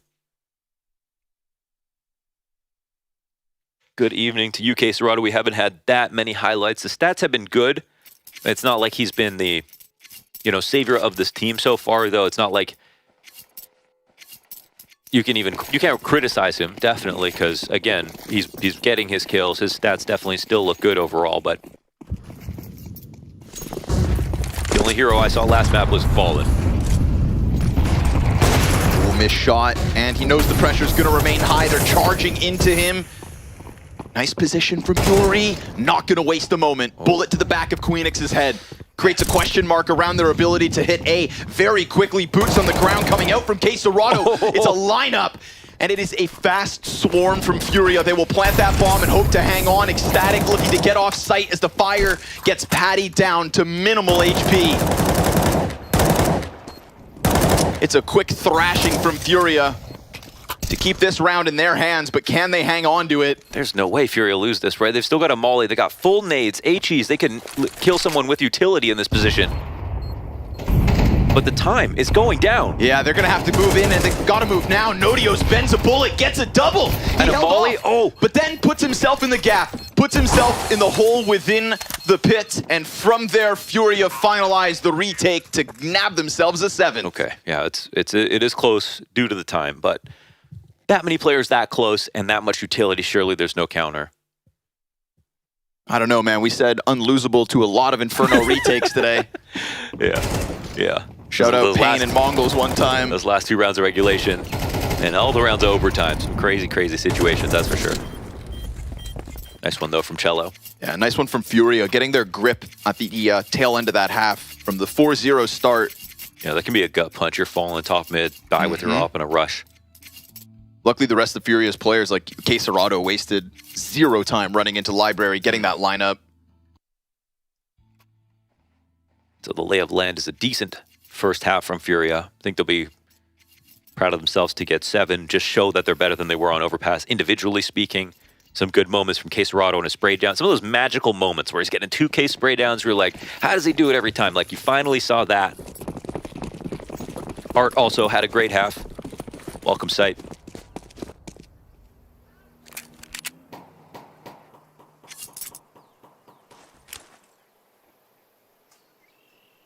We'll have a classic setup. Coffin's flash here at CT's 3-way. Oh! We do that in practice?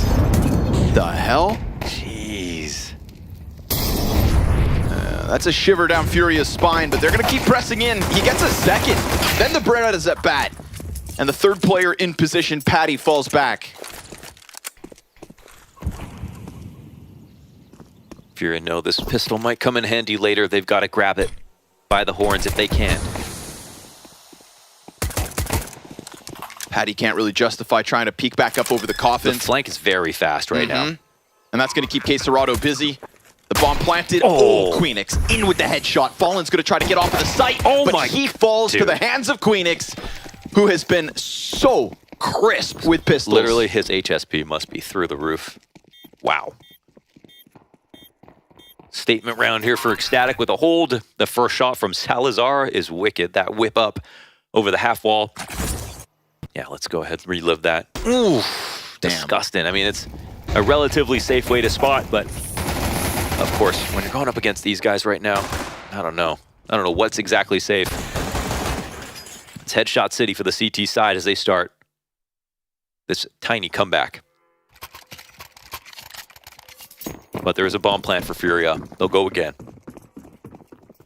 Queenix sitting at a 56.4% headshot percentage over his entire career. That's solid. Yeah, considering your body is 90% body. Yeah, sure. 90% body, 90% water. That's like 0.2% head. You see Fallen now starting to talk through what's going down. Not only to come in this round, but probably bigger picture.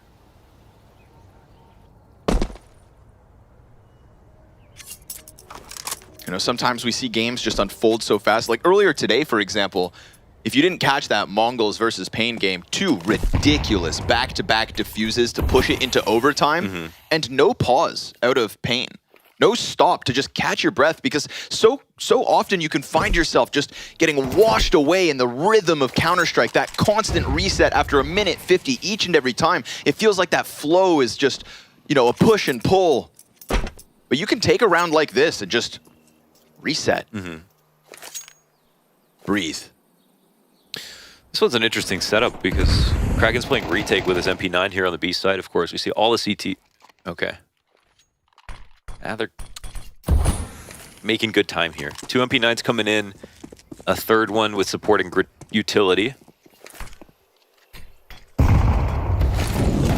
20 seconds, they've got to come through it. Oh boy. Does the smoke deny the CT hold? Yeah, it's a tall smoke.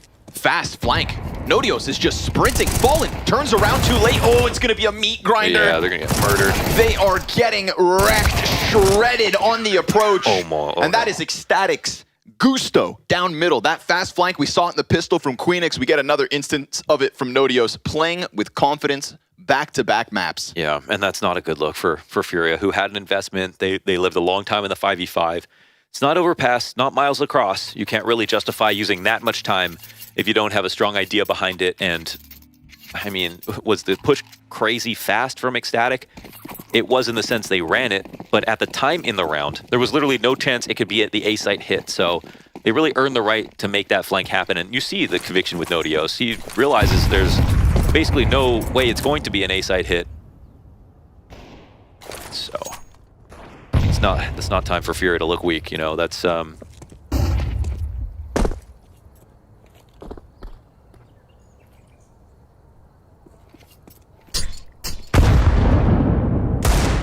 Art wasn't far off. That's through the wall. Yeah. Hard head. The brick keeps Salazar alive. Serving as a trigger for Kraken to apply a bit of banana pressure. You know, Ecstatic have not been the victims of these sorts of buys, despite throwing out 3 of them versus Furia across the series. Minimize mistakes. An age-old tale of Counter-Strike. Great flash, but both players blind, find their angles.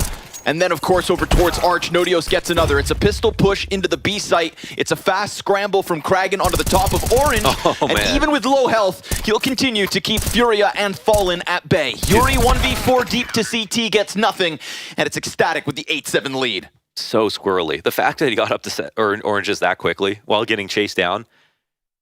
Again, they're not making any mistakes movement-wise. Unfortunately, it was a perfectly placed or timed window flash, but Crosshair was locked on right down the middle of Banana. And that is the name of the game, of course. It's pretty narrow. You are going to take spam damage. Not all your flashes are going to work. But we're in a game with very little room for error. So another timeout will be called here as Furia move on to a full buy.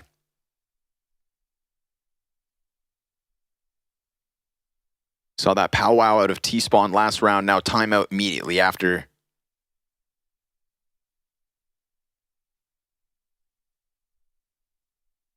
The confidence of some of these decisions coming out of Ecstatic, most certainly bolstered by the individual level that not 1 or 2 players have brought to the table, but this entire team. Yeah. I mean, I really don't think, looking at them playing, I don't think any of them think they're worse than Furia. You know, I don't think that brand value and the name value and the trophies and the championships have fallen, and the experience on LAN or anything is doing anything to Ecstatic right now. I think they believe they're every bit as good or even better. And I mean, that's the right mentality to have, because if you were to look at Furia over the last couple of months, we're talking about a team that fell absolutely short at Katowice to start their LAN run this year.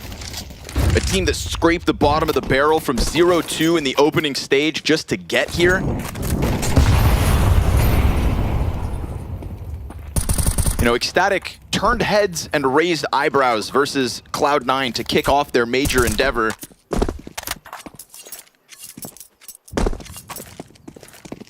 And would have even had more chances had they not progressed to top 16 as fast as they did. And they're playing like a team that deserves to be here, that is fighting to continue on in Copenhagen. Nothing means more to these 5 players than getting into that Royal Arena and hearing the roars of the Copenhagen crowd. This would be step 1. Survive the O2 match.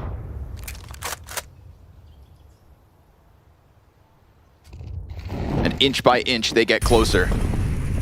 As do Furia towards top banana. Molotov to take control of it. They're gonna leave 3 banana, 2 top mid, and Nodios is looking for a re-aggression.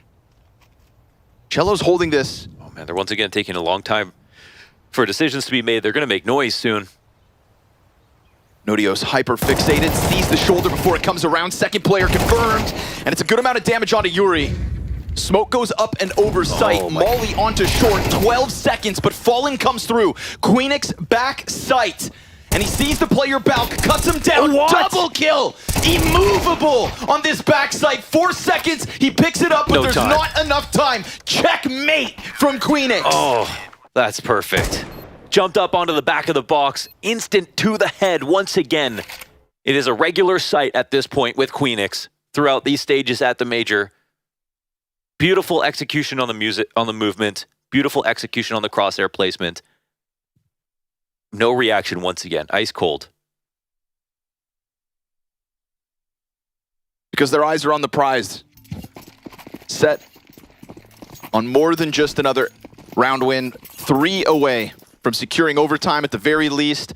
The first sigh of relief. And to set up the next, it's fast pressure. Kraken pinned in. Flash comes out from the bomb site. Great support from Patty. That was perfect timing. And he's looking to crank that dial maybe. Molly burning all over the place. Pressure is kept up from Fallen and Co. And now they've taken this one back into their own hands. Man advantage Furia. And a real chance to go into the exec if they wanted. They have slowed it down. They know there's one more person here supporting with flashes. Confirmed. Do they gamble rotate A? So overreaction, and I wonder what the play is here for Furia. And it looks like the bomb is going to stick around, so. I'll say it again. Moments like this, Furia have shown they read the map well. They haven't run into any stacks so far. Bomb sitting outside B with 2. And again, if this goes south, there's no overcommitment that Furia have to make on this side of the map. Ecstatic have set themselves up for a save. With 2 here, you're not going to exec on B, though. Not just yet. Bomb's coming back. And this thing fully tucked. I think Fallen has to die. Otherwise, oh my god. Bomb is coming back and Fallen. He's going to come around this corner into Queenix's crosshair. They have to go back, surely. That's one player there. They could still leave. You still have time to go B. You could depart, but instead, it's a commitment into Ecstatic. They're going to deliver this bomb. It's a smoke in front of it. 2 anchors on the site. Can they hang on? Nodios from the corner. Oh, it's Art. Back in. 1 shot. All he needs. But Salazar will stop them. And this will be the first time as a team they have called out Furia, had them run into a stack. They took a blind gamble, and it pays off. In their tracks. An empty B bomb site. Now you are not only out shooting Furia, you are out calling Fallen. Wow.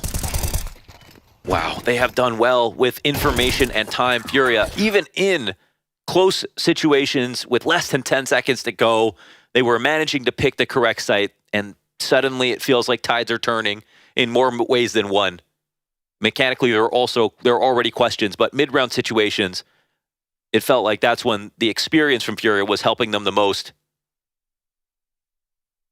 Inferno's a tough game, especially when you play down the clock, but when Fallen died, why aren't you turning that bomb around? They didn't believe Ecstatic would stack.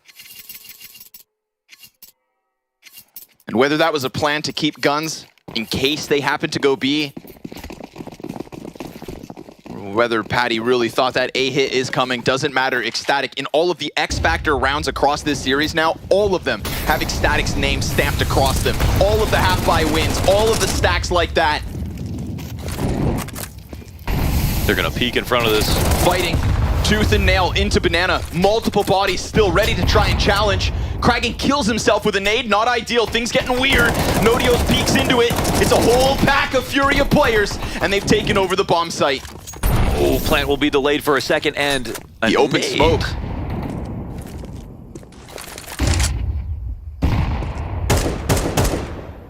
This is a lifeline for Furia. This is an awkward moment caused by Kragan's suicide. Let's see if it was a blood sacrifice. CT's coming in with a full belt of utility on Queenix.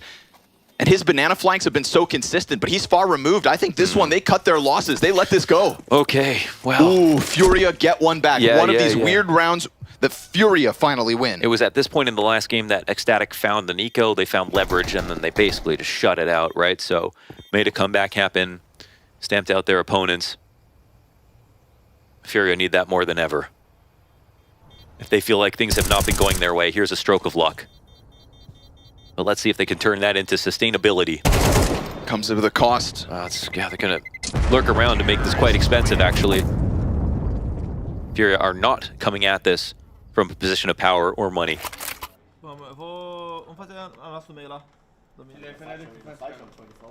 I mean, I hate to say it, but I think Ecstatic can afford to lose a round like that. From what we've seen, there have been no glaring errors in this B defense overall. It's been this one round, and of course, Kragan just gets a bad bounce on his right-click nade for what would be a funny moment if it wasn't such a tense one. I don't think he's laughing. Yeah.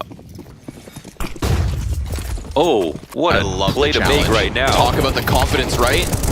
Does it come at a cost? Patty, Salazar, they clear out alt mid. And with a mid smoke, there's no response here from Furia. You're not catching anybody jumping back towards Arch. You can't punish any kind of apartment peek. What a call to make off of a round like that. Doesn't that just scream the confidence? Yeah, seriously, they have not shown that they were willing to do anything like this, and Furia thought that they were going to try to build momentum.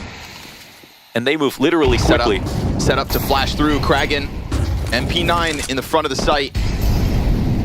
It's gonna get weird with the smoke grenades, the flashes, and the fire. Everybody's now getting lost inside of the utility.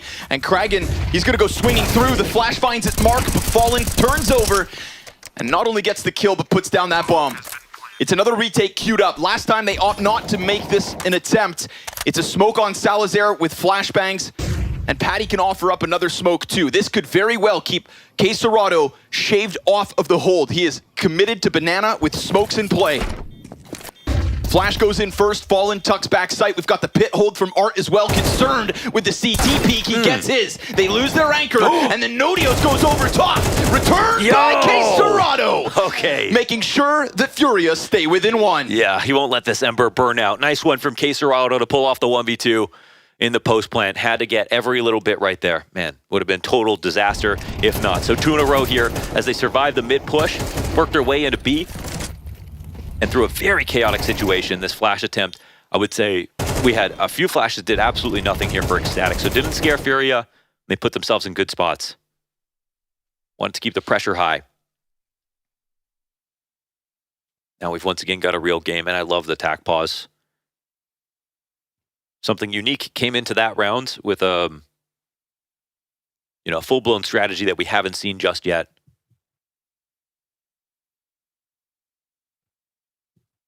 Let's see if the CTs want to try to do anything interesting one more time. Or if we can get a resurgence here from Furia, who are still just 1 round away. They are a map down. But they've got to go 1 map at a time here.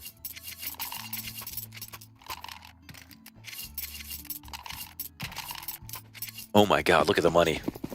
It ain't pretty. Ecstatic anticipating a double save off of this, so there can be 2 things at play right now. Playing for a tactic to try to get the 5v4, and then also thinking about another gamble stack or saving if things don't go right.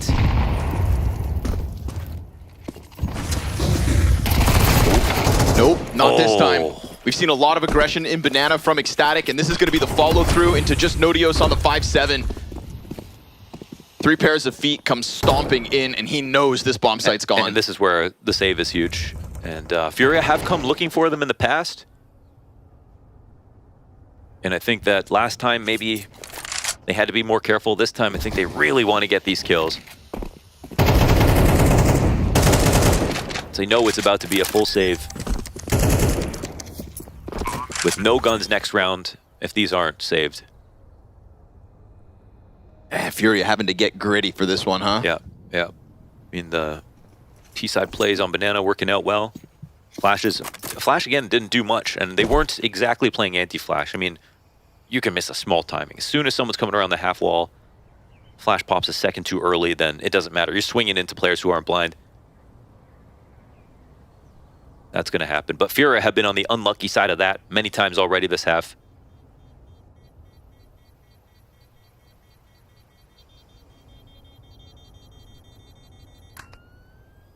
Anybody die in the end? Art's gonna take a chance. Oh, nope. They hold. Oh, no. Upgrade. Oh, there it is, actually. MP9, too. Nothing to scoff at. Yeah, I mean, it is the best gun in the world. Particularly strong on Inferno. No kidding. Though that round didn't look too good. Didn't look too good. Yeah. They dealt with it. They dealt with it. All right. 10-10. This is what you need, right? Yeah, Furia don't want to go out looking like chumps. We can criticize Inferno. Had a great back and forth between MongolZ and, well, great, to define great. Had an entertaining back and forth. It was great. It was great. You're allowed to say that. And now we've got one here queued up too. Yuri. Oh. I mean, we have not seen a fight in back apartments like that. Yeah, Somebody tried to do something different in contrast to what last round was, that hyper-aggressive mid-push from Ecstatic, or last gun round rather. And they actually don't invest behind these guns at all, so they're just using this as a pseudo-save. Patty's got a USP, no investments at all. They're thinking about their money for next round. Gonna fight into the apartments. Yuri can just lean back, re-engage. How many more times do you think? Dodge bullets. Well, now that Cello's here, you can definitely do it once more. Okay, yeah. Maybe twice more. That is weapons confirmed inside of the A site, so you'd think Furia would want to keep some distance from them.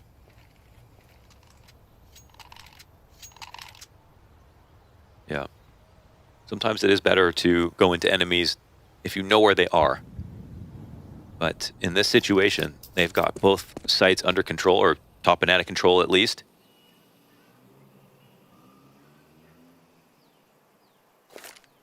And one more smoke.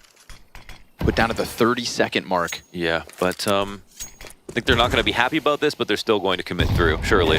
Try to crack it open with the frag grenade. Kragan waiting for a chance to swing out. Yeah, there's enough coverage here. He tries to get cheeky with the smoke play, but the rest of the bomb site free for the taking to Furia's favor. Ooh, it's a lead. And Yuri could very well swipe away what was being hung on to. P9 and Famas could be key to getting extra pieces next round, but Yuri, yeah, he's honing in on everybody left. And like you just mentioned, it's a lead. Yes. Furia to take the 11th. And you saw Yuri climbing the board, but you know, you weren't seeing any amazing highlights. We've seen Case Rod with his clutches, following with his op shots, or with his early CT impact on Banana. But now you are starting to see like that wicked weapon that is Yuri.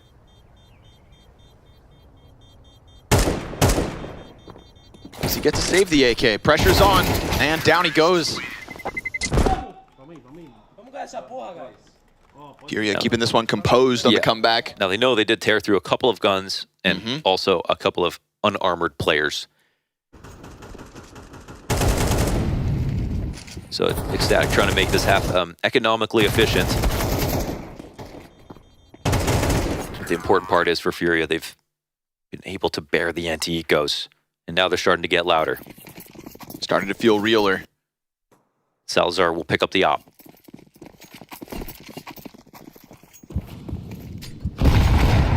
Start, man, we've seen real bloodbaths set up by Banana to the demise of both teams.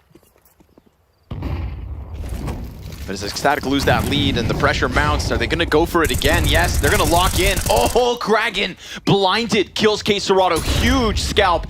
and not to mention all of the deep banana presence that comes with it. Is the response from Furia fast, and do they just head into brackets? Because Salazar has waited for this op. It could be key that he lands one of these shots, and that challenge is inching ever closer. Cello, his first victim, 5v3 for Ecstatic, who see that lead of Furia and decide they want to take it right back. Pressure out of middle, caught out by Queenix. This one's going perfectly for Ecstatic. It's a missed shot and a chance for Yuri to pressure, but with the flash, he needs to hold off. Yeah, and are there odds of the round gone? Oh, actually, Fallen. Oh, in a situation to maybe punish. He was actually so close. Won't be able to take the fight through the molly. Get 5 alive here for Ecstatic. Coming into the end of the round, Furia needs some kills, man. They had Ecstatic in a buy-save situation. Now it's going to be tied up. That one worked out too well, and Ecstatic just went back to what they were working with earlier in the half. Kragan adamant about getting banana control facing forward, and you know what? That's not the first time he's ate the flash, and they still get the kill. Damn right. So Furia are doing a good job on the counterplay, but man, luck is not with them whatsoever. We've had rounds where Kragan and Nodios both go down banana, both blind spray to 2 different angles, and both pick up kills. So that deep banana pressure has been the bane of Furia in multiple rounds. Absolutely, and they've been also trying to run up to through the half wall smoke, just like Ecstatic did in the first half, and test their luck at getting trades, and it's just worked out back and forth. And that's why, folks, we've got an 11-11 scoreline here on map 2. Yeah, with tournament life on the line for Furia, with map 1 in the back pocket of Kragan and co. Here's the replay from Kragan. Eats the flash, doesn't matter. Slides right into the logs. And to be fair, he's always on the line he's looking for, and he's very careful about when he eats the flash. Literally doesn't move his mouse at all. Okay. He's done that the last time when he was aiming at the bottom of banana as they jump through, and he also has support behind him. We don't know exactly what happens in a better situation there for Furia, but we do know they had layers to the defense. CT utility that last time indicated the aggressive alt-mid attack. We had those 2 players fight out from balcony, catch off the deep Furia setup. But this time Furia getting dangerously close to this brackets before even seeing anything. Ecstatic have kind of reeled back into a more passive setup. It's not with the op on middle, it's not with the player boosted porch. This was Nodios' comfort when he came into Arch on a calm round where they were coming up brackets control, very comfortable on the angle. Pressure on lane will get Salazar back. 412, don't forget it. You want to say pressure? Yeah. That's the key word of this one. Round 23, and somebody locks in overtime. Furia sweating bullets, but Fallen opens up shop. Oh, and he gets a second. That's damning. Queenix down, third piece found. Furia just make mincemeat of that A setup. Wow, 3 punishes back-to-back like dominoes. Furia guarantee overtime. Perfection on the approach, and maybe because there is so much less pressure this round from Ecstatic than rounds prior. We don't get that deep banana fight. We don't get smokes in front of mid. They smoke half mid, and when Furia opened it up, saw that there was nobody behind it, that indicated to them that they could take all that space for free, and look what the space net them. A flawless 12th round win and overtime confirmed. With that, Fallen getting back into positive territory. His 2 op shots heard across the map, both pivotal. And taking out Salazar once again. Man, he has had his number. Yeah, yeah. Fallen over Salazar all night long.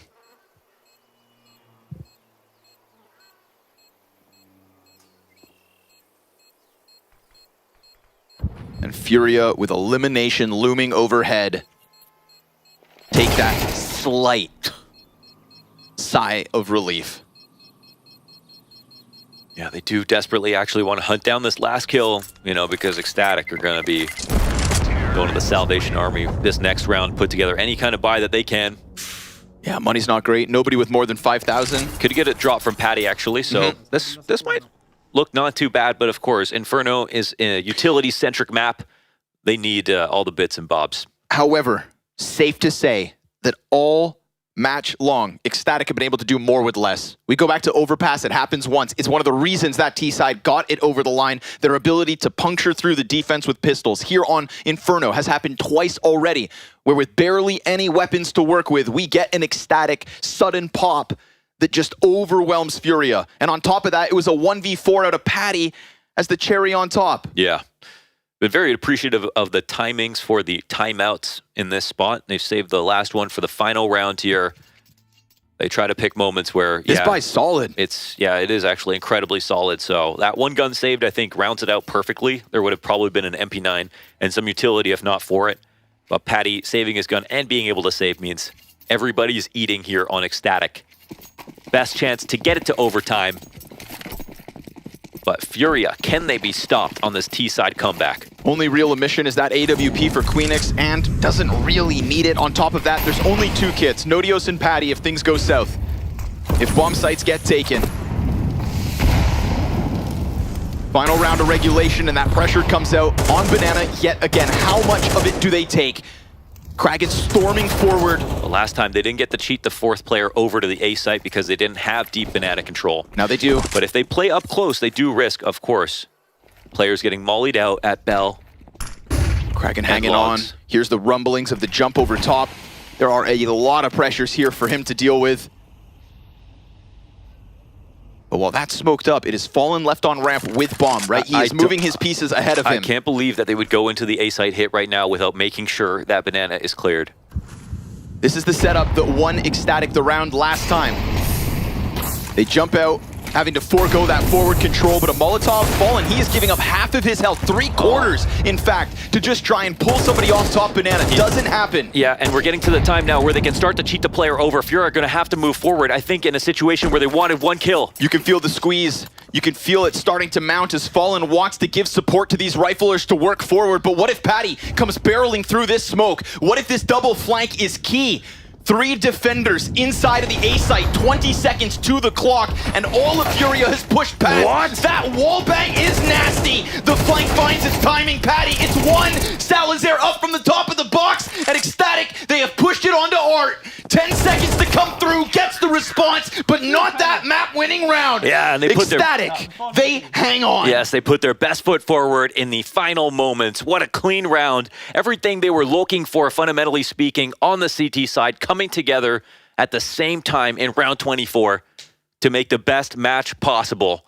Furia, an incredible show of composure to get to the point of overtime, but now they're going to have to earn it all the way through CSGO style. First to 16 wins, and I don't know who leaves with more confidence out of that. Ecstatic had to go through a lot. Furia have shown that they are warmed up completely, and they do have an Inferno to fight against. And that tall box wallbang, that was actually unbelievable. Starting to become a feature of Inferno. Right, and if you didn't have the double flank in that situation, losing a player on the A site like they did previously, but it goes to show that Ecstatic are building on what they learned from previous rounds and fighting for it, not being afraid to take the risk that might be scary. They wanted bottom B, they used it. Oh, they're gonna go for it again. They've got players caught in the corners. A little bit weird from Kraken. He knows what's here. And Kserato can, luckily for Furia, take it back. So slippery. How does he even get one there, right? For a second, it looked like he was done for. He's tap dancing, man, and he does not split the difference. He goes full committed and says, I know I can't fall back, but if I get one, at least my team can succeed. Oh, they're coming at it. A jump up. That cost Fallen half his health. Just like the round prior, he will be fighting with little HP. T-side smoke top, Banana, 50 to the clock. And a peek out from Salazar while middle is smoked, but the boiler player almost gets what they needed. What does it mean, though? What does it mean for the map? The B site has been completely vacated. They switch. Op is going to go hold B. Yuri trying to puff his chest. 30 seconds to the clock. Exec is going that way. CT's 3 on A. Solo op hold on B site. Salazar, you've been out op by Fallen every round. And Fallen's coming back at him as the entry again. Salazar gets it. Finally starting to take that Matrix somewhat back into his hands, but as smoke lands on CT Cross, what is next for Salazar? Whoa. It's a shot into Cello. Now 10 to the clock, and Kserato has to close this gap, doing a wonderful job of holding on backside, but Kserato's headshot's clean. He's gonna punish. Now the bomb plant, he can charge him down. Nodio's coming through, and he kills him before the plant comes out. Ecstatic, open in OT. Oh, they layered the push. Oh my god, and Yuri, just with seconds to spare, can't get there in time.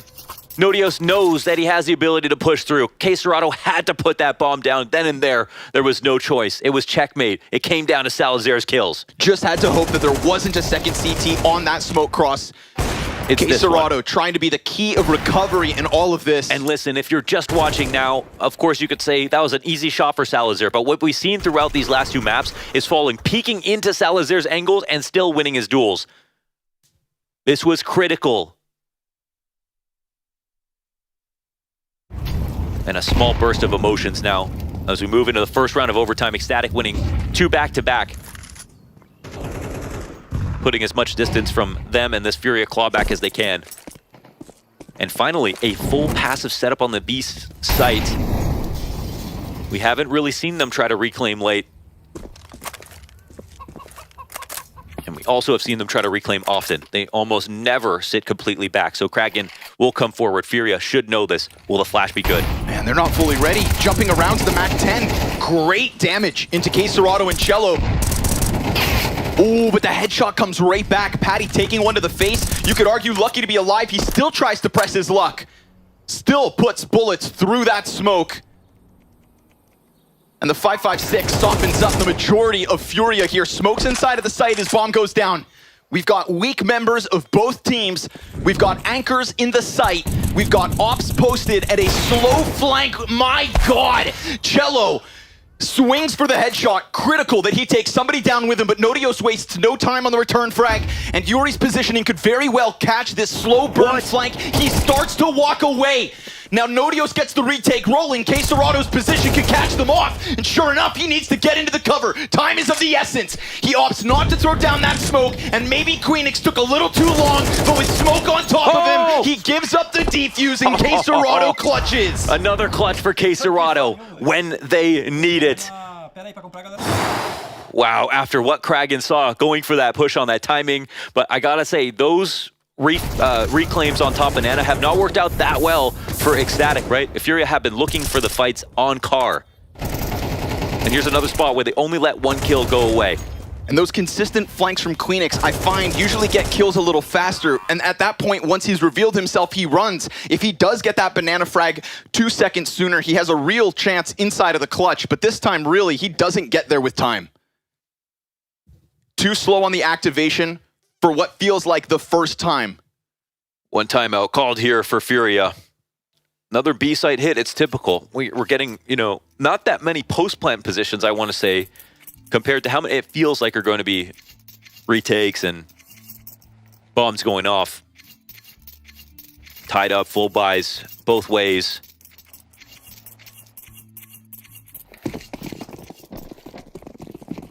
OT is where you get scrimmy.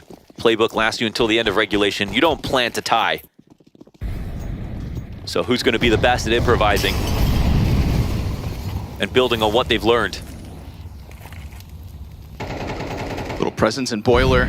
Pop out through the smoke. It's a pistol. What? Salazar not working with much. Oh, but Nodios the recovery.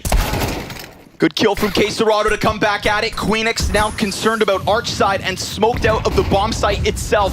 Numbers even. He blocked the smoke though. And a slight gap over it, missed shot from Fallen. He's got to keep his head down on the grave stairs. As the site's taken over, Kraken's looking to challenge. K-Serrato, hands busy with the bomb, but he takes the rifle back out, and it's him and Yuri. The 2 best pieces of Fallen trying to work. And Patty is still baking. K-Serrato in the clutch once more. On default. How does Patty want to play it? What's the read? A smoke, a frag, but no kit. 6 bullets in the magazine. He will not have a chance to whiff. And a question as to where the hell K-Serrato's gotten off to. Bomb is planted default. Does he clear the back corner? He's jumping in haphazardly. And K-Serrato puts him down. A 3K. Much needed. I mean, he's racking up the clutches right now at this point. Those were some crazy trades coming in through the arch smoke. I'm surprised that we only had a 5-7 available for that initial push. 10K OT. Yeah, that is brutal. Not even an MP9 in that situation. And Furia, stay alive. Patty throwing caution to the wind as he just stomped his way through the bomb site. K-Serrato wouldn't even give him a chance to pull that trigger. Fallen, cautious, doesn't commit to the full deep peek. We get movement up inside of the apartments. Not only Yuri taking Balk, but we have Fallen posted. Oh, no! What is that? No! He was just trying to get onto the balcony. Apparently not just the MP9. Jumping AK accuracy cranked to a 10. Spam damage out through smoke. This is a gut-wrenching opening for Furia to try and deal with. Yuri did no wrong. And Yuri was holding that angle because there was no one playing bridge. Of course it would be unsafe. That's why Nodios jumps into that position. And he panics and shoots in the air and gets an instant headshot. And now it's a 5-on-3. Cello, low HP.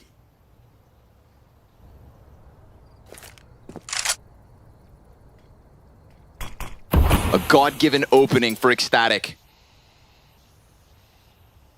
Still with enough tools to make this happen. I mean, a sea of utility in smokes and flashes. And Fallen trying to find a way to challenge back. We've got Quesarado backside hanging on for dear life as he hears this rampage coming at him. He's gonna drop Patty at least, but his support goes down too. And this pack of players from Ecstatic pressuring into the bomb site with ample time just in case things started to go south. It's a numbers game, and those numbers earned by way of jumping AK headshot. My God, yeah. That's responsible for the first kill. And they made it a 5v3. Jesus. That was like a kill Quesarado gets. You know what I mean?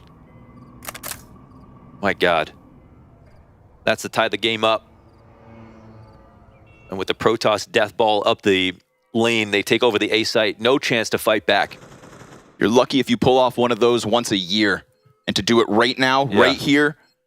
Well, last year it was lucky a couple of years ago. In that last round on Barrage. So this one's for lucky. Lady Luck sprinkles them in every once in a while. Bro. First bullet out. And the only thing I can give him credit for is looking in the window when he jumps up. Crosshair placement. Not Swag's crosshair placement, right? Oh my God. Unbelievable scene. Gaben himself blessing Nodios on the jump up with that one. They go for the triple nade back sandbags, just trying to dismantle early banana control. So you're Furia, you're concerned. The numbers are here. And your banana control's gone. Heart could reaggress, and they were thinking about it. With flashbangs being set up by Quesarado, we could have this Art Cello challenge on banana. Numbers coming at him. Kragen's got the cover of the half wall, and he hears it. Yeah, he's just listening right now. Salah revealed on the setup. Oh, ahead of the smoke as well. He's got support, but he loses it.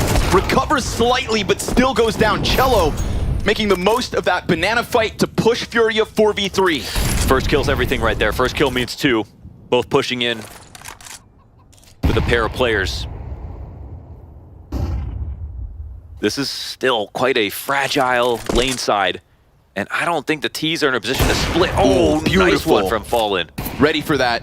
As smoke fades, clips the wings of Nodios. Wait. Queenix has managed to get out, but he's going to have to do everything. And Yuri, very nicely done to keep himself tucked in cover. Furia keep on fighting. That's OT2 secured here for Furia.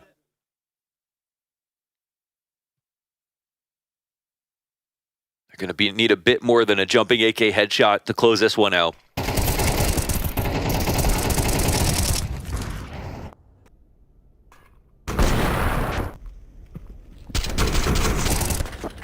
Good awareness, not allowing the lurk. The op shot missed inside a pit on the shoulder peak. Some of the best shoulder peekers ever on your screen.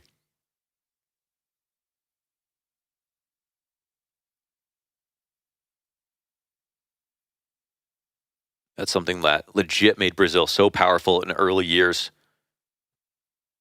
Being able to bait out shots without dying.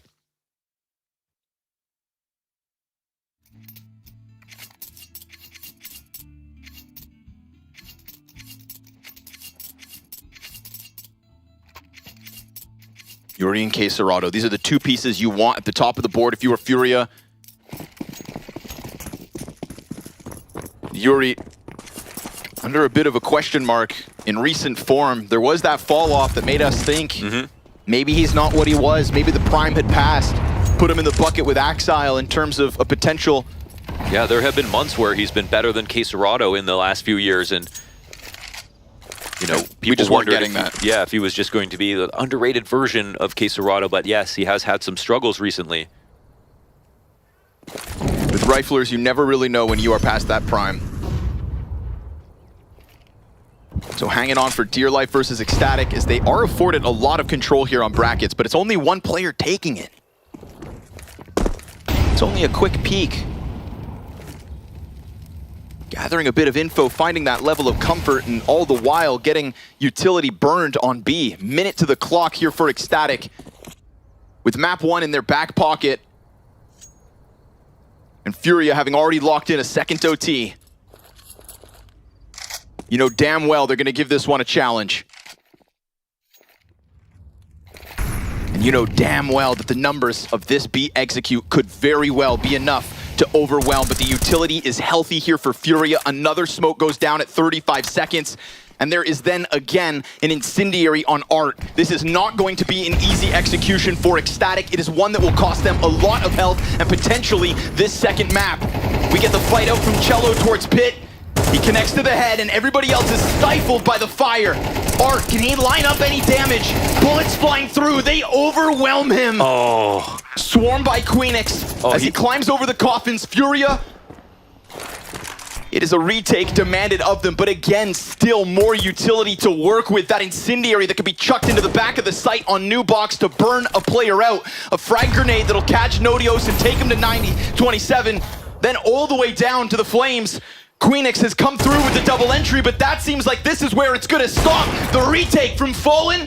And Quesarado looks fantastic. Another piece of util, but time is of the essence. They've got to come clear him. And Patty, can he challenge? Quesarado holds it. Fallen by the skin of his teeth.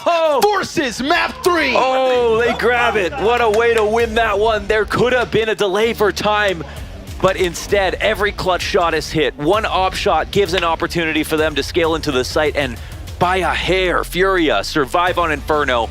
And not just that, give them a chance to actually win this series, which at one point felt impossible. Destroyed on Overpass and came back on Inferno, and you gotta say, even though it's a map that they can play, it's a map after losing their map pick. It's a map that they were less ready for. Their form was not there. They were going to be wide open to scrutiny and criticism, and it took a lot of grit to get back into that game on T-side. Yeah, grit is the key word with this Inferno grind, because pushing it into that one, I mean, on an individual level, Ecstatic looked leaps and bounds better over on Overpass. Every entry frag went well. All of the calls were solid. And this is still a series, to me, that features nothing but success for Ecstatic when it comes to the half-buy rounds. We get that A-site stack.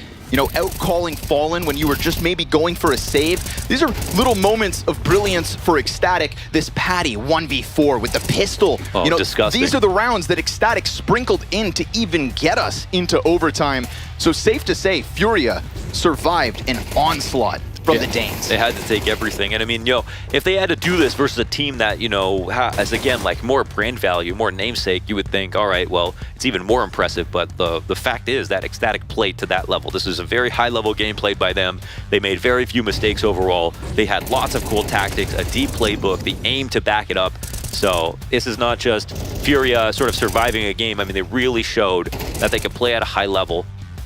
And I mean, we're talking about probably 4 Quesarado clutches that came of this. A lot of great tactics, them winning control on map control on the top of Banana to get their trades back in a situation where Ecstatic were beating them out over and over again. And there wasn't anybody who really fell behind too much. I mean, look at Patty, he's got 15 kills. He had that 1v4 in this map. And honestly, glorious utility usage for the final round of that as well, right? Furia coming through, not only burning off all the time from the clock, Art putting down that Molotov on the front of B site to slow everything down. Cello's flash had them staggered. The retake comes through with the softening nade for New Box, the Molotov to flush him out, the frag to back Emo, then the cover from Quesarado. I mean, that was a moment of brilliance for Furia to push this series all the way to map 3. No kidding. And so, that's what we come to expect from a team that has the tenure and the experience of some of these players, right? Top 20 player in Quesarado last year, Fallen, the god that is, Brazil's best caller, and an op in form back on map 1 that leads me to believe he could do it again in this series, right? Fallen is online, Quesarado and Yuri have put their best foots forward. Yeah. The win conditions for Furia, in my eyes, have now been put in place, even despite this excellent challenge from Ecstatic. Yes, the win conditions are there, absolutely. And Ancient will be where we end this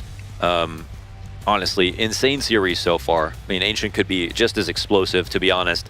And even though Overpass was pretty one-sided, I mean, we've seen Ecstatic, even though they lost this map, play consistently better across the two maps. Yes, sir. So it really comes down to, in my opinion, if they fall off, because Furia having their pieces in place is nice, and it's nice that they survived this. It's just that, are they going to do it 2 maps in a row? Because they haven't done it 2 maps so far. Yep, and I think just testament as well to the level of Counter-Strike that is now being played. What is left at top 16 in this major is that this is a 0-2 game, and we're playing some clean Counter-Strike. Contrast back to the opening stage.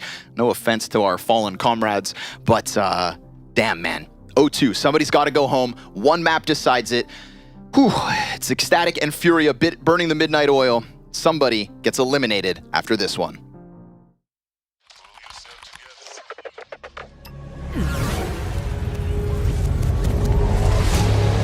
The world is changing quickly. Showdown.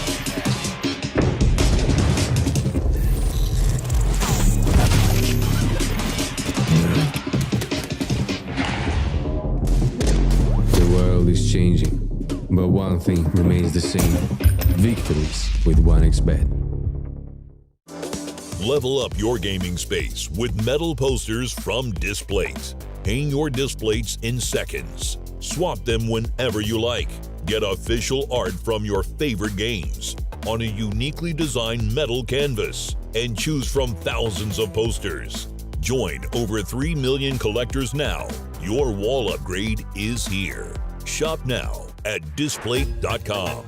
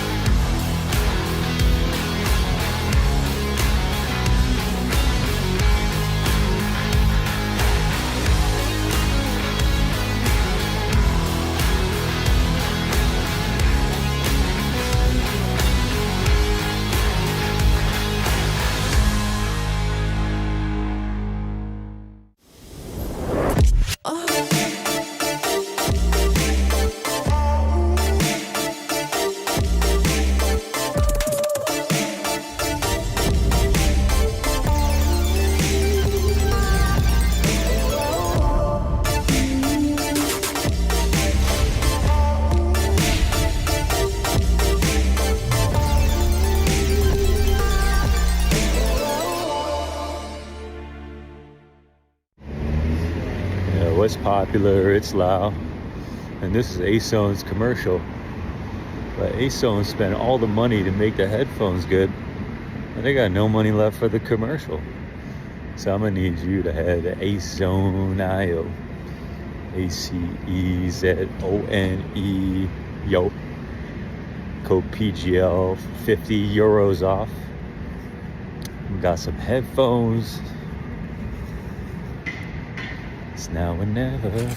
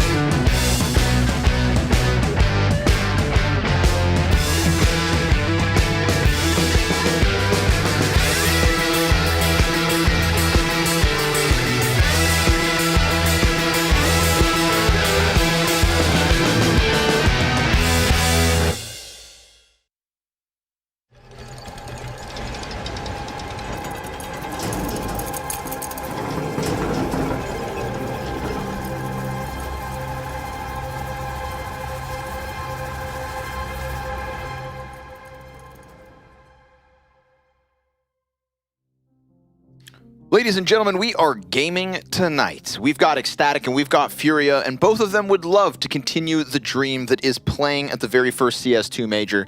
However, not everybody can realize their dreams. This is a game of winners and losers. Losers! And at the end of tonight, 5 of these players will be going home. The other 5 moving forward from this grueling top 16 where the competition and the level of Counter-Strike have skyrocketed in the last 48 hours. If you gotta be the best, then you can't have off days. And that is how Furia started this major. The off day that put them down 0-2, the sweep of the opening stage to manage this one, and then 2 more losses, but versus tough. I mean, I think they kind of disprove your point in the first stage. Okay. But they also proved it's probably not going to happen twice. That's the thing. And hey, look, who's that? That's Kraken. No, you. Oh, me. Yes, that's me. Use code PGL for 50 euros off your next purchase, or Launders 10 for 10% off. That's a head scratcher. Yeah, whichever one you want. Over on Acetown. Dot. IO. There we go. Oh, yeah. So, Furia, what a beautiful retake that was to get us into this third map, right? Just tearing through what could have been Ecstatic, pushing us into the depths of double OT. And Ecstatic on an individual level, I think at this point, you know, have impressed. Not just you and I. Big time. Just impressed the community. And there's just a thing about, you know, I think people might be like, you know, fans of Furia, haven't tuned in for a while, like, why aren't, you know, why isn't everyone, if you're looking at the public sentiment, as excited about Furia playing close to a team like Ecstatic? And that's because Ecstatic don't have expectations, they don't have the experience, they don't have the losses behind them. Everything they're doing is the best thing they've ever done. Whereas for Furia, they're trying to prove that they're way better than what they're showing us.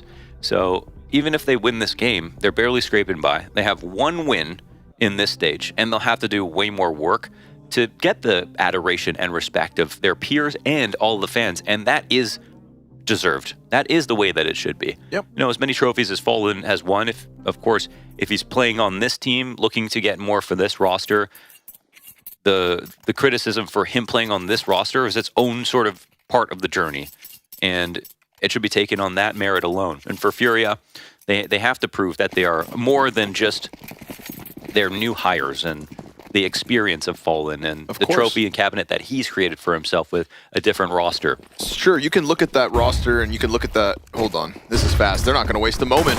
Furia, they know what they want. It's the B site. Oh, okay. They're going to take it. Art and Cello connecting with the headshots. Deep one from Cello with a smoke in front. So suddenly it feels like Ecstatic. This bomb site was never yours. Yo. Okay, Cello, I see you. It would be the perfect time for a Cello pop-off game.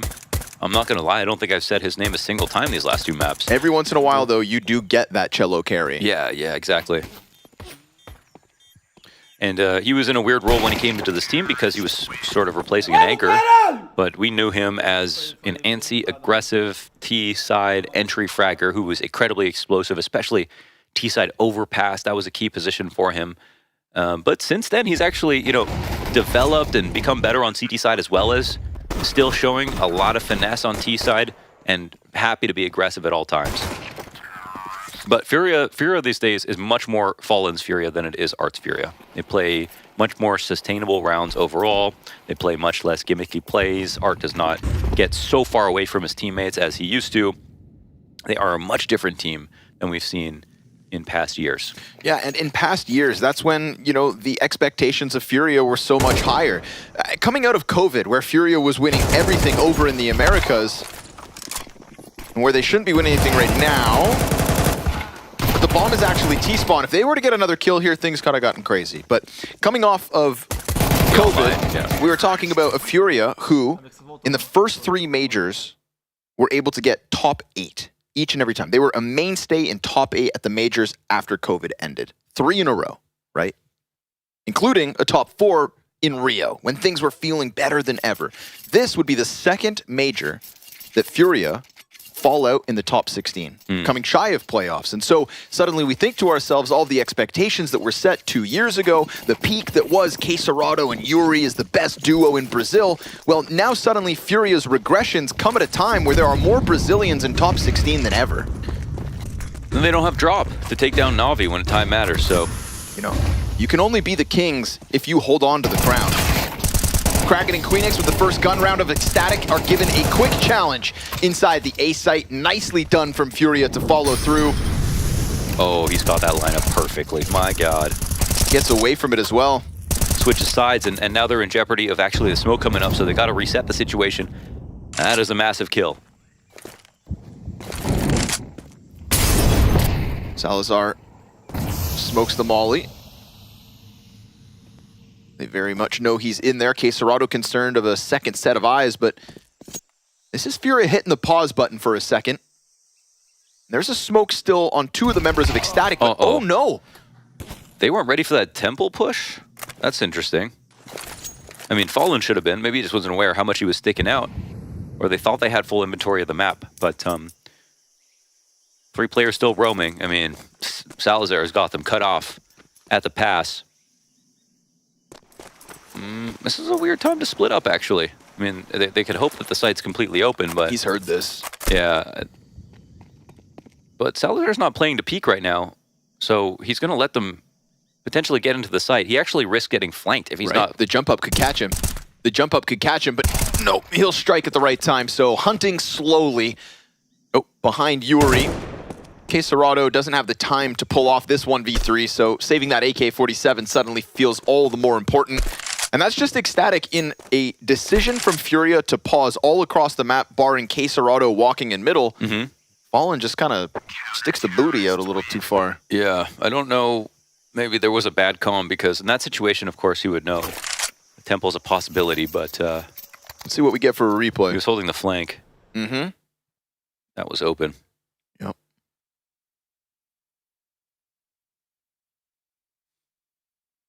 That's Kraken on your screen, of course. And he plays like a very interesting or important role for the team, just as the one who is more aggressive. He seems to thrive more pushing by himself. He's the star rifler in Overpass A bathrooms. And yeah, I think they do have a very good structure, I think, in terms of personalities. Like, I want to believe if they all went into different teams, they would still keep their same playstyles, which tells me they've a good composition. I think you can get way more detailed than this, but I'll say I'm always looking for, do you have a good combination of slow players and fast players? I mean, at a very basic level, you're not really going to get Blame F and Rops and players like Wonderful to like suddenly be the most aggressive, players of all time. And that doesn't mean that there isn't a place for them on the right team, as long as they have balance. The team, there are very few players who kind of do it all, whether it's Zaiwu, Simple, Nico, Device, players of this caliber. But for the most part, I think when you team up with people, you're really hoping that you've got a nice assortment of riflers who want to be pushed up and take opening frags, players who want to be in clutch rounds and be last alive or be solo on anchor spots.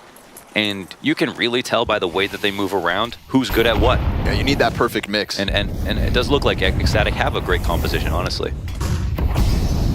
Teammates to cover your shortcomings. Lots of smokes being burned out here. Incendiaries too from both ends. Right now, Kraken actually has control of middle between two smokes. He's made a little pocket for himself, an elbow patty. Uh-oh! Pulls the smoke out. Costly mistake. Still 2 CTs in sight, but they both get dropped. Yuri, crack of the whip as he comes out from cave to open up shop and to put Furia right back into the driving seat. They look very sharp right now for the opening of this game in terms of what they're getting away with. Of course, walking through a smoke break like that could have got you killed, but the reason they did it was because... actually, hold on. There's a chance for the retake, 2v2. Yeah, Kraken's been sharp enough to pull this one off. What kind of utility? We got a smoke coming in late here from Queenix. Another frag for Queenix, too. They've got them stuck inside of the cave. Queenix comes around the corner, gets the first kill. Second player pinned behind box. No smoke available, but he can't actually stick the plant. Sticking it all the way. Oh my God, he's going to get it. Quesarado finessed. Kraken pulls him under the water.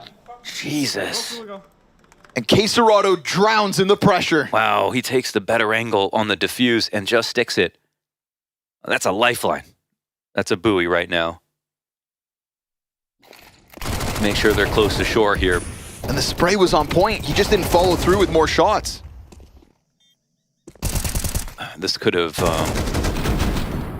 yeah, I think that he was hoping would at least scare you enough to get off it, or if not, hope that you were already off it. Well, that is one they'll be content to sprinkle in. No, they desperately need that 2v3 retake just to slow down Furia.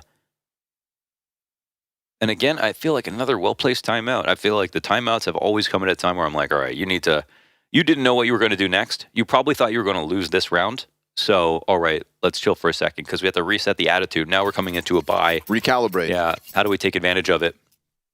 And advantage can be taken over top of this majority pistol round from Furia. Furia, who started their run in Copenhagen with a shocking loss to Legacy on no other map than Ancient, where they could very well be eliminated from the tournament as well. So how fast do Furia want to play into this round? Well, it looks like pretty fast. Nice well, look pressure. Who's ready for them. Oh, and my the cave God. support too, right? As if Queenix wasn't able to get both those kills on his own. Oh, and Patty with the fresh mag gets the Tech-9 to chase. Op shot denies any entry on A, and Fallen instantly on his own. Can we call that a 2-for-1 round, though, off that clutch now? Because yes, this was a forced up buy. Furia looked like they had that locked in. And you could call it 3 because now you've got T's with... Do they have enough to rebuy? Oh, I don't think they do, actually. That could be a 3-round deficit caused by 2v3 retake. Yeah. 2v3 retake and just a heads-up 1v1 stick. Yes, yeah. They survived, and that's like the first time in a while Quesarado hasn't won his 1v1. I think he had True, he had 4 on Inferno, man. It was like non-stop. No, you're right. Was getting in his impact in that department. Now, we've seen aggressive stances from Furia out on B. This one gets slowed down by utility, and another challenge from Kragan as they're going to open up smoke for the cave push. What a challenge as well.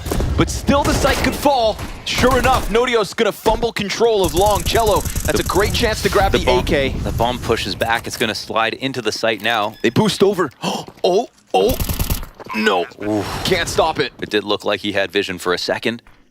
Luckily for Furia, they get this bomb planted. Still low numbers, no map control. They don't even have Banana. Ooh, and then Yuri with the MAC-10 gets the best of Kragan. That is a huge kill to pick up. It's another rifle to drop at the feet of the CTs, and a retake demanded up from the ramp. Again, third piece is Salazar, slower from CT spawn, working with the ops, so he wants to get activated last. SMG, ton of damage, sets up the Tech-9. Ooh, okay. And just like that, Furia, they just crank the dial into the B site, and they swarm. Cello, huge opening, deep, long lane. Yeah, and this was actually the 3rd round, right? They didn't even invest fully, did they? No. Yeah, so they deny it on the eco. Yeah, we said it was 1 for 3, but it's just 2. That definitely, I mean, it would have been sad for them if they had lost all 3 to that one defuse in that situation. This feels a bit more fair. Kragan dying when this smoke faded. Huge pickup from Yuri. MAC-10 does work right here. And that is a very hard situation to distill. When you're in the B site, bomb planted, low numbers, no nades, no map control. Out to middle, Cello.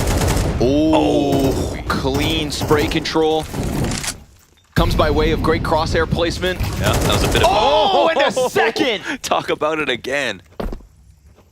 Queenix poked the bear right there. Cello, massive entries on the pistol into a big rifle round here in round 7. Man, you flagged it early, right? We could be on for that Cello masterclass. Salazar down the ramp into the waiting hands of Yuri. Everything going wrong now for the B site. Cello just sends 2 bullets through that smoke. I love the way that Furia are playing right now, man. Break it down. It is just worlds apart from what we saw on Overpass. I feel like they're really like wearing clothes that fit them now. And I think everything was just a bit too baggy on Overpass. And they looked uncomfortable. They looked in the mirror. I don't think they were confident. I don't think they believed in themselves. And that was the story of the first stage, was them basically using the entire stage to warm up and put themselves in the most pressure possible and then show that they could still survive. They have gone through it at this major. Whatever you can criticize about them, and there have been things to criticize, but I'm sure for them, the emotions have been an unbelievable roller coaster. This second kill. Queenix. Didn't know what he was getting himself into. Nodios tried his damnedest to recover, but there were so many bodies outside of this site. You know, Salazar attempting the same thing.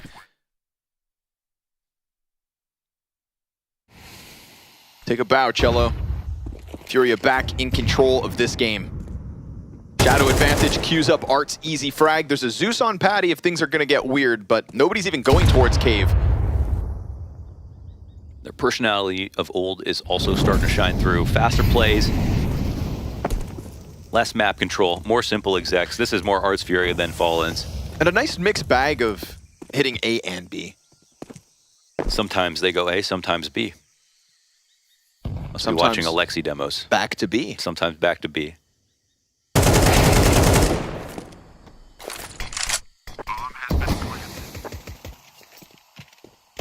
This is also how they played their Ancient last time. Furia, that is. Yeah. Same sort of energy. Like the better team. Yeah, that's definitely a huge part of it. Pistol's trying to take an AK down with them, and sure enough. It really is just Fallen trying to take down Danes in elimination matches at majors. Hey, man. Up-and-coming ones, especially. Yep. Fallen with Imperial versus Copenhagen Flames back at PGL Antwerp. Copenhagen Flamme? Yeah, the Copenhagen Flamme. Who played really well at the AMA. But now all the pressure's on Ecstatic.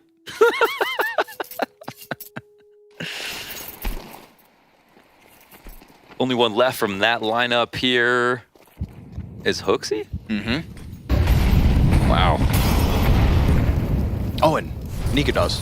And Nikados. Yeah, that's right. Yeah, wow. Comeback of the Unheroic. century, dude. Yeah, neither missed someone missing. That is Yes, crazy. sir. After being on Fnatic and basically being forgotten about. Yep. Nikados. And also, if you saw him playing earlier, that was him playing like he was playing on the Flames. Damn right. And actually, crazy, just to point that out for a second, with a rifle. Yeah, it's actually not the same Nikados at all. No, Nertz was using the op on Vertigo every round, and Nikados using a rifle. So anyways. 2024 CS2. You can't predict it. You couldn't predict it. Scriptwriter's been working overtime. As Tarek said to me once, it's anyone's version. Yeah, true. It's kind of felt that way. Ooh, this push, this crawl down mid. Elbow assistance. Oh, 3 T kills, one's not so great. Yeah, that's a team kill in the middle.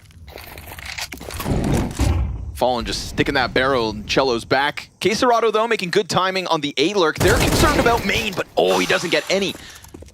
It's a bunch of damage. It's 2 softened players for the remnants of Furia to try and push over. Nice deep ramp control here could very well unravel what's left in Furia. Because they're going to come out, be concerned about long, short. Nodios should have this one in the bag. Sure enough, blindside's fallen. Bomb in Yuri's hands. Go for the plant, get that little bit of money. Pressure's going to come out in the way of utility, and now you can throw the Hail Mary.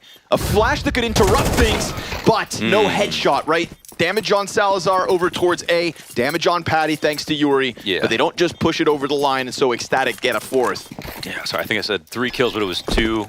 1 T kill, 1 team kill, and 1 CT. And the 4 crawl down mid is the interesting tactic of the round for Ecstatic. And this map is incredibly mid-centric in the meta currently for the CT sides. All the best teams are getting control of Heaven, being able to use it against the Ts, and punishing T teams for playing very quickly. But what we've seen from Furia, contrasted to it, other teams that we watched, and I can't remember which one it was exactly, it was Apex, who were playing it too much to the extremities and not respecting the fact that mid control could be taken. And here, Furia definitely are showing us a slightly better way of doing it, and also winning mid in the middle of this half when they need to. Yeah, but you have to condition the CTs out of mid, or get the kills when you go for it. That can come by way of elbow support, like we saw added into the mix, but when you start to get heavy numbers from CTs, somebody's always ready for that fight. Elbow support, call that an armrest.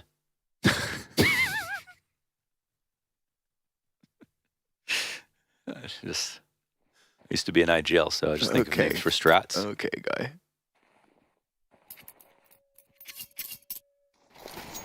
Should have saved that for playoffs. Armchairs are just chairs for your arms. Yeah. You mean armrest? Chair arms, yeah. Damn it. Okay. Should have stopped while you were ahead. Oh, if you're going to double down. And... Yeah, you done played yourself. Stuck it. Yuri right back into it. And this time, I mean, Patty, you're on your own, boss. No mid support because of the Molotovs burning on the jump up. Cello, he's going to get pressured from ramp. There's the assistance. And still 2 players floating out in middle for the defense. Now it's up to Kragan to try and get back K-Serato. Huge duel, and he's going to lose it. It's a double kill from K-Serato, but those 2 stars of Furia, low health. Fallen was the king of Overpass at the start of this series, and he is the full health bar with bomb here in round 10. Ecstatic on the brink of tying this CT side, but they are so separated at the moment. 1 cave, 1 mid. Yeah, he will be the arbiter of strategy here in this round. This K-Serato pendulums over towards him. Nodios waiting for his opportunity to defend, but in a spot where it might be tough, too tenuous to multi-frag. We'll see. This is one of the most predictable positions for him to be in because it's a good angle to work with. So what does that mean for Furia? They'll give him some sound bait. Another CT will rock in. And is there a chance for Salazar to help him out first? I don't think so. He's so concerned about top mid. Nodios is going to have to go massive on his own. K-Serato's... Oh my God! That's a little gift of greatness out of K-Serato. 1 bullet between the eyes. And again in the spot where you know he'd be around, but a test bullet just to see if he's playing the off angle. Just disgusting from K-Serato. You know, the power of that smoke towards longside. 1 less option for K-Serato to worry about. So what's he do? He sends that golden bullet back sight. 3K in round 10 for K-Serato to grow the lead of Furia and to keep that money for Ecstatic at bay. That's the first time it feels like Furia look, you know, much stronger than Ecstatic, despite the scoreline being close. Just the confidence and what they're getting away with now. The amount of plants going down on the B site, the amount of refrags back. And like, we could see the mid-rounding, you know, if you were to sort of make this a review and different criteria, you could say that Furia had the mid-rounding all along. You know, very rarely did they ever run into a stack. Once or twice on Inferno. Outside of that, they were doing a good job in late rounds, low number situations, just getting outgunned sometimes. What the hell, man? Gives them that little jiggle. But now they've got the mid-rounding, and they've got the firepower to keep up.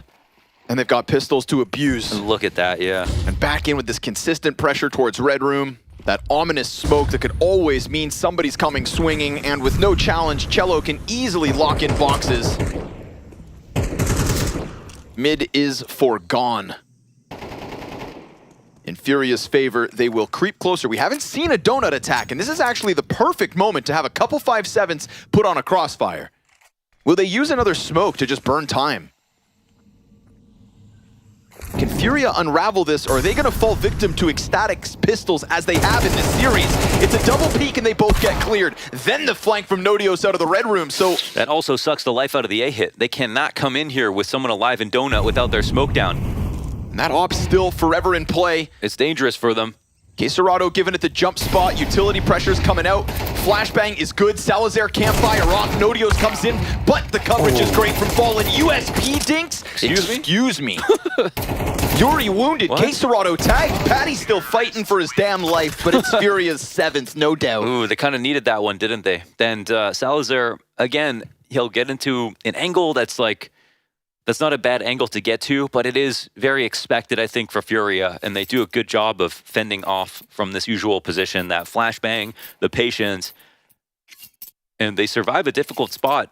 What could have been a critical position here for Ecstatic. I mean, now it's a max potential of 5 rounds in this half, which is not necessarily that bad with a pistol or anything like that, but the opportunities that we're seeing let slip.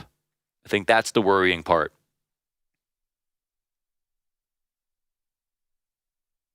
Inferno still fresh in their minds, a long map full of unbelievable moments and a 20-minute break since then, thrown right back into it.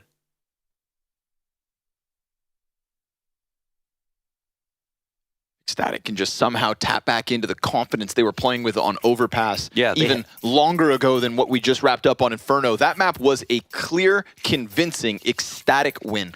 Because they have the reps. They have the ancient reps as well. They played it a ton.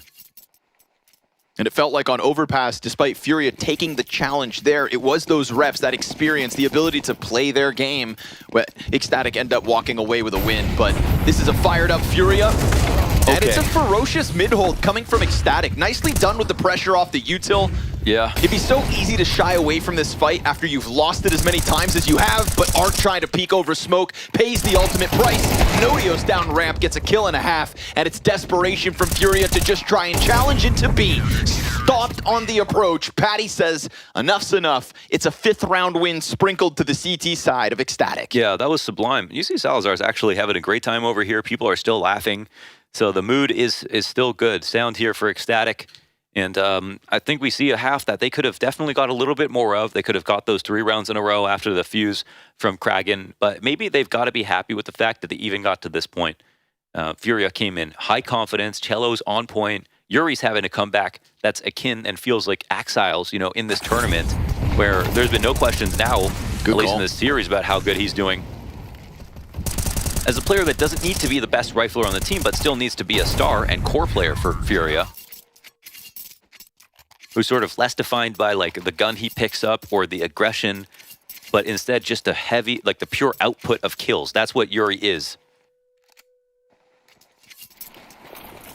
And he's getting those refrags now. They can't rest on their laurel. CT side is more comfortable, but it's not when you lose the pistol. Oh man, look what we have queued up. P250 finds the first one, Kragan ready to swing. 3 opening kills, Ecstatic. Oh baby. Fight fire with fire. We're gonna get an explosive finish tonight. That's just a fact at this point. Sign me up. Patty's smoking off Donut, planting safely behind boxes. Dually spam won't be able to find anybody here. They heard him running, planted back for CT. Art's gonna get a fight towards Temple entrance first. Queenix slowly getting into his flank. A good time peek from Kragan. Disrupted Art for a second. More importantly, they lose control of Donut, and now things feel too desperate for Art to really get this going. So Ecstatic don't shy away from the fight. They go bodies heavy into mid, knowing that the utility that you'll find in the rifle rounds can't stop you. Using the pistols to just push and follow through. It's Ecstatic to kick it off with a momentous T-side. Yeah. Start strong, finish strong. Yeah, right there they're right there on the doormat now. It says welcome. This is not even a long shot, essentially. It's about momentum. It's about dismantling the economy, imbuing yourself with a bit of belief. I'm trying to see this go all 24, though, at this point.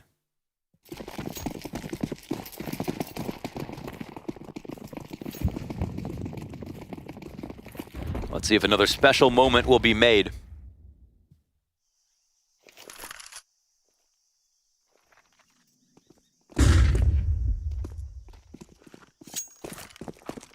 And let's also see what this T-side's all about. And anti-eco's their first test. I think Furia have done a commendable job on anti-ecos, or on the ecoing side of those anti-ecos, and coming up with ideas and tactics to make the round scary. This one really just hinging on that single MP9 from Art, right? Pretty consistent in these rounds from Furia that Art will just throw an SMG out.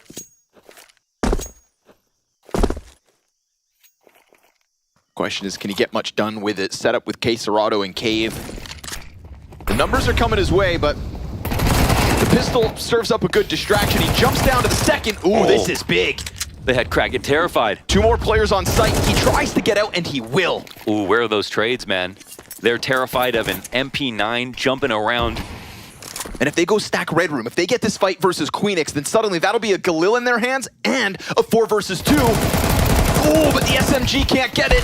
Molotov pulled out, things get awkward, kills end up going down the way for Ecstatic. This one had something to stand on. It did, it did. It was a good effort for sure.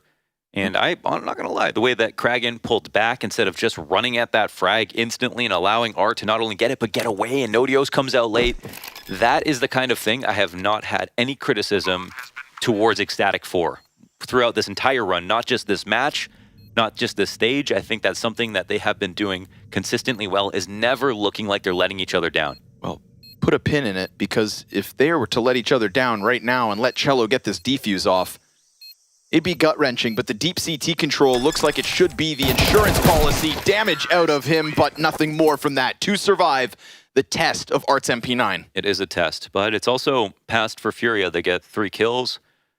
They they get Ecstatic to look a little bit scared in this situation. And again, right here, I mean, you're going in the wrong direction. That's sort of like being afraid of a wasp. You know what I mean? You're much bigger than the wasp. And yes, sometimes we are scared of wasps, but it's actually not a good strat to run from them. Hit them out of the sky, man.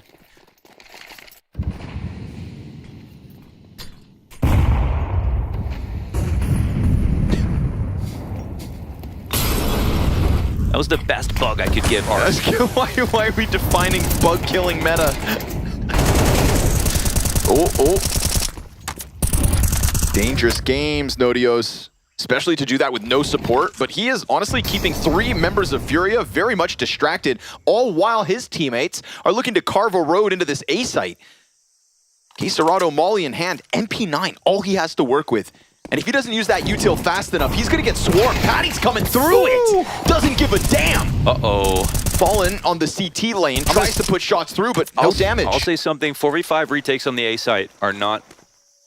He made too many steps. Art's been found out. Nodios, it's a wonderful late lurk, and it looks like Ecstatic on the full-fledged guns gets a T round early. Yeah, and shout out to Patty for that kill. When does Quesarado not get his one? Running through the molly, pick the right person to fight as well. He was thinking either it's going to be main, it's going to be donut. I had to figure out who to fight first, and he has the right idea, but the shot is just perfect there from Patty.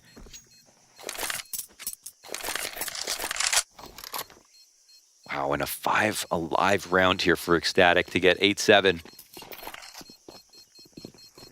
It was far and few between when it came to Furia's donut presence throughout their T side. This is an early mid-fight that Ecstatic were happy to take because there was no contest, right? We had 3 CTs committed to lower B, and maybe it's because of that door fight. Nodios took a huge risk coming out of that smoke for even half a second with 3 CTs around him. Not that he knew the numbers. Sure. But that kept them so preoccupied that mid was just vacuum sealed. What's Gary got to say? Now, again, like usually what we're going to see, and I think we're getting a very well varied T side that we saw out of the calling from Furia was good in terms of how much they wanted to fight it to mid, how much conditioning they could get, how many times they just went directly for sites early in the round and avoided that entirely. And now we're going to find out what Ecstatic want to do. They're going to try to lay down mid control and play retakes or fight because they think Furia are going to take control of it.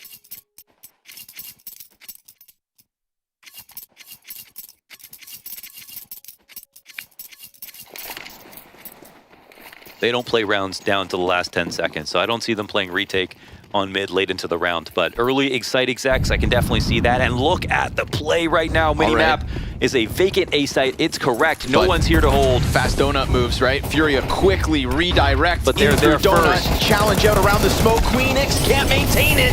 Quesarado given a chance to fall off site. He loses Yuri, but a player back in Fallen is also caught. What in the... Kragan making sure that he doesn't get into any wild antics. I thought they removed Train from the map pool. What are we watching right now? This is unreal, the amount of smokes that players are running through, mollies that are being taken, and Furia just because they had an investment right there in this round. They wanted to fight for it, and they did not feel like they were in a position to retake it, so they ran through everything. Dude, the ball is on Ecstatic to go all in A rush, fast smokes, out of spawn. Off the tack, they've been good. Right? They've been good off the tack. It's the right play. And it's honestly, it's more of the tier 1 teams, I think, that have been playing in a vacant A site early round. That have been doubling down on B and mid and opting to think about retaking.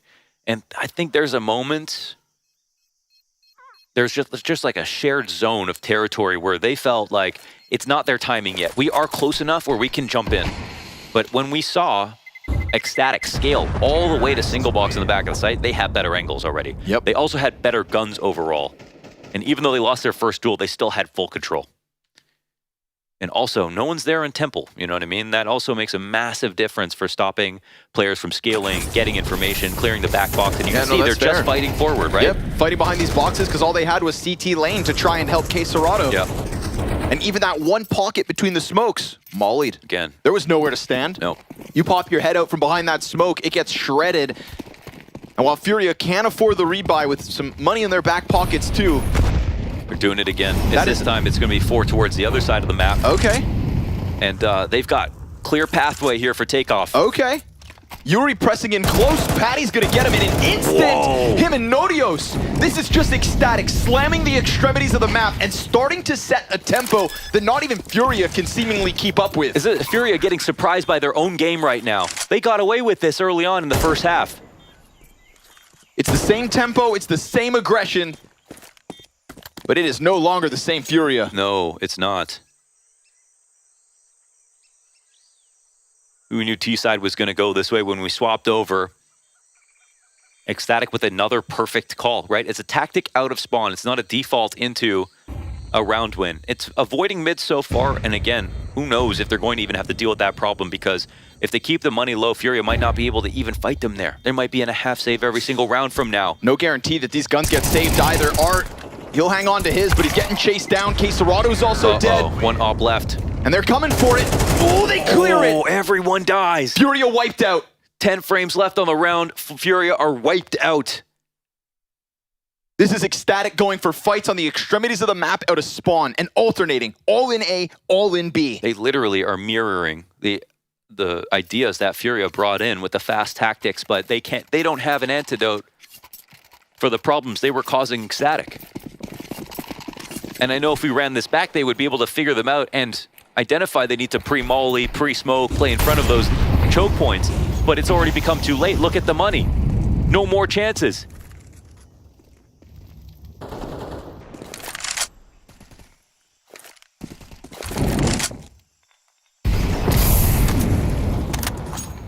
Now they've got them terrified on both sides of the map. They're spread into a default on their weakest round of all. No, and Patty's constant poking on any position he comes at is really keeping Furia on their toes, and being on their tiptoes causes this disbalance. Kraken's wall bang out of cave clears Yuri along the wall. That's 1 of 3. And there's no overexcitement from Ecstatic off the opening. Yeah. Because they can also just lean back into a default. There is a question around this A main presence. Queenix is creeping in behind Quesarado, and he gets past. Oh, he got spotted. Oh, he had the advantage. The timing there comes down to a T. Well, he was the one patrolling because they don't have info on Donut. They even have a timing on Window where a T could have snuck through earlier on, and Ecstatic are going to jump on this instantly. CT's left in the perimeter with weak guns, close to nothing. 2 of their good ones left over on the other side of the map. 11 rounds for Ecstatic. A sudden T-side takeover nobody could have seen coming. This is flawless thus far. 6 rounds straight from Ecstatic in response to what was a ferocious Furia out of the gate. To lose that post plant back on Inferno, to give Furia a chance to harness that energy, to come into map 3 with the pace that they did. My God, it felt like they were coming in and playing better than ever. And it has been stalled entirely as Ecstatic take over this second half of the map. You know when you're saving on this tree and you've got a lineup, you got your shit pushed in. You better hide. And you better hope the Patty doesn't come swinging for your head again, because he has been instrumental to early pressure, regardless of the bomb site. And Queenix slipping in. Quesarado, he turned his attention for 2 seconds. Nothing but headshots. Nothing but headshots for this man. Furia have to find a way to put a halt to this dominance out of Ecstatic. And they could. It's looking a whole lot like Inferno's scoreline, and that clawback that happened was definitely impressive. They've got the money, they've got the CT advantages, and now they've got 2 ops. Quesarado on the op.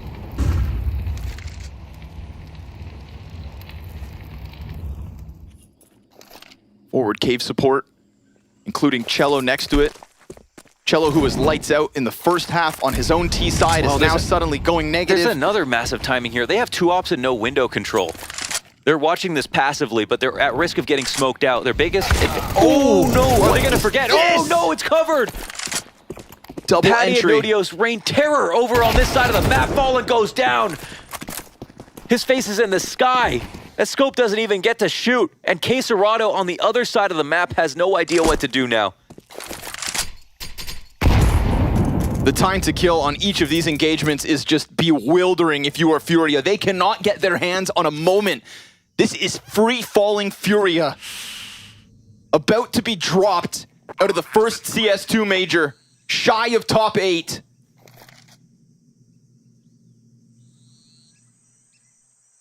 Surrounded by more countrymen than ever, meant to be their kings, and instead on the brink of being slain. Quesarado drops the off, and this is Ecstatic with 5 map and match points to keep their dreams alive. They are richer than kings right now. They have so much here to work with, so many opportunities to play. Is it a foregone conclusion? Can Furia dig this deep? Starting 0-2 down 2 stages in a row into map 3, 5 rounds down versus a team that played better than them all the way up until this point. You know, there was moments now where we could say Furia have gotten better, and that's an important thing, but slow starts have not been their friend. And you can feel for both of these teams, they played against teams like FaZe, G2, MongolZ in their opening games and couldn't win. It's top 16, there is no chance. Exactly, yeah. You play your best. That was the point of the opening stage, was to be ready and warm to play here in the elimination stage. And of course Furia are going to power up as this event goes on. They've got a wealth of experience to tap back into. They've got stage games, they've got playoffs, they've got everything that they need to bank on paper. The one team in this series you'd expect to crumble should be Ecstatic. 5 young, unproven Danes who are playing with a ferocious pace on this T side. They are taking what they want by storm. And as Nodios just swarms into Fallen, there is nothing that they can do to hang on. This is a flawless T-side coming together.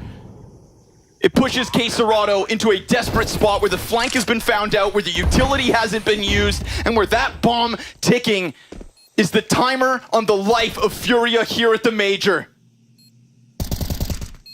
And Patty, who has called excellence, has also taken over. And while you reload, he will give you no chance to catch your breath. They're done. They're dead. And the hometown heroes live on to continue this fight. The Panthers will leave wounded and bleeding out as Ecstatic can thrive. They have survived going 0-3 in the elimination stage and shown some amazing CS. That T side is unreal. The amount of 5v4s they got, not only because of Patty's calls on the extremities, but because of his entries leading from the front. Absolute precision coming out of the Danes. And I mean, it started as a spark at this major. It turns out there is a Copenhagen flame. This is starting to burn brighter than ever. They are playing the best Counter-Strike of their lives at the biggest event of their careers. And if this can all come together now, continue to fight on, in their minds, anything is possible, because each day that they prove themselves on this stage is a day that they keep fighting with. The closest that Furia got was that 16-14 victory on Inferno, and I mean, what a map it was. It was just so fun to watch today, and again, commiserations to Furia. They don't beat Ecstatic, but Ecstatic are much better than people thought that they were going to be, and that's got to be fair to say, and they'll have another chance to sort of carry the spirit of Furia as they move forward into a 2-2 game and see if they can survive. It's going to be hard. It always was going to be. But I think they've got Denmark on their side, and that's something big. You know, the pride of being able to play in their country is what got Furia to take a win over Na'Vi at Rio. Oh, fair point. And that was a massive upset as well, make no mistake. Maybe Furia were sort of a bigger team with more experienced players, but these stories, they come out of left field. Copenhagen Flames themselves shocked us a few years ago, and we've been waiting for somebody to pick up that mantle. Each and every major, somebody steps forth into the spotlight and performs better than you have ever seen them before. There's no doubting that could be Ecstatic. They opened up this series in convincing fashion on Overpass. Inferno, the pressure was higher, things get a little shaky, and they were still so damn close. Could have been a second OT. Could have followed through. And this T side, didn't drop a round. No, you know, was nasty. If this was another back and forth, grueling battle where the Counter-Strike gets sloppy, where it's just got, you know, the same flavor of what we got in the opening stage of the Major, then it's something different. But this is Ecstatic, again proving to all of us that in a moment's notice, they can take over the server. Yeah, that was... Because they all play well. They all hit headshots. The calls are clean. We were talking about that stack back on Inferno where Patty finagles one over Fallen. I mean, Patty just dominated that T-side as the entry and the IGL. Yes, he had his 1v4 back on Inferno. He definitely got his flowers this matchup as they survived the elimination. Awesome. And amazing entries out of Patty, absolutely. One of the names we say less just because his teammates have just such incredible aim and obviously positions that just yield them so many more frags than everyone else that I'm sure he's fine not being the guy that they rely on. But in this game, they did, and he delivered. And I mean, we get a flawless T-half because he didn't fail to entry a single time. I mean, they didn't make a single mistake throughout that, right? And it was aggression out of the gate of that T-side. Whatever it is that they had to take a second for and recover from after the first half, amazing. But of course, all stories also come with the sadder side, and now, unfortunately, Fallen with some words as he exits. You're absolutely right, Scrawny. I'm here with Fallen, and we'll get some words from him now. Commiserations, Gabriel, you are out of the Major. Looking at the opening stage, you started 0-2, then you did the reverse sweep and made it 3-2 to get to here, the elimination stage. Unfortunately, your elimination stage hasn't gone as well. Can I get like an oversight of your matchup against G2, FaZe, and of course now Ecstatic? Started very slow again on the BO1 days. Lost both matches. Didn't play well at all on both first days. Today I think we played a little bit better than we played yesterday, but it wasn't enough. We had a good chance on winning Overpass. Made some crucial mistakes, lost some situations where we had some advantage. They were able to win this map. We played well on Inferno. We were able to come back on this map and do a solid display. And the third map, I think, was very... could go both ways in the first half, and then second half, they just really got a sequence on rounds where they were choosing strategies that were really connecting with each other, and they kind of one step ahead, I would say, mainly on their choices according to what we're playing. Gabriel, looking at your overall tournament run here at the Major, what are your thoughts? Are there any positives to take away?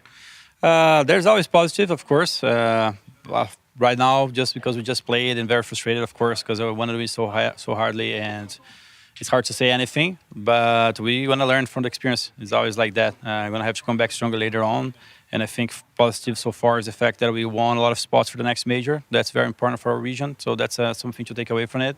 And in terms of our game, we had higher expectations. I think we could have played better, but at the same time, we did everything that we could. We practiced a lot. We gave everything that we could. So in that regard, I'm pretty satisfied with how we tried to show up here. But in terms of the results, of course, a little bit lackluster. So yeah, just how it is. A lot of teams are going to lose here, and we're just one of them. You mentioned something that I wanted to touch upon, which is that, look, there were three Brazilian teams representing here in the elimination stage. Of course, you guys are now out, but we still have Pain and Imperial. What would you like to see them go on and do in the tournament? Yeah, hopefully they can go to the stadium. I think that would be insane. And hopefully they're going to get the experience to play in the Royal Arena. I think it's going to be an awesome Major. So yeah, I'm going to be cheering hard for them. Hopefully they can represent us even better. Gabriel, any final words to the fans at home, the Fallen fans, the Furia fans, the Brazilian fans?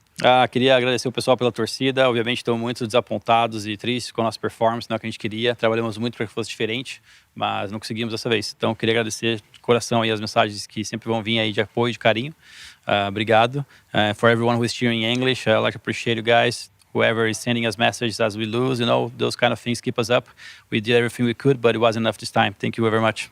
Gabriel, I hope you and Furia keep your chins held up high. Going forward, wish you all the best. All right, Scrawny and Launders, back to you. Thank you, Paula. Thank you, Fallen. Always a professional, even in the toughest of times. Yeah, definitely. I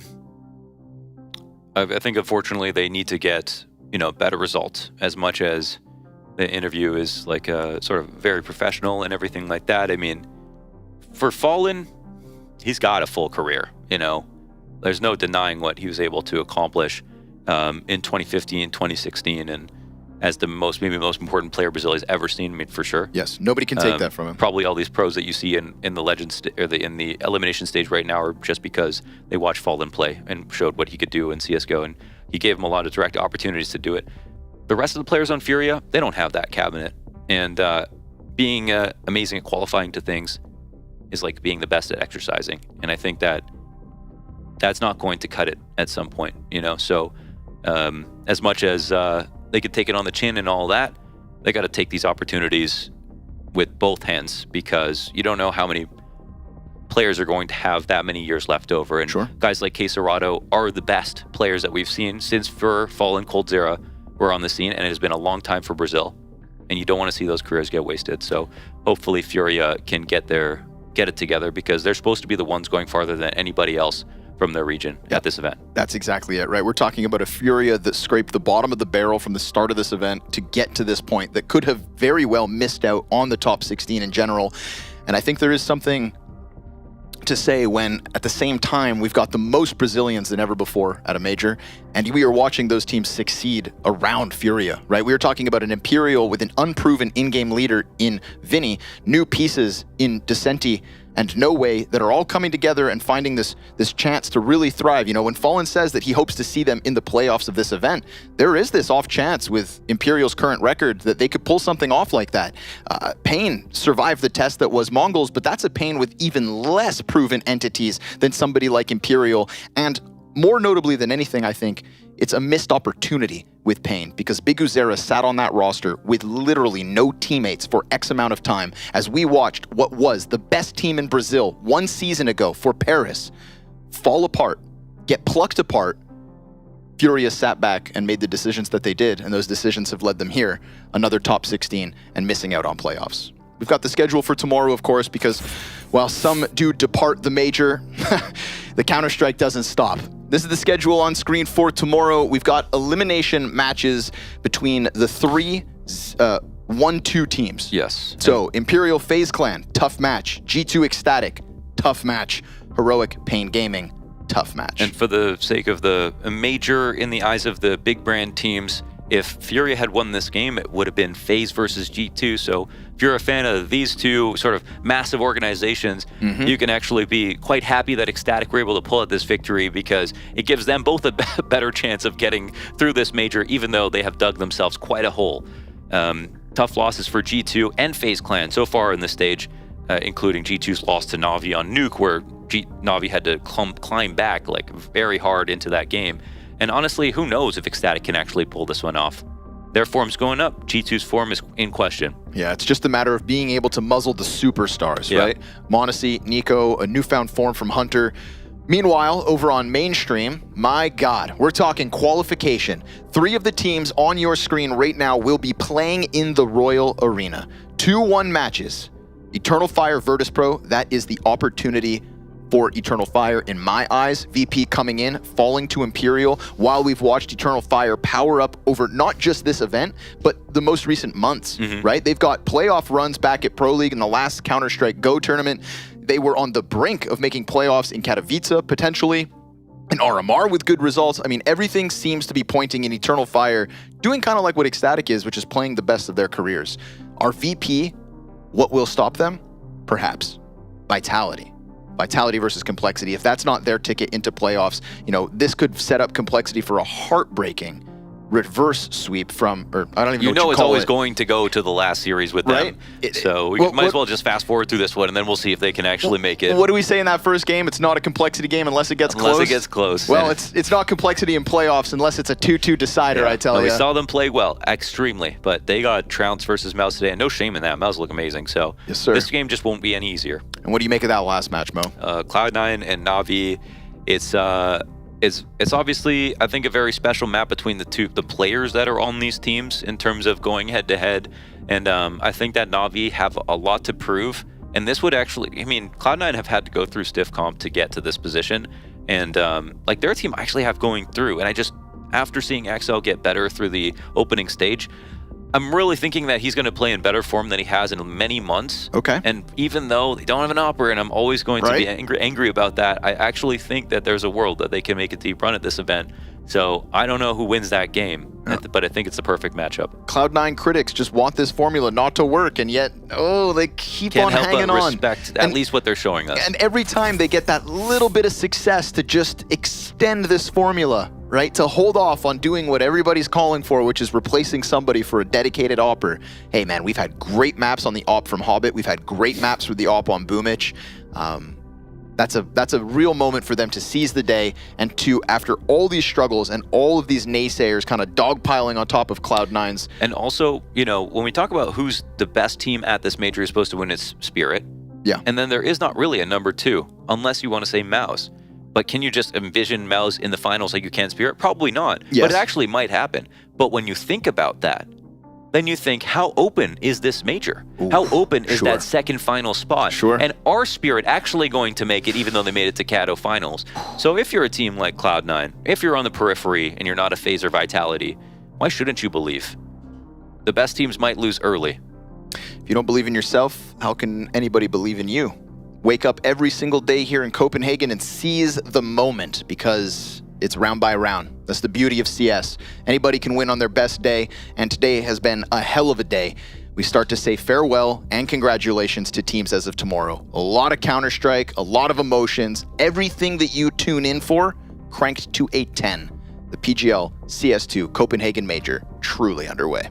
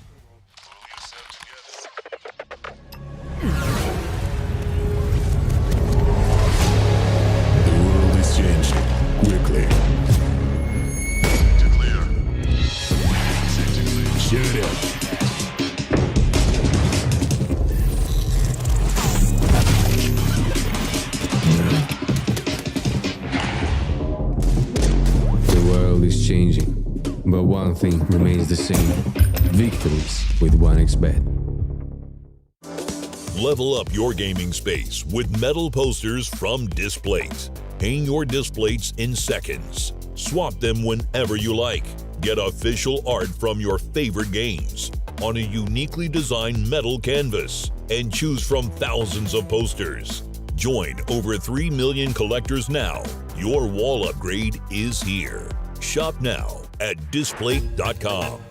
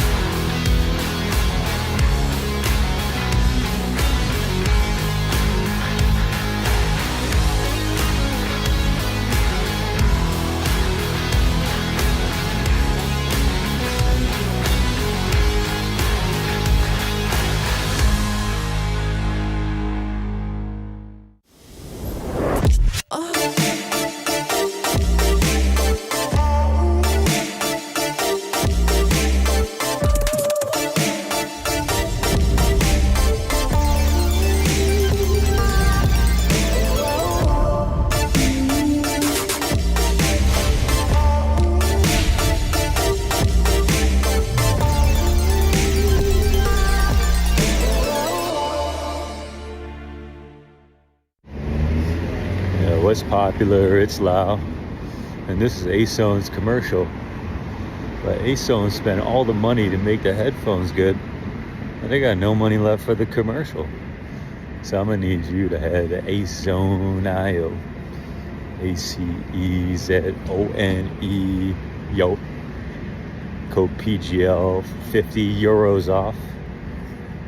Got some headphones. It's now or never.